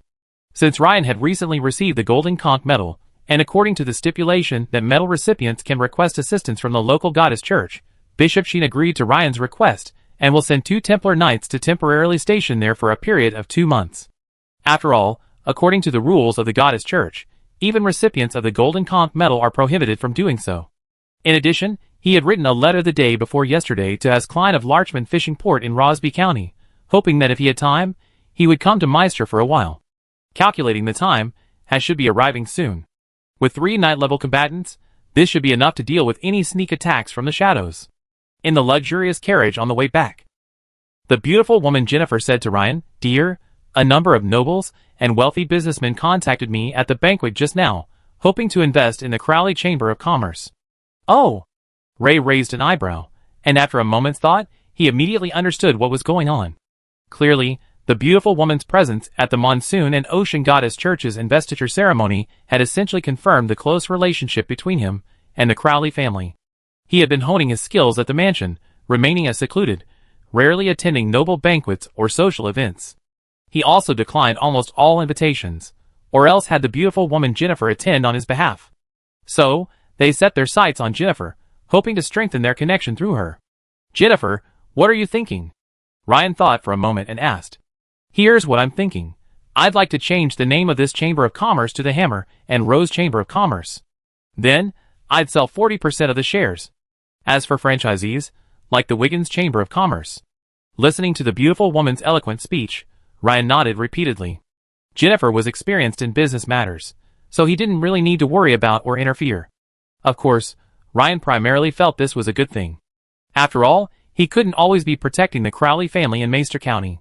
So, as long as he didn't get into trouble, the beautiful woman and the Crowley family wouldn't have any major problems. Furthermore, with the addition of these nobles and wealthy businessmen, the new Chamber of Commerce controlled by Jennifer would be greatly strengthened, allowing them to gradually consider many businesses and transportation routes that they had previously been unable to pursue. When interests reach a certain level, as a combined force, they will move forward and retreat together on many issues. This is a prime example of the current situation between the Black Flame cult and its closely connected noble families. In this way, the Crowley family's safety in this small area of Maester County will essentially be a matter of little concern to Ryan. Of course, cultivating direct descendants remains an ongoing task, but it won't yield results overnight. As for you, my dear, you can just put your name on the board. You take 50% of the profits, and I split the rest with them. The beautiful woman's eyes sparkled as she spoke of business. Hearing this, Ryan was startled. He smiled and said, "No need, Jennifer. I split it with you. I keep my share. Don't refuse. You've already invested a lot in acquiring rare minerals before." Ryan waved his hand, stopping the beautiful woman from saying anything. "Also, I want Jenny to accompany you to Munster. With the participation of these nobles and wealthy merchants, we have enough resources to transport the goods to Munster for sale.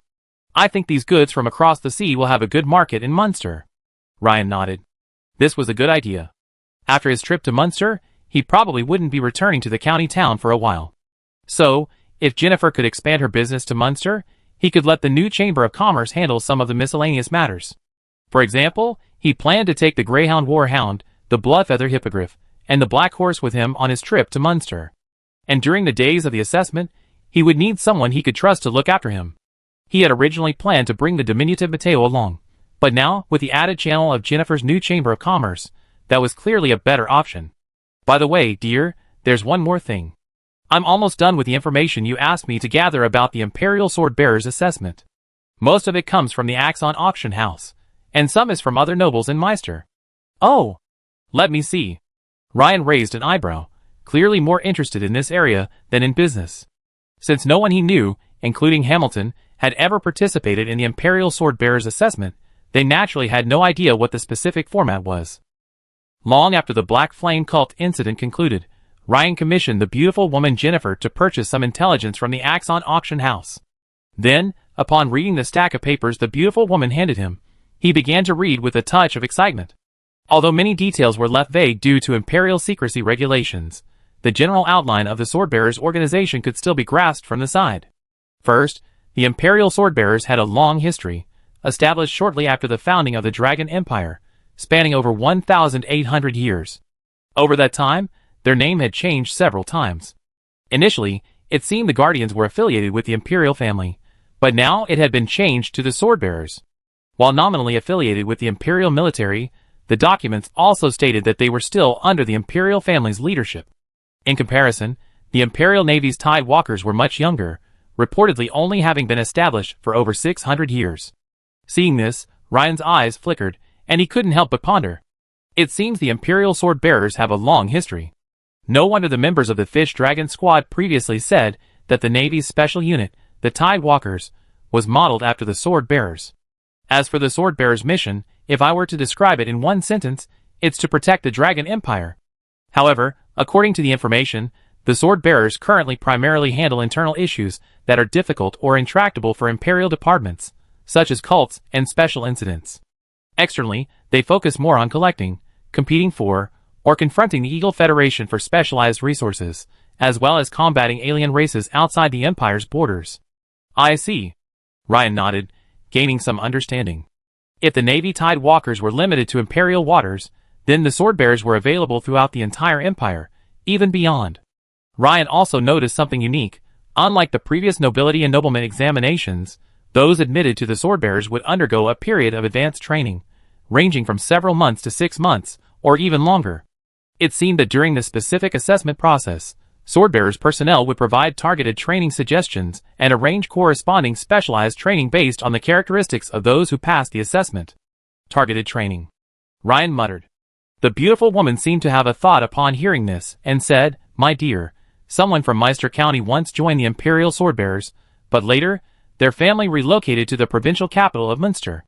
But according to several members of the noble families they are friendly with, one of them went to the Imperial Royal Academy for further study shortly after joining the Imperial Swordbearers." Royal Academy? Ryan confirmed, somewhat surprised.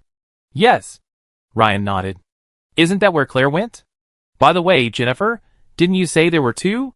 Well, the other one is said to have studied at a certain wizarding school for a year. But none of these nobles can say for sure which school it was. I think it's probably because of secrecy. After collecting this information, the beautiful woman Jennifer spent a lot of time and effort to verify it.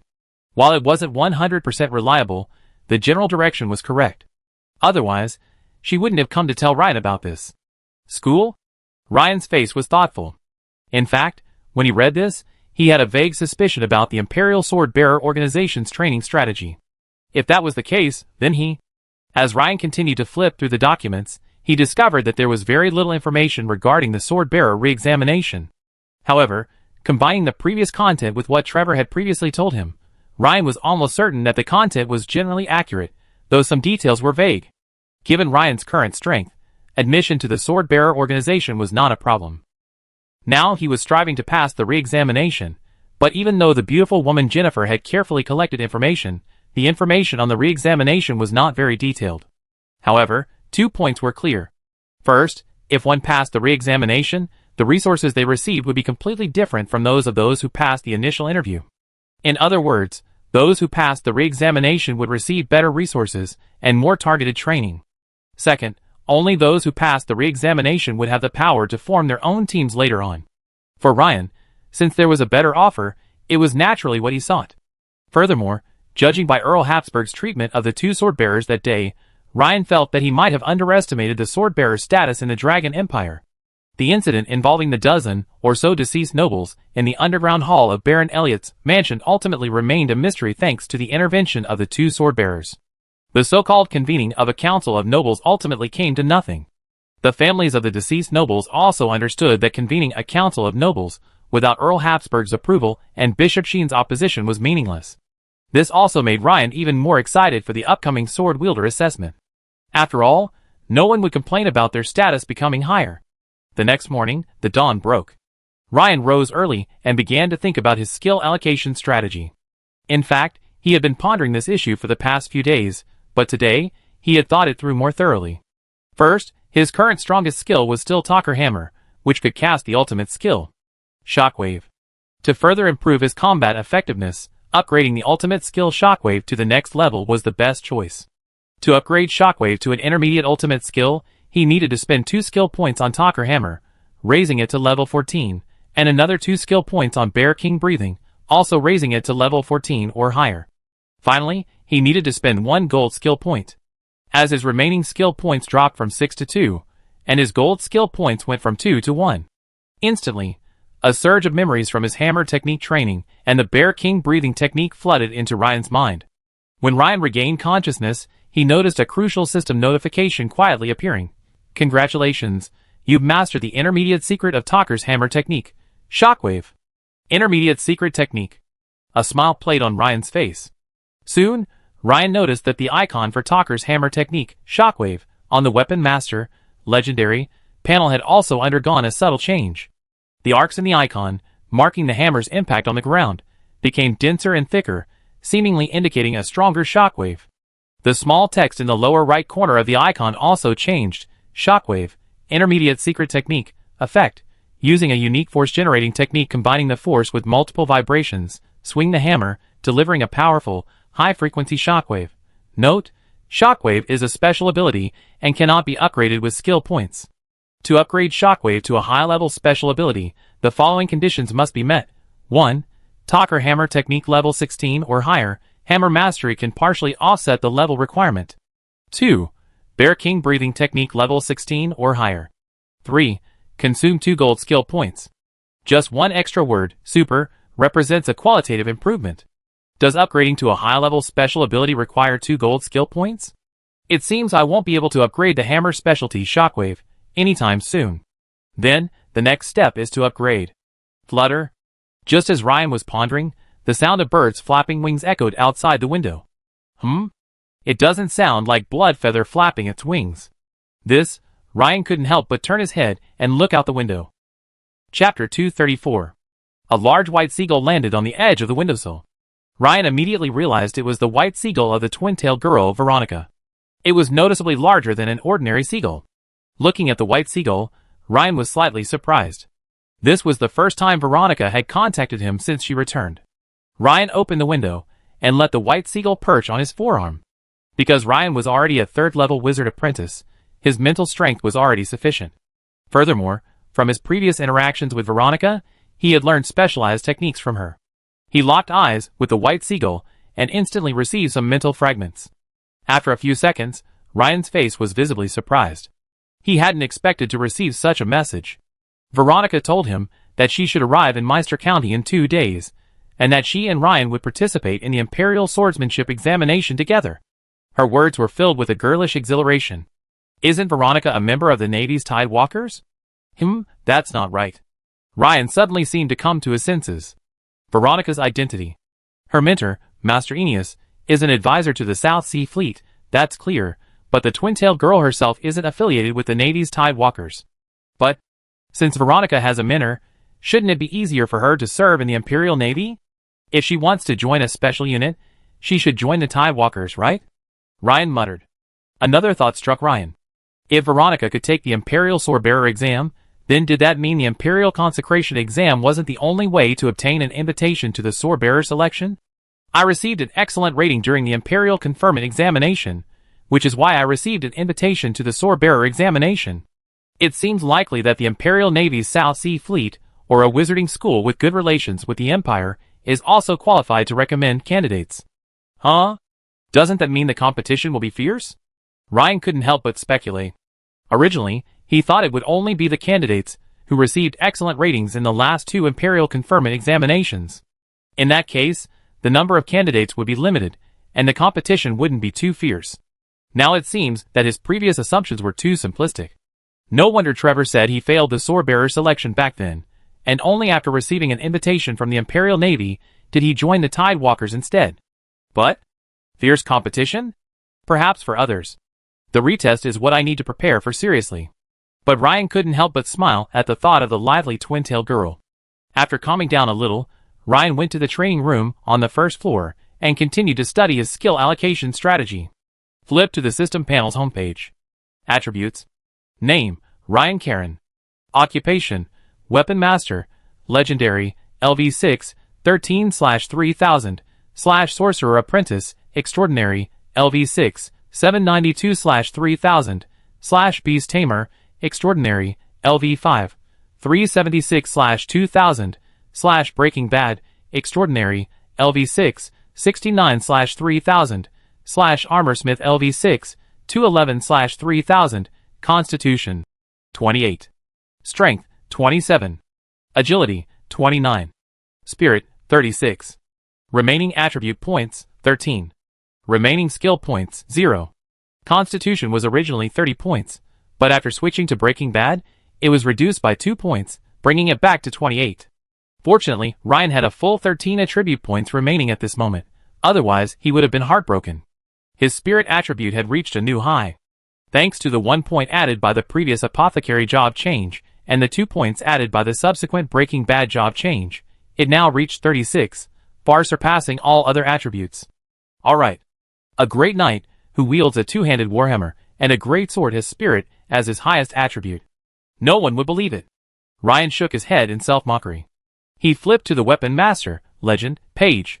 He had previously used that 1 talent point to upgrade his elementary steel body talent to intermediate steel body, significantly strengthening his defense and raising it to a higher level.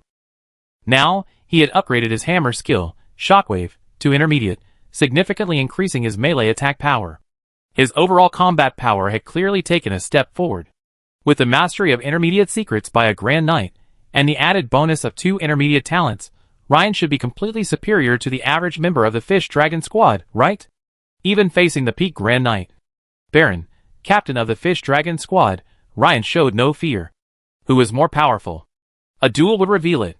The strongest combat power had been further enhanced, and the next step was to address the shortcomings. After some reflection, Ryan still felt that he should continue to strengthen his long-range attack power, namely the Blood Fury Bow. Just now, he had carefully recalled several battles against wizard apprentices, or wizards. For example, against a veteran 3rd-level wizard apprentice like Adams, if he had been able to use long-range bow attacks, the opponent would have been very passive, even having difficulty casting spells. Furthermore, when facing the Eagle Federation trickster, if Captain Baron hadn't diverted most of the opponent's attention, he, with only close combat capabilities at the time, would have been a sitting duck. With the investment of 2 skill points, Ryan's Blood Fury Bow skill, which was level 9, instantly advanced to level 11. Instantly, a flood of memories of training in Blood Fury Bow washed over Ryan's mind, quickly integrating into his muscles and fascia. The system notification then sounded. Congratulations, your Blood Fury Bow skill has been upgraded to level 10. Congratulations, you've unlocked the Blood Fury Bow exclusive skill, Rapid Fire level 3. Congratulations, you've unlocked the Blood Fury Bow exclusive skill, Blood Fury Strike level 3. Congratulations, your Blood Fury Bow skill has been upgraded to level 11. Both Blood Fury Bow secrets, Blood Fury Strike and Rapid Fire, have now been upgraded to level 3. At this point, the skill points gained from Breaking Bad's 5 consecutive level increases had been completely depleted. Since Ryan's Bear King breathing had already reached level 14, when his Blood Fury Bow reached level 11, he could vaguely sense signs of further improvement in his archery skills. Furthermore, since Ryan had previously achieved a breakthrough with the Talker Hammer's ultimate technique, Shockwave, he quickly realized that with just 1 or 2 more skill points invested in Blood Fury Bow, he would likely master its associated secrets. This filled him with anticipation. If I could also master the secrets of ranged attacks, then from the perspective of a great knight, even if we use the hexagonal warrior standard of strength, speed, skill, offense, defense, and combat experience, I have at least completed 5 of them. The only thing I'm lacking is experience. Now, my offensive power has improved, both in melee and ranged, and my defense has. No, I seem to have forgotten something. A flash of lightning struck Ryan's mind, and he immediately thought of something. To improve my defense, besides relying on my intermediate steel body talent, I also need knight plate armor and a shield. That's right. A shield. Ryan immediately returned to his study, and found the parchment scroll that Mateo had found on the rebel Brigadier General Perix. Locken's One-Handed Axe Combat Technique Compendium. Although it's called One-Handed Axe Combat Technique Compendium, it's actually a superb combat technique combining an axe and shield. It covers a large section on the use of a one-handed axe, and also includes a number of shield defense techniques. If I'm ever in a situation where I'm on the receiving end of an attack, if I learn this axe and shield superb combat technique, it effectively improved my defense. And then, there's that secret technique of Locken's axe technique. Flash cut. Overall, this axe and shield superb combat technique is very good for both offense and defense. I might as well learn it slowly. Maybe it'd be useful someday. So, Ryan returned to the indoor training ground and began practicing each move according to the human figure depicted on the parchment scroll of Locken's axe and shield combat technique. After a moment, a system notification sounded. You have trained in the Locken axe and shield combat skill, and your understanding has improved. You have mastered a new skill. Locken axe and shield combat skill. Your Locken axe and shield combat skill has been upgraded, adding 1 experience point. The Locken axe and shield combat skill level 1, 1/100, appears on the Weapon Master, Legendary, class panel. The icon depicts a tall, muscular man holding a shield in his left hand and a one-handed axe in his right. He stands with his shield in front and axe behind, in a cautious, defensive stance, as steady as a rock. Just as Ryan was about to practice some more to reach level 2, there was a knock on the door outside the training room. Knock, knock, knock. Baron, a knight named Haas Klein from Rosby County is here to visit. He claims to be your friend. Huh? Speak of the devil. Ryan's face lit up. Please invite him to the living room. I'd be right there. Also, bring 2 cups of golden foreign tea and a snack. As you command, Baron. The servant respectfully withdrew. A few minutes later, in the living room, Haas was visibly excited to see Ryan. He stepped forward and gave him a big hug. Ryan. Long time no see. Ryan patted Haas's shoulder and said with a smile, Haas, welcome to Meister.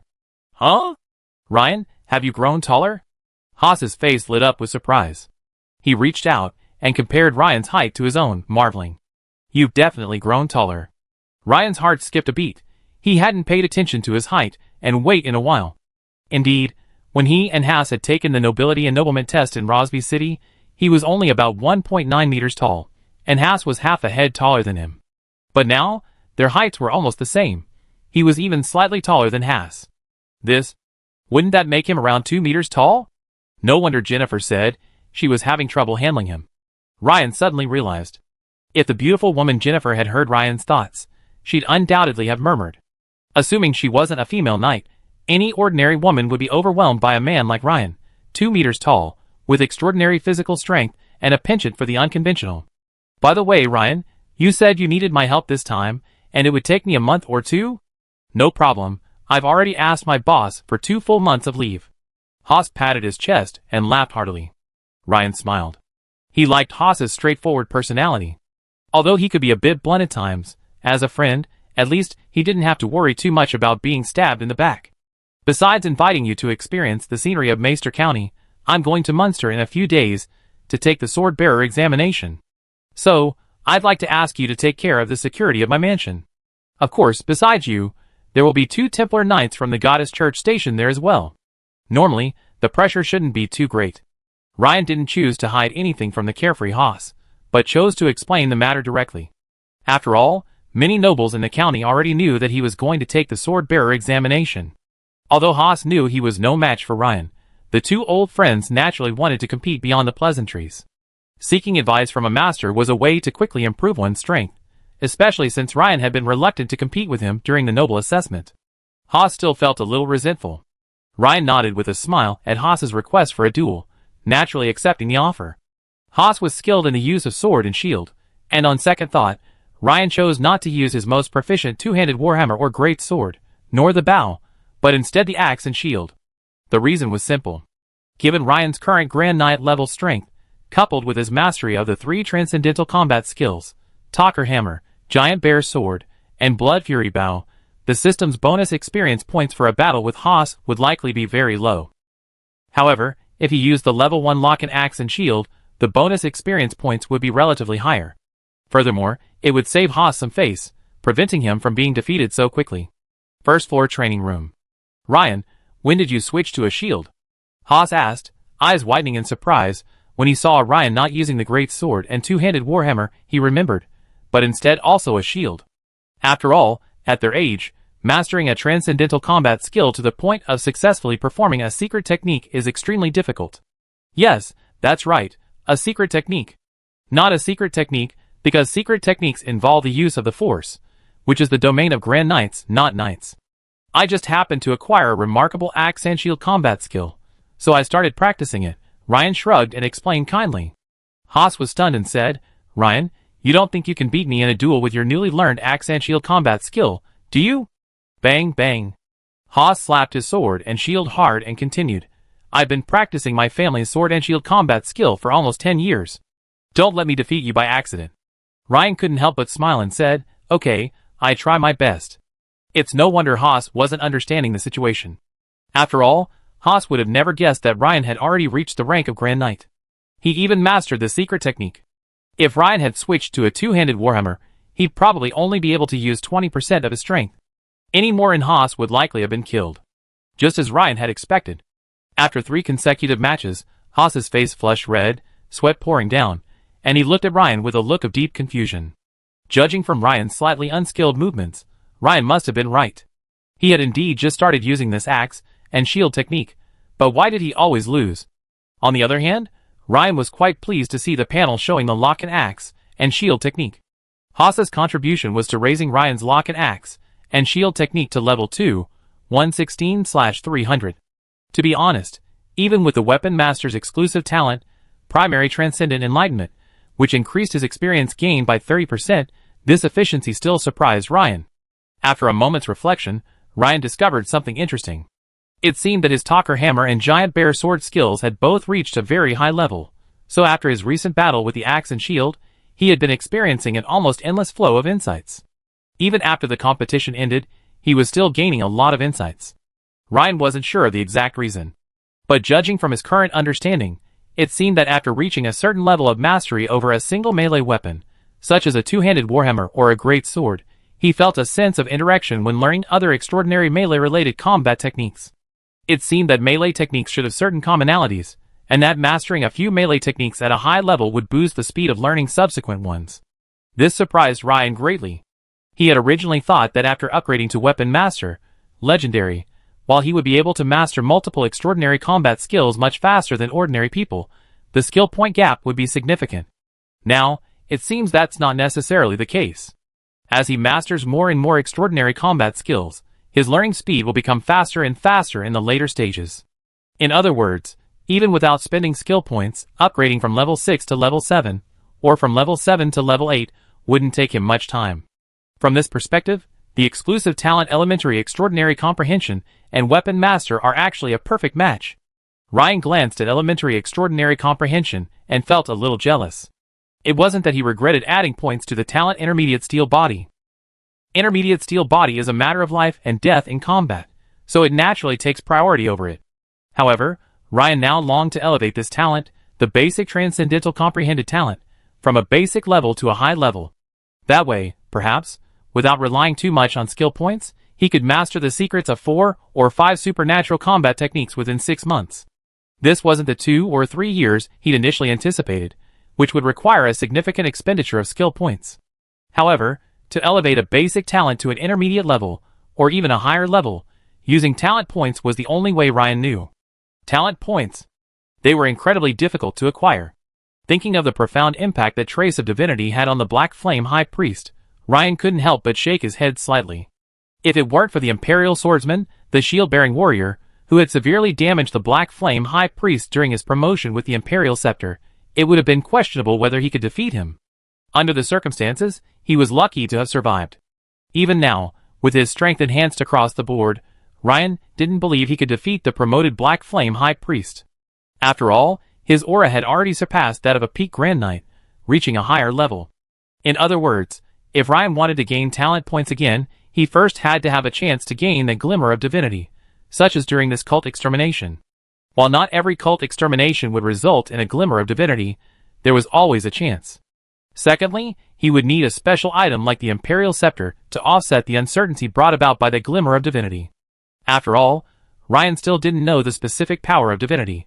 For example, whether defeating the promoted Black Flame High Priest would grant him the glimmer of divinity was uncertain.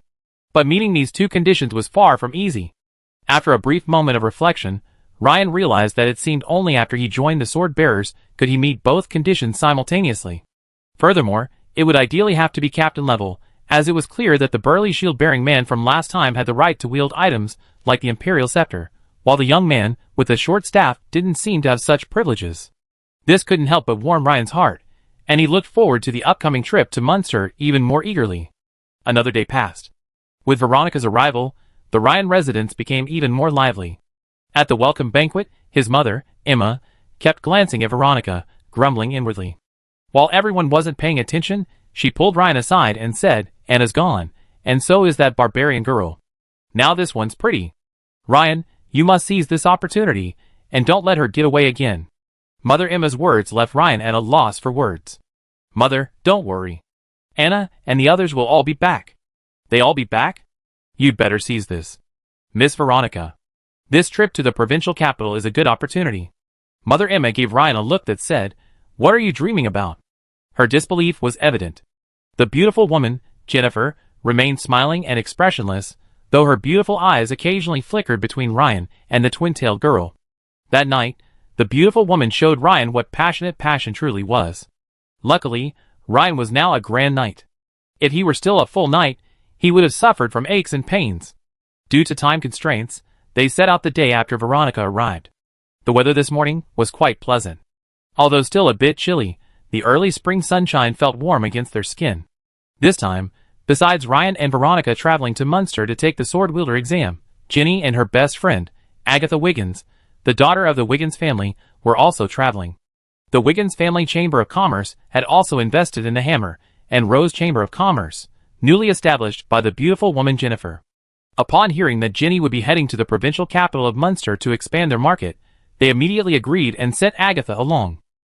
As the saying goes, 3 women make a drama. Although Ryan had imagined Veronica and the other 2 to be different, his perception was soon overturned. Before they even set out, the 3 women quickly became acquainted at the entrance to the mansion. Soon, they were chattering and chatting away, glancing at Ryan from time to time with flamboyant smiles. This gave Ryan's trip to Munster a more enchanting feel, making it feel less like a test and more like an aristocratic outing.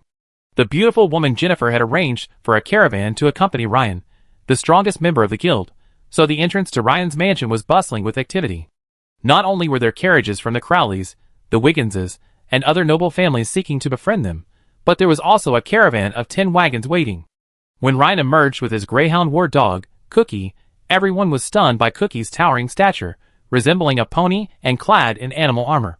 "Wow, what a large dog," Ha said, glaring at Cookie. Veronica, the twin-tailed girl, knew of Ryan's blood-feather hippogriff, but had never seen a greyhound. Her beautiful eyes widened immediately, and she exclaimed, "Oh my God! Lord Ryan, could this be a mutated greyhound?"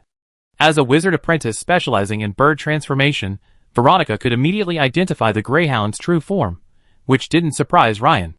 "Miss Veronica, you have a keen eye." Ryan smiled. This time, Ryan planned to bring all 3 pets with him to Munster, and one of Mateo's responsibilities was to help him take care of them. Speaking of this, Ryan had been particularly concerned with comforting his sister, Mint, these past few days, as she had a deep affection for the greyhound, Cookie. Just then, Mateo trotted over and said, "Baron, Archbishop Rudolph of the Goddess Church has come to see you off." Chapter 235. Ryan looked up and saw a group of Templar knights escorting Archbishop Rudolph approaching the mansion's gate. Ryan immediately stepped forward and said with a smile, "Archbishop Rudolph, why did you bother coming all this way?" Rudolph smiled at the young man before him, and couldn't help but think to himself, I didn't expect Ryan to have made such rapid progress in just a few months. Now, even he couldn't see through his depth. "Baron Ryan, I've been sent by Bishop Theon to see you off. I hope you successfully join the Imperial Swordbearers and bring honor to Maest. By the way, Baron Ryan, here's a handwritten letter from Bishop Theon to His Excellency Brander, the Knight of Punishment at Munster Cathedral. His Excellency Brander is a longtime friend of Bishop Theon.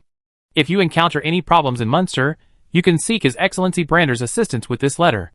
Furthermore, His Excellency Brander is a renowned Warhammer master within the church. You, the Hammer Baron of Maes County, will likely have much in common," Rudolph said with a smile, as he pulled a red wax-stamped letter from his bosom and handed it to Ryan. "Punishment Knight?" Noticing Ryan's slightly puzzled look, Rudolph smiled and explained, "Punishment Knight is a title within the church specifically for Grand Knights specializing in combat." "I see. Thank you, Archbishop Rudolph. Please also convey to Bishop Sheen my gratitude for his concern." Ryan bowed slightly. "Warhammer Master?" Ryan began to understand Bishop Theon's intentions. Though the meaning was rather cryptic, the subtext was that he hoped he would consider joining the church, and that Lord Brandir might be a mentor. The twin-tailed girl watched the scene with sparkling eyes, thinking to herself, it seems Lord Ryan has a close connection to the Goddess Church. It was soon time to depart. Ryan said goodbye to his mother, Emma, whose eyes were red, his father, old Ryan, and his sister, Mint.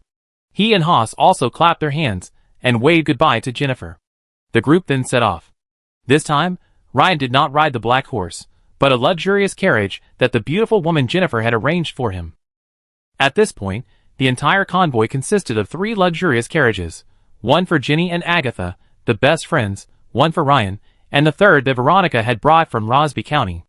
But at the moment, 3 girls of similar age were happily chatting, so Veronica ran over to Ginny's carriage. Ryan didn't mind being alone at all.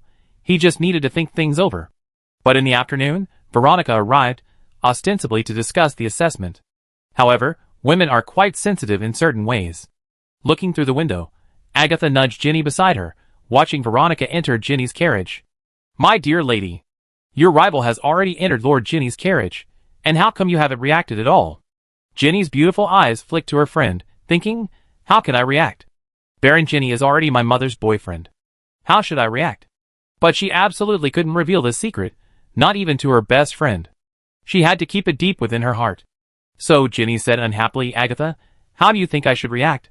Shouldn't you also find a reason to enter Baron Ryan's carriage?" Agatha said matter-of-factly.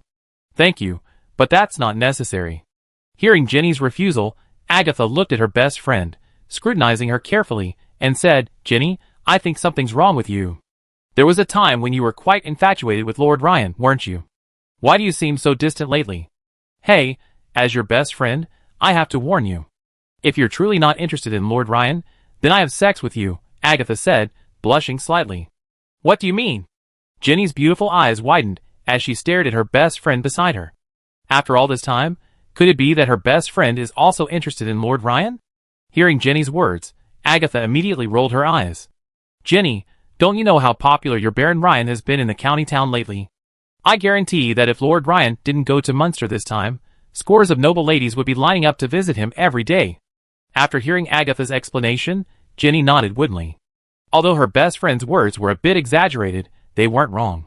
Besides, Baron Ryan is so tall and handsome. Sometimes I can't help but look at him. Agatha blushed at this, and her round, white legs tightened a little under her skirt. Seeing her best friend's lustful expression, Ginny placed her delicate hand on her smooth forehead and said helplessly, with a hint of irritation, "If you want to go, go ahead.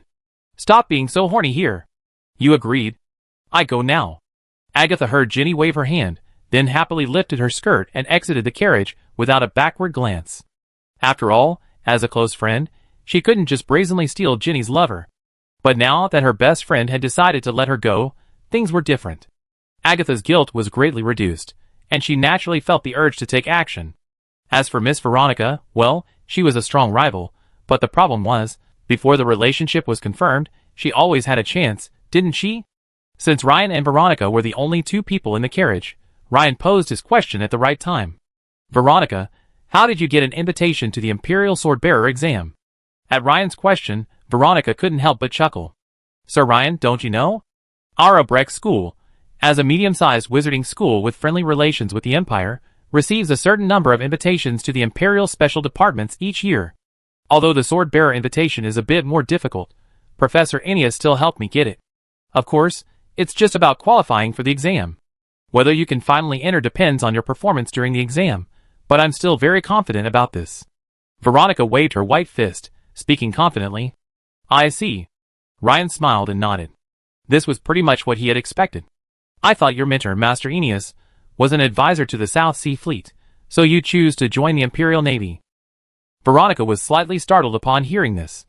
Her beautiful, watery eyes shone as she looked at Ryan and said, "Originally, my mentor also wanted me to join the Imperial Navy's Tidewalker soon. But last time, I heard that your Excellency Ryan was going to take the Imperial Swordbearer exams, so—" Knock, knock, knock. There was a knock on the carriage door, followed by a familiar, clear female voice. "Your Excellency Ryan, I'd like to ask you about some business matters. Is that convenient?" Veronica raised a brow. It was the voice of Ginny's best friend, Agatha.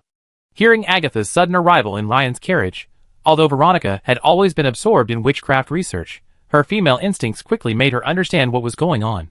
Ask about business? What a poor excuse. "Come in," Ryan said after a moment's thought. Although Agatha's arrival was inopportune, he couldn't just turn her away. After all, she had once helped him collect spiritual books, and the Wiggins family was now a shareholder in the Hammer and Rose Merchants Guild. Although Veronica's words had been somewhat unfinished, Ryan had clearly understood her meaning. After Agatha boarded the carriage, Ryan smiled and said, "Miss Agatha, if you don't mind, I have Ginny come along. She's quite bored alone." Hearing Ryan's words, Agatha glanced at Veronica, feeling a little depressed, but she could only nod and say, "Of course, Baron Ryan." A minute later, Ginny, somewhat bewildered, was invited aboard the carriage by the short man Mateo. The three women then joined Ryan in the same carriage. The company of the three noble ladies made Ryan's originally dull journey more lively and interesting. At the speed of the convoy, the journey from Meester to the provincial capital of Munster normally takes 10 days. From today until the last day of the month of Vitality, there are still 12 days left, so Ryan has reserved 2 extra days. From the map, Meester County and the provincial capital of Munster are separated by the County of Wales. This means that Ryan and his group only need to cross the County of Wales to reach the border of the provincial capital of Munster. Because the counties are connected by major roads that have been heavily renovated by the government, the road conditions are relatively good. Along the way, there were some blind bandit groups that attacked the caravan, but Ryan remained completely silent. He simply deployed his Greyhound Warhounds and Bloodfeather Hippogriffs, using a few ground tour attacks to dispatch the enemy. Of course, the bandits weren't entirely useless. At least they contributed a wave of experience points to Ryan's Beast Tamer class. Seeing the dog and eagle so majestically engaged in battle, the short man Mateo's eyes widened, and he began to care for them even more attentively. TSK, Sir Ryan's strength is growing stronger and stronger. Even the dog and eagle at his side have surpassed mine. Alas!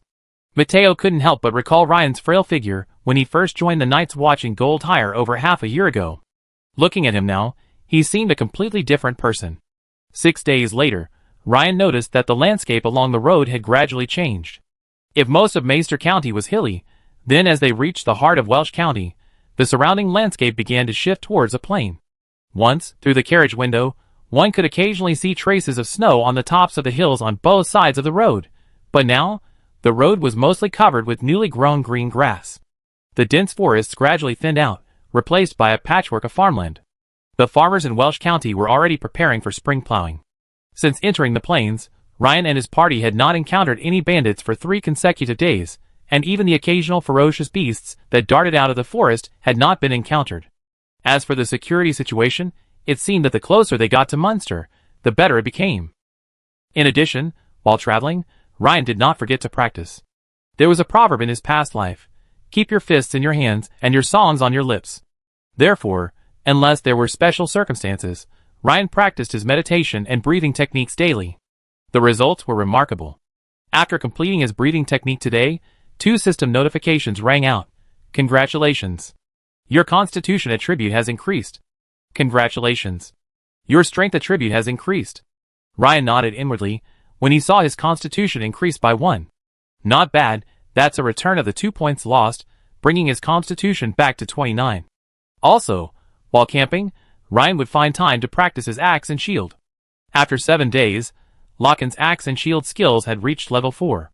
3 days later, Ryan and his group were about to leave the edge of Wales and approach the border of Munster. Looking out into the distance, they could see more and more side roads merging from the main road. After the caravan passed a large boundary marker, the road's width gradually widened from its original width of about 6 or 7 meters to more than 10 meters. At the same time, as the side roads merged into the main road, the flow of people on the main road grew. There were both single riders and caravans like Ryan's group. There were small caravans consisting of 3 or 5 wagons, and some were barely caravans at all, consisting of 1 or 2 horse-drawn carts and ox-drawn carts carrying fresh vegetables and fruits from nearby farmers. Of course, there were also larger caravans than Ryan's group, with more than 20 wagons, guarded by dozens of elite teams wearing light armor for swordsmen or leather armor for archers. Ryan even sent several instances of 1 or 2 wizard apprentices on swift horses hurriedly passing his carriage. Their subtle mental fluctuations couldn't escape his perception. After all, his mental power was now a staggering 36 points. And then, there were the occasional noble knights. Repeatedly, Ryan saw several fully armed knights, some accompanied by 1 or 2 attendants, others alone, swiftly passing his carriage and galloping forward. After the entire convoy passed a steep slope, Ryan heard exclamations from the front of the convoy. This immediately caught the attention of the 4 people in the carriage. The sound sounded more like surprise than an attack. This made Ryan and the other 3 women curious and lifted the curtain to peer out the window. What greeted them was a vast, lush green plain, with a winding river running through its center. Farmers toiled diligently on the plain. In the distance, a vast, grayish-white mountain range stretched out. What was even more astonishing was that, at the foot of the peak, a massive city, clearly built from massive white boulders, nestled against the mountainside. This was clearly the provincial capital, Munster. Although Ryan had heard countless stories and descriptions of Munster before arriving, seeing it in person was still a shock. The construction of this magnificent city must have involved the intervention of a supernatural power. However, after a moment of reflection, the three girls were quickly captivated by the vast, azure lake not far ahead. The lake lay beside the road, not far from the convoy. Due to the clear weather, the lake's surface was reflective at a specific angle, reflecting the azure sky and white clouds on its mirror-like surface, creating a feeling of a celestial mirror.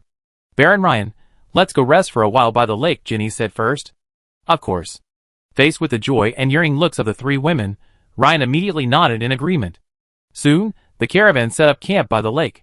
From the conversation of nearby travelers, they learned that the lake was called Stillwater Lake, one of the famous lakes in the provincial capital of Munster. When Ryan and the three women disembarked from the luxurious carriage, their beautiful faces and clear laughter immediately attracted the attention of several groups of people nearby. Two of the groups, judging by their attire, appeared similar to Ryan and his companions, either wearing robes or knightly plate armor. They must have been nobles, or their descendants. Another group, having fetched water, was now preparing to regroup and set off again. Since it was a break, Ryan naturally asked Mateo to let Cookie, the greyhound, out for a spin. When the pony-sized greyhound disembarked from another carriage, a group of people dressed in aristocratic attire seemed a bit restless, glancing over repeatedly. After a while, a middle-aged man dressed as a guard approached, holding a dark bottle that appeared to contain fine wine. "My lords, this is a gift from my master. It's a vintage Bordeaux from Wales." Among the group, a handsome young man in a slim-fitting, aristocratic hunting outfit raised his glass and gestured toward Ryan and his companions. Ryan nodded slightly, allowing the smaller Mateo to accept the wine. At this moment, a middle-aged man beside the young man lowered his head and whispered something in the ear of the noble young man. The young nobleman, dressed in hunting attire, glanced at Ryan and the others with a look of surprise. A few minutes later, the young nobleman approached gracefully, smiling. "Excuse me, sir, but this dog is likely a common greyhound mutated into a ferocious beast. It's truly rare. I wonder if you'd be willing to part with it. I'm willing to pay 1,000 imperial gold coins." At this offer, many nearby gasped. That was 1,000 imperial gold coins, an amount ordinary people wouldn't dare to imagine. Ryan smiled, shook his head, and said, "I'm sorry, Cookie is my partner." "That's a pity." The young nobleman wasn't angry at Ryan's refusal. Instead, he continued chatting for a while, before returning to his own side. After setting up camp, Ginny seemed to have a thought and turned to Ryan, asking, "Sir Ryan, will our stay here affect your participation in the sword-bearer examination? I mean, do you need to arrive early?" "Not at all. The examination is not until the day after tomorrow." Ryan smiled and shook his head. He wasn't worried about the preliminary examination. Beside the campfire, another group of young people, upon hearing that Ryan was also taking the Imperial Swordbearer examination, looked over in surprise. Several of them glanced at Ryan, then paused at the three women.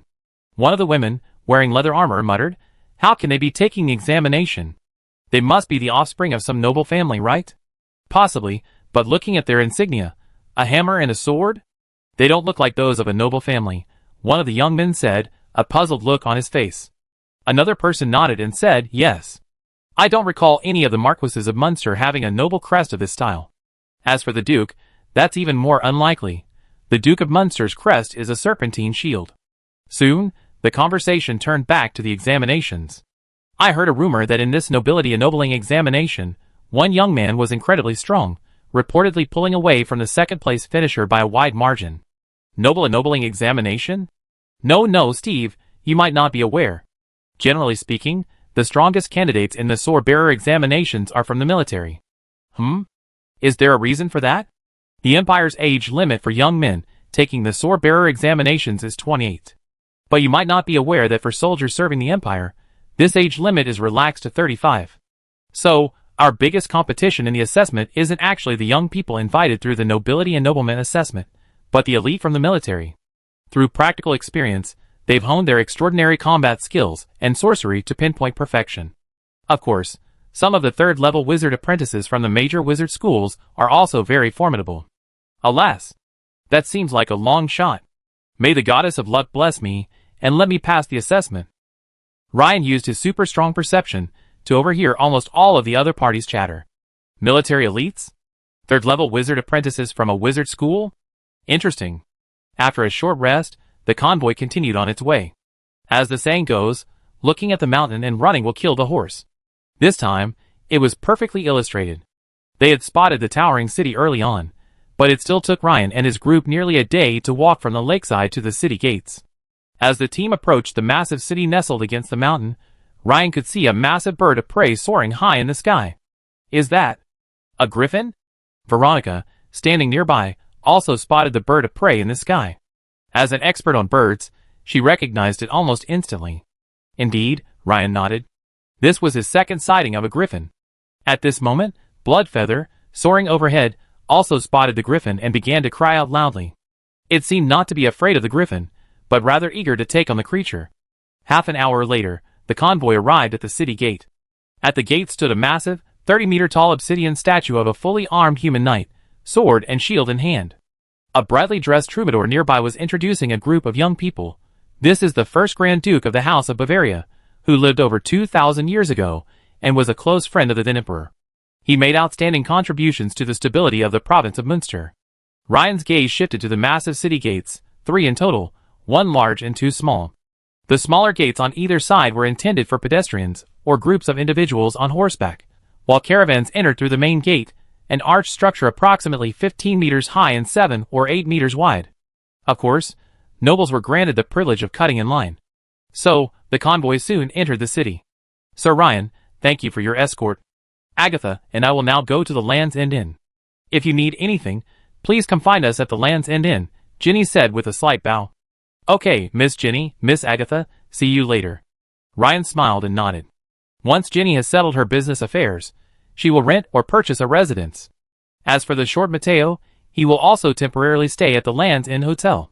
The Greyhound Warhound and the Bloodfeather Hippogriff were also temporarily placed in Mateo's care. After bidding farewell to Ginny and Agatha, Ryan and Veronica immediately headed to the address indicated on the invitation. Munster, 1 Boulevard.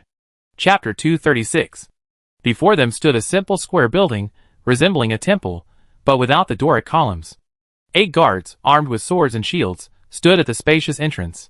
Ryan squinted his eyes and glanced at it. Inscribed on the gate were large, gilded characters, Imperial Sword Bearers, Munster Branch. As the two approached the gate, a guard approached and said, Excuse me, are you here to take the test? Please show me your invitation. After completing a series of formalities, Ryan and Veronica arrived at their assigned rooms. These were 2 adjacent rooms on the 2nd floor. The faint sound of voices nearby suggested that they were almost completely occupied by test takers. Since the test day was approaching, Ryan and Veronica chose not to explore the provincial capital of Munster, agreeing instead to discuss the matter after the test was over. Time flew by, and it was the morning of the test day. Around 8:30, Ryan and Veronica arrived at a spacious, bright hall. The floor was spotless, and the seats in the hall were arranged in rows of long, reclining chairs. At this moment, there were already 20 or 30 young people sitting sparsely in the hall. The person in charge was a female officer. She looked at Ryan and Veronica, who had just arrived, and said in a clear voice, Everyone, please sit wherever you like. Don't be nervous. The order of the exam has nothing to do with the seating arrangement. Ryan nodded, and after exchanging glances with Veronica, they sat down in a less crowded corner. A few minutes after the two of them sat down, 4 or 5 young people arrived, including a red-haired woman. As she entered the hall, she spotted Ryan in the corner and called out, Ryan. She waved happily at Ryan. Ryan looked up. It was Evelyn, the red-haired beauty from Rosby County, daughter of Viscount Norman. Hearing such a beautiful woman happily greet Ryan, everyone in the hall couldn't help but look at him, as if curious to see which young talent had caught her eye. Beside Ryan, Veronica, with her beautiful eyes, glanced from him to the red-haired beauty, thinking to herself, Looks like my competition is formidable. Agatha just left, and now here comes another red-haired beauty. And judging by this red-haired beauty's looks and abilities, she seemed far superior to Agatha. As Evelyn approached, she smiled and asked, Ryan, when did you get here? Who is this? Evelyn asked, puzzled, as she saw the twin-tailed girl beside Ryan. Evelyn, this is my good friend, Veronica, a 3rd-level wizard apprentice from the Abrecht school, Ryan introduced. Veronica, this is Evelyn from Rosby City, a friend I made during the Noble Ennobling examination. The two women looked at each other, and Evelyn smiled and said, Hello, Miss Veronica, you are so beautiful. Miss Evelyn, you are also very beautiful. Although Ryan and Evelyn were not in that kind of relationship, he inexplicably felt a sense of suspense. So, he coughed and changed the subject. Evelyn, who are these people? Evelyn's face suddenly realized, and she quickly said, sorry, I forgot to introduce them. These are young people who received excellent evaluations in the last Noble Ennobling examination. This is Bridger Sanchez from Valent County, and this is Stamp from Welsh County. Ryan nodded in greeting. With his grand knight strength and exceptionally high mental perception, even a brief observation revealed that each of them possessed the strength of a peak knight. The only senior knight, whose strength was slightly weaker, displayed unusual mental fluctuations, clearly a level 2 wizard apprentice. It was difficult to say who was stronger, a senior knight and level 2 wizard apprentice, or a peak knight. A duel would be necessary to determine the outcome. It seemed, as Evelyn had said, that they were all among the top few in her batch of nobility and nobleman assessments. As the time drew nearer to the assessment time, more and more young people began to arrive at the hall. About half an hour later, nearing the scheduled 9 a.m. time, the number of people in the hall had swelled from the original 30-odd to 80 or 90. Furthermore, several groups of people were dressed very differently from the others. One group, fully armored in knightly plate armor, walked with a powerful, decisive demeanor. Judging by their demeanor, they were likely imperial soldiers. There were also groups of young people dressed in various robes. These, like Veronica, were most likely from wizarding schools. Of course, there were also young men and women in slim-fitting aristocratic hunting attire, with a distinctly different aura. They looked like the descendants of the great nobles of the provincial capital, Munster. The term great noble refers to the upper nobility, specifically dukes, marquises, and earls. The beautiful woman Jennifer had previously told him about this term. At the same time, Ryan also saw the young people taking the exam that he had met that day by Stillwater Lake. But surprisingly, Evelyn actually knew someone in this group. Hi, Fiona. Long time no see. Evelyn said, smiling as she stepped forward. Evelyn, long time no see. Huh, it's you? The young woman in leather armor spotted Ryan and immediately recognized him as the young man who had accompanied the three beauties to the shores of Stillwater Lake. The other young men also recognized Ryan and looked quite surprised, as if they hadn't expected him to be Evelyn's friend. However, they had no desire to approach him for a conversation, as Ryan had left a poor impression on them. There was nothing wrong with a noble son being a bit romantic, but to be seen as someone obsessed with beauty during such a crucial time as the sword-bearer examination was seen as someone who indulged in beauty. Even if he had good talent and was lucky enough to receive an invitation to the sword-bearer examination, his future was unlikely to be very far. Fiona, have you ever met Lord Ryan? Yes, we happened to meet by Stillwater Lake. Hey, weren't there three beauties then? Why is there only one left now? A woman named Fiona was clearly no pushover. She was bringing up all sorts of issues. Upon hearing Fiona's words, Evelyn's beautiful eyes immediately turned to Ryan, as if scrutinizing him, as if to say, wow, one isn't enough, there are three. Ryan was speechless. However, he wouldn't argue with the girl about this. After all, her motivation was likely to keep Evelyn away from a scumbag. Those two were going to handle some business matters. After some pleasantries, Ryan learned that they were the young men who had participated in the previous nobility and nobleman examination, and their overall strength was even higher than Ryan's class. The number of candidates who take the sword-bearer exam each year is around 100. The acceptance rate is about 30 to 40%. However, even if those who don't pass, the remaining candidates are generally invited to other departments of the empire. Ryan listened quietly, his face calm. Seeing Ryan's composure, a young man beside Fiona said with a hint of displeasure, "It seems that Sir Ryan is very confident." Confident? I think normally, passing the initial exam shouldn't be a problem, Ryan said seriously. The atmosphere was a bit awkward after hearing Ryan's words. Evelyn immediately smoothed things over, saying, Ryan, do you know what the content of this year's sword-bearer exam is? Ryan shook his head. He was well aware that the beautiful woman Jennifer had been able to gather very little information about the sword-bearer exam in Meister, and the details of the exam were vague. Evelyn, do you know? Evelyn also shook her head. I asked someone to find out, and I've discovered that the content of the sword-bearer exam changes every year. Last year, it was said that official members of the sword-bearer exam came to assess us. All we had to do was hold our ground for 3 minutes to pass. And the year before, it was said that the examiners led us to annihilate an ogre camp, and everyone was graded based on their combat performance. Everyone frowned slightly. This is troubling. There's no set routine. The clock struck 9 in the distance. A middle-aged man clad in bright silver full-body knight armor strode in. His steps were swift and his aura was steady, evidently a master at least at the level of a Grand Knight. First of all, welcome all of you, the Empire's elite, to Munster to take the sword-bearer examination. Since time is precious, I keep it brief. The examination consists of 2 steps. The first is the drawing of lots, and the second is the examination itself. We begin the first step right away. The drawing of lots. Then, I explain the rules of this examination. Also, I need to remind you all that you are all rising stars of the Empire. Even if you don't pass the sword-bearer examination, don't be discouraged. The middle-aged knight gestured to the uniformed representatives of various functional departments around him, and continued, staff from other functional and special departments of the Empire are here too. They will also be observing your performance during the examination. I believe that the vast majority of you will find a suitable platform to showcase yourselves.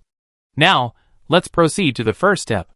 Everyone, please come forward in order to draw lots. As the middle-aged knight finished speaking, a young knight beside him, holding a black iron box in both hands, stepped forward and invited everyone to draw. Soon, it was Ryan's turn. Ryan reached in, picked up a random number, and took a quick look. The next moment, he was stunned. Ryan's unusual behavior clearly surprised the people around him.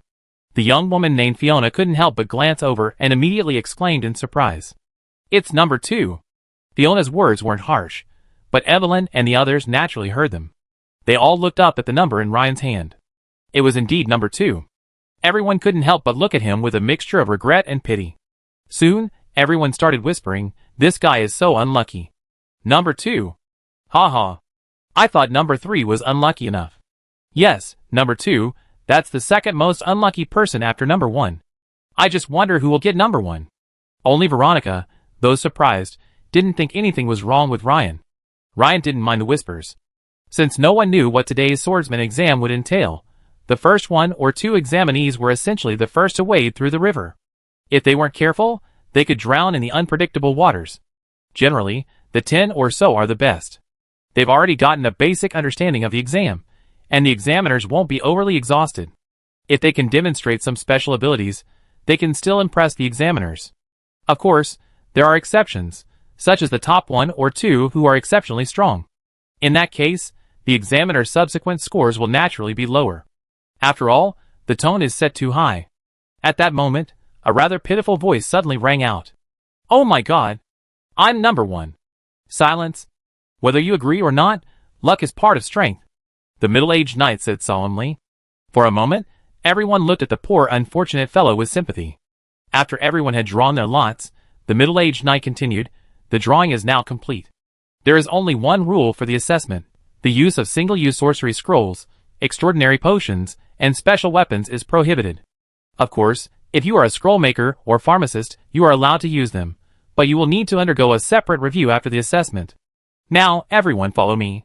After passing through a long corridor, the group arrived at a spacious, vaulted hall. In the center stood a tall black statue, surrounded by an iron fence that enclosed the central area, resembling an indoor amphitheater.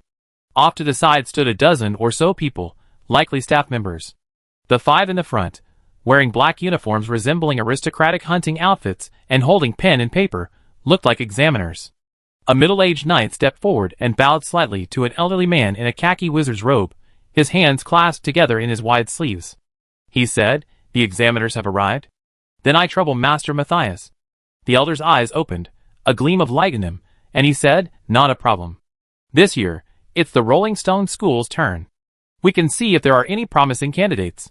He suddenly pulled his hands out of his sleeves, revealing a short, jet-black staff in his right. He pointed at the statue in the center of the hall, and began to chant a low incantation.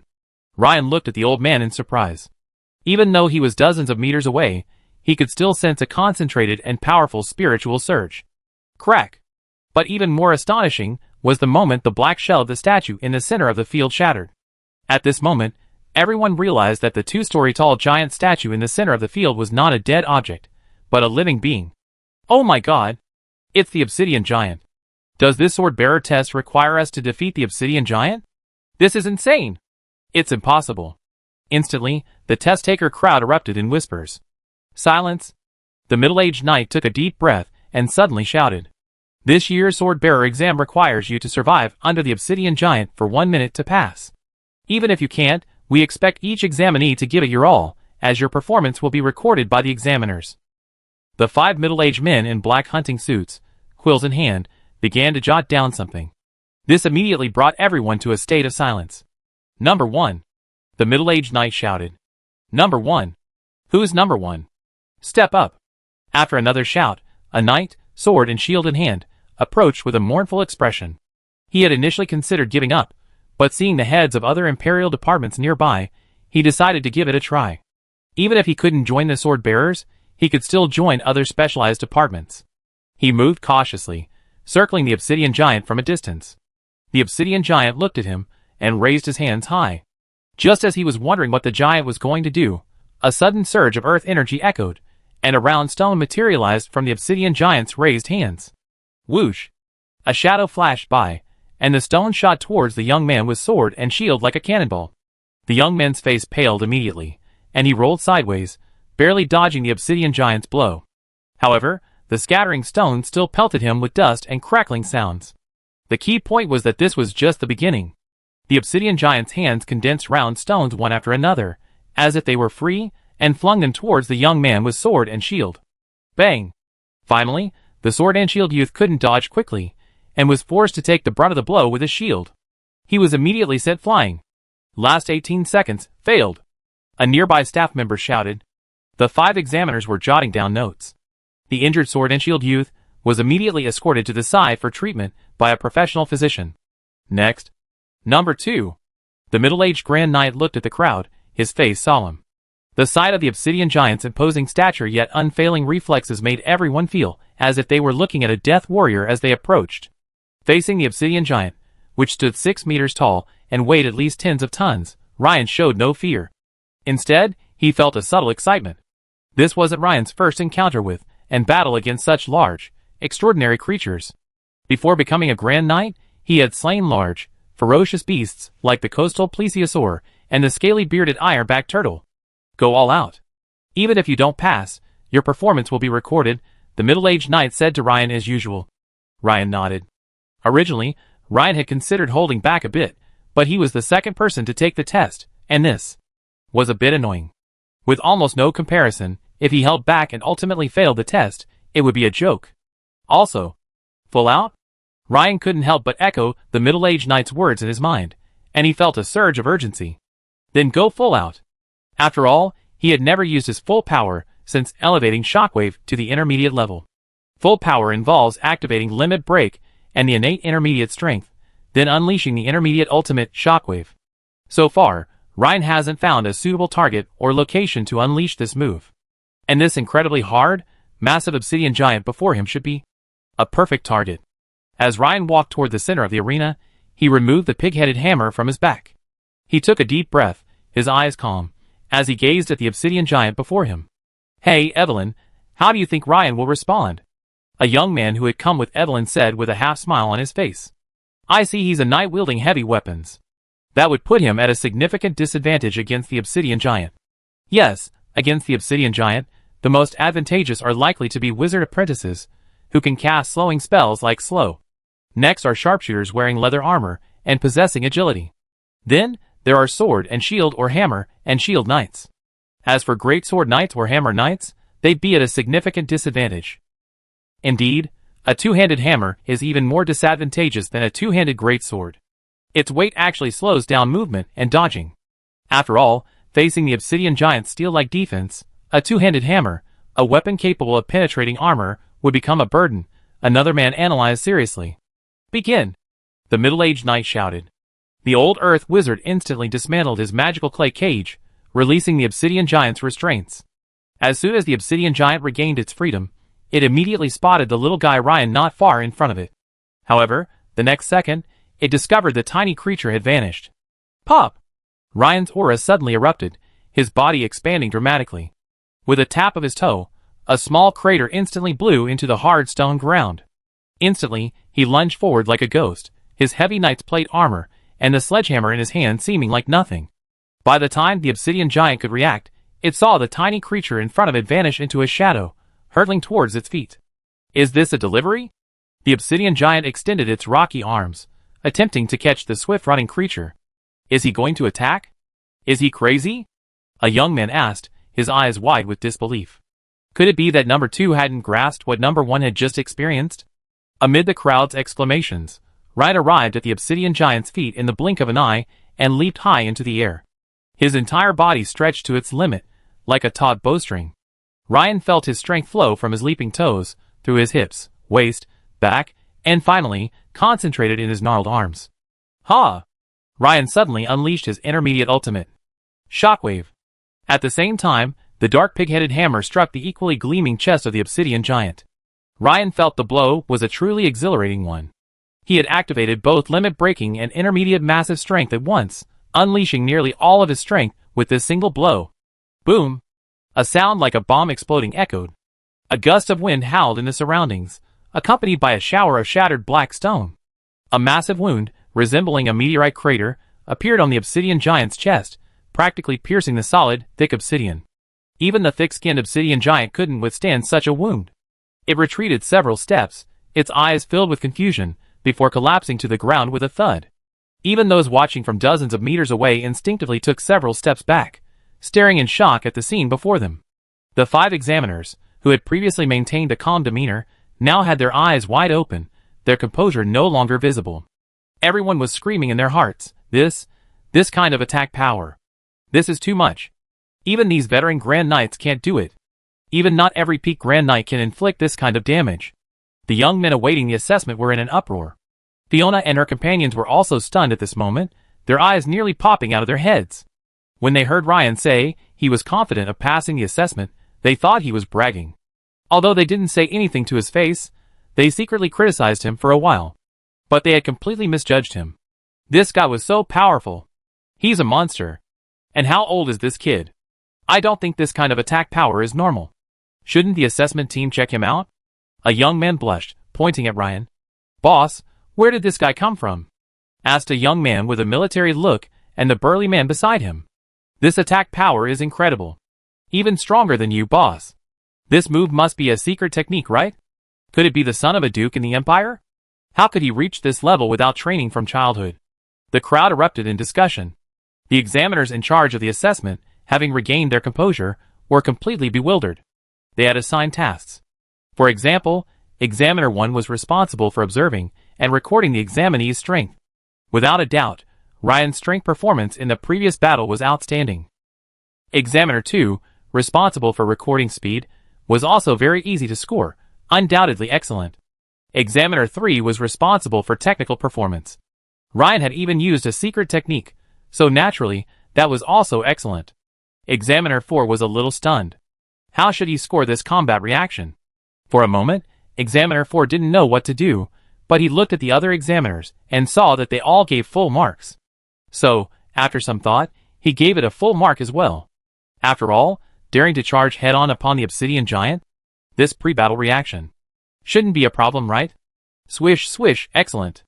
Examiner number 5's brow furrowed. He was responsible for combat decisions, but had the examinee just now made any combat decisions? That should be called reckless, right? Reckless. This assessment specifically chose the obsidian giant, a creature with both strong defense and offensive power, in the hope that the examinee would be able to observe its lack of agility. Try to attack the opponent's lower body, such as the ankles and knees, to gradually slow down the obsidian giant's movement. Of course, this process can be done through magic or physical attacks. This is a normal decision-making process. How could someone like Ryan just smash down with one hammer and actually defeat the obsidian giant? Normal combat feels like playing house. There's absolutely no evidence of combat decision-making. However, Examiner 5 couldn't help but ask herself, what's the purpose of combat decision-making? Is it to achieve victory? So, if you can win, then just go for it. Is there a problem? It seems so.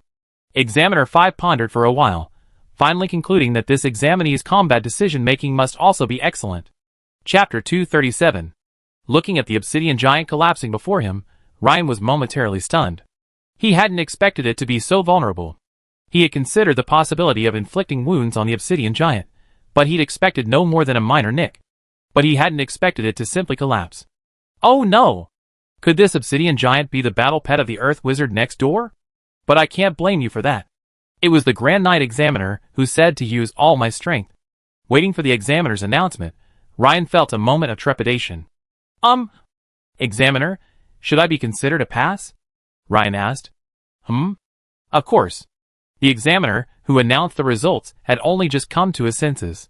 He immediately ran over to the 5 examiners in charge of grading, reviewed their scores, and then, even more excited, ran back to his position, his face flushed, as he loudly declared, Examinee number 2, defeated the obsidian giant, passed with full marks. Crack! The room erupted in excitement. Not only because Ryan was the first to pass the sword-bearer test, but also because of the 2 key words the examiner had just mentioned, full marks.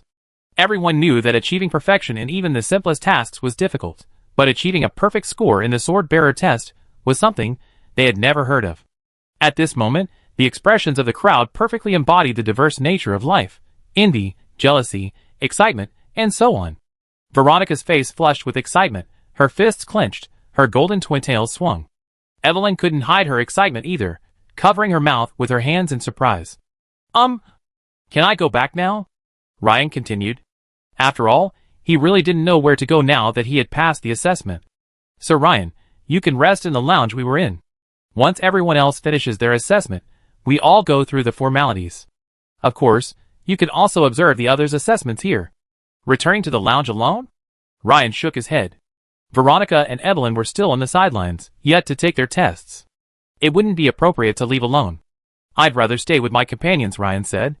Of course, Sir Ryan, please do as you please. Yes. Soon, Ryan turned and left the center of the venue, returning to the crowd. As Ryan walked back, the crowd automatically parted to form an aisle, and everyone's eyes flickered to him. It reminded Ryan of a past life, a national leader reviewing a guard of honor. Sir Ryan, congratulations. You're truly amazing, Veronica said, her beautiful eyes gleaming. Evelyn also approached, smiling. Sir Ryan, I haven't seen you in action in a while. I didn't expect your strength to reach this level. Thank you. I've had some insights lately, Ryan replied with a smile. When Ryan returned to Veronica's side, the surrounding chatter suddenly returned, though the topic seemed to have veered off track. Holy crap! Number 2's hammer just now was more powerful than a battering ram. Indeed, why don't we just name number 2 the battering ram? So where's he from?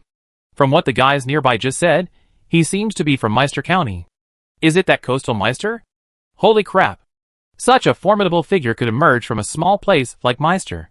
Then how about calling number 2 the battering ram from Meister? And so, Ryan quickly earned the nickname, Battering Ram.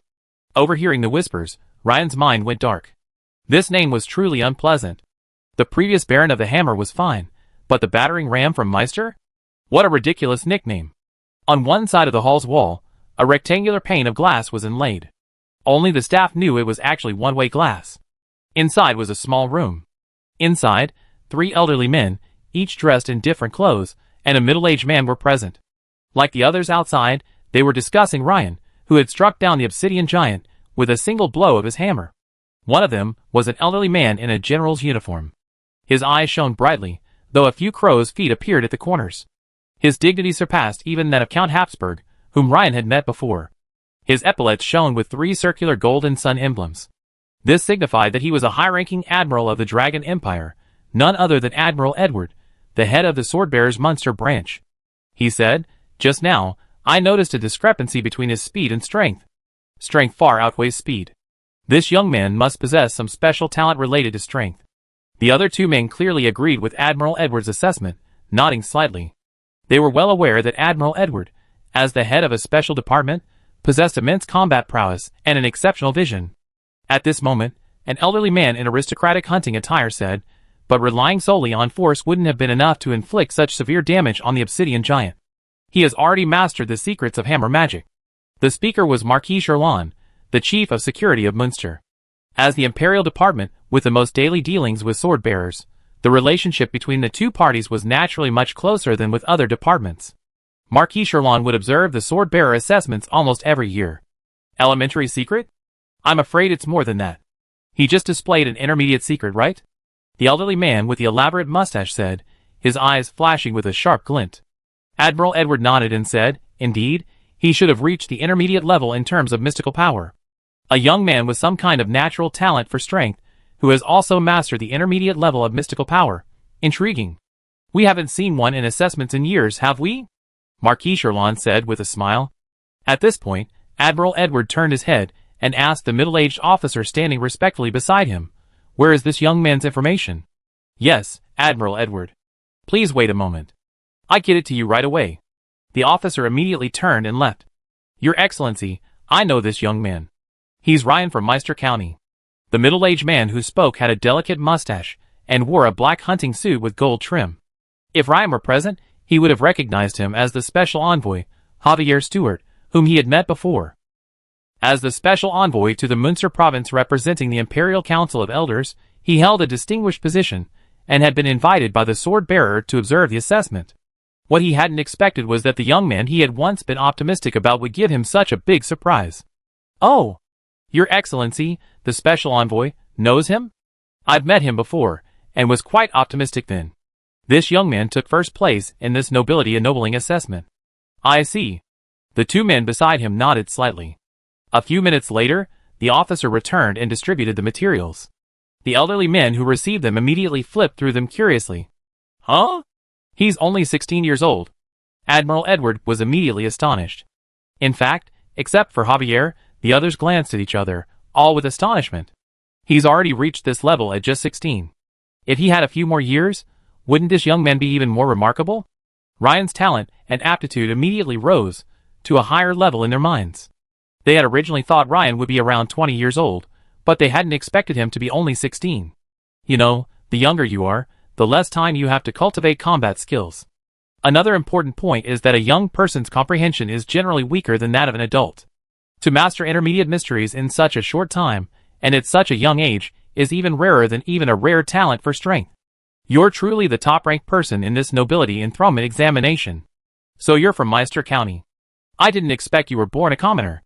In the center of the field, after the obsidian giant fell to the ground after being severely injured by Ryan's blow, the elderly earth wizard in charge of the examination gazed wistfully at the massive hole in the giant's chest, lost in thought.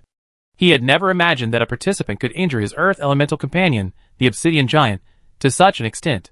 Although he survived, the injury was far too serious. The question now was, what to do about the next test? He didn't have another obsidian giant, a rare elemental creature. "Master Matthias, may I ask if your obsidian giant can still?" the middle-aged knight asked with a cough. "It's already like this. What do you think?" Matthias replied unhappily. "Does the test need to be postponed?" The middle-aged knight's face flushed, remembering what he had just said to Ryan, to give it his all. "It can only be postponed unless—" Matthias's face was thoughtful. "Unless what?" Hearing that the old man seemed to have a solution, the middle-aged knight hurriedly asked, "Master Matthias, is there anything you need?" After all, postponing the test was a rather troublesome matter. If it could continue, then it would be better. "Unless I have a piece of obsidian essence, I can't heal the obsidian giant in such a short time," Matthias said, shaking his head helplessly. "Obsidian essence?"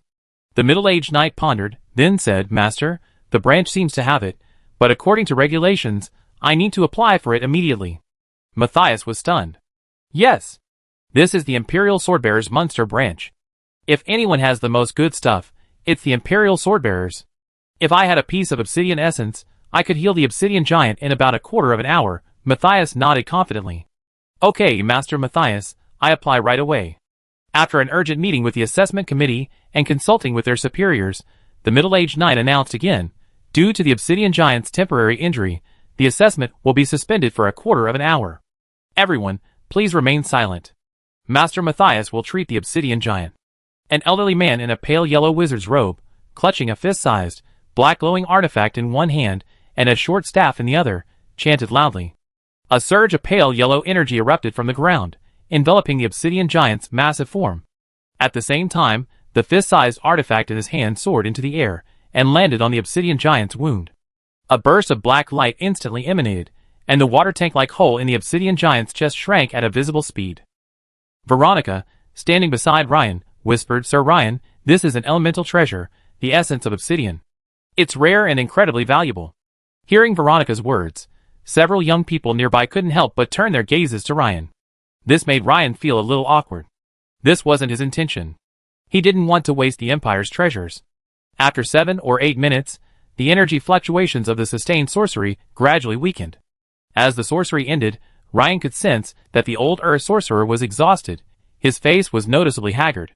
However, when the 2-story tall obsidian giant stood up again, intact, Ryan couldn't help but admire the old man's sorcery. "Sir Ryan, if elemental creatures like these can't have their elemental cores destroyed, even without specialized treatment, their injuries will slowly heal over a long period of time," Veronica continued. "Oh!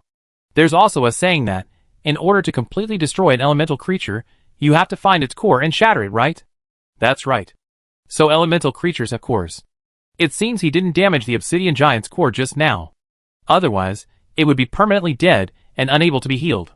Also, Ryan witnessed the miraculous effects of sorcery this time. The old earth wizard used the rare obsidian essence to completely heal the severely injured obsidian giant in just 10 minutes. Ryan couldn't help but feel envious.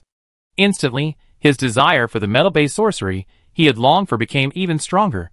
One of his main reasons for joining the Sword-Bearer Order was to obtain metal-based sorcery, which was almost extinct in the outside world. We're halfway there now. Now, the test continues. Number 3. The middle-aged knight bustled around, wiping the sweat from his forehead and continuing to shout. He glanced at Ryan and thought, luckily, this guy didn't hit the obsidian giant's core. Otherwise, I wouldn't have completed the sword-bearer test today. Also, when examinee number 3 passed him and headed toward the center of the field, he was very cautious this time, not saying anything like all out. After all, it's better to be safe than sorry, right? But now the situation had taken a different turn. The newly healed obsidian giant still seemed wary of Ryan, and as a result, it was extremely cautious and careful with all the examinees wearing knight armor.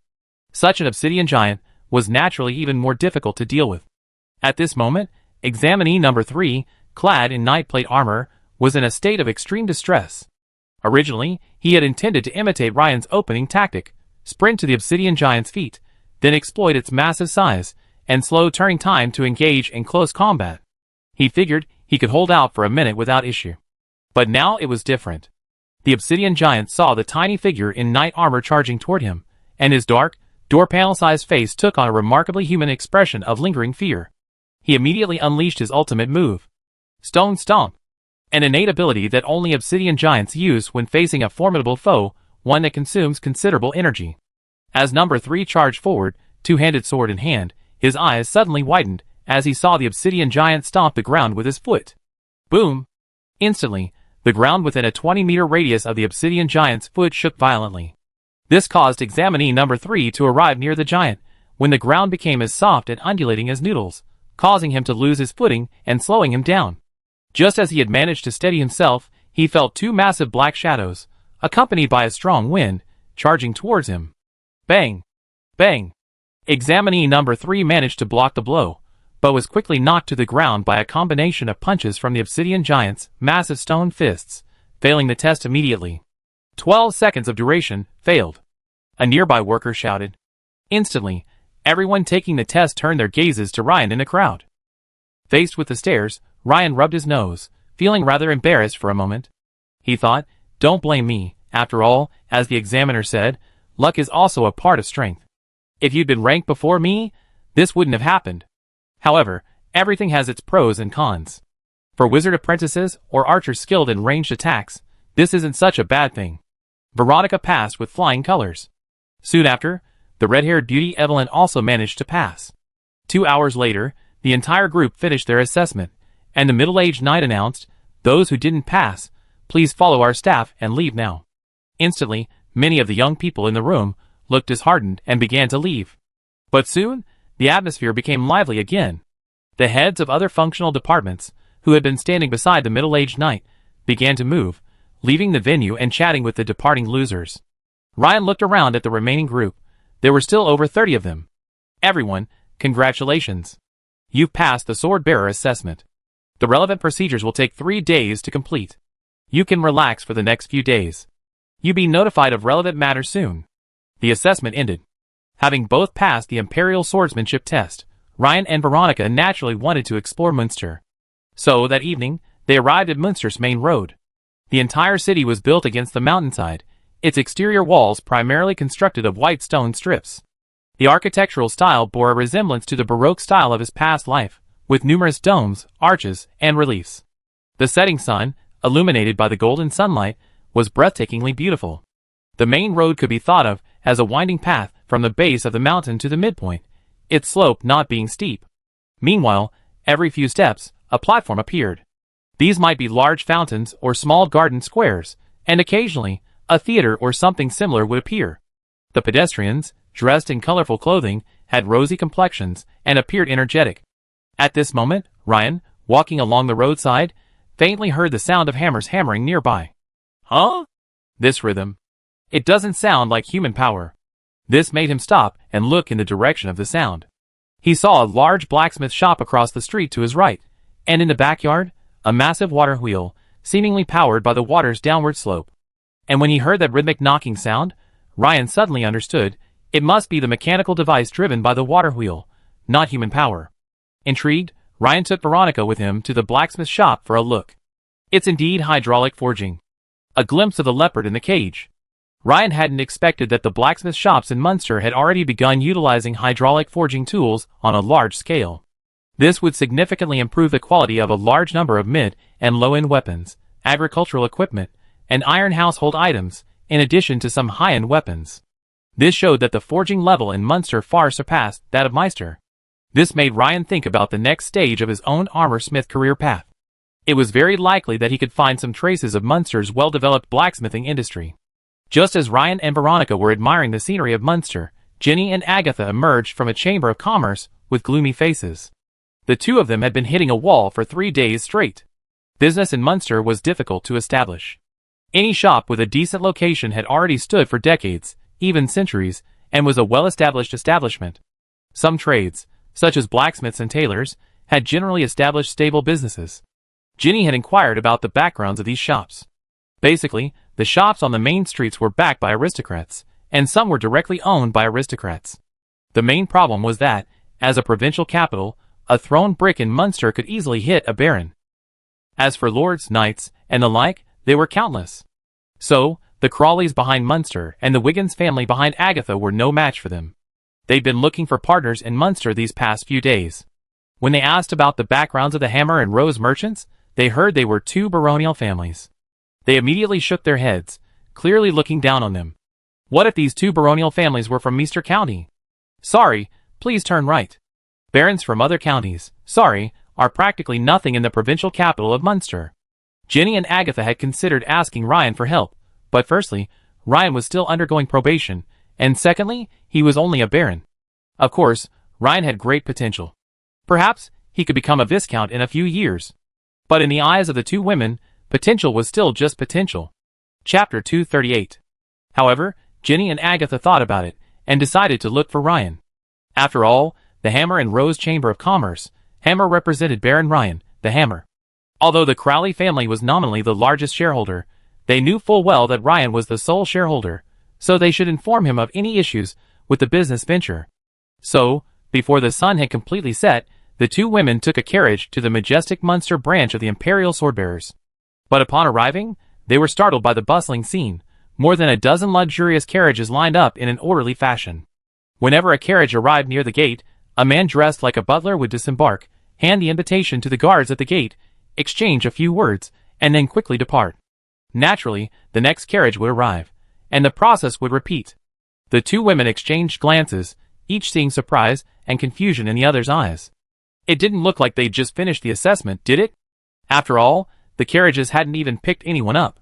A steward simply disembarked, handed one or more invitations to the guards, and then left.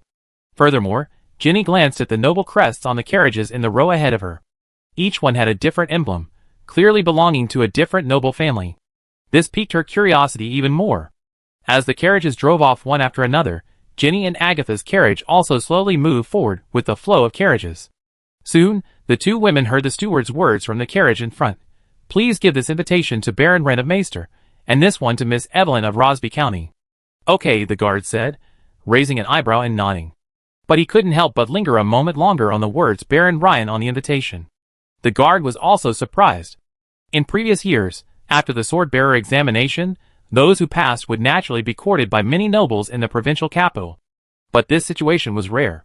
Surprisingly, the majority of the invitations were concentrated on a single noble.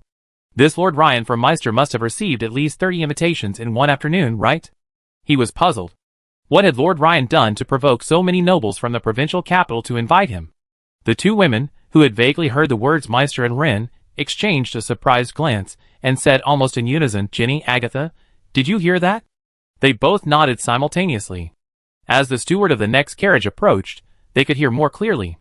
This time, the other party only left an invitation with the guards, specifically inviting Baron Ryan, not anyone else. Furthermore, the butler was from the Count Planck family. A Count family in the provincial capital, surely their status should be no less than that of Count Habsburg of Meister? The two women couldn't help but sigh in wonder. For a moment, Ginny and Agatha were even more puzzled and curious. How could Lord Ryan have just arrived in the provincial capital, and so many nobles were vying to invite him? Even if he had passed the sword-bearer test, it didn't make sense. After all, he wasn't the only one who had passed. On the way, they had heard that the pass rate was about 30 to 40%. Just as the two women were puzzled, Ryan and Veronica ascended the steps along Leavenworth Street, the city's main thoroughfare. They gradually reached a point near the top of the hill. Two towering, vaulted buildings appeared ahead. According to a nearby resident, one was the governor's residence, and the other was the cathedral of the Church of the Goddess of Monsoon and Sea. Clearly, as the highest official in the entire province of Munster, the Duke of Munster's office occupied the best location in the city, and rightfully so. Further up the steps was the Griffin Terrace, heavily guarded with sentries every 5 or 10 steps.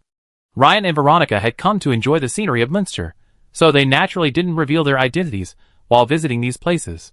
They paused at the nearby citizens' observation deck, which offered a stunning view of the entire plain. Finding a secluded corner, Veronica chose not to sit on the bench, but playfully stepped forward and cast a water spell, cleaning the overhanging edge of the platform. Ryan smiled faintly, instantly understanding Veronica's intention. He also muttered a spell, casting the sorcery Scorching Touch, and gently ran his hand over the freshly washed ground. Instantly, the clean ground was dry. So, the two of them sat on the ground, their feet dangling outside the observation deck. Veronica leaned gently against Ryan. Neither spoke, but quietly watched the sun slowly set over the vast plains, the winding river stretching into the distance. Jenny and Agatha, eagerly waiting, finally saw Ryan and Veronica approach after dark. Jenny couldn't help but grumble, "Lord Ryan, we're all waiting impatiently, and you're still here flirting with girls." Seeing the two women waiting under the streetlight, Ryan looked surprised and said, "Jenny, Agatha, is there something urgent?" "Well, I have something I'd like to discuss with your Excellency Ryan." Seeing Ryan arrive, the guard at the door bowed slightly and said, "Lord Ryan, several nobles have just sent you invitations. Please check them." "Yes, thank you." Still, when Ryan saw the thick stack of invitations, he was still startled. Since the sword-bearer's branch was off-limits to outsiders, Ryan thought for a moment and said, "Ginny, Agatha, let's discuss this in the carriage." "Ryan, I'd be going back first," Veronica said, looking at the two women and smiling. "Okay, get some rest." "Yes. In the carriage. It's probably because I passed the sword-wielder test." "Faster." Ryan was at a loss for words as to how to explain to the two girls, who weren't particularly skilled in combat, how he defeated the obsidian giant with a single blow. After all, they'd never seen an obsidian giant before, and their strength was unknown, so there was no way to compare. "By the way, Ginny, Agatha, perhaps trade isn't that difficult after all." Ryan gestured towards the carriage, where a stack of invitations, already half a meter high, was piled. He continued, "These are all nobles who invited me to the banquet. Take a look and see if there's anyone you'd like to collaborate with. I think I can make an introduction." The two girls were still confused by Ryan's explanation, but when they heard the second half, that he could help with introductions, they immediately picked up the invitations and began to search through them one by one. "Agatha, isn't that the Viscount Oka we're looking for?" "He's the one behind the Golden Chrysanthemum Merchant Guild," Ginny exclaimed. "Yes, Ginny." Agatha glanced sideways at the invitation in Ginny's hand, nodded affirmatively, and replied, "Huh? Ginny, look at this Count Owens. Isn't he a supporter of the massive Nickel Merchant Guild?" After returning to his room, Ryan remembered that he hadn't checked the system prompt from defeating the obsidian giant that day. "Your talker hammer skill has been improved, adding 981 experience points. Note, this skill experience has been enhanced by the exclusive talent, Primary Transcendental Enlightenment, which increases by 30%. You have fought a battle, and Weapon Master, Legendary, experience points have been increased by 338. Looking at the system prompt, Ryan couldn't help but nod. Although it was just a single attack, the system rewarded a significant amount of experience points. On second thought, Ryan realized that this was likely due to the fact that he had just used his full power for the first time. Even now, The thought of that smooth, exhilarating swing of the hammer sent his blood racing, and a wave of excitement welling up in his veins. Of course, if he hadn't possessed intermediate talent and mastered the intermediate secrets, he'd never have been able to unleash such a powerful blow. Unfortunately, advancing to the intermediate secrets required gold skill points, and improving talent required even more precious talent points. Recovering from his thoughts, Ryan recalled the preliminary exams that had taken place that day. Of those who passed, Peak Knights made up the majority, nearly 20 of them. As for the others, there were veteran knights also training as second-level wizard apprentices, and some who were purely third-level wizard apprentices, but these were relatively few in number. Furthermore, among those who passed the test, 8 possessed the caliber of Grand Knights, a fact that made Ryan sigh. Across the province, the number of talented individuals had clearly increased. 2 individuals left a deep impression on him. One was a sturdy man wielding a sword and shield named Angus, a Grand Knight, who appeared to be in his mid-20s, and reportedly had previously served in the Imperial Army. He was able to withstand the Obsidian Giant's stone attacks with his shield, giving off a rock-solid appearance and demonstrating immense strength. The other young man, named Nerio, was elegant and appeared to be the son of a Marquis of Munster. He possessed the caliber of a third-level wizard apprentice, and had easily passed the test simply by tearing open a sorcery scroll, the spider web, to slow the Obsidian Giant's movements. According to others, this young man was a rare scroll master, so using a scroll was not a violation. After 3 days, when the official sword-bearer procedures are completed, I wonder if I can directly inquire about the requirements for exchanging for metal magic. Secondly, I need to wait for the Dark Horse to complete its mutation and become a ferocious beast. That way, I can transition to Beast Tamer. It should be soon. Weapon Master, Legendary, is my core class, and I can't slack off on improving all my extraordinary combat skills. If I can master the lock and axe and shield, I have even more options for dealing with enemies. Ryan lay in bed, a thoughtful expression on his face. Soon, he fell into a deep sleep. Early the next morning, Ryan arrived at the training room in the building. The Sword-Bearer branch naturally had an outdoor training ground, but it was only open to official members. So, even if he wanted to go, he had to wait 2 days to complete the formalities. As he approached, he was surprised to see several muscular, slightly dark-skinned young men already training. Ryan was quite impressed with these men. They were all from the military, a small group, and the core of their group was the sturdy Angus, wielding a sword and shield, a great knight. When they saw Ryan enter, they immediately raised their heads, their gazes fixed on him. It was impossible not to. After all, facing this young man who had brought down an obsidian giant with a single hammer, the undisputed first-place finisher, it would be a lie to say they weren't paying attention. Ryan didn't mind the attention and walked aside to select a training weapon. But then, a flash of inspiration struck him. Yes! Aren't these energetic young men the perfect subjects for his training? Ryan immediately locked eyes with them. However, to Ryan's disappointment, after his glance, several of them lowered their heads and began to whisper among themselves. He had thought the other party would lock eyes with him, then come forward and ask for a duel. That way, he could have earned himself an experienced NPC. What a shame! Although he was a master of the Imperial Army, he didn't seem reckless. Just as Ryan was still debating which combat technique to practice, a sturdy young man approached and said, "Sir Ryan, I am Very from Bobigny County.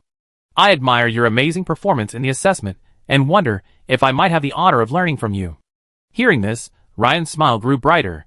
Ryan had assumed that given the power of that hammer, the other party would avoid him, but he didn't expect someone to actually offer to challenge him. It seems he still underestimated the youth's passion and ambition.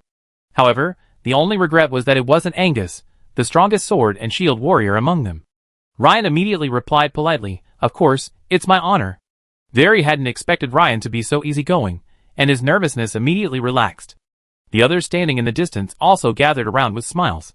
"Very, you better keep up the good work. Sir Ryan, please be merciful, or Very won't be able to withstand a blow from the hammer," they said with a smile.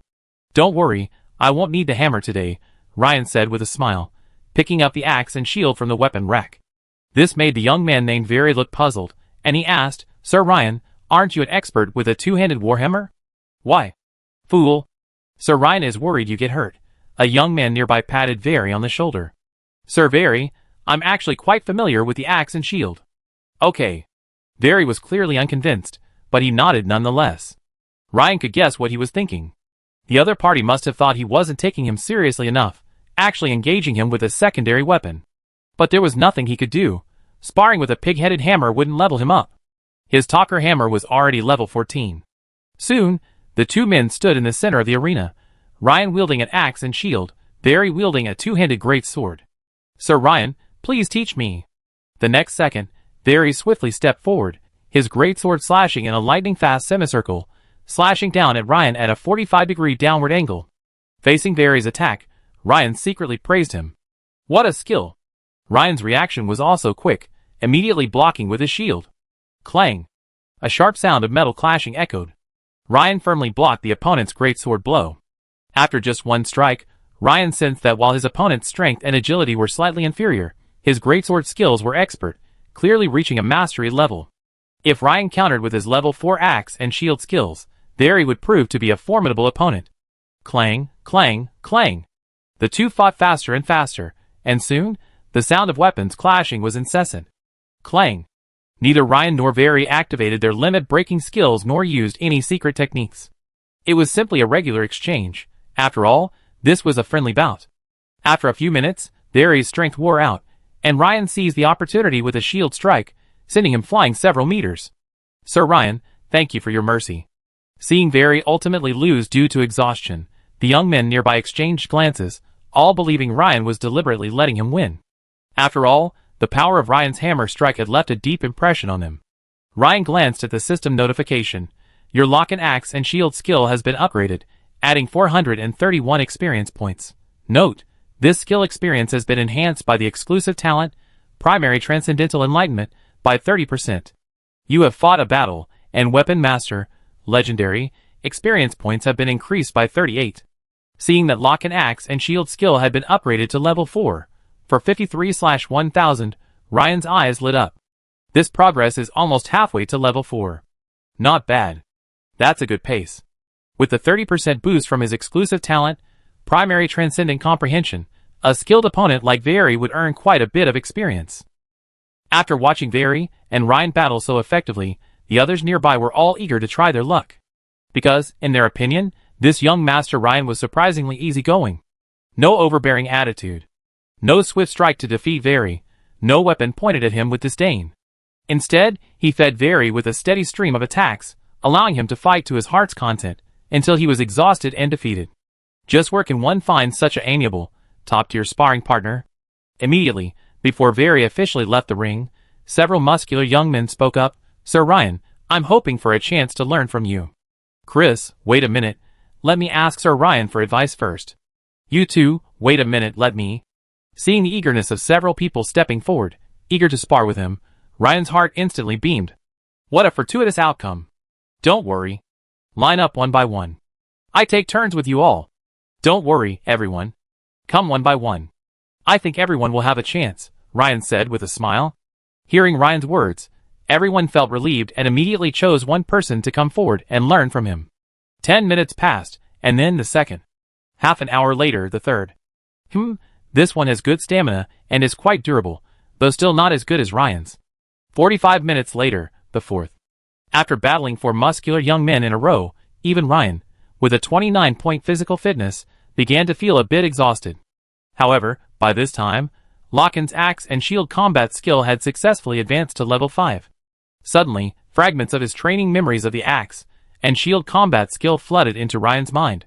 These fragmented memories of the axe and shield combat skill flashed through Ryan's mind and quickly merged into his muscle memory, as if he had been practicing the lock and axe and shield combat skill with undivided attention for over a year. Meanwhile, after watching Ryan compete with the others, Angus, standing nearby, was filled with envy. No longer minding the reserved demeanor of a master, he approached and said in a muffled voice, "Sir Ryan, do you need a break?" "Sir Ryan, I admire you quite a bit too." Ryan couldn't help but feel overjoyed. "I've been waiting for you." As his remaining attribute points dropped from 13 to 12, Ryan added a point to his constitution, bringing it back to 30.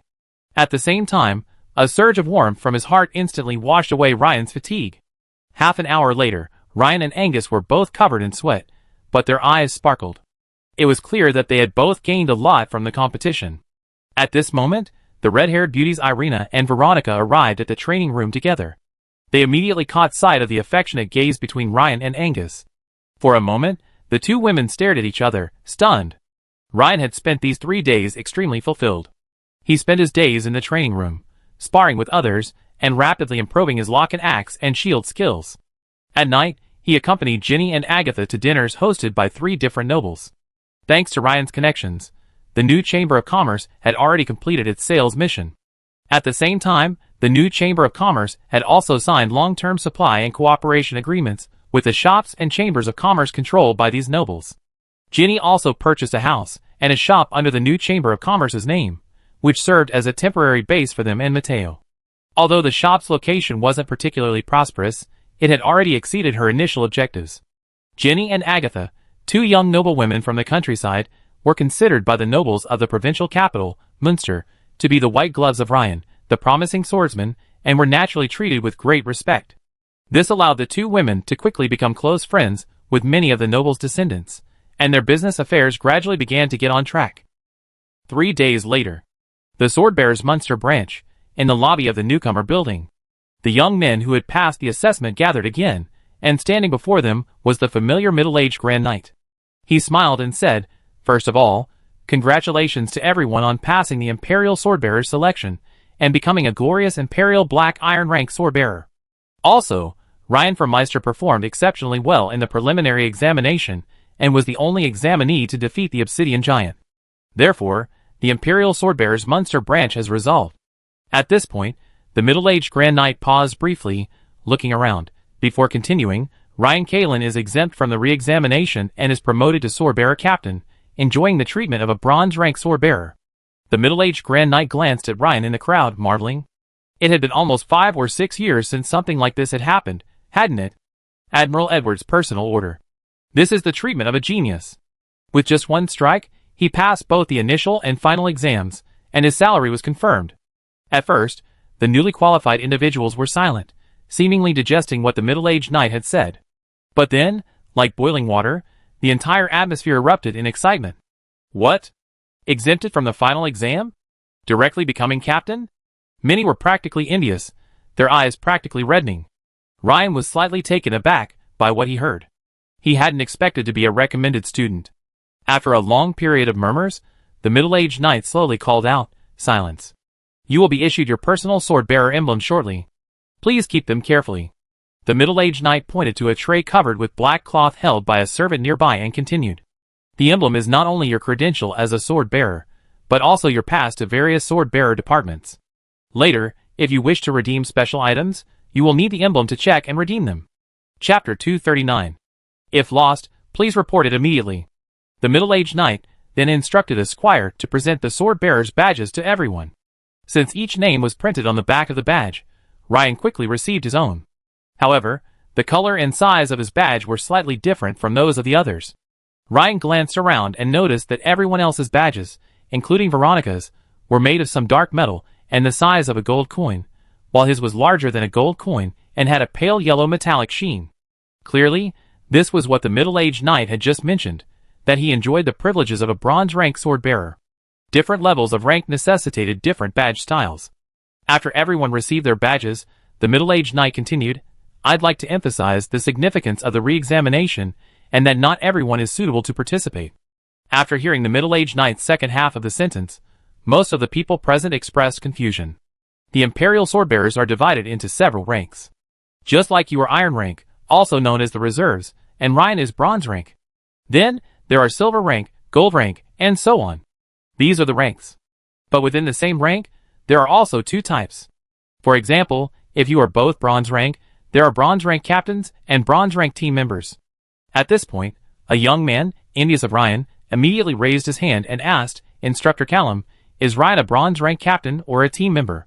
Although the middle-aged knight had just said that Ryan would be promoted to Swordbearer Captain and enjoy Bronze Rank treatment, some still felt uneasy and wanted to confirm it again.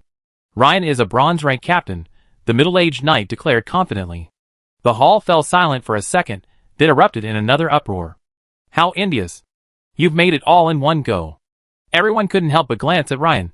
Their expressions varied, most of them tinged with envy. Ryan, however, had gradually grown accustomed to the stares, his face calm. It was then that he realized the middle-aged knight's name was Callum. Callum stretched out his hands and pressed them twice in the air.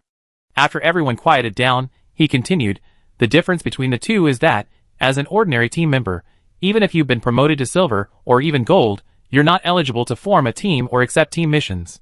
The reason is simple. As a team member, even if you're silver or gold, you might be very strong in one area, but your weaknesses are obvious, making you vulnerable to enemy attacks. For example, suppose you're a top-tier archer, but encounter a spell that counters your abilities, like fog, and then a sneak attack from the enemy, then it would be difficult to resist. The captain is different. A captain represents someone who has been assessed and recognized by the organization, possesses very comprehensive abilities, and can almost independently solve problems. This is why most sword-wielding teams are captained by official wizards with defensive force fields, or tough and sturdy peak-level knights." Callum paused, as if letting everyone digest what he had just said, before continuing, "The retest will be held in a month, on the first day of the 100 Flowers month. Then, during this month, the organization will provide free newcomer training. The content of this training will be based on your performance in the initial interview, as well as your personal preferences. During this month, you can carefully consider your position and whether to participate in the re-examination." As if to encourage everyone to value this special training opportunity, Callum paused and reminded them, "This month-long newcomer training does not require you to spend any merit points. However, if you wish to seek guidance from instructors or masters in the future, you will naturally have to spend a considerable amount of merit points, or even precious mission evaluation medals." Callum's words immediately made many people's faces grow serious. Clearly, most people understood that this month-long newcomer training was a perk. If they didn't improve themselves during this month, they might not have such a good opportunity later. "Now, does anyone have any questions?" Callum asked, looking around. "Instructor Callum, when does our special training begin?" Very, the young man who had previously sparred with Ryan, raised his hand and asked. "It starts at 2 p.m. this afternoon, and the location is still here." Callum, as if thinking of something, reminded him, "By the way, one more thing. If any of you previously worked in Imperial government departments, your merit points are fully transferable. As for the special item exchange list within the organization, each person can only view the details of items up to their current level plus 2 levels of authority. You all just received Iron Authority, which means you can only view the details of items up to Silver Authority. By the way, Ryan can access detailed information on items with gold privileges and below," Callum added, glancing at him with a smile. This caused several people present to turn their attention to Ryan again. Ryan was startled. He thought to himself, "Well, your gesture of goodwill has earned me quite a bit of hatred. As for the good stuff on the list, we have it all. Rare potions, some special ingredients, even various extraordinary combat skills and sorcery. However, most of the redemption requires mission evaluation medals, not just merit points. You can all learn more about this later." Callum smiled slightly, noticing the eager look in everyone's eyes. Hearing this, Ryan nodded slightly. Could he finally check the special item exchange list? Back during their joint mission with the Imperial Navy's South Sea Fleet, he'd heard Veronica say that the Tide Walker was modeled after the Swordbearer's structure. Now, it seemed like it wasn't just a copy, it was a replica. Even the names were identical. "I currently have bronze level access. According to what Callum just said, I can check the exchange details for special items of gold level and below." He planned to check the exchange requirements for metal magic later. I just wondered if gold level access was sufficient to check it. That was a problem. Dismissed. Just as Ryan was about to leave, Angus and Very approached, smiling. "Sir Ryan, now that everyone has received their insignias and become official swordbearers, how about a simple meal together in the private room on the second floor?" Although Angus was a size larger than Ryan, and a decidedly muscular man, he had long experience in the Imperial Army and was incredibly meticulous. For a young man as gifted as Ryan, being 10 years his junior didn't stop him from actively making friends. Today presented a suitable opportunity. Very, standing by, smiled and said, "Yes, Sir Ryan, let's go." Ryan thought for a moment, then smiled and nodded, saying okay. Although he had originally wanted to inquire about the exchange of metal-based sorcery right now, it was approaching lunchtime, and he didn't think it would be done quickly. Besides, these people had been sparring with him for 3 consecutive days. At this moment, Angus said to Ryan with a hint of meaning, "Sir Ryan, do you need to invite anyone else?" After hearing Angus's words, Ryan couldn't help but look puzzled, but when he followed his gaze, he suddenly realized. It turned out he was referring to Veronica and Evelyn. After a moment's thought, Ryan extended an invitation to the 2 women. The 2 women readily agreed. and soon the group of 8 arrived at the private dining room on the second floor of the newcomers' building for dinner.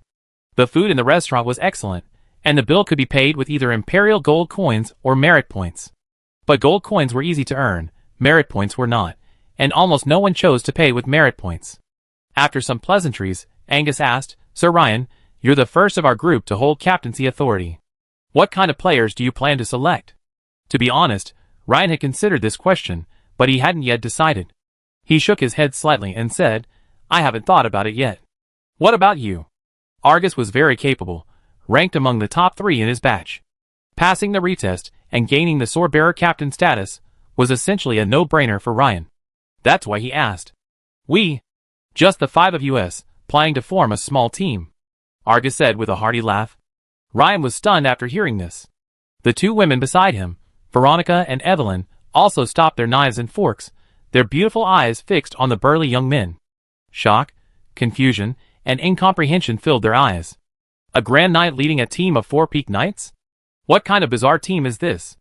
Ryan couldn't help but murmur, "This is a pure chopper team." Sir Ryan, what are you talking about?" Very asked, puzzled. "Oh, I'm saying, I'm planning to invite the 2 beautiful ladies beside me to join my team." This caused Veronica and Evelyn to immediately turn and look at Ryan. "Of course, it's my pleasure, Lord Ryan," the red-haired beauty Evelyn said with a smile. Veronica nodded almost simultaneously, her bouncing twin ponytails expressing her eagerness to join. In fact, Ryan had considered inviting both women to join the soon-to-be-formed team. Because, for him, he could handle both the team spear and shield, and also be the team sharpshooter. To put it bluntly, with the Weapon Master, Legendary, class profile, he could handle any physical attack role in the team. So, naturally, the best pairing for him was a level 3 wizard apprentice, to compensate for his shortcomings in sorcery. Veronica, a water wizard specializing in bird transformation, naturally had no problem. Although Evelyn was a dual trainer, her veteran knight's strength was far inferior to that of a swordsman. Her ability to pass the Obsidian Giant's assessment was primarily due to her fire magic, flame acceleration, so she was more like a wizard apprentice. This time, it was Angus and the other 5 people's turn to be stunned, their eyes fixed on Ryan. TSK, strength truly is impressive. Ryan was planning on carrying out his mission while embracing women. The key point was, these 2 beautiful and capable girls actually agreed. I can't envy them enough. Instantly, a sense of disappointment washed over them, because they realized that the combination of 5 rough guys was indeed not as impressive as theirs. Besides, theirs had 2 more. Sir Ryan, are you planning on having only 3 people in your team?" Very, having regained his composure, asked. Are there any restrictions or requirements regarding team size?" Ryan hadn't really looked into this, and according to Callum, the general education course wouldn't start until tomorrow morning at the earliest. "Huh? Sir Ryan, you haven't heard of this yet? Then let me give you a brief introduction." Very and Angus exchanged glances, with Angus speaking. Typically, a sword-bearer team consists of 3 to 5 people. This number is carefully considered. More people means fewer mission evaluation medals and merit points per person, while too few people can guarantee the team's combat effectiveness. Also, regarding the team's ability to accept missions, it's based on the captain's authority. The higher the captain's authority, the more missions they can accept. Also, promotions are based on a 3-3 system. For example, if you, Lord Ryan, are currently a bronze rank captain, you can advance to silver after earning 3 bronze medals and accept silver rank missions, and so on. Angus's explanation was quite detailed, and Ryan nodded frequently. After lunch, Ryan returned to his room, tidied himself up briefly, and headed for the exchange hall. The newcomer building, where Ryan had been staying for the past few days, was located to the left of the towering building visible from the main entrance of the Swordbearer branch. Because he couldn't move freely within the Swordbearer branch before receiving his insignia, this was Ryan's first time entering the interior. This time, after inspecting Ryan's insignia, the guard readily let him through. Ryan first walked through a long white corridor. At the end, an arrow-shaped sign appeared before him, indicating 3 directions. Going straight ahead led to the mission hall, turning left led to the training grounds and lounge, and turning right led to the exchange hall. Following the sign, Ryan turned right, and walked a little further before arriving at the Swordbearer branch's special item exchange hall. It was a standalone 3-story building, its facade clad in white stone strips, matching the architectural style and color scheme of the entire branch, creating a majestic and imposing presence. After Ryan entered, he noticed the ceiling soared over 6 meters, seemingly connecting the first and second floors. The space was incredibly spacious, reminiscent of the certificate processing halls of his past life. 4 or 5 young women in uniform were stationed at the windows, assisting several people with their item exchanges. However, seemingly for confidentiality's sake, each window was partitioned off and only one person could be accepted at a time. Anyone else who needed to process had to wait at a seat 10 meters away. The line didn't last long, and soon it was Ryan's turn. Ryan entered the partition and discovered a black slate on the table, about 30 to 40 centimeters long and wide, emitting a magical aura. It looked like it was imbued with some kind of spell. The young woman stood up, bowed, and said, "Greetings, sir, how may I help you? I'd like to inquire about metal magic." "Yes, sir. Please show me your emblem." Ryan nodded and handed over his freshly forged bronze emblem. The girl took a look and placed the emblem into a specially designed groove. Soon, white text appeared on the black slate in front of Ryan. Ryan raised a brow, clearly surprised by the effect of this magic. "Slate display? Could it be a touchscreen? Lord Ryan, you are currently at bronze level, and can view the list of redeemable items at gold level. Did you just ask for metal spells?" "Yes, please wait." The girl quickly flipped through a thick directory. After a moment, her eyes lit up, and she said, "Lord, I've found it. There's only one metal spell you're looking for at gold level and below, and it's called Metal Transfiguration." Ryan raised an eyebrow, quite surprised. After a moment's thought, he continued, "Can you show me the relevant information? For example, the spell description and redemption price?" "Of course, Lord Ryan, I've displayed the effects of Metal Transfiguration on the Wisdom Slate. Please take a look." After the girl finished speaking, several lines of small white text suddenly appeared on the black slate in front of Ryan. Metal Transfiguration, a first-level sorcery that consumes a certain amount of mental energy and changes the shape of the metal the caster touches according to a specific sorcery model. Exchange price: 1 gold medal plus 5,500 merit points. Source: provided by the Bishio Constructor School. Ryan pondered the text, silent. Metal Transfiguration? If one could manipulate metal, wouldn't one be able to transform a warhammer into a great sword, or even a bow? After a moment's thought, Ryan couldn't help but feel overjoyed. From the description of this transfiguration spell, once he mastered it, it meant he wouldn't need to carry multiple weapons. After all, he wasn't a supernatural being. He couldn't wield a two-handed great sword, a two-handed warhammer, and other weapons simultaneously. In battle, he only needed to carry one weapon, such as his heaviest two-handed warhammer. The weight of only one weapon reduced his total load by more than half. This would significantly reduce his stamina expenditure, and more importantly, it would also significantly increase his speed. Overall, it was of great significance. However, Ryan suddenly thought of something, his expression changing as he asked, "Can I see this scroll of Metal Transfiguration?" "I'm sorry, sir, but the rules forbid that," the girl said apologetically. Ryan nodded. He had just thought of another issue. The forging process for sharp and blunt instruments differed. One of the most significant differences was that the surface of sharp instruments was typically hardened multiple times, strengthening the surface. The manufacturing process for blunt weapons is different. So, even if the sorcery Metal Transfiguration can transform a warhammer into a great sword, will the sword sharpness be affected? From this perspective, perhaps I need to find a special metal in the future that doesn't require a quenching process, allowing it to be used both as a blunt and sharp weapon. But the specific details won't be known until I redeem the sorcery. The exchange price is 1 gold medal plus 5,500 merit points. By the way, can you help me check how many merit points I have now? Ryan asked again. This morning, Ryan had heard from Callum that if you previously worked in a government department, your merit points can be transferred, which happened to be something Ryan had always been satisfied with. Of course, please wait.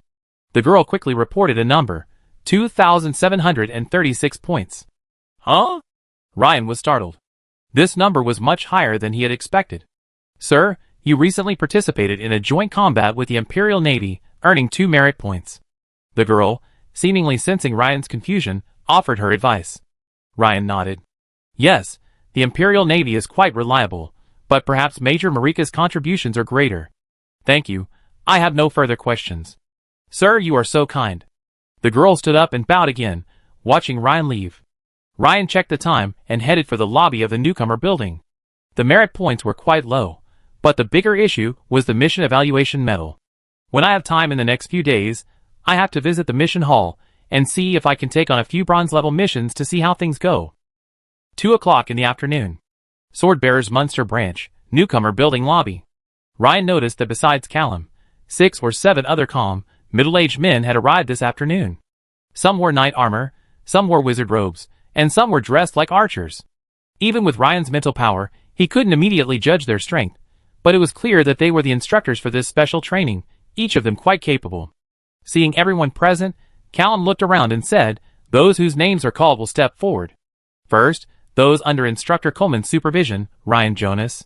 Ryan immediately stepped out of the crowd and, guided by a squire, approached a burly knight in plate armor, carrying a two-handed warhammer. The warhammer muscular man was carefully leafing through a stack of papers. The first one appeared to be Ryan's report. A look of confusion crossed his face as he looked up at Ryan and asked, "Are you Ryan?" "Yes, Instructor Coleman," Ryan nodded. "Well, your report says you received excellent marks in every area of your initial assessment. The 5 examiners at the time didn't offer any suggestions on where you need improvement, which makes it difficult for me to judge. So, I need to practice with you for a bit, and then we can see where you need further improvement," Coleman said seriously. "I see. That's a reasonable request." Ryan nodded immediately, saying, "Of course." Chapter 240. The crowd on the sidelines had already pricked up their ears when they saw Instructor Coleman call Ryan over individually. Now, hearing that the instructor wanted Ryan for a sparring match, they were instantly excited. Just then, as Ryan was about to leave with Coleman, he heard a voice nearby. It seemed to be another instructor's evaluation of Evelyn. The other instructor, holding a document, quietly read, "Evelyn Norman, below average strength, average speed, above average skill in fire magic, average knight combat skills, average combat reflexes, and above average combat decision making. Well, the examiner's evaluation and recommendation is that you possess a certain degree of independent combat capability. Recommended as an attacker in the sword-bearer squad. Your potential is assessed as average. Of course, this is merely an assessment of your performance during the initial test. The organization fully respects everyone's wishes. The relevant training content and instructor, mentor, recommendations are as follows." Ryan suddenly understood. So this was a normal evaluation report. My own evaluation report was a special case. As Ryan followed Coleman to the small training room to the side, the newcomers in the hall immediately looked disappointed. They actually went to a small room? What a missed opportunity to feast their eyes. A few people were eager to see Ryan being disciplined by Instructor Coleman and even stood on tiptoe to peek inside the small training room. But alas, the door was closed. Inside the small training room, Ryan and Coleman stood in the center of the field. Only then did Ryan have a chance to take a closer look at Coleman, the Warhammer instructor. His skin was a bit tan, whether it was from the sun or just his natural color. His muscles were incredibly strong, their muscular forms like lumps of iron. He was a bit over a head taller than Ryan, standing about 2.5 meters tall. The two-handed warhammer he carried on his back was about 1.5 meters long, silver gray in color. It looked more like a mixture of multiple metals than a single metal, and it was obvious how heavy it was. I heard a few days ago that someone had knocked down an obsidian giant with a single hammer during this batch's initial assessment. Today, I finally got to see him in person, Coleman said with a grin. In the upcoming battle, I gradually increase my strength and speed. As for you, Ryan, go all out. Don't worry about hurting me. You can defeat the obsidian giant. In my opinion, you're already a master on my level. I won't take it lightly. Coleman's face hardened as he spoke seriously. Okay, then, Instructor Coleman, I trouble you with your guidance, Ryan said with a slight bow. The next second, whoosh. The two figures flashed by, clashing rapidly. Clang. As the two hammers collided for the first time, a sharp metallic clash echoed. Ryan's hands suddenly felt numb. From this exchange, Ryan had already gauged Instructor Coleman's strength. He was likely a peak Grand Knight. Although this was merely a test, Ryan had no intention of letting his guard down or cheating. Instead, he focused his attention and took it seriously, aiming to accurately identify his own weaknesses and facilitate future improvement. Clang! Clang! Ryan soon realized that the opponent's subsequent hammer strike was even more powerful than the first.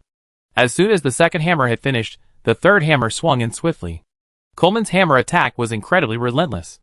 Furthermore, the power and speed of each of Kerman's strikes were indeed increasing with each blow, just as he'd said at the start. This put a sharp strain on Ryan. Soon, he'd reached the limit of his current physical fitness. Break the limit.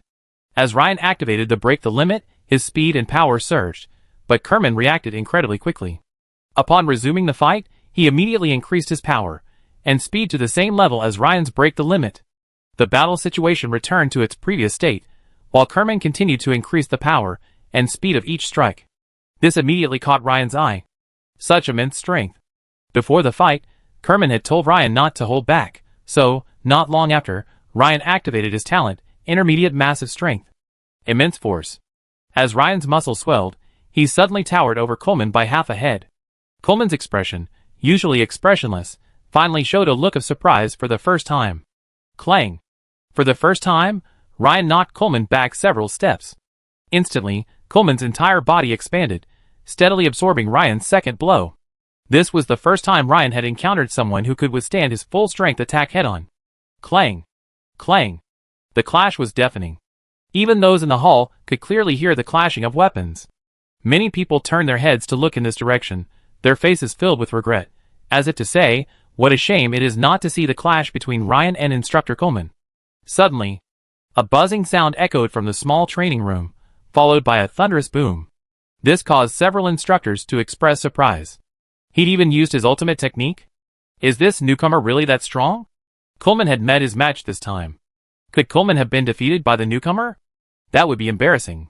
At this moment, the door to the small training room suddenly opened. Although Coleman and Ryan were both sweating profusely, they emerged together with broad smiles on their faces.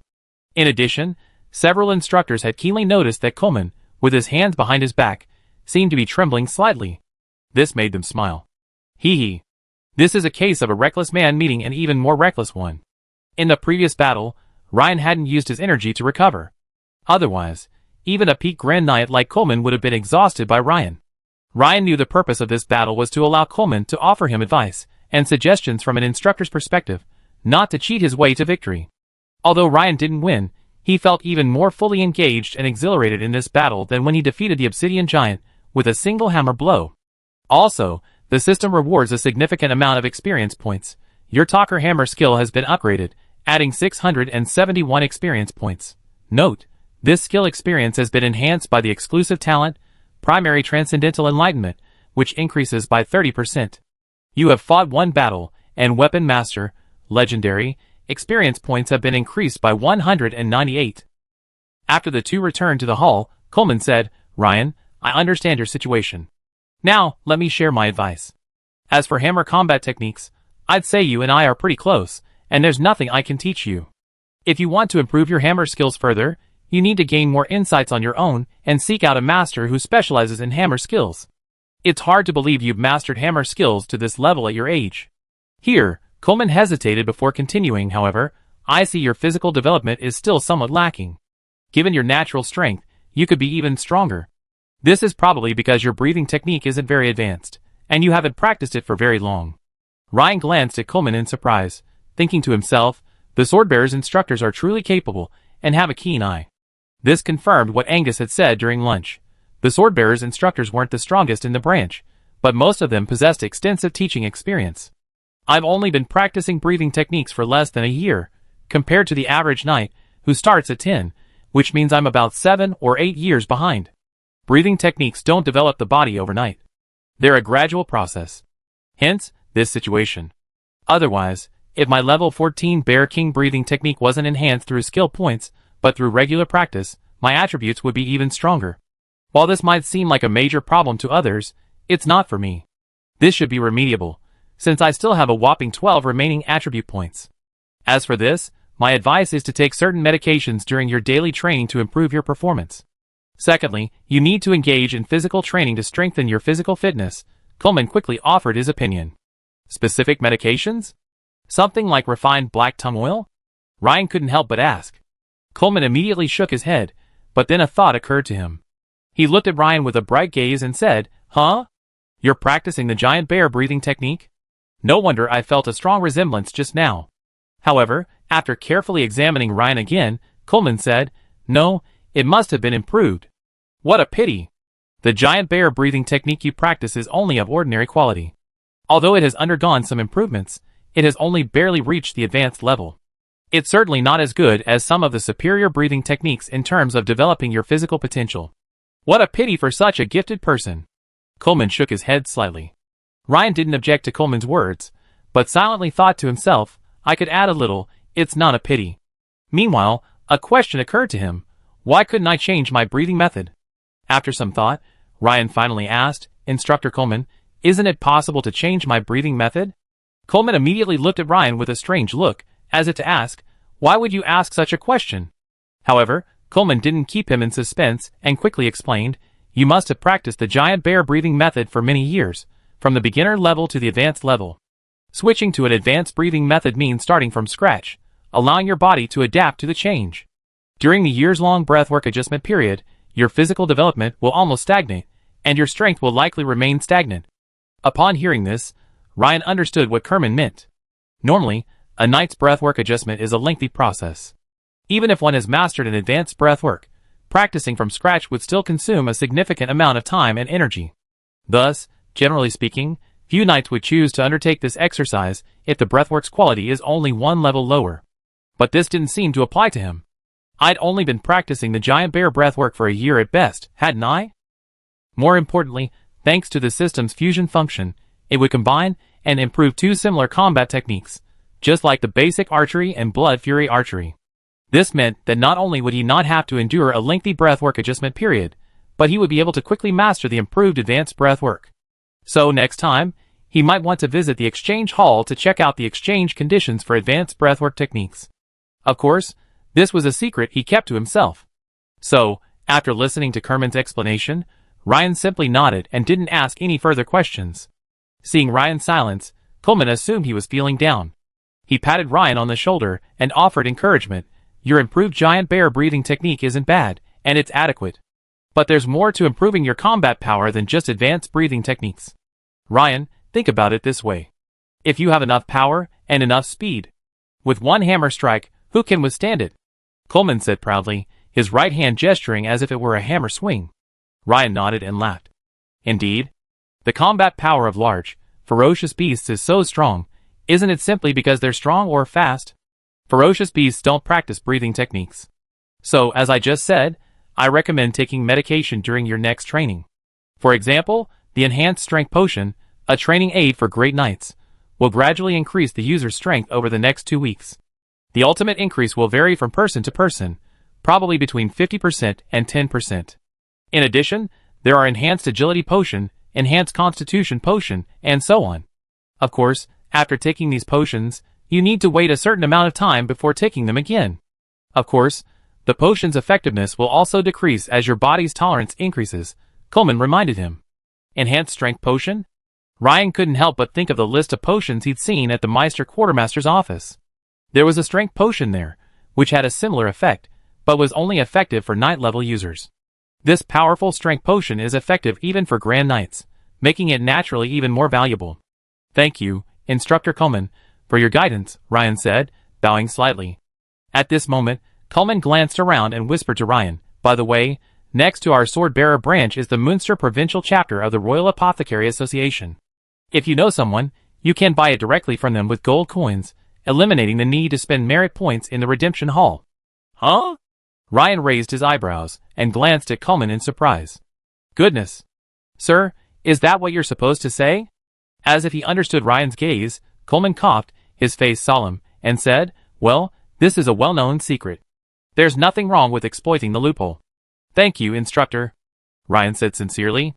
I didn't expect Instructor Coleman, who's stronger than a bull, to have such a meticulous mind. Who said he's strong in all but simple-minded?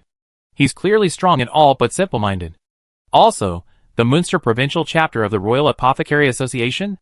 That's where most of the master pharmacists in the entire province of Munster gather. Is it possible that his subsequent Breaking Bad career would be discovered there? Just as Ryan's thoughts were wandering, Coleman pointed at the greatsword slung across his back and said, By the way, Ryan, let me remind you, if you choose a two-handed greatsword as your secondary weapon, I personally don't think it's suitable. It's too heavy, and it will significantly reduce your movement speed. Ryan, what other weapons are you proficient in? Ryan looked at Coleman, unsure of what to say.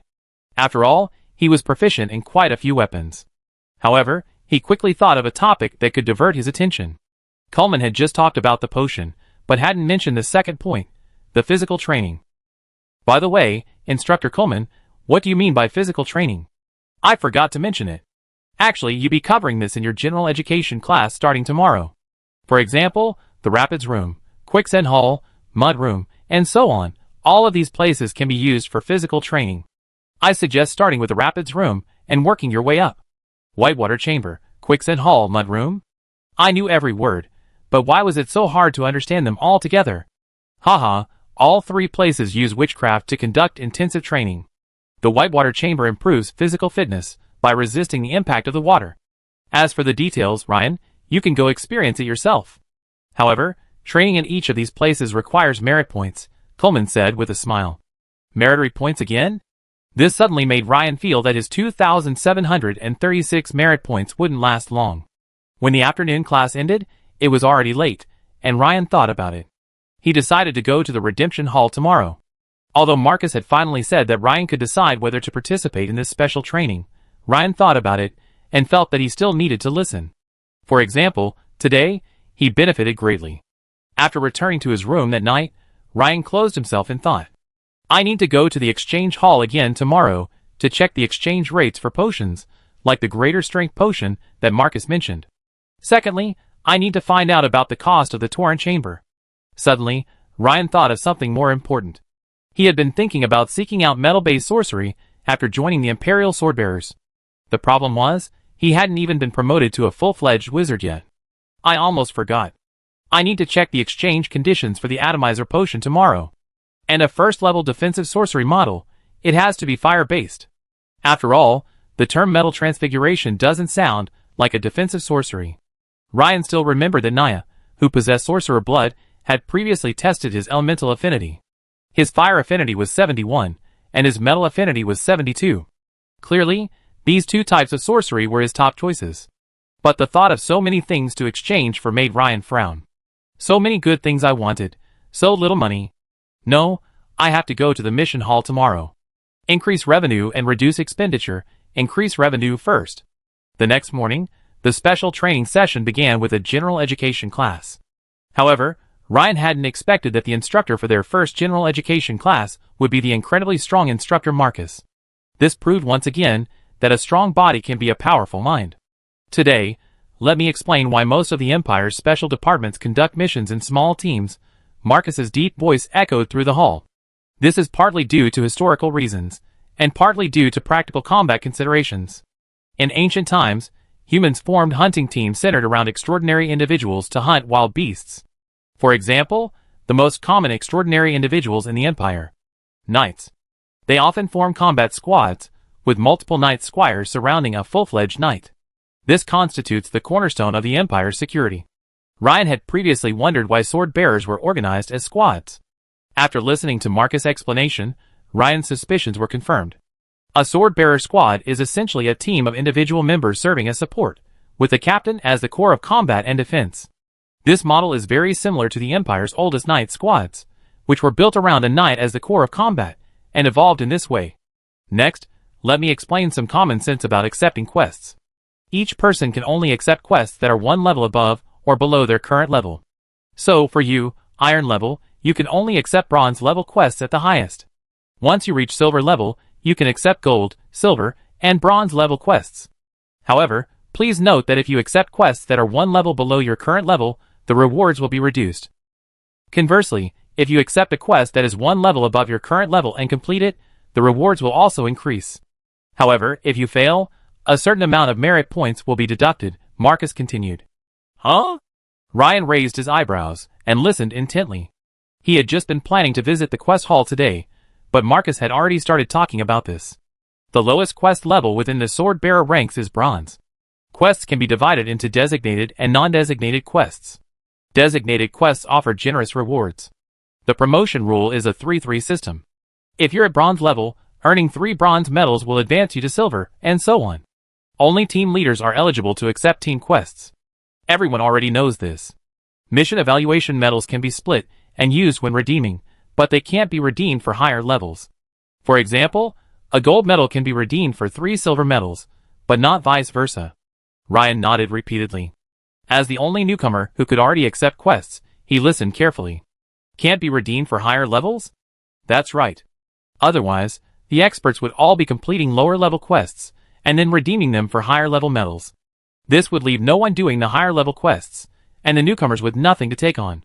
Finally, let me talk about loans, Marcus continued after taking a sip of water. Loans? Everyone in the room was stunned. Ryan was no exception. You've just joined the Swordbearers. If you haven't previously held positions in Imperial departments, you likely don't have any merit points. However, many training, facilities, and potions within the branch require merit points. The organization has considered this situation, and has arranged this loan arrangement. Depending on your potential and level of effort, you can spend them upfront, and then repay the borrowed merit points by completing tasks within a certain period of time. That's even possible? Ryan's eyes widened. Based on my potential, I could take out a loan to purchase a defensive level 1 spell, Metal Transfiguration, a mist potion, a potent strength potion. That shouldn't be too much, right?